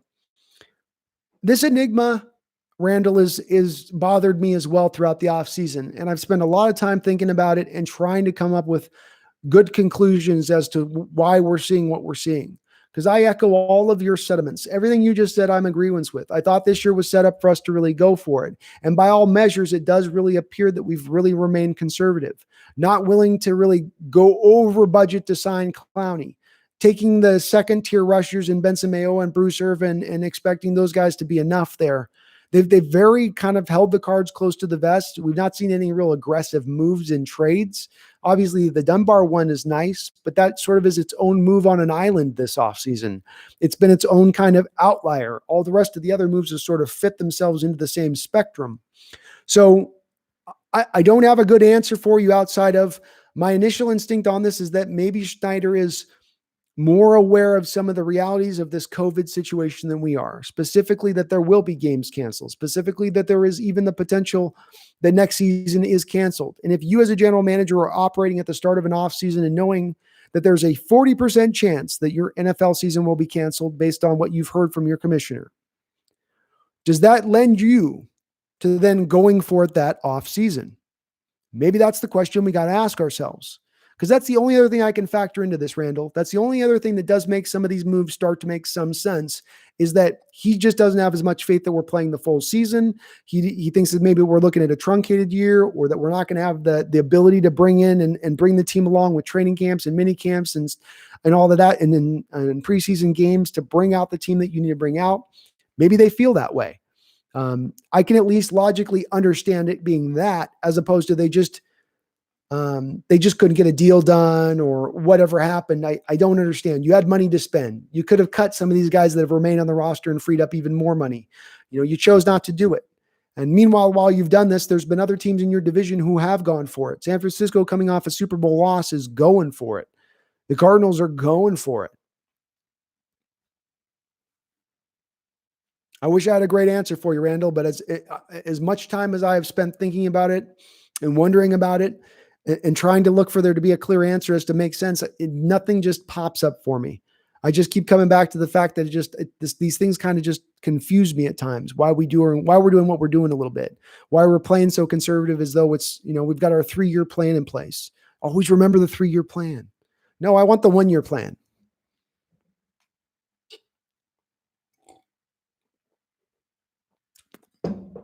Jiven Chi, Thaddeus Moss still not drafted. Yep. This falls in line with what I was kind of talking about with Thaddeus Moss. And look, we're seeing it with Hunter Bryant too. The problem is that when you're 6'1", 6'2", it's hard to play the tight end position in the NFL. It's very hard to play it at that size. And if you are going to play the tight end position at 6'1", 6'2", you've got to be a damn fine dynamic athlete. You've got to be really, really fast. And with Thaddeus Moss, he's not really, really fast. And then he had the injury concerns this offseason. I think he had a foot injury that he had to get surgery on. So he wasn't able to test out. And for a guy on film who looks a little bit slow, you wanted to see that 40 time where he kicks you out of 4.6 at least and make you feel a little bit better about drafting him. He's a willing blocker, but he's not a dominant blocker. He's an okay route runner, but he's not a great route runner. He's got pretty good hands, but not phenomenal hands. It makes sense to me why he wasn't drafted with these factors coming into play. It does. Yeah, Team 12s, you can't convert Thaddeus Moss over to receiver because he probably was going to run a 4.65, 4.7. Receivers are not going to get anything done at 4.7 on the outside, even if you're playing slot. McLovin, wingspan is an inch longer than LeBron. It is freakish. This Sullivan kid's wingspan is absolutely freakish. No doubt about it. And it's complete. Like if this guy taps into what he could be, you'd have a phenomenal player on your hands. But as somebody mentioned, you got about a minute highlight tape on him, and good luck finding game film on him because he's not playing out there. You got Thaddeus Moss out there. You're barely going to see him out every once in a while. It's going to be very hard for us to determine what this guy is in trying to scout him. But with that said, I like going for the big swing on the pick. It's a big swing is what you're making on this pick. This is a great chance you get him in on the first day of camp and you go, no. And then potentially comes in and you're like, whoa, what the hell is this?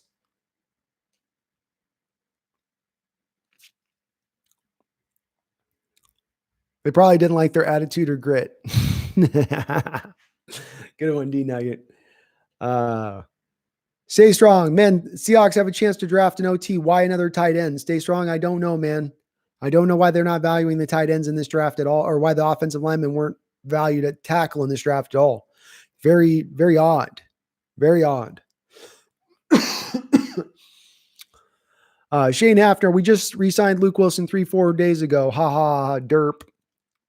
Yeah, it's odd you sign him there when you're doing it. I guess they just wanted the flexibility to know they could come into this draft and they didn't have to stretch for a tight end. Let's face it, they came into this draft. If there's no Luke Wilson, you got Disley, Greg Olsen, and then you got Jacob Hollister, who's really your joker move tight end. You don't really want him in line a lot, being asked to block heads up on a defensive end, let's say.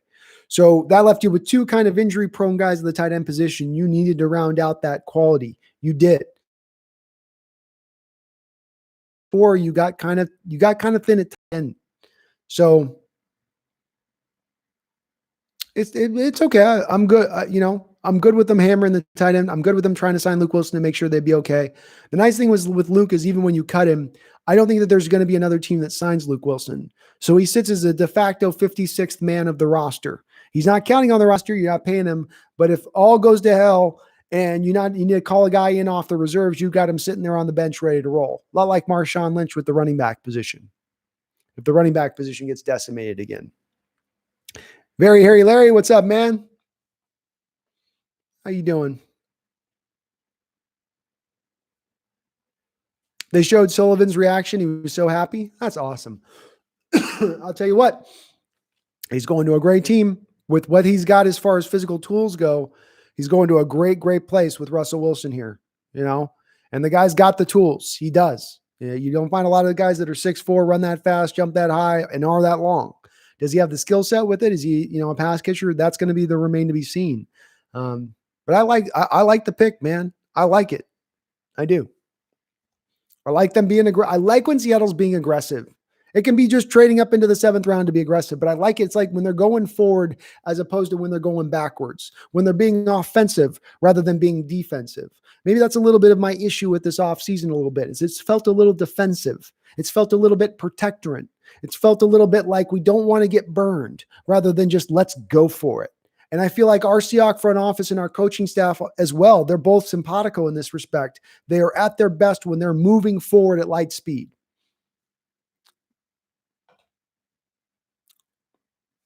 Sullivan is hyped. That's awesome to hear. It's awesome to hear. I think you would have struggled to bring him in as an undrafted rookie free agent. I think another team would have come in the South, be it a Saints. You want to come play with Drew Brees? I think, a kid from LSU like that. Does he, go to maybe like the Saints instead of us at that point who do have a little bit of so I think you had to draft him to bring him in. Fromm is a Bill. Wow, that's the second Bills quarterback in this draft, huh? I guess they really don't trust the health of Josh Allen. Mighty Johnny Boy asks, why did Curtis Weaver fall all the way to the 5th round? Curtis Weaver fell to the 5th round for a couple of different reasons. Number one, he's about a 6'1", 6'2" guy, so he's not a super big, long guy. He also had a real pudgy body. And when you watch him on tape, it really stands out. This is not a finely tuned, finely cut athlete. He's kind of, he's a little floppy, a little dumpy in spots. With that said, he used his hands excellent. He has a great rip move. He uses the rip move into the bend and then uses his bend very well. He understands how to set up the opposition, the opposing lineman. But I think as well, he played at Boise State, and the level of competition factors into play there as well, where he wasn't playing in the SEC every week or even the Big Ten for that matter. So level of competition does then factor in too. So pudgy body, doesn't have a lot of dynamic skill sets as far as, this guy's going to blow up the 20-yard short shuttle. He's not going to run a huge 40. He ain't going to wow you with his strength, and when people see that pudgy body, I think some people tend to think, whether it's fair or unfair, that there are work ethic concerns with the guy. Does he really love football? Does he love to work out? Is he all in on the process? And when you see a little bit of fat and pudginess around the sides on a guy there shouldn't be, it does lead you to start to go down that thought process. Bro, you deserve so much more subs for how much work you put in. Michael Wright, I appreciate that, man. Please, any of you out there, if a lot of people ask me on how to support the channel, that's the only thing I do mention to you out there if you guys can. The biggest thing that helps this channel grow at this point is getting subs. That's the thing that is going to help this thing get bigger and bigger and bigger and bigger and bigger. If we ever get large enough to where I can slide out of my main job and make this my main job, I will make this my main job.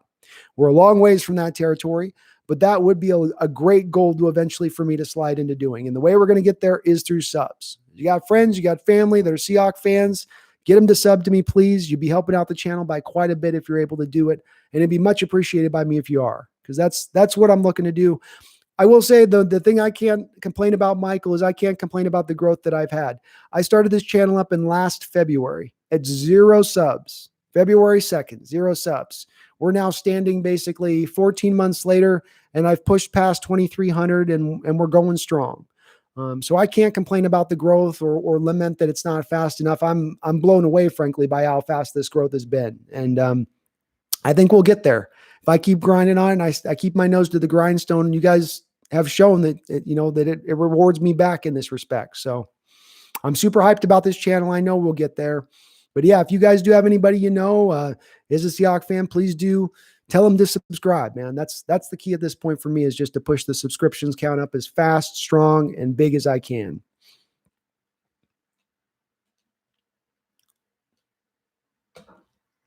Mask Temple, what's up, man? Ursa will backup slot receiver for Dorsett, probably. You're right on the button, Mask Temple. And I'm glad you made the distinction, because with Ursa, the thing that we have to really keep in mind with him is that he is going to only be a slot guy. He's not fast enough, not long enough to be on the outside. You won't see him as an outside guy, but on the inside as a backup to Lockett and Dorsett, it seems like they really want to get Lockett to the outside more. So this really does help you do that. I think he currently does have a position in place on this team. He's going to be fighting it out with Swain, though, probably. I would think that there's going to be a nice little battle going on as a competition if we do have a training camp. CBS Sports gives Sullivan an A- grade, and that's the best grade we got from all 7 picks. Yeah, Shane, CBS Sports isn't far off on that. I mean, like, this is the pick when I talk to you guys about, like, look, you're picking a little bit for need at times in this draft. The Brooks pick, you're picking for need. The Taylor pick, you're picking for need. The Sullivan pick or the Lewis pick, it's kind of a pick for need. And when you get into a position as a team that's picking for need, you're not picking for value. And so it gets hard to get those great grades. I mean, the grades don't mean anything, but it's just an explanation for why the grades are where they are for a lot of these analysts and people that are looking at our draft.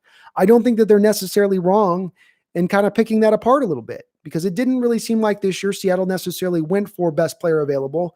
It did seem they went for more of the, we're going to target this guy.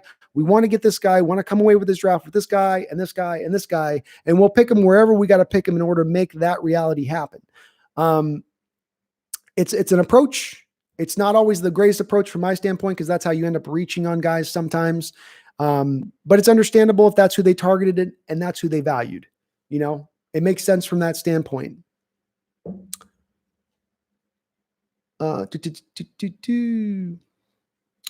I'd still be shocked. I'm still shocked Anthony Gordon didn't get picked.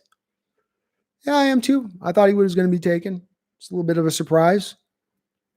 Sean M says Sullivan looks like a slower DK.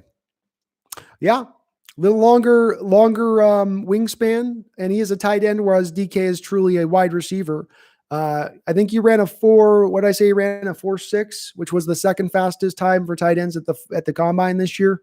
Now, I will say the tight ends this year ran like the tight ends ran the 40s this year like they were running on one leg. I mean, there are some really slow plotters in this draft. It's part of why I was so down on the tight ends in this draft in general. But yeah, he's physically freakish. And again, this is why you come back to the A- grade that somebody gave to us, because that kind of freakishness, to find that in the 7th round is going to be rare. I know he doesn't have the production, and this is a boom bust kind of situation with him, but still like it. Draft is now over, but now we start the process of undrafted rookie free agents and the scrambling process to grab a couple of those guys.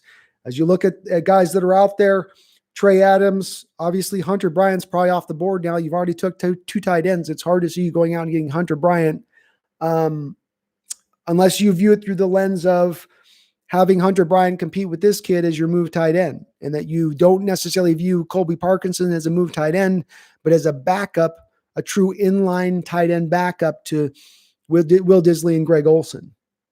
And if that's the case, then he would potentially be in play as an undrafted rookie free agent. There's a possibility there. Joker 760, is Sullivan a good pick? I love it. Somebody said we got an A- grade from CBS because this is a pick where you're going for the moon. You're trying to hit the home run, not the single, not the double. This is a move to go for the home run. You might swing and miss and get nothing, but if you hit, you get the barrel of the bat on the ball. That thing's going up into the upper deck. Mask Temple still need a backup quarterback. The place where you're maybe okay in this respect, Mask Temple, is in the respect of the new CBA. So the new CABA changed it for these veterans. And we saw this with the Philip Dorsett signing, and we'll probably eventually see this with the Geno Smith signing.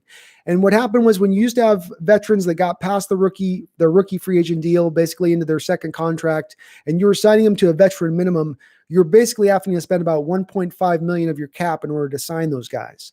And so now what you're able to actually do is get them I think it's about $1 million or a little under $1 million to bring those veterans in, where it's costing that $500,000 less. So I know it seems like a kind of a small thing and it's a little bit of minutia, but having that extra $500K to bring in a veteran quarterback like Geno Smith is probably why you saw them not go for a young quarterback, because the savings are just not as much as they used to be, where it was like nearly you could have $1 million in savings by going and getting that 5th, 6th round guy that you were having backing up your main quarterback. But Joker, I do like the Sullivan pick for that reason. Atheist 4, what's up, man? Always good to see you in the chat. I think we are overall happy with our day 3. I think this is not a draft that makes everybody, swoon with all the possibilities, but I think it's a draft where people go, okay, it's solid. You got better as a team overall. On defense, you needed to get faster. You needed to bring a little bit more nasty on that side of the ball, guys that could actually hit people when they arrive and not just bring them to the ground. This team's going to do that with the kid from Tennessee and with Jordyn Brooks. They bring it when they arrive. They come with bad intentions. So good in that respect. But again, just not necessarily what I would call a spectacular draft, but just solid. Rob, it smells like they may be putting a wrinkle into our defense with additions of Dunbar and draftees. Maybe a little more man coverage plus blitz, definitely going for a top tier run defense. Thoughts? Well, I'll tell you this, Rob. I'm always going to say that there's going to be limitations to trying to blitz from a 4-3 scheme, because you're not going to be able to hide things as well as you'd like to hide them. Like a 3-4 defense, for instance, can hide everything. You can have a linebacker who's normally rushing all the time, who now suddenly drops into a flat when you were certain he was going to be rushing the passer pre-snap. You can have 2 middle linebackers shoot their gaps on the inside between the guards and overwhelm you from up in the middle without really seeing it pre-snap. Whereas with cover 4-3, because the linebackers do tend to play off the ball more often than not, with the exception of the Sam linebacker, when they start blitzing, you kind of do see it coming. And the linebackers have to be very perfect in their timing in a 4-3 scheme to get up there, to where they literally are kind of coming downhill just before the snap, but also just enough before the quarterback actually recognizes they're beginning to come downhill to where he can call the check and then crunch his offensive lineman in to account for the rushers. That's what happened a lot of times to us last year. We were a top 10 team in the league in blitzing the quarterback. So throughout Carroll's career, if you go through his first 9 years in Seattle and you look at where we rank as far as our blitzing and how often we blitzed, we would be 31, 32, 30, 31, 32. We'd be right in that range as being one of the teams that blitzes the least in the entire NFL. And there was a couple years there we were 32 by a wide margin. We just almost refused to blitz. So now last year we tried to flip it up. Part of what we tried to do in being innovative last year was to say, okay, we're going whole hog now. We're blitzing like a mofo. And then you got into the top 10. So you went from 32 to the top 10 in blitzing last year. But we were 27th in sacks or 29th in sacks. So you weren't very efficient despite spending all that much more in trying to blitz. And to your point, Rob, a lot of our blitzes would be on the back of running zone on the back end. And really, if you're going to run blitzes, you want to go man on man if you're running blitzes. Going into zone is kind of hard. Because again, when you have your players built in their defense to protect against the deep ball, dropping a zone off blitz, what you're going to have as players is a tendency is probably to go a little deeper than they should on their drops to protect against that big play, which they've had beaten into their head that they can't give up. So I kind of went all the way around the world there to answer your question, Rob, but I could see them being a little more innovative. They're going to have to do something different. I would prefer if they're going to blitz more, that if they find out and realize that they're not as effective in being efficient in blitzing like they were early on in the year last year, that they don't stay with it throughout the whole year, that they don't hold on to trotting out the base 4-3 defense because that they think it'll be lethal in the blitz game, and then it's not lethal in the blitz game, and then you've got a linebacker matched up on a slot wide receiver. That's a recipe for failure, in my opinion. So I'm open to there being some wrinkles. I've heard Dunbar might play some slot. Then you get Trey Flowers on the outside at that point in time when you get to third and longs, or you get the 3 wide receiver sets. But as long as we're running a 4-3, I'm always going to be a little skeptical as it comes to blitzing, especially with our lack of penchant and willingness to play man-on-man coverage. I should ask you, who's probably atheist, you should probably tell us how you're doing, man. This has been a little bit of a weird draft, is from an outsider looking at the Pack's draft. The Jordan Love pick, the lack of addressing an offensive lineman after you guys lost Brian Bulaga. A little bit odd.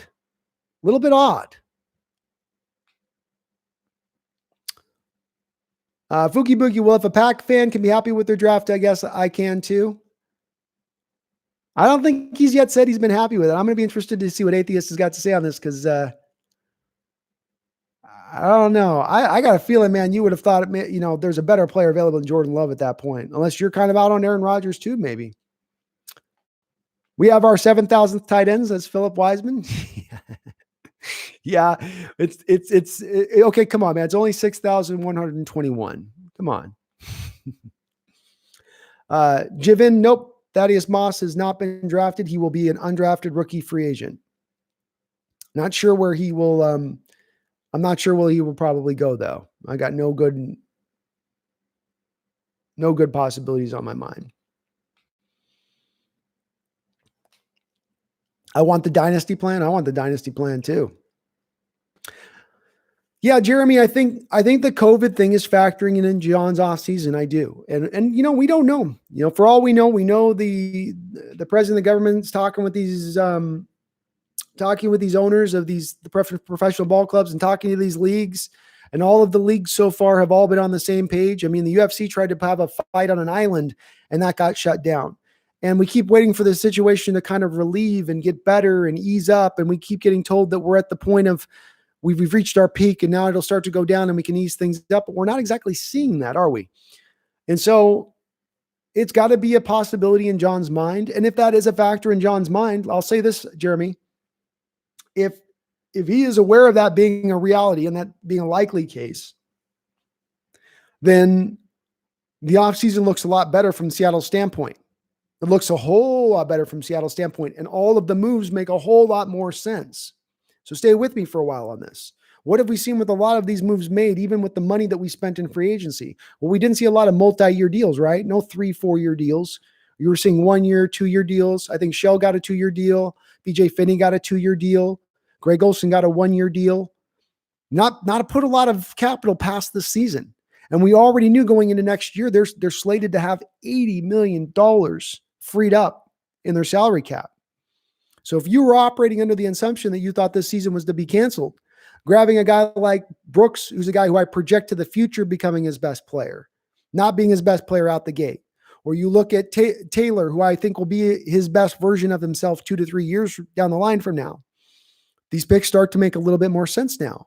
The lack of willingness to spend money in free agency starts to make a little more sense now. It's a real possibility, and one we probably got to give some honest consideration to. Atheist 4, if Moss wasn't from LSU, nobody would like him. That's one of my points, Atheist, was that I said if his name was Thaddeus Stoss rather than Thaddeus Moss and he wasn't the child of Randy Moss, would anybody be as hyped up on this guy? That's what's driving a lot of his value for people in their mind. You got to go watch the tape on this guy. It makes a lot of sense as to why he went undrafted. There's not a lot that he does really well. I mean, even a guy like Hunter Bryant who went undrafted, at least with Hunter Bryant, you could say he is a quintessential joker move tight end. He's a guy you can move around out there in different places and he can do different things for you. And he's legitimately 6'2" and a hair above. So I can't say the same thing about Thaddeus Moss. I really can't. And so if Hunter Bryant's going to go undrafted, then Thaddeus Moss is definitely going undrafted. Rob, I like Sullivan a lot, man. It's a boom pick. It's a boom pick all the way. You're going for the big swing on this one. Mike Iopati, Sean M is still going to be our left guard. I think Sean M, I think Lewis pushes Fluker for the right guard. Because when you watch the tape on Damien Lewis, he played right guard at LSU. He was very comfortable there. I hate when we draft guys and switch them into different positions the second we draft them. I know they like versatility on their linemen to be able to play multiple positions, but just stick him over at right guard and let him run. Let's see what he can do there. And Rob, the Sullivan pick is a complete home run swing. It's got a much higher likelihood potential of you striking out and getting nothing out of the guy. He struggled to get on the field, struggled to unseat Thaddeus Moss, who I just spoke about being, kind of underwhelming as a tight end. So if you couldn't unseat the guy who was kind of underwhelming at tight end who wasn't drafted, how good are you? And we don't know, but I like the potential of what he could be if he was a boom. Who do you guys want in undrafted free agency? I want Juwan Johnson. I haven't watched Juwan Johnson. I just know some of his scouting stuff. I'd probably be okay with that. I sure would like Trey Adams. I got to be honest with you. If we can pull Trey Adams out of this undrafted free agent class, that alone, I think I would feel better with. When we're looking at who's available here, AJ Green would be very interesting. Man, if we could get AJ Green. I like Raekwon Williams, the defensive tackle from Michigan State. I kind of like him. I like the tape I saw on that guy. I'd be open to that. Not a lot of guys that got me super excited at the moment. Lamar Jackson's on my list. Benito Jones. Ooh, Benito Jones didn't get drafted. I like Benito Jones's film. I loved it. Benito gave some good tape, man. Interesting that he wasn't picked. I thought he was in the same.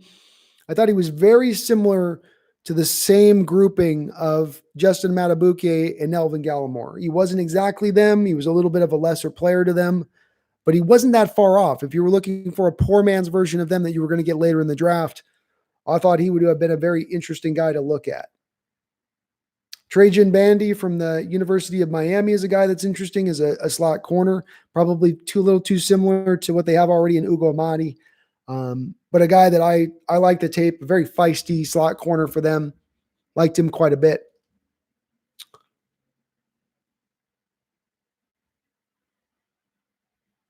I told you I was breaking out the baby powder. You did indeed. Can't convert Thaddeus Moss to wide receiver, unfortunately, there. Team 12s. He's just not fast enough. If he ran a 40 this offseason, it would have been a 4.7 40. That's what he put out on tape. Do you think Russell invites all rookies on offense to his house just like he did last year? Yeah, I think he does. I think he's well, maybe not with the COVID thing. Probably not. But if, maybe they'll do a Zoom call. You know what I mean? Get everybody on a Zoom. Quinn asks, do you think Alton Robinson is good? I think Quinn Robinson's not a finished product. Alton Robinson's not a finished product. What I like about him is he's not just a one-trick pony, being just a pass rusher or run stuffer. He seems to be able to give you a little bit of both on either side. I like that when I look at some of the scouting reports I've read up on him is that he wins early and fast on the down. I like guys that can win quick because part of we've seen recently is we need to add high motor guys, second effort level guys getting to the quarterback where they need the extra 3, 4, 5 seconds. That just challenges your secondary that much more to be locked in and sticky in coverage that much longer. So getting a guy who potentially can win fast and he gives you some run stuffing ability from the defensive end position. I like that. It's good quality pick. The quality was correct on that one. The pick selection was correct. He was picked in the right place. Some picks I had faced like LeBron after game 1 when Junior blew the game. Can you repost that, Eek? I don't know what that means on that one. John C. back to wide receiver most likely or a joker. Yeah, they need some wide receiver help still. I'm not sold on Swain. I still think that there's.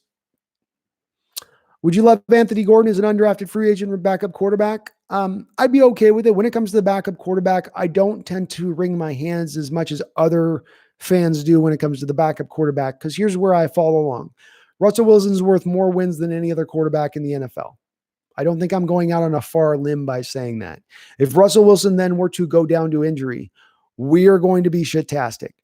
This is not going to be a good team that you're going to watch play football. And I don't even care if you got a quality backup quarterback at that point. I don't think that it's going to make that much of a difference because I so much believe that Russell does so much for our offense in that respect to cover up the warts and problem areas that would show themselves a lot more clearly if a backup quarterback came into play. So my opinion is the season's over if Russell Wilson gets injured. It's part of the reason why I've harped so much on starting to protect him a lot better. But as far as a cheap option as an undrafted free agent, it's not a bad way to go. So I guess to answer your question, McLovin, if it's the cheapest option to go, I go with that option. Is Anthony Gordon going to be that far of a drop off from Geno Smith and give you such horrible play versus what Geno Smith's going to do is going to be so great? No, I don't think Geno Smith's going to be all that great if he goes in the football game. Does this draft remind you of 12? We got trashed on that one too. However, the proof was that it felt like a Super Bowl win. Let me give it some consideration here, Philip.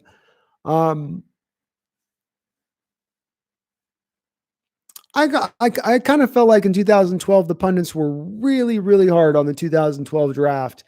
And I don't know that I necessarily agreed with it at the time myself. In that draft, you got a pass rusher who you knew was going to get you 6, 7, 8 sacks in his first year with some upside. You had your starting middle linebacker day one when he walked in the door.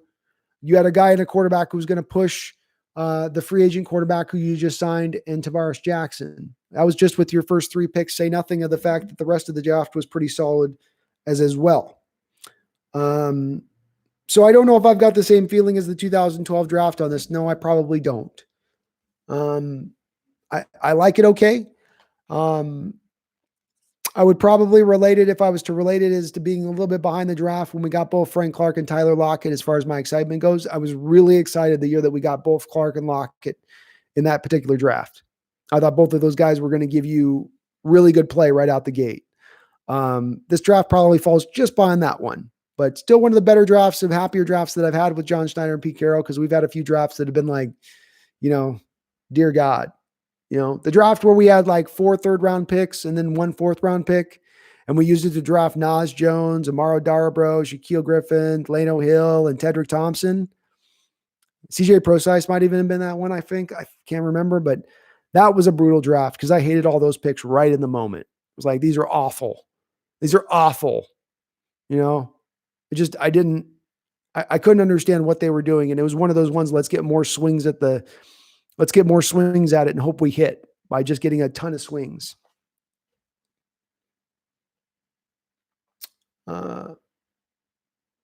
This is draft reminder of 12, got trashed. Chauncey Rivers is one of those ones I want. I got to look up Chauncey Rivers. I don't know anything about that guy. Ixie Dubstep, welcome back in, man. It's good to see you back in here. Bro, this guy's 6'6", 250. DK is only 6'4", 229. Yeah, and not just that, Exy. The guy's got the wingspan. Go look up how long his arms are. I think he's got nearly 36-inch long arms. And remember what I said with the wide receiver position, for instance, the Seahawks like to have a minimum of 32-inch long arms for all of their receivers. So you got this guy now has got, it's beyond, it's not just exceptional arm length we're talking about here. This is like freakish arm length. Freakish arm length, and especially on a guy that's 6'4" and already a big body. Throw into the fact he jumps 36 inches. He did a 123-inch broad jump. The thing I like about it, Dubstep, is that this is a move that you really want in your picks, where you want a few picks in there where you're really trying to swing and hit the home run. You're not going for the single. You're not trying to just lay good contact on the baseball. You want to put that thing up in the upper deck. This guy's an upper deck swinging move. You might strike out on it, might not get nothing, but he's got an ability to put it up there in that row. So he legitimately is something to get excited about for sure. For sure. I'm all in and I'm hella pudgy. Well, hey, I'm probably a little pudgy right now too, D-Max. So I think we can be a little pudgy as fans. Steven Sullivan, Nexie. He's a tantalizing target. I really like the thought of them going after this guy. He's all tools. You don't have a lot of production to go off of. The highlight film is going to be about 1 minute long with this guy. But as far as, again, his length, his size, jumping ability, I can't speak to his ball skills or whether he can run really good routes. But coming from the tight end position, you got to feel like, again, with what they did with this guy and Colby Parkinson, Seattle's starting to finally recognize something that took them a little bit of a time to figure out with Russell Wilson. And that is that he really does, I think, operate at his best when he has big bodied guys on the outside to throw to. They kind of started out early on in his career where it was like, once you got past Sidney Rice and he was gone, you got into those smaller little jitterbug type wide receivers. And I think the thought process was that you would be able to have guys that would be able to break off their first route when they weren't open and get into their second route very seamlessly, very quick, so that Russell and his scrambling drills can find an open man really fast. Understandable where they were coming at with their logic in that respect. But now we're maybe seeing that they are starting to recognize that I've always maintained, I felt like Russell was really best with the big bodied wide receiver, and he never was really given a quality guy that we could really get to see him shine with. You saw it last year with DK. You see it with Will Disley. We've seen it in the past when you saw it with, in the Super Bowl game against the New England Patriots, Chris Matthews. Russell was throwing these trust throws up to him all over the place throughout that game because, of course, you had Doug Baldwin being followed in that game by Darrell Revis and kind of shut down a little bit. So Russell really worked Chris Matthews in that Super Bowl game. He just fits well with these big-bodied guys. There's something about throwing to those big-bodied guys. You hear quarterbacks talk about it. There's just a comfortableness. And just seeing this guy that's that big and that's long and just feeling like you can just throw the ball there and they're going to get it. Versus having a guy who's about the same size as the corner covering him, and then you really need to see the separation in order to make that throw. What are my subs? I think we just crossed over the 2,300 mark or so.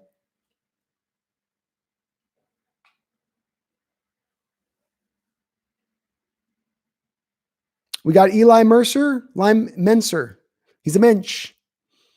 Okay. Eli Menser, a linebacker. All right. Well, you did need probably a little bit more linebacking depth here. To a degree, you're pretty good there. But he'll be a guy that comes in and competes with Ben Burke-Irvin as far as that probably that last extra linebacker on your roster. Moss will probably go to the Patriots, says Team 12s. Maybe. They like their joker tight ends at the Patriots as well, though I do believe that they drafted 2 tight ends in this draft, Team 12s. My memory is right on this. I think they already got a couple of guys. Anthony Gordon signed with Seahawks. Shit, Orton is good. Did he sign, or are you just saying stay strong? You'd like to see him sign. D-Nugget, damn, maybe Moss needed to go undrafted to get that chip on his shoulder. Well, I mean, with him, it's because he's Thaddeus Moss and he's the son of Randy Moss. It's very easy to think that he's got a lot of physical tools and maybe he just didn't tap into all those physical tools. But I think I would counter that by saying, what if he's just not a real toolsy guy? That he got his mother's genes as far as athleticism and not Randy's genes. He got the dominant genes of his mother in that respect. It's a possibility. He's legitimately 6'1", and he legitimately looks like a 4'7" guy out on the field to me. And he's not a guy that really is going to move people off the ball blocking. He's a willing blocker, but he's not moving anybody off the ball at 6'1". Stay strong. Should the Seahawks sign an offensive tackle? Yeah. Trey Adams is sitting there. He's looking you right in the face. Elena McCullum, thank you for jumping on into the chat. What do I think of Alton Robinson? The 2 things I like most about Alton Robinson are that, number 1, he's a complete defensive end. He gives you both some run stuffing ability and maybe potentially some pass rush. And then the second thing that I like a lot about him is his ability to win quick and early. That's a place that we have been lacking of in our passing rush recently. In my opinion, really all you had last year as a guy who could win quick and early was Jadeveon Clowney. Everybody else was going to take some time to get to the quarterback. So having a guy who, when he does win, he's not going to be a dominant winning defender, but when he does win, he wins quick. And then when you look at that being paired with a guy like Taylor, the number 1 stat that jumped out to me with Taylor was that pass rush win percentage rate. And Taylor's up at about 18%. 18.6% last year was his pass rush win rate. That is phenomenal. And when you have that pass rush win rate and you're winning it quickly, you're winning fast and early after the snap, that's how you upset and disrupt plays and muck things up really quickly. Not just get sacks and pressures, but just upset the whole dynamic of the play. So I like the Alton Robinson pick a lot, Elena. It was appropriate value for where they selected him. Viral Legacy Dylan. What were all the Seahawks picks?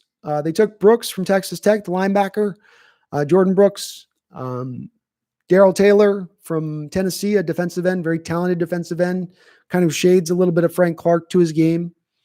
He took Damien Lewis, a road grading run blocker from LSU with a 3rd round pick. Colby Parkinson from Stanford, 6'7" tight end, trust catcher, a contested ball guy. Then you went for a running back. You went for the best pass protecting running back in this draft, a guy with a little bit of juice in his legs too, 1-cut runner, some swiftness, some speed, some quickness. Then we went in and Steven Sullivan, you shot for the moon on. In the 7th round, you trade up in the 7th round to go get him. This guy's got about a 90-inch wingspan, can jump through the roof, 6'4" tight end, 2nd fastest tight end in the combine, actually. And then, of course, I left out Alton Robinson, who I just talked about, who's another defensive end Seattle selected, guy that can stop the run, play the pass well, doing both. Solid pick, solid place to pick him. It wasn't a reach at that spot. So a fairly solid draft at this point. Viral legacy Dylan. I'm probably sitting about B. I might even, if I go and watch the tape on this guy Sullivan, I might even be talked into pushing it up into a B plus range, but I'm going to sit at a B right now. Atheist because AJ Green is good.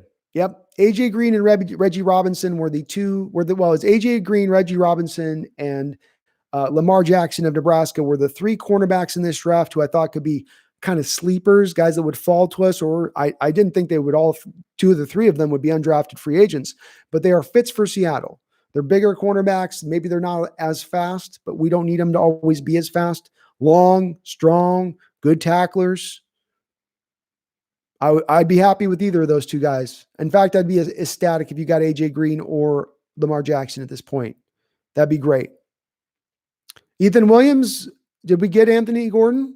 Or are you just hoping for it? Because you put two exclamation points there. The first exclamation point's like, I want him. The second exclamation point is, we got him. I'm reading in on that.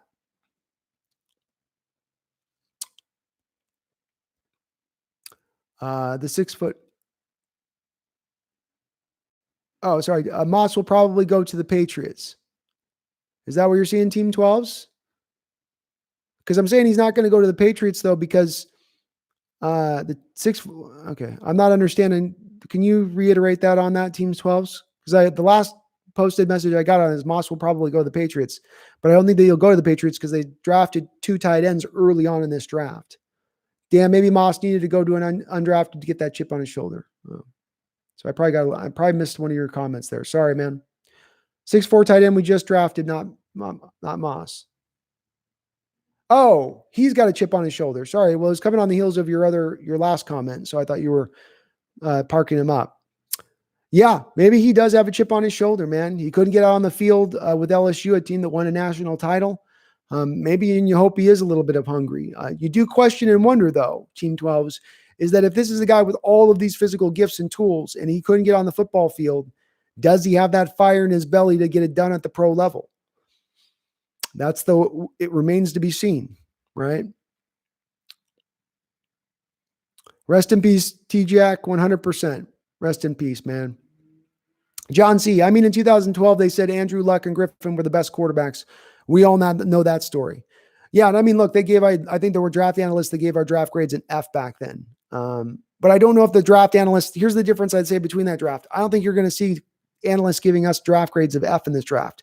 You'll probably see a lot of C's. You'll probably see some B minuses. I would probably say you're not going to see a lot of A's, but that draft was so uniformly just beaten on, where people just hated every part of that draft. It's very hard to hate this draft if you're an analyst. You know, you can make the argument that they overdrafted in selections and then they didn't appropriately value and slot the guys in the right places. But to say that they put an F out there as their draft, I don't know that we're going to see that. And if there's an analyst out there saying that, then he should be fired. 191171, Carl Storm, what's up? Welcome on in the chat, man. We have quite a few tight ends. Who's going to make the team? And they better be able to block. So the good news, as long as both Disley and Greg Olsen can stay healthy, both of those guys are good blockers. Olsen's not going to mash people like Disley's going to mash people, but he's a willing blocker. I watched his tape last year when he was at the Panthers, and as an older player, he was still their best blocking tight end last year. So they can block. And behind them, you're right, Colby Parkinson's going to need to be able to block as one of the guys we drafted. The nice thing with Stanford is that they run the pro style set there. They run a lot of I formation, a lot of downhill running. So you've got to be able to block in that system there. They're not just a spread formation, throw it all over the field type team. So I would think that the Stanford guys can be able to block. I can't say for sure, but I would think he is able to block. I'd probably be less convinced that this guy we picked in the 7th round is able to block. This is going to be more of that pure move tight end type guy who you're looking to create a mismatch with. I don't know if you could say that this guy's going to really be a blocker. But I will go down to saying, here's how your final tight end roster is going to look like. You're going to keep 3 tight ends at the end of the day. So I'm going to fall in line with saying that you keep the Disley, you keep Greg Olsen, you keep, I I think Hollister gets cut because he costs a lot in contract right now. He costs 3.2 to 3.5 million this year on his tender. You can cut that, get that money back, and maybe move that into other places. So I would see Parkinson making the team, and it looks like him and this other kid are going to be fighting it out. They may carry 4 tight ends next year, especially where it looks like they're a little light at receiver right now.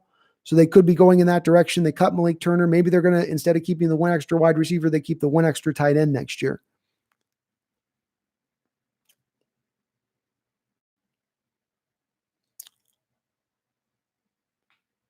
I think I got a little bit behind on the questions here. Sorry, folks. He's basically Jay Buhner. Who's Jay Buhner?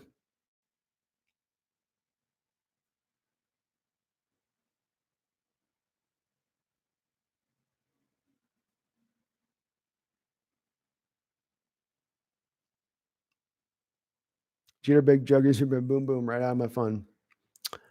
John C., I know it's all about the guy I told you about yesterday, but look how soft and natural his hands are. He's okay at routes, a former wide receiver until his senior year. Not sure about the pass blocking, though.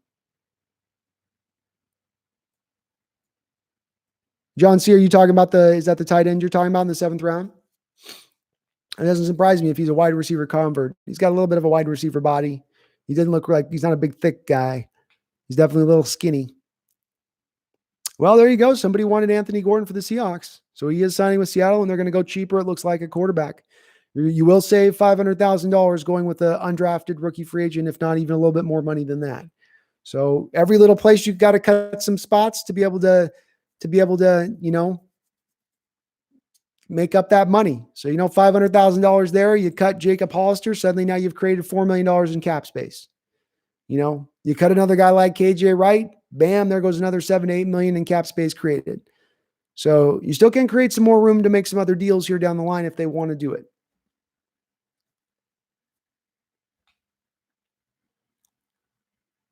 I know it's all about the guy I told you about yesterday, but look how soft and natural his hands are. He's okay on routes. Yeah, just elaborate if you can on that, John.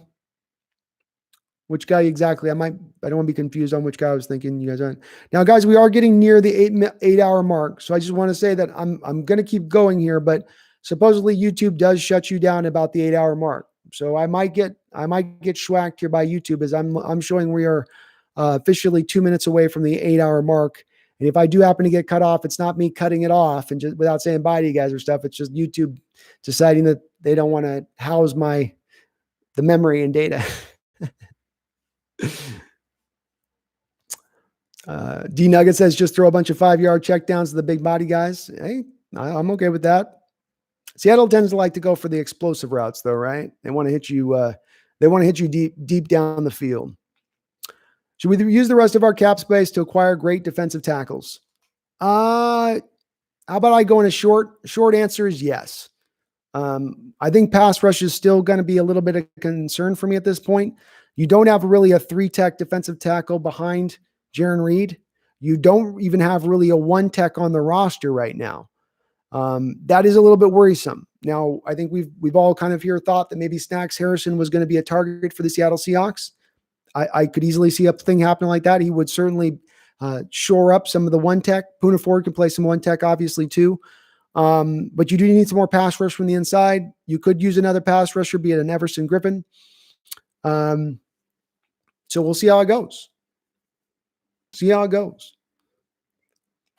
What does the notebook say about him? I don't have Chris Miller scouted. I'm sorry, man.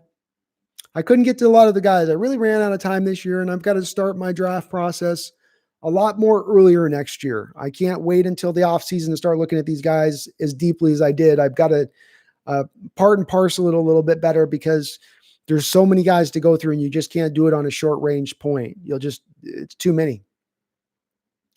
But yes, Quinn, I would be very much in favor of Seattle looking at targeting with their remaining money they have available, be it either Everson Griffin or, please God, Jadeveon Clowney. John C., he was phenomenal to watch, strikeout, home run. Yeah, Jay Buhner was a great player to watch. And honestly, kind of sometimes a little bit of an underrated defender. He had an absolute hose for an arm. And he was a guy who was a master of playing the double. He could throw guys out on a double in playing the wall at the Kingdome, where guys would try to stretch the double off the wall and he would just cannon them. But man, he hit some moonshots, a really good player and a clutch hitter. When you needed a big hit at the right time, Jay Buhner was there to give it to you. D Nugget asks, are the Pats going 4-13? Potentially, yeah. Potentially. I'm not a big believer in Jarrett Stidham. He doesn't have a lot around him to work with. We saw last year they were very light at the skill positions. They drafted a couple tight ends. I think they'll be pretty good defensively, but I think offensively, that's how you make your hay in this league. And until they get a quarterback, they're probably going to be back in that realm.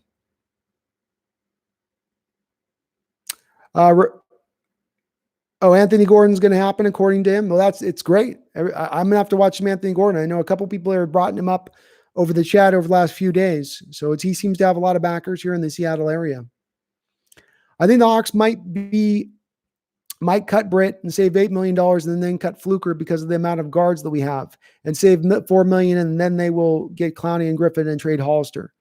Yeah, Hollister probably doesn't have a lot of trade value at the $3 million mark that he's sitting at.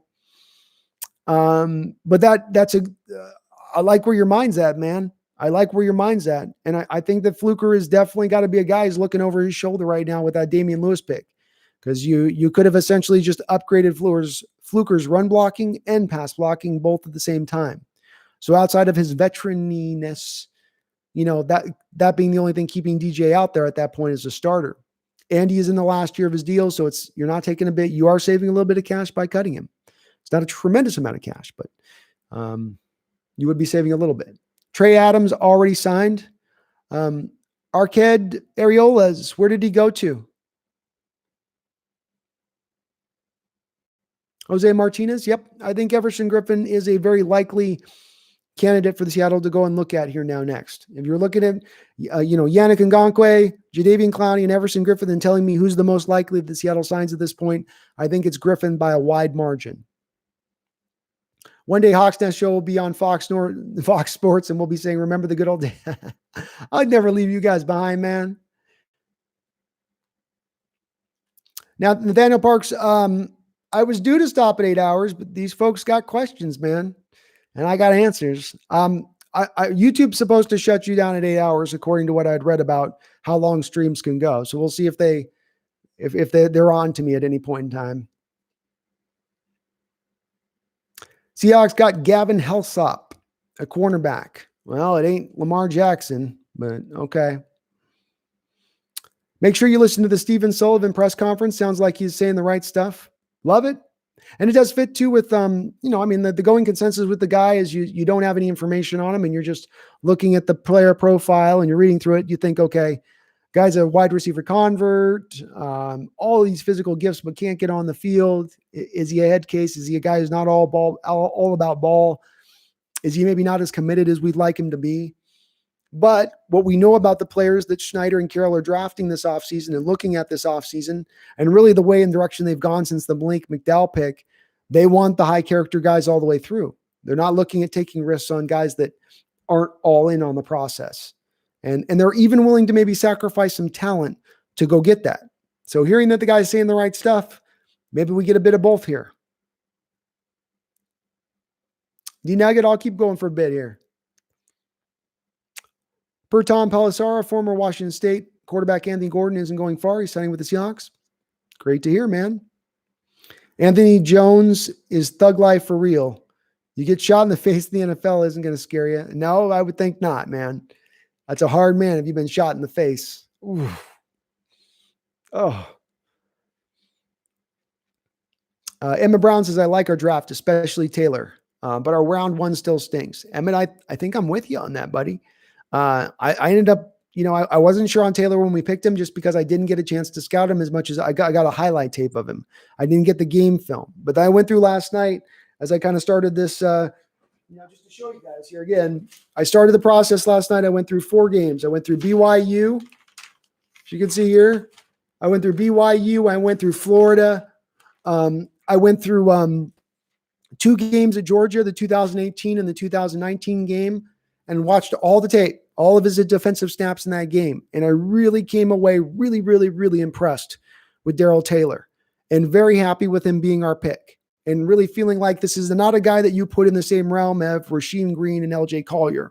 So what I mean by this is that when you stack up this guy and you look at recent defensive ends the Seahawks have taken in the draft, where he fits at in a talent standpoint, who he compares to, when you look at a guy like LJ Collier, he's a guy who had 1 year of production at TCU, and he won mainly with power.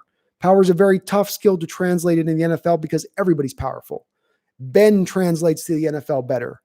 Ability to use your hands translates better to the NFL for pass rushers. Power doesn't tend to go as well. So you knew there was going to be some limitations with LJ's game, especially considering he was a 24-year-old rookie last year. Now with Rasheem Green, it goes to the opposite spectrum. He was a super toolsy guy who came out at 20 years old, and you knew it was going to take a couple years for him to really top out to the player he was going to be. So when you look at this guy, he's really neither of those two guys of type. He had 2 years of production at Tennessee where he had 8+ sacks. So he's not exactly in that same realm. And he's not a young guy as well. He's 23 years old. But I think he's a comparison for Frank Clark because much like Frank Clark, I think he's playing it probably about 10 pounds heavier than what Seattle's going to play him at. And Frank Clark was a little heavier in college than what he was when he came to Seattle when they dropped him down to 269.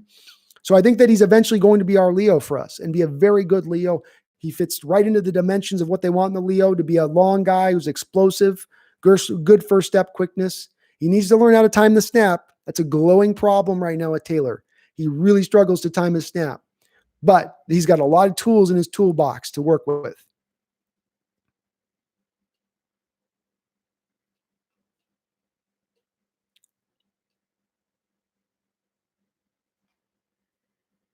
(1911) Carl Strom says, I like Hollister. You know what? 11, I like Hollister too. I do. It's when you get into that range of now spending $3.2 million on Hollister where I get a little bit dicey on him.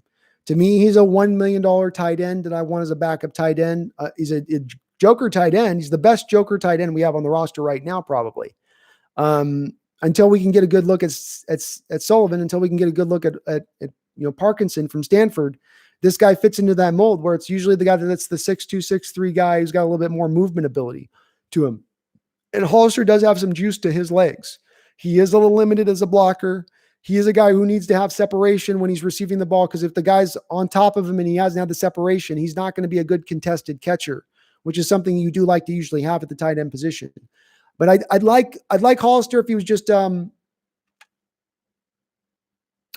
little bit.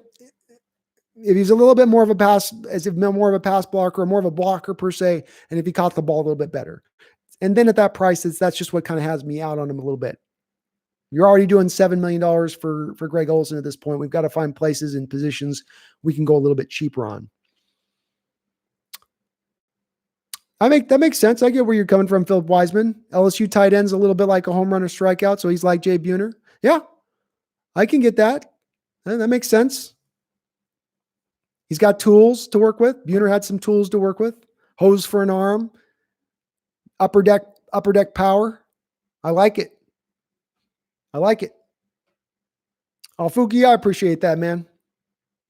Viral Legacy Dylan. Did the Seahawks sign Anthony Gordon? That is the scuttlebutt. Word on the street is that is what is going down. Stay strong. Trey Adams, did he sign with the Seahawks or not? I'm not sure. Somebody mentioned that Trey Adams did sign with somebody already, but I don't know if it is Seattle. FIU running back Anthony Jones, who has recovered from being shot in the face last year and is a relative of Vikings running back Dalvin Cook, will be signing with the Seattle Seahawks per source. Oh, there we go. There we go, man. John C., you, along with Ethan Williams, get the MVP of Prediction Award in the respect of you certainly did bring up Stephen Sullivan before today's pick, much like Ethan Williams also brought up who was it that Ethan Williams brought up? Who did I miss? Ethan Williams had the receiver with taking out of Florida. So I got to give props to you guys. It's very easy to say on a guy that Seattle would target in the first round. It's something else to pick a guy and say, what about this guy as a guy that's going to be in the 5th, 6th, 7th round, when it's even harder to forecast where that guy's going to go. So huge props to you, man. You're 100% right. You nailed that one. Nailed it. Jeremy Bone. Thank you for being a part of the chat, Jeremy. I really do appreciate it, man. I know we haven't agreed on every single thing, but I love the back and forth. I love your perspective on things. Philip Wiseman, Moss to the Skins. Makes sense. They got to need a tight end now. Makes sense. I expected somebody to sign him as an undrafted free agent. That's where I saw him going. Michael Wright, do you think the whole NFC West will be in the playoffs? Well, maybe we would finally get the respect we deserve as a division at that point, right? No, but I do think that there is there's a feasible chance. There's a feasible chance you could have 3 playoff teams in this division. It's hard because you have so many, you're playing against each other and you're going to kind of lower each other's record down because you're probably all going to play each other so evenly. So it's hard to have the upper level records when you're competing, let's say, against the other teams that could be trying to go to the playoffs. But let's just look at the NFC. And when you look at the NFC North, for instance, it's like Green Bay is kind of far and away the best team in that division right now. The Bears don't know what they're doing at quarterback. Maybe the Vikings could be a team that you look at. I love the Vikings draft. The Vikings could turn it around with this draft alone. So they're definitely in contention. But then in the NFC East, you really only have the Cowboys and the Eagles. And then we've got the NFC South where you've got really only the New Orleans Saints and the Tampa Bay Buccaneers. I don't buy into Atlanta bouncing back. So, there is some weaknesses in the other divisions that could push it up for a potential of 3 teams coming out of the NFC West in the playoffs. It's not likely to happen, but the talent is there. The teams are good enough for that to happen. Insanity Mixes, thoughts on Jordyn Brooks.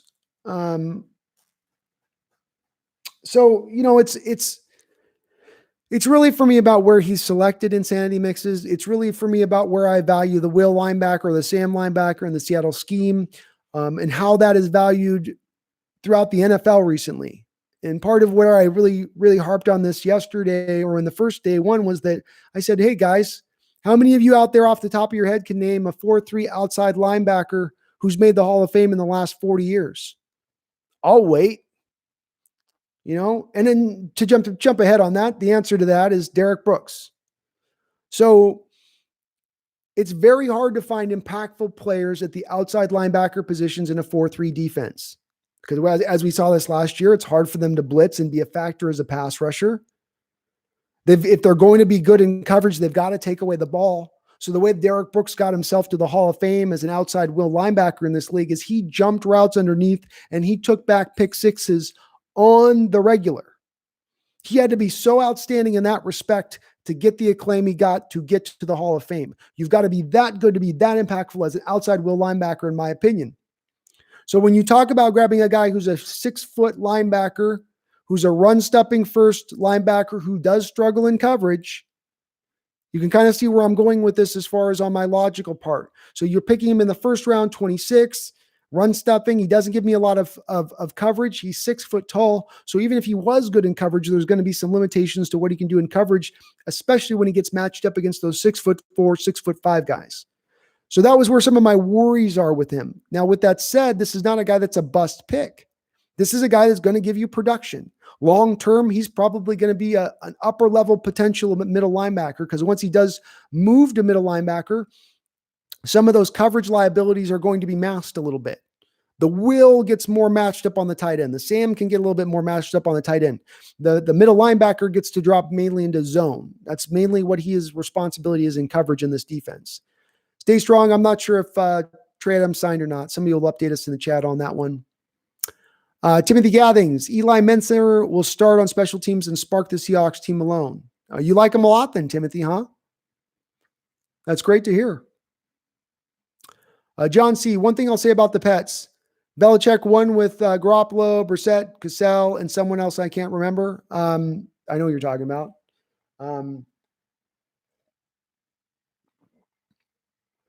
Oh my God. That name is going to drive me crazy because it's on the tip of my tongue and I know you're talking about. Can't think of the name though. Yep, you're right.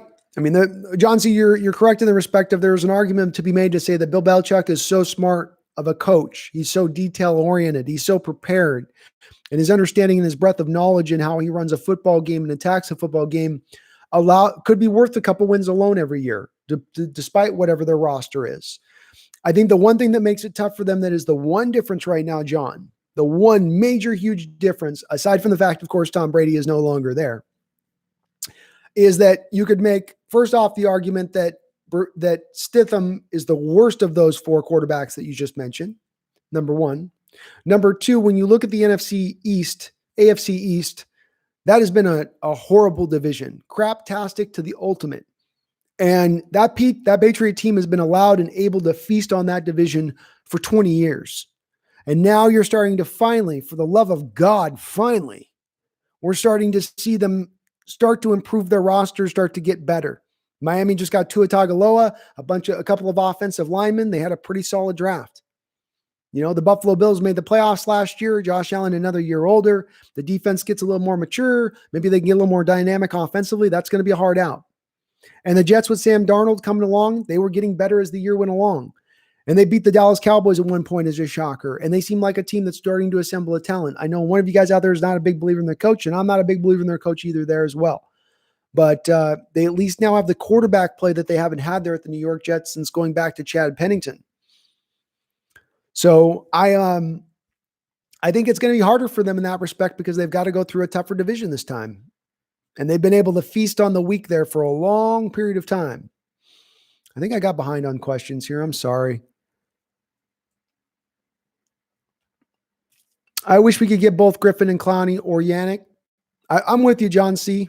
I just don't see it would be a numbers game at this point, because if you got Griffin and Clowney, you drafted 2 defensive ends today, that's at 4. You've got LJ Collier at 5. You got Rasheem Green then at 6. You already know you're going to get some pass rush from Bruce Irvin, Benson Mayowa, Shaquem Griffin. You see what I'm saying? That's 9 guys. That means you're going to end up cutting somebody that you probably don't want to cut at that point, unless they're just willing to completely cut bait on LJ Collier, which I don't think they are. Our only real best case scenario here is they're going to grab one more guy. That's really all you're going to get. I get where you're coming from. I understand why you'd want to, but being realistic, you're going to get one chance at that pie, at that slice of pie. Can a player like Hollister take really low cash just to stay on the team, allowing the team to keep other players without letting him go, keeping him for sentimental reasons? Yeah, you can move around and do what you need to do with that. You can work with the player and renegotiate the contract if you want. I think you got to release him first off the tender because he signed the tender, but then you can have that negotiated up in the background to re-sign him back in if you wanted to. Certainly. Nathaniel Parks, Anthony Gordon can hand the ball to Carson if Russ gets hurt. It's not like our offense will change much. No, that's been kind of my want for the approach at the backup quarterback position in general, Nathaniel, is that we've brought in guys that are types pocket passers to back up Russell Wilson. I'd rather have him backed up with another guy who's mobile, who you'll ask to maybe throw 15 to 20 times a game if he's coming in and playing for Russell. And maybe if the rest of your team develops and gets better and takes a step forward, that maybe you can do something and make some hay in the playoffs at that point. But at the end of the day, let's face this. If Russell Wilson goes down, we're not probably getting into the playoffs, and we're definitely not winning the Super Bowl. We just don't have that kind of team built around him to do that. William Butler, welcome on the chat, man. Great to see you. Mad respect for doing these for every single hour of these drafts. Being from the UK, all this extra info on the college game is so good. Huge fan. Keep it up. Thank you, William, so much, man. I really do appreciate you watching. I would love hearing from you folks over in the UK. I tell you, I got a UK contingent. I might have to go fly out over to UK, guys. I've kind of wanted to always go see Britain. You guys, you UK guys, going to show me a good time if I come in there? We'll have a Hawks Nest party in London. But I appreciate it, William. Thank you so much, man. Who are your favorite picks we made? My favorite picks are in this order right now. We'll go in this order with these picks. I like Damien Lewis first and foremost, because when you want to be a team that wants to run the ball on anybody, and you've been a team that's kind of struggled at times against very good defensive lines to run the ball on them, like the Baltimore Ravens, let's say, this is the type of guy who you can slot in there and who can still go create running lanes even against the tough guys. Now, maybe pass protection is not perfect, but it's not horrible. I love it for that pick. I think he's an upgrade over Fluker right out the gate. My second favorite pick is going to be Taylor out of Tennessee. I feel like he gives you pass rush immediately. I love his run stuffing. I love his ability to set the edge. When I watched tape of Taylor over and over again, the thing he did play in and play out in the running game was he set the edge. And opposing offenses would not run at this guy at all. They were scared to run at him. And when they did run at him, he made them pay. I really like that aspect of him. My next favorite pick is going to be the Sullivan pick. Jay Buhner. Stephen J. Buhner Sullivan. That's who I'm going with. And I like it because they actually took a pick that was going for a moonshot swing. You know, they're swinging from the back of their heels on this pick. And even though it's the 7th rounder, I love it. I love that they traded up to do it. I love that they were aggressive to go get him in that respect. Maybe he doesn't have a lot to offer on the football field, but I just love the mentality at play on that pick. Then I go probably Alton Robinson. Or no, actually, I'm sorry. I'll go with Jordyn Brooks then, because it's a solid pick and I know that the guy's got a high floor. And then I'll go Alton Robinson, Parkinson, Dallas, and then we'll go with that other kid last, Freddie Swain. In Pete and John, we trust. I do to a degree, the GOAT. I do to agree. Yeah, Freddie Swain. I was trying to think of his name. Viral Legacy Dylan. Did Lamar Jackson, the quarterback, sign with anybody yet? Not yet. Okay. It's good to hear. Hopefully Seattle hasn't played, though. They did just sign a cornerback. So that makes me wonder if maybe they're not looking at signing another undrafted corner. Travis McGee, Clowney update. We need him. Travis, welcome on into the chat, man. Great to see you. I don't disagree with you, brother.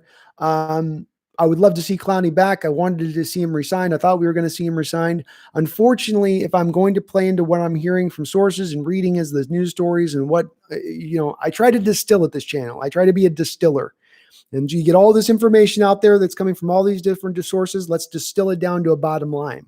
And the bottom line would appear to be that Clowney is waiting for the post-compensatory April 27th deadline to pass, where you have the Tennessee Titans, for instance, who lose Jack Conklin in free agency. He signs a major deal with the Cleveland Browns. That means theoretically the Titans would be in line for a 3rd round compensatory pick in return for losing his services. But if they sign Clowney right now, they lose that 3rd round compensatory pick that they're going to get back next year. If you wait past the 27th, now that goes away. You don't lose the compensatory pick. You can just sign Clowney how you see fit.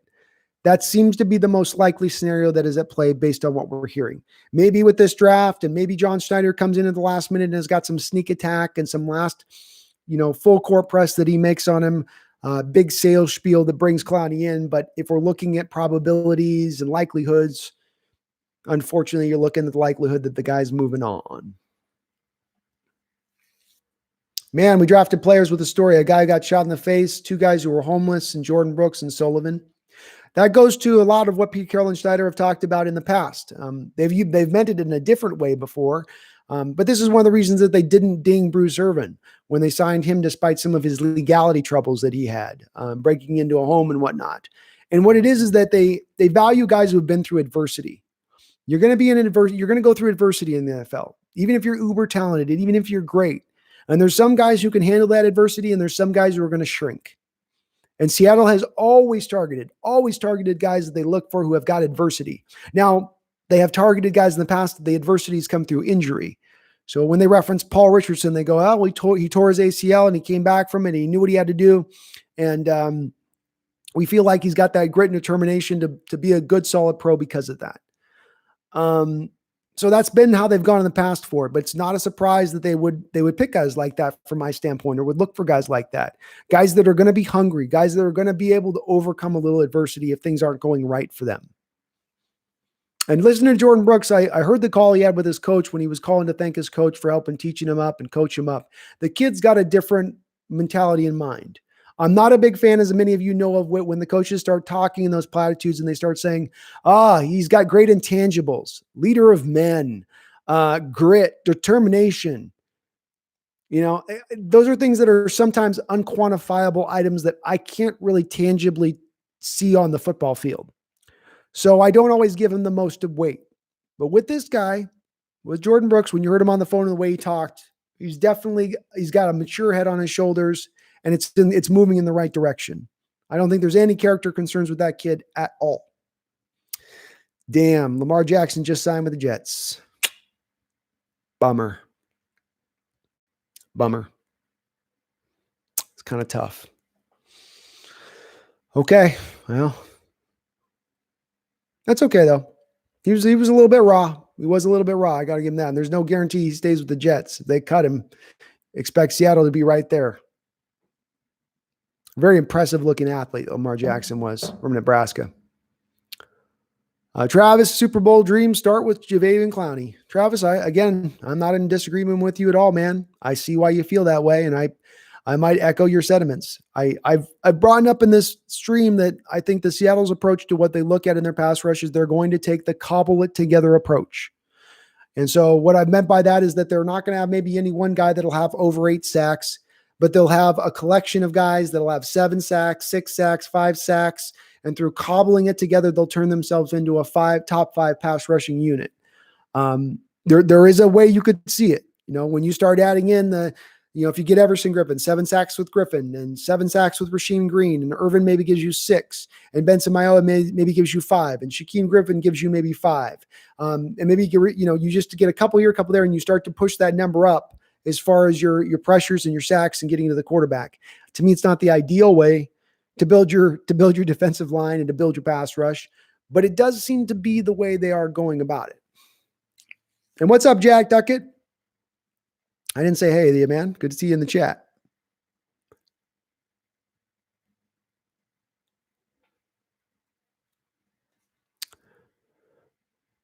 Jordyn Brooks, Derek Brooks. Maybe, man. Maybe. Boy, wouldn't that be ironic?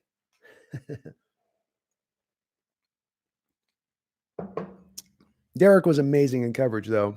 Absolutely amazing from the linebacker position. So fast. That's the thing, is that they are similar players in the respect of, if you were to look at the 2-player profiles on both those guys, Jordyn Brooks and Derek Brooks, both guys were sub 6 foot linebackers who could fly. They have that in common. Super Bowl don't got to start with Clown. It might make it easier, Fuki. It might make it easier than the cobble it together approach. Yeah, Travis, I think that is probably a truth of as far as what Clowney said. I don't think he was blowing smoke when he said he does want to go to a Super Bowl contender. And if you went to the Titans, say what you will, the Titans got really far last year, and they're bringing back a lot of the talent that they had last year. They aren't losing a lot of pieces. So there's an argument to be made from Clowney's standpoint that he could say, look, this is a team maybe he feels is a little closer or just as close as Seattle is. And maybe he wants to be in the South.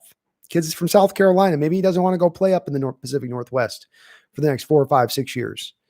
I don't know if we know that for sure.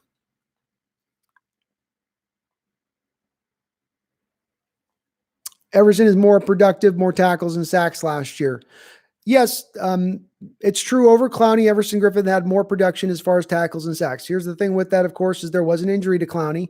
But the other thing is Everson Griffin wasn't the most double and triple teamed edge defender in the NFL last year, or one of the most double and triple teamed edge defenders in the last year. If anything, Griffin got to really operate a lot of time off single blocks, because if you're going to double anybody on the defensive line for the Vikings, you're doubling Danielle Hunter. He's the one getting the chip. He's the one getting the help from the tight end. So you always got to look at these things through the prism of the perspective of what each individual player is going through. And when you look at Clowney, who had almost no help on the defensive line, so it was very easy for offenses to start to double him up. It makes a little more sense as to why Griffin maybe got a little bit more production in the stat column. But Clowney is a better player, a much better player at this point in time in his career. Travis, he's not going for a winner. He wants to go for the paycheck. We'll see with this. If he's signing for the Titans, he's not going for the paycheck. There is a paycheck available with one of the loser teams who've got a shit ton of cap space to spend.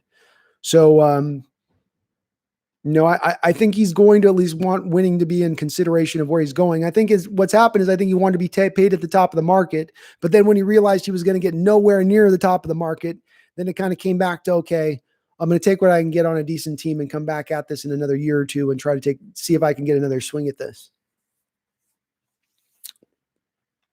Will Seahawks sign another corner safety? Asked Jack Duckett. Well, they just signed a cornerback. It sounds like an undrafted cornerback. which would lead me to believe that they'll probably sign one more. They would usually sign a couple of cornerbacks at this time. I think that you guys can speak onto this, but is AJ Green still available from Oklahoma State?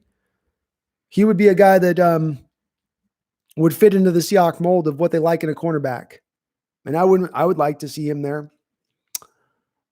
Unique is an even more productive pass rusher. Yeah, Unique Ngakoue has been one of the most productive pass rushers over the last 3 years. He's had 75 pressures, which I think is, if not leading the NFL, one of the near league leaders in the NFL.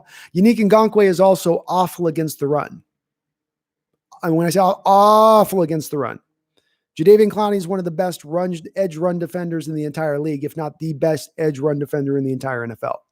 So there's a wide difference between them as far as run defense. Unique's probably a little bit better of a pass rusher.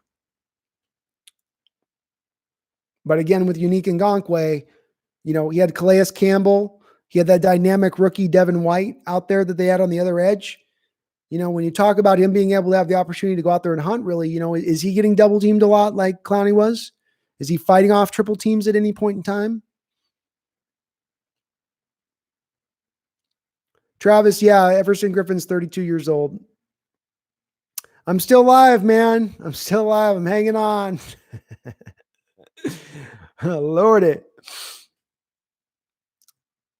Everson's 32 and he's not even the best D lineman. Yeah, I think Everson Griffin, unfortunately, Travis, is the likely guy to select. It's not that he's the best guy to select at this point in time. It's just the likely situation to happen. He is a little long in the tooth. One of the benefits of filling out this roster with as many defensive ends as you have right now, you should have a good amount of guys to throw a rotation out there. You're not going to ask any guy to go out there and play 70, 80% of the snaps on the edge here. You're just not. So, but Fuki, yeah, he is a savage as a pass rusher. Very, very, very advanced with his pass rushing moves. Unique is a guy who can win with the first move, win with the second move, win with the third move, and he'll go to that third move within a second and a half. He just moves seamlessly between the different pass rushing moves, and he's got every move in the book. Spin, rip, swim. He's got the dip. There's a lot there to like with him as far as a pass rusher, but it is a worrisome when he does struggle as a run defender, and you're talking about a guy who wants to be paid $17, $18 million a year. You're only paying for the pass rush at that point, on top of having to give up the draft capital for him. It's probably why we haven't seen the Jacksonville Jaguars make a move up until this point on the guy. So nobody wants to give up the assets when they have those other factors coming into play. Corey Andreas, yep. I don't think we got any more. I don't think there's no more Clowney, Corey. I think we got to make our peace with that. I say he probably goes to the Titans, and you'll probably see that happen within the next couple of days, just after the 27th. Insanity mixes. So you think Jordy starts? Brooks, yeah. Brooks is probably, I know that Pete Carroll had mentioned potentially it being a situation where he would start at the Sam. I think he's not big enough to start at the Sam at 6 feet tall. You got to be up over the tight end there. So you got to be able to really set the edge. I think he would struggle with that. You want him off the ball where he can really use his speed. So I would expect him to be the starter at will when all is said and done. I can't think that they're really going to hold on to KJ Wright, end up in the potential situation where we're watching Cody Barton, Jordyn Brooks, and Ben Burke-Irvin all sitting on the bench to start the year. I can't see that being a feasible scenario that they allow to happen. I hope to God not. So I do think he starts.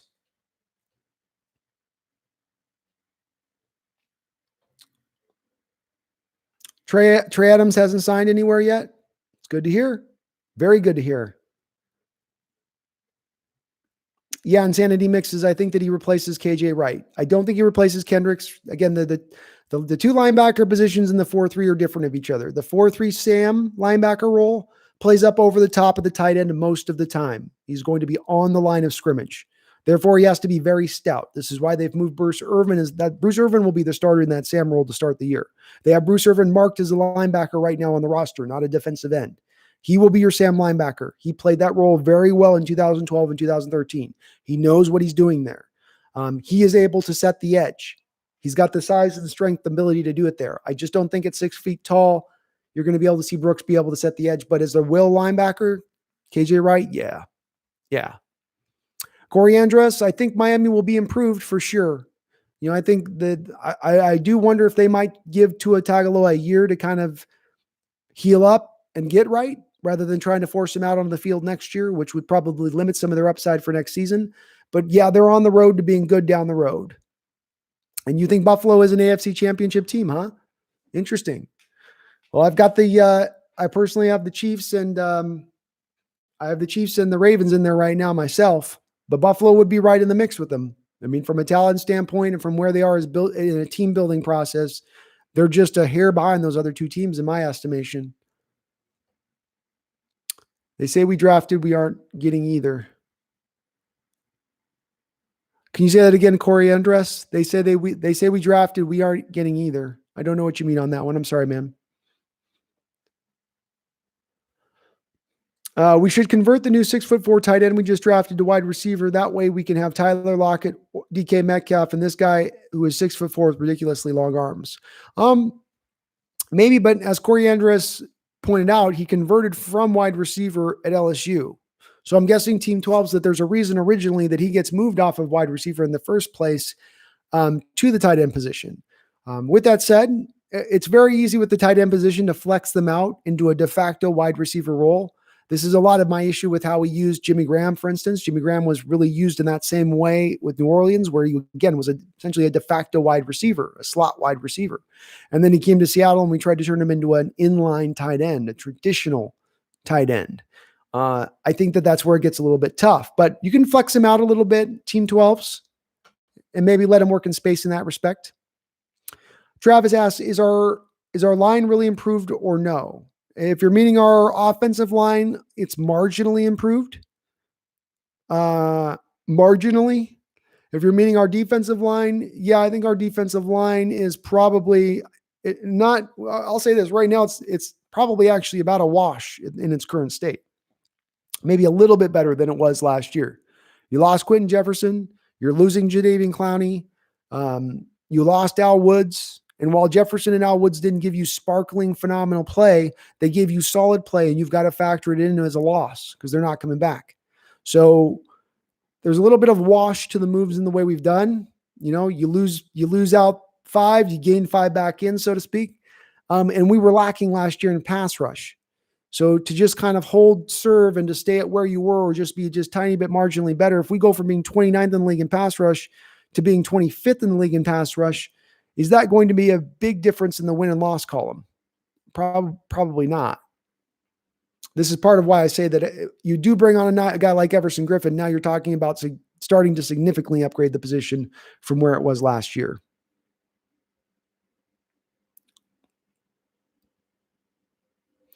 I want Lynn Bowden. I don't know too much about Lynn Bowden, Corey Andres. I'd have to look up on him a bit. I'm not too aware of him. Sorry. Travis never said he was the best. The Savage, I heard we drafted a running back. We drafted a guy named Dallas, the Savage. He's supposed to be the best pass protecting running back in this draft is the word on the street, which is something we do need. The running backs on our roster right now, we don't have any guys on the roster right now who could come anywhere close to where Marshawn Lynch was as a blocker for Russell Wilson at times in pass protection. So he does give you something you didn't have. He seems to have a little bit of juice as a runner. I haven't seen the tape on him yet, but he seems like an interesting prospect. If Clowney wants to be greedy, he can go, says Eek. Yeah. I don't even know if it's his Clowney was greedy. Is I just think that he was really going to, there's a part of me that feels like he was really only going to sign with Seattle if Seattle was going to overpay for his services. We weren't going to get a discount. We weren't going to get the same discount that Tennessee is going to get. It was going to be an apples and oranges situation for us. That's me doing a little bit of guesswork there, but that's just it's the general feeling that I'm getting. Why, Travis, why talk about Russ getting hurt? Laughing out loud. Well, Travis, it's the reason I talk about it is because it's part of my problem with the way that we built the team on the offensive line.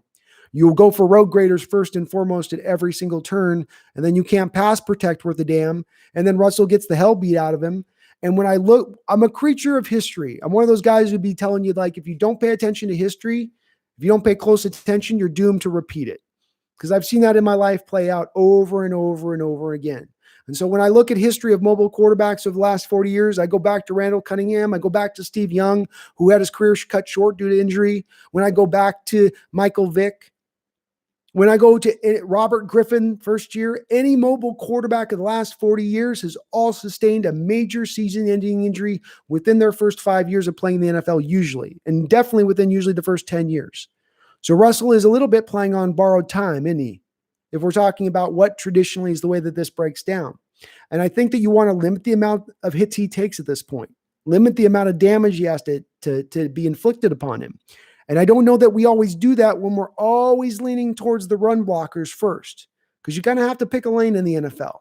You know, you can't have it all the time, especially when you're not picking in the top half of the first round, when you're picking in the back half of the draft almost on every pick. Trey Savage, I just woke up, so I'd like to know who the running back is. Dallas something or other.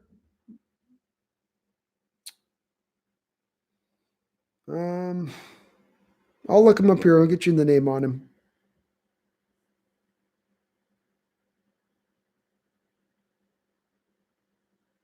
Dallas something or other. That's my name. DeeJay Dallas. It's got kind of a cool name. That's his name.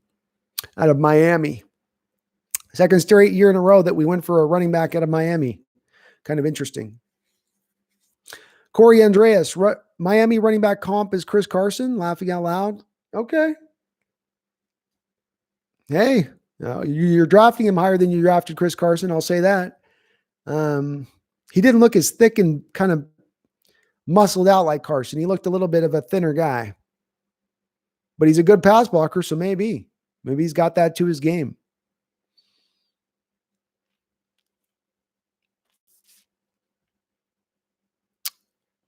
Yeah, I'm down. I might have to come out there to London, man. William, we might have to make this happen, man. I'm a bachelor without any kids and without any wife, man. The world is my oyster. I'm ready to crack it open. Hunter Bryant to Detroit. Solid signing by Detroit. I think he was out of play the second. He was most likely out of play with the Colby pick, but he was definitely out of play once you went and got Sullivan. Benito Jones, the Dolphins. Damn, I like Jones a lot. It's a great signing by the Dolphins. Britt will be cut, says Corey Andreas. I hope you're right, Corey. It's boggled my mind a little bit as to why he hasn't been cut up until this point.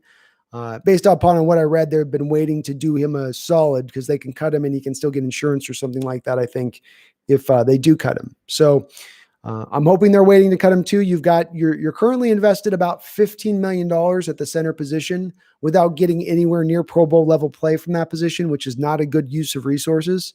So I do hope that Britt is going to be cut.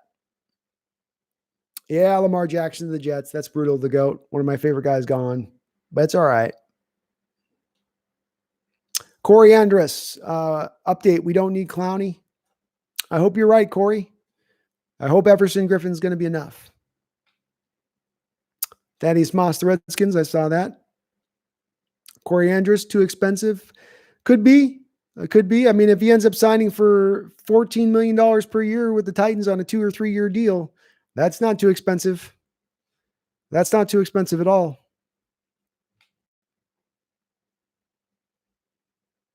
Juwan Johnson to the Saints. Atheist wanted Juwan Johnson, man. So that's kind of brutal for him. Undrafted free agent. Do teams take turns like the draft? Nope. It's a free-for-all, D-Nugget. First come, first serve. Who offers a little bit more bonus money? Who's a little closer to home? But no, there is no order to the undrafted rookie free agent game. It is, survival of the fittest. Demetrio Martin. What's up, man? Seahawks free agent signing safety Chris Miller from Baylor as a hitter. You like him? He hits harder than Blair? Damn.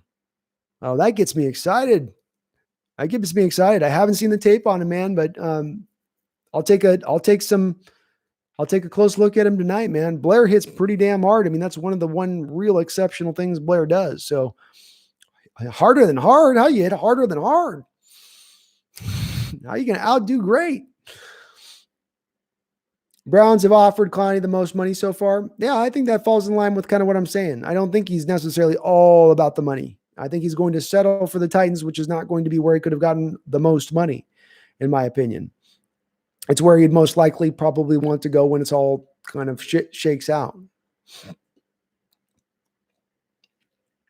I wonder if there are going to be more multiple defenses like 3-4, 4-3, nickel and dime quarters. I've kind of anticipated that we would see more of that, John, than we have. I don't know why. I don't know why we haven't seen more of that. Defenses seem to just still be in that 3-4, 4-3. 3-4s will be willing to do almost anything. They are so multifaceted and willing to be creative in how they come at offenses. 4-3 teams just kind of stay with what they are. But I thought we were going to see more of those type of innovations and wrinkles brought into the modern game over the last couple of years, and we really haven't as much as I thought. TJ, 3 days in, you're going to kill your voice. So my voice will be gone tomorrow. There's already no doubt about that. I've made my peace with that. Justice Felipe, is Gordon coming back next year? I think he is. We're probably not going to get him into probably more. We're going to have to wait probably halfway into the year, if not 3/4 of the way into the year, where he had served a full year suspension at that point. But there does seem to be some smoke to the fact that he's supposed to be coming back. He stayed in Seattle. There was a tweet that he made in the middle of winter after a suspension where he was like, "Oh, why is it so beautiful here in Seattle in the winter? I really missed the boat on this." So he was still staying in Seattle, which I think is telling for a guy that's from the South. So I hope so. I liked him a lot. I think he's got some good football still left ahead of him. I hope so. Y2K, wasn't able to watch the draft day. What did I miss? Picks you liked and disliked for us. I kind of ended up liking the day two moves. Day one moves was unbelievable bad from what I can tell. Y2 are probably about where I stand on it. I don't hate Jordyn. I don't hate Brooks as the player. I get why he's a valuable player. I get what element he adds to Seattle that Seattle did not have last year. All of that I understand. Where you drafted him, his limitations in coverage, the value of a will linebacker in this defense, the fact that his best position is probably going to be a middle linebacker a couple years from now, it leads to me to be a little bit down on the pick overall. But he's not going to be a bust. So, you can say that about him. Nathaniel Parks, tight end could become a blocking guy. Are you talking about one of those two guys we drafted at the end, Nathaniel?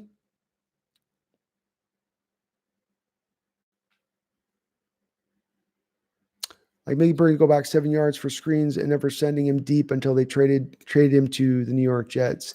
Yeah, I mean, I had my issues with Bevel as well, John. The thing with the screen game and the thing that we've got to kind of all acknowledge is that Russell Wilson's not a perfect quarterback. And there are certain throws that he's going to struggle in making. And the screen game has not ever been one of his best throws. The bubble screen is not one of the throws that he makes that's his most accurate throw in his toolkit. Sort of like the short drag routes are not his best throws because he has a hard time sometimes seeing over the top of the offensive lineman, which you kind of need to do on those short drag routes. So part of the reason why you would see them throw the ball so far backwards on the Percy Harvin route was because Wilson's so aware and they were so worried about the defensive end crashing down, knocking the ball down before Wilson can get to it. When you have a 6'5" guy, he can throw it over the top of those guys crashing down off the edge and still get it to that receiver to give him some time and space to work.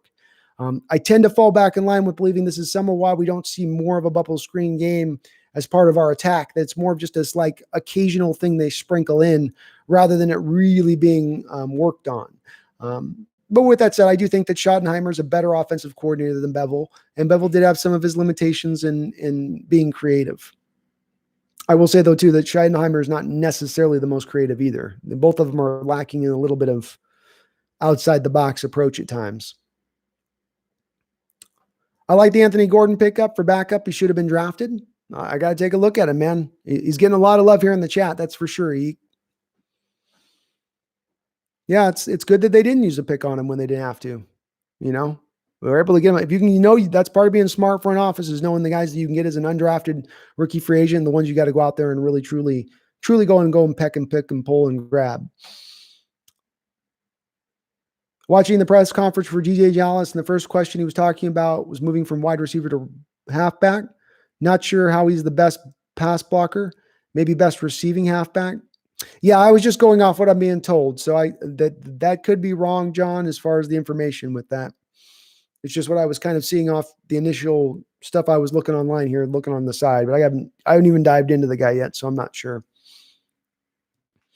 Viral Legacy Dylan, I like Josh Gordon a lot as well. A fine player. And again, a guy who you just got to see him with now a kind of quarterback who really fits his skill set last year. When you look at Josh Gordon, he comes into the league and he's got guys like Brandon Whedon throwing him the ball. And he still is able to produce pretty damn well. But obviously, Whedon's not an upper level quarterback in this league. I think he's out of this league by this point. Then he goes to New England, and you got Tom Brady in his kind of somewhat failing arm on the deep ball, which is where you want to take advantage with Gordon. So it really was, and Gordon's not necessarily a precise route runner that the Patriots insisted upon, where you've got to run the option routes and it's got to be on the fly, reading it appropriately and correctly every single time, just as Tom is reading it. So he wasn't really in a place there where you were getting the most out of his skill set there either. Now he finally does come to Seattle, and he does seem like this is a great fit for him with Russell and his deep ball. You saw it on that throw on that Carolina game, right? The last game before he got suspended, where I think that was the furthest throw Russell Wilson made all year long. It had to be over 60 yards in the air. And he went out there with that long reach and was able to pluck that ball out. And you went, whoa. I mean, everybody stood up on that play and went, wow, we get this now with DK Metcalf and Tyler Lockett. Good luck stopping us on that. God forbid we ever get Disley on the field at the same time as well. TJ, we did not get a new strength and conditioning coach. I know you'd like it. I'd like it, but nope. Ivan the Terrible is coming back. Viral Legacy Dylan, what improvements did the other teams in our division do? Well, you got San Francisco was able to flop out DeForest Buckner in their trade, and they went and got Javon Kinlaw, who was probably the best 3-tech defensive tackle in this draft. So a very good move on their part right out of the gate. Of course, the Arizona Cardinals were needing a tackle in the first round, but instead of that, they went for the best player on the board available. They went for Isaiah Simmons out of Clemson, the Swiss Army knife player that can do it all, play safety, rush the passer, play any linebacker position. A solid choice on their part. Hard to pick apart. Didn't have any problem with it. In the second round, the Cardinals traded DeAndre Hopkins. So you got to figure that's a pretty good second round pick for them right there. It looks like the Niners didn't have a pick in the second round. But I think they were pretty solid in their third round. So both of them, neither of them had, I think, a second round pick, but they both did it. They both killed it in the third round. So the Arizona Cardinals took Josh Johnson. Very, very, very good left tackle. One of the better remaining left tackles on the board at that time. And then, who did the Niners take? I probably should just go to the team instead of trying to go round by round to figure this out. Why did they always got to be at the end? So yeah, they go Kinlaw, Brandon Ayuk in the first round. That's right. They traded up in the first round. So Brandon Ayuk, Pro Football Focus thought he was the best route runner in all college football last year. His tape didn't wow me. I thought he was a little overrated.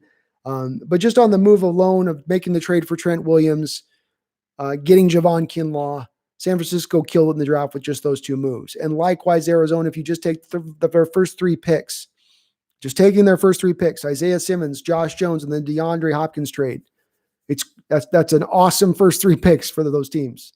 That's an awesome use. And with Trent Williams, San Francisco gave up, what I would consider peanuts to bring him in. Nathaniel Parks, who is the fullback? It's probably going to be Justin Valor again, will be brought back, I would imagine. I said that about Cable because you were talking about Jimmy Graham. Oh, okay. I'm sorry, John C. Yeah, Bevel was an idiot with how they used John. But the thing with that too, and we got to keep this in mind, is that Tom Cable had a lot of input on how the offense was run during his time here. While he was not an offensive coordinator, he was a former head coach. He had swing in that locker room, and I have to feel like he had a lot of sway over kind of trying to force Jimmy into being that inline blocker where he thought he could coach him up. He thought he could make it work, and he just couldn't. It was a stupid way of using him. But Bevel misused Graham absolutely. And again, I don't want to sound like I'm a backer of Bevel at all. I'm not a lover of Bevel. So, I'm on board with you being like, he was very limited. We could have done much better there. as far as that's concerned. John C. Sub out Lynch on 2nd and 1 and 3rd and 1. Put Precise in. Sub out Lynch on 2nd and 1 and oh, I see what you're saying. Yeah, he would. So he'd sub out Lynch to bring in Precise. Yeah, dumb. Absolutely ridiculous.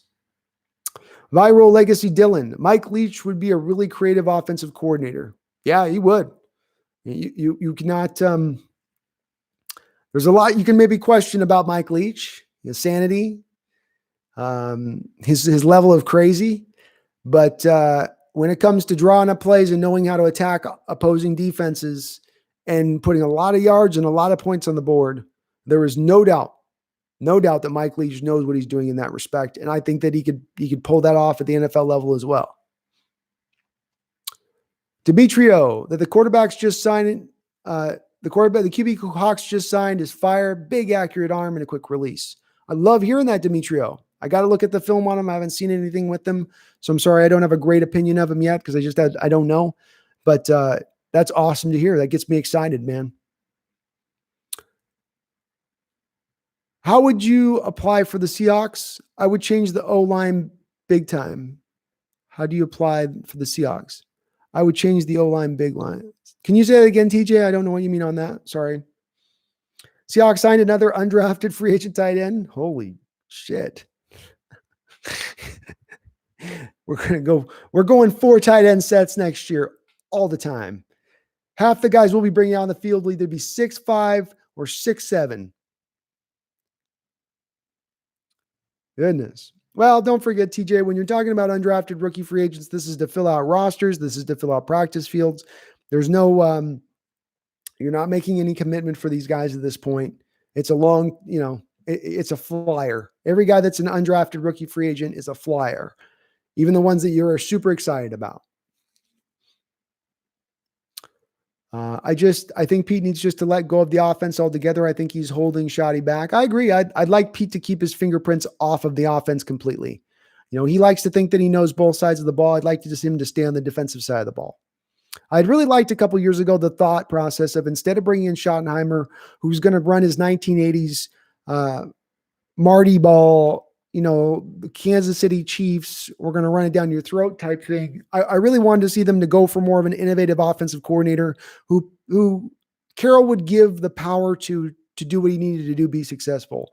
And he wouldn't be putting his fingerprints on it. And he wouldn't be trying to have some kind of opinion on what the offense should be doing. I just don't. Your defensive-minded coach, stay on the defensive side of the ball.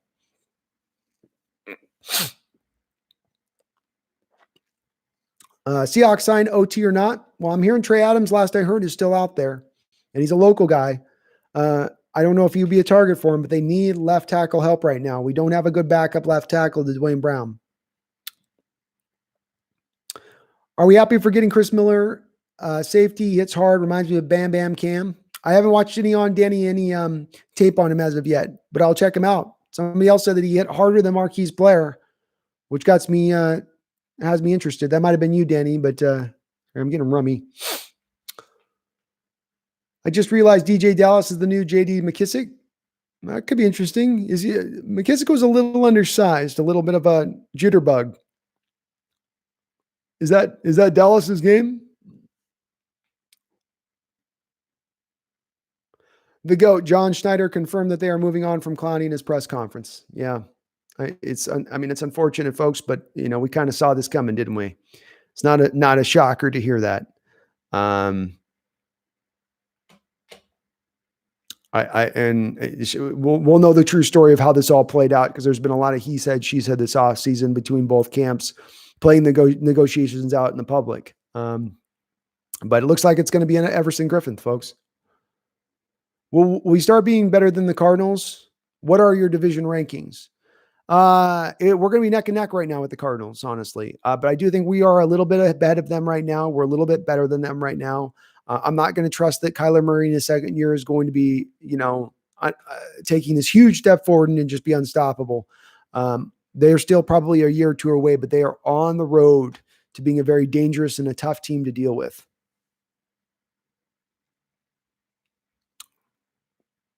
I think Gordon threw for more than 5,500 yards. Wow, that is production viral. Anthony Gordon throwing for 5,500 yards and 48 touchdowns in one season. Phenomenal production. Yeah, Nathaniel, it's going to be more than a break here. I'm going to have to probably call it here pretty much. We're down to 33 people here into the thing. So we've kind of, I think, started to kind of let people trickle out a little bit. I'm at 9-hour mark now in another 10 seconds. For all I know, YouTube is getting ready to shut me off here pretty soon. Let's get the last of our questions in if we can. I'm feeling my voice going. I'm going to need to get some food, all that stuff. I love talking to you guys, but I definitely am feeling my throat starting to pop up here as this is, we did, I think, 7.5 hours the first day, 5.5 hours yesterday. We're on 9 hours today. I'm definitely holding on here for dear life. I appreciate you guys. A lot of you guys have been hanging in here with me almost the whole time. D. Nuggets, Nathaniel Parks, TJs. I appreciate you guys staying here with me and talking shop, man. You guys keep this chat going as much as anything else. I don't get 9 hours if I don't have the feedback and you guys, keeping me going and keeping things rolling here, So thank you so much to everybody here for being so positive and helping out, keeping me informed. You guys are keeping me up on the picks, on the trades, on the undrafted rookie free agents. It's been so much more helpful than me having to sit here and spin through my phone constantly refreshing the damn thing. So I do really appreciate that. Demetrio, I will take a look at Chris Miller and see how he plays. I like the thought that he plays the slot. That's very interesting. And at least we are getting some competition there at the slot, because that is one thing I know Schneider said that he did think Dunbar could play some slot. I'm not as convinced. He's really, I think, more of an outside guy. But with that said, getting some competition is never a bad thing in that slot. I like Ugo, but if this guy can play a little bit there, I'm open to it. Awesome. Go get some food, TJ. Got to keep that weight up, you lineman. It's all about eating. Thank you, Stay Strong, for all your comments and questions on here, man. It's always great to see you in here. DJ is 5'10", 220s, friends with Travis Homer, a 4'5", 40 guy. Makes sense. Both of them played for Miami, so they know a lot. It's going to be weird. They're both kind of be competing for maybe that last running back roster spot, so it could get the friendship could get a little bit awkward unless you're able to get one of them onto the practice squad because of that. And maybe that's something Seattle's taking into account here, is they're going to slip one guy onto the practice squad and keep the other guy on the active roster. Gordon had the second best stats in all NCAA. Well, those are amazing stats, Demetrio. I mean, that's legitimately crazy production from the quarterback position. The Toast asks, do you think we still win 12 to 13 games after today? Another very good question. So heading into this offseason after the Packer game, I was really anticipating the Seattle Seahawks to be going for it. And I don't think that they've gone for it as much as I anticipated when I made my original prediction of 13-3. I think I fall back more in line at this point of believing the Seahawks are probably an 11-5 team at this point. That's probably their high end, and 9-7 is probably their low end. Unfortunately, we just didn't go for it, Toast, like I thought we were going for it this offseason. I didn't anticipating losing Clowney. I didn't anticipating there not being a secondary option past Clowney, past going for guys that were really now your second, third tier guys or bargain basement guys or the cobble it together approach. I just wasn't anticipating that on a defensive line and a pass rush that was really ineffective last year. So it just has me kind of lowering my expectations a little bit, unfortunately. Peace out, D-Nugget. I appreciate you hanging in there with me. Ante, good to see you on in here, man. What are we doing in the undrafted free agency? I think we got the quarterback everyone's talking about and super hyped up about. We got a safety who can hit like a load of bricks. Another undrafted rookie free agent tight end. So we've got about 500 tight ends now. It sounded like there was another running back we took. So they're starting to fill things out with that. I'd like to see it. Maybe we can get some Trey Adams love in there. What's up, Ante? You caught me right at the end, man. I'm 9 hours in. We're just about to wrap this thing up as I've hit my proverbial wall.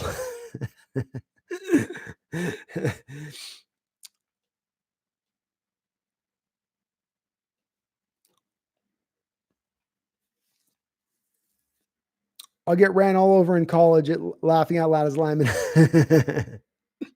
Nice. They moved me back to tight end. Okay. 6'2", 250. Nice. So you a joker, TJ? Are you technically a joker tight end? Or are you an inline guy? Yeah, John C. Gordon comes out of that lead system. They put up a lot of yards. It does inflate the statistics a little bit, but you can't argue with that kind of production. That's tremendous. It's tremendous.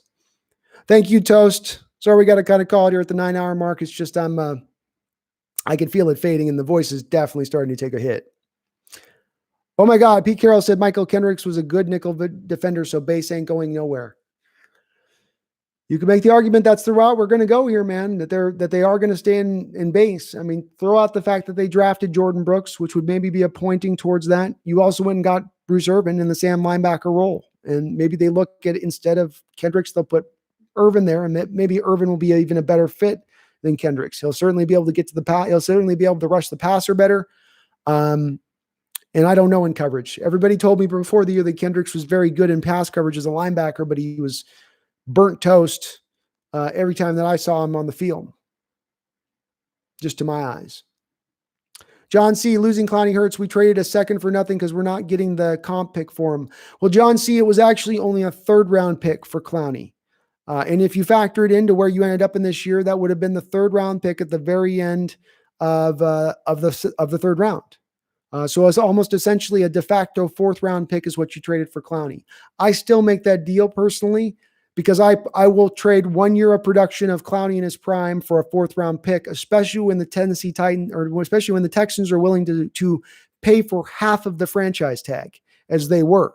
We only had to pay for half of Clowney's franchise tag last year. To me, that's a super deal. I would still do it again, still knowing that he's leaving. Who wins the NFC West and where'd the Hawks fall in? I've got the Niners winning the NFC West right now. I've got the Hawks falling in there at 11-5 in 2nd place. And I would put the Cardinals at 9-7 next year.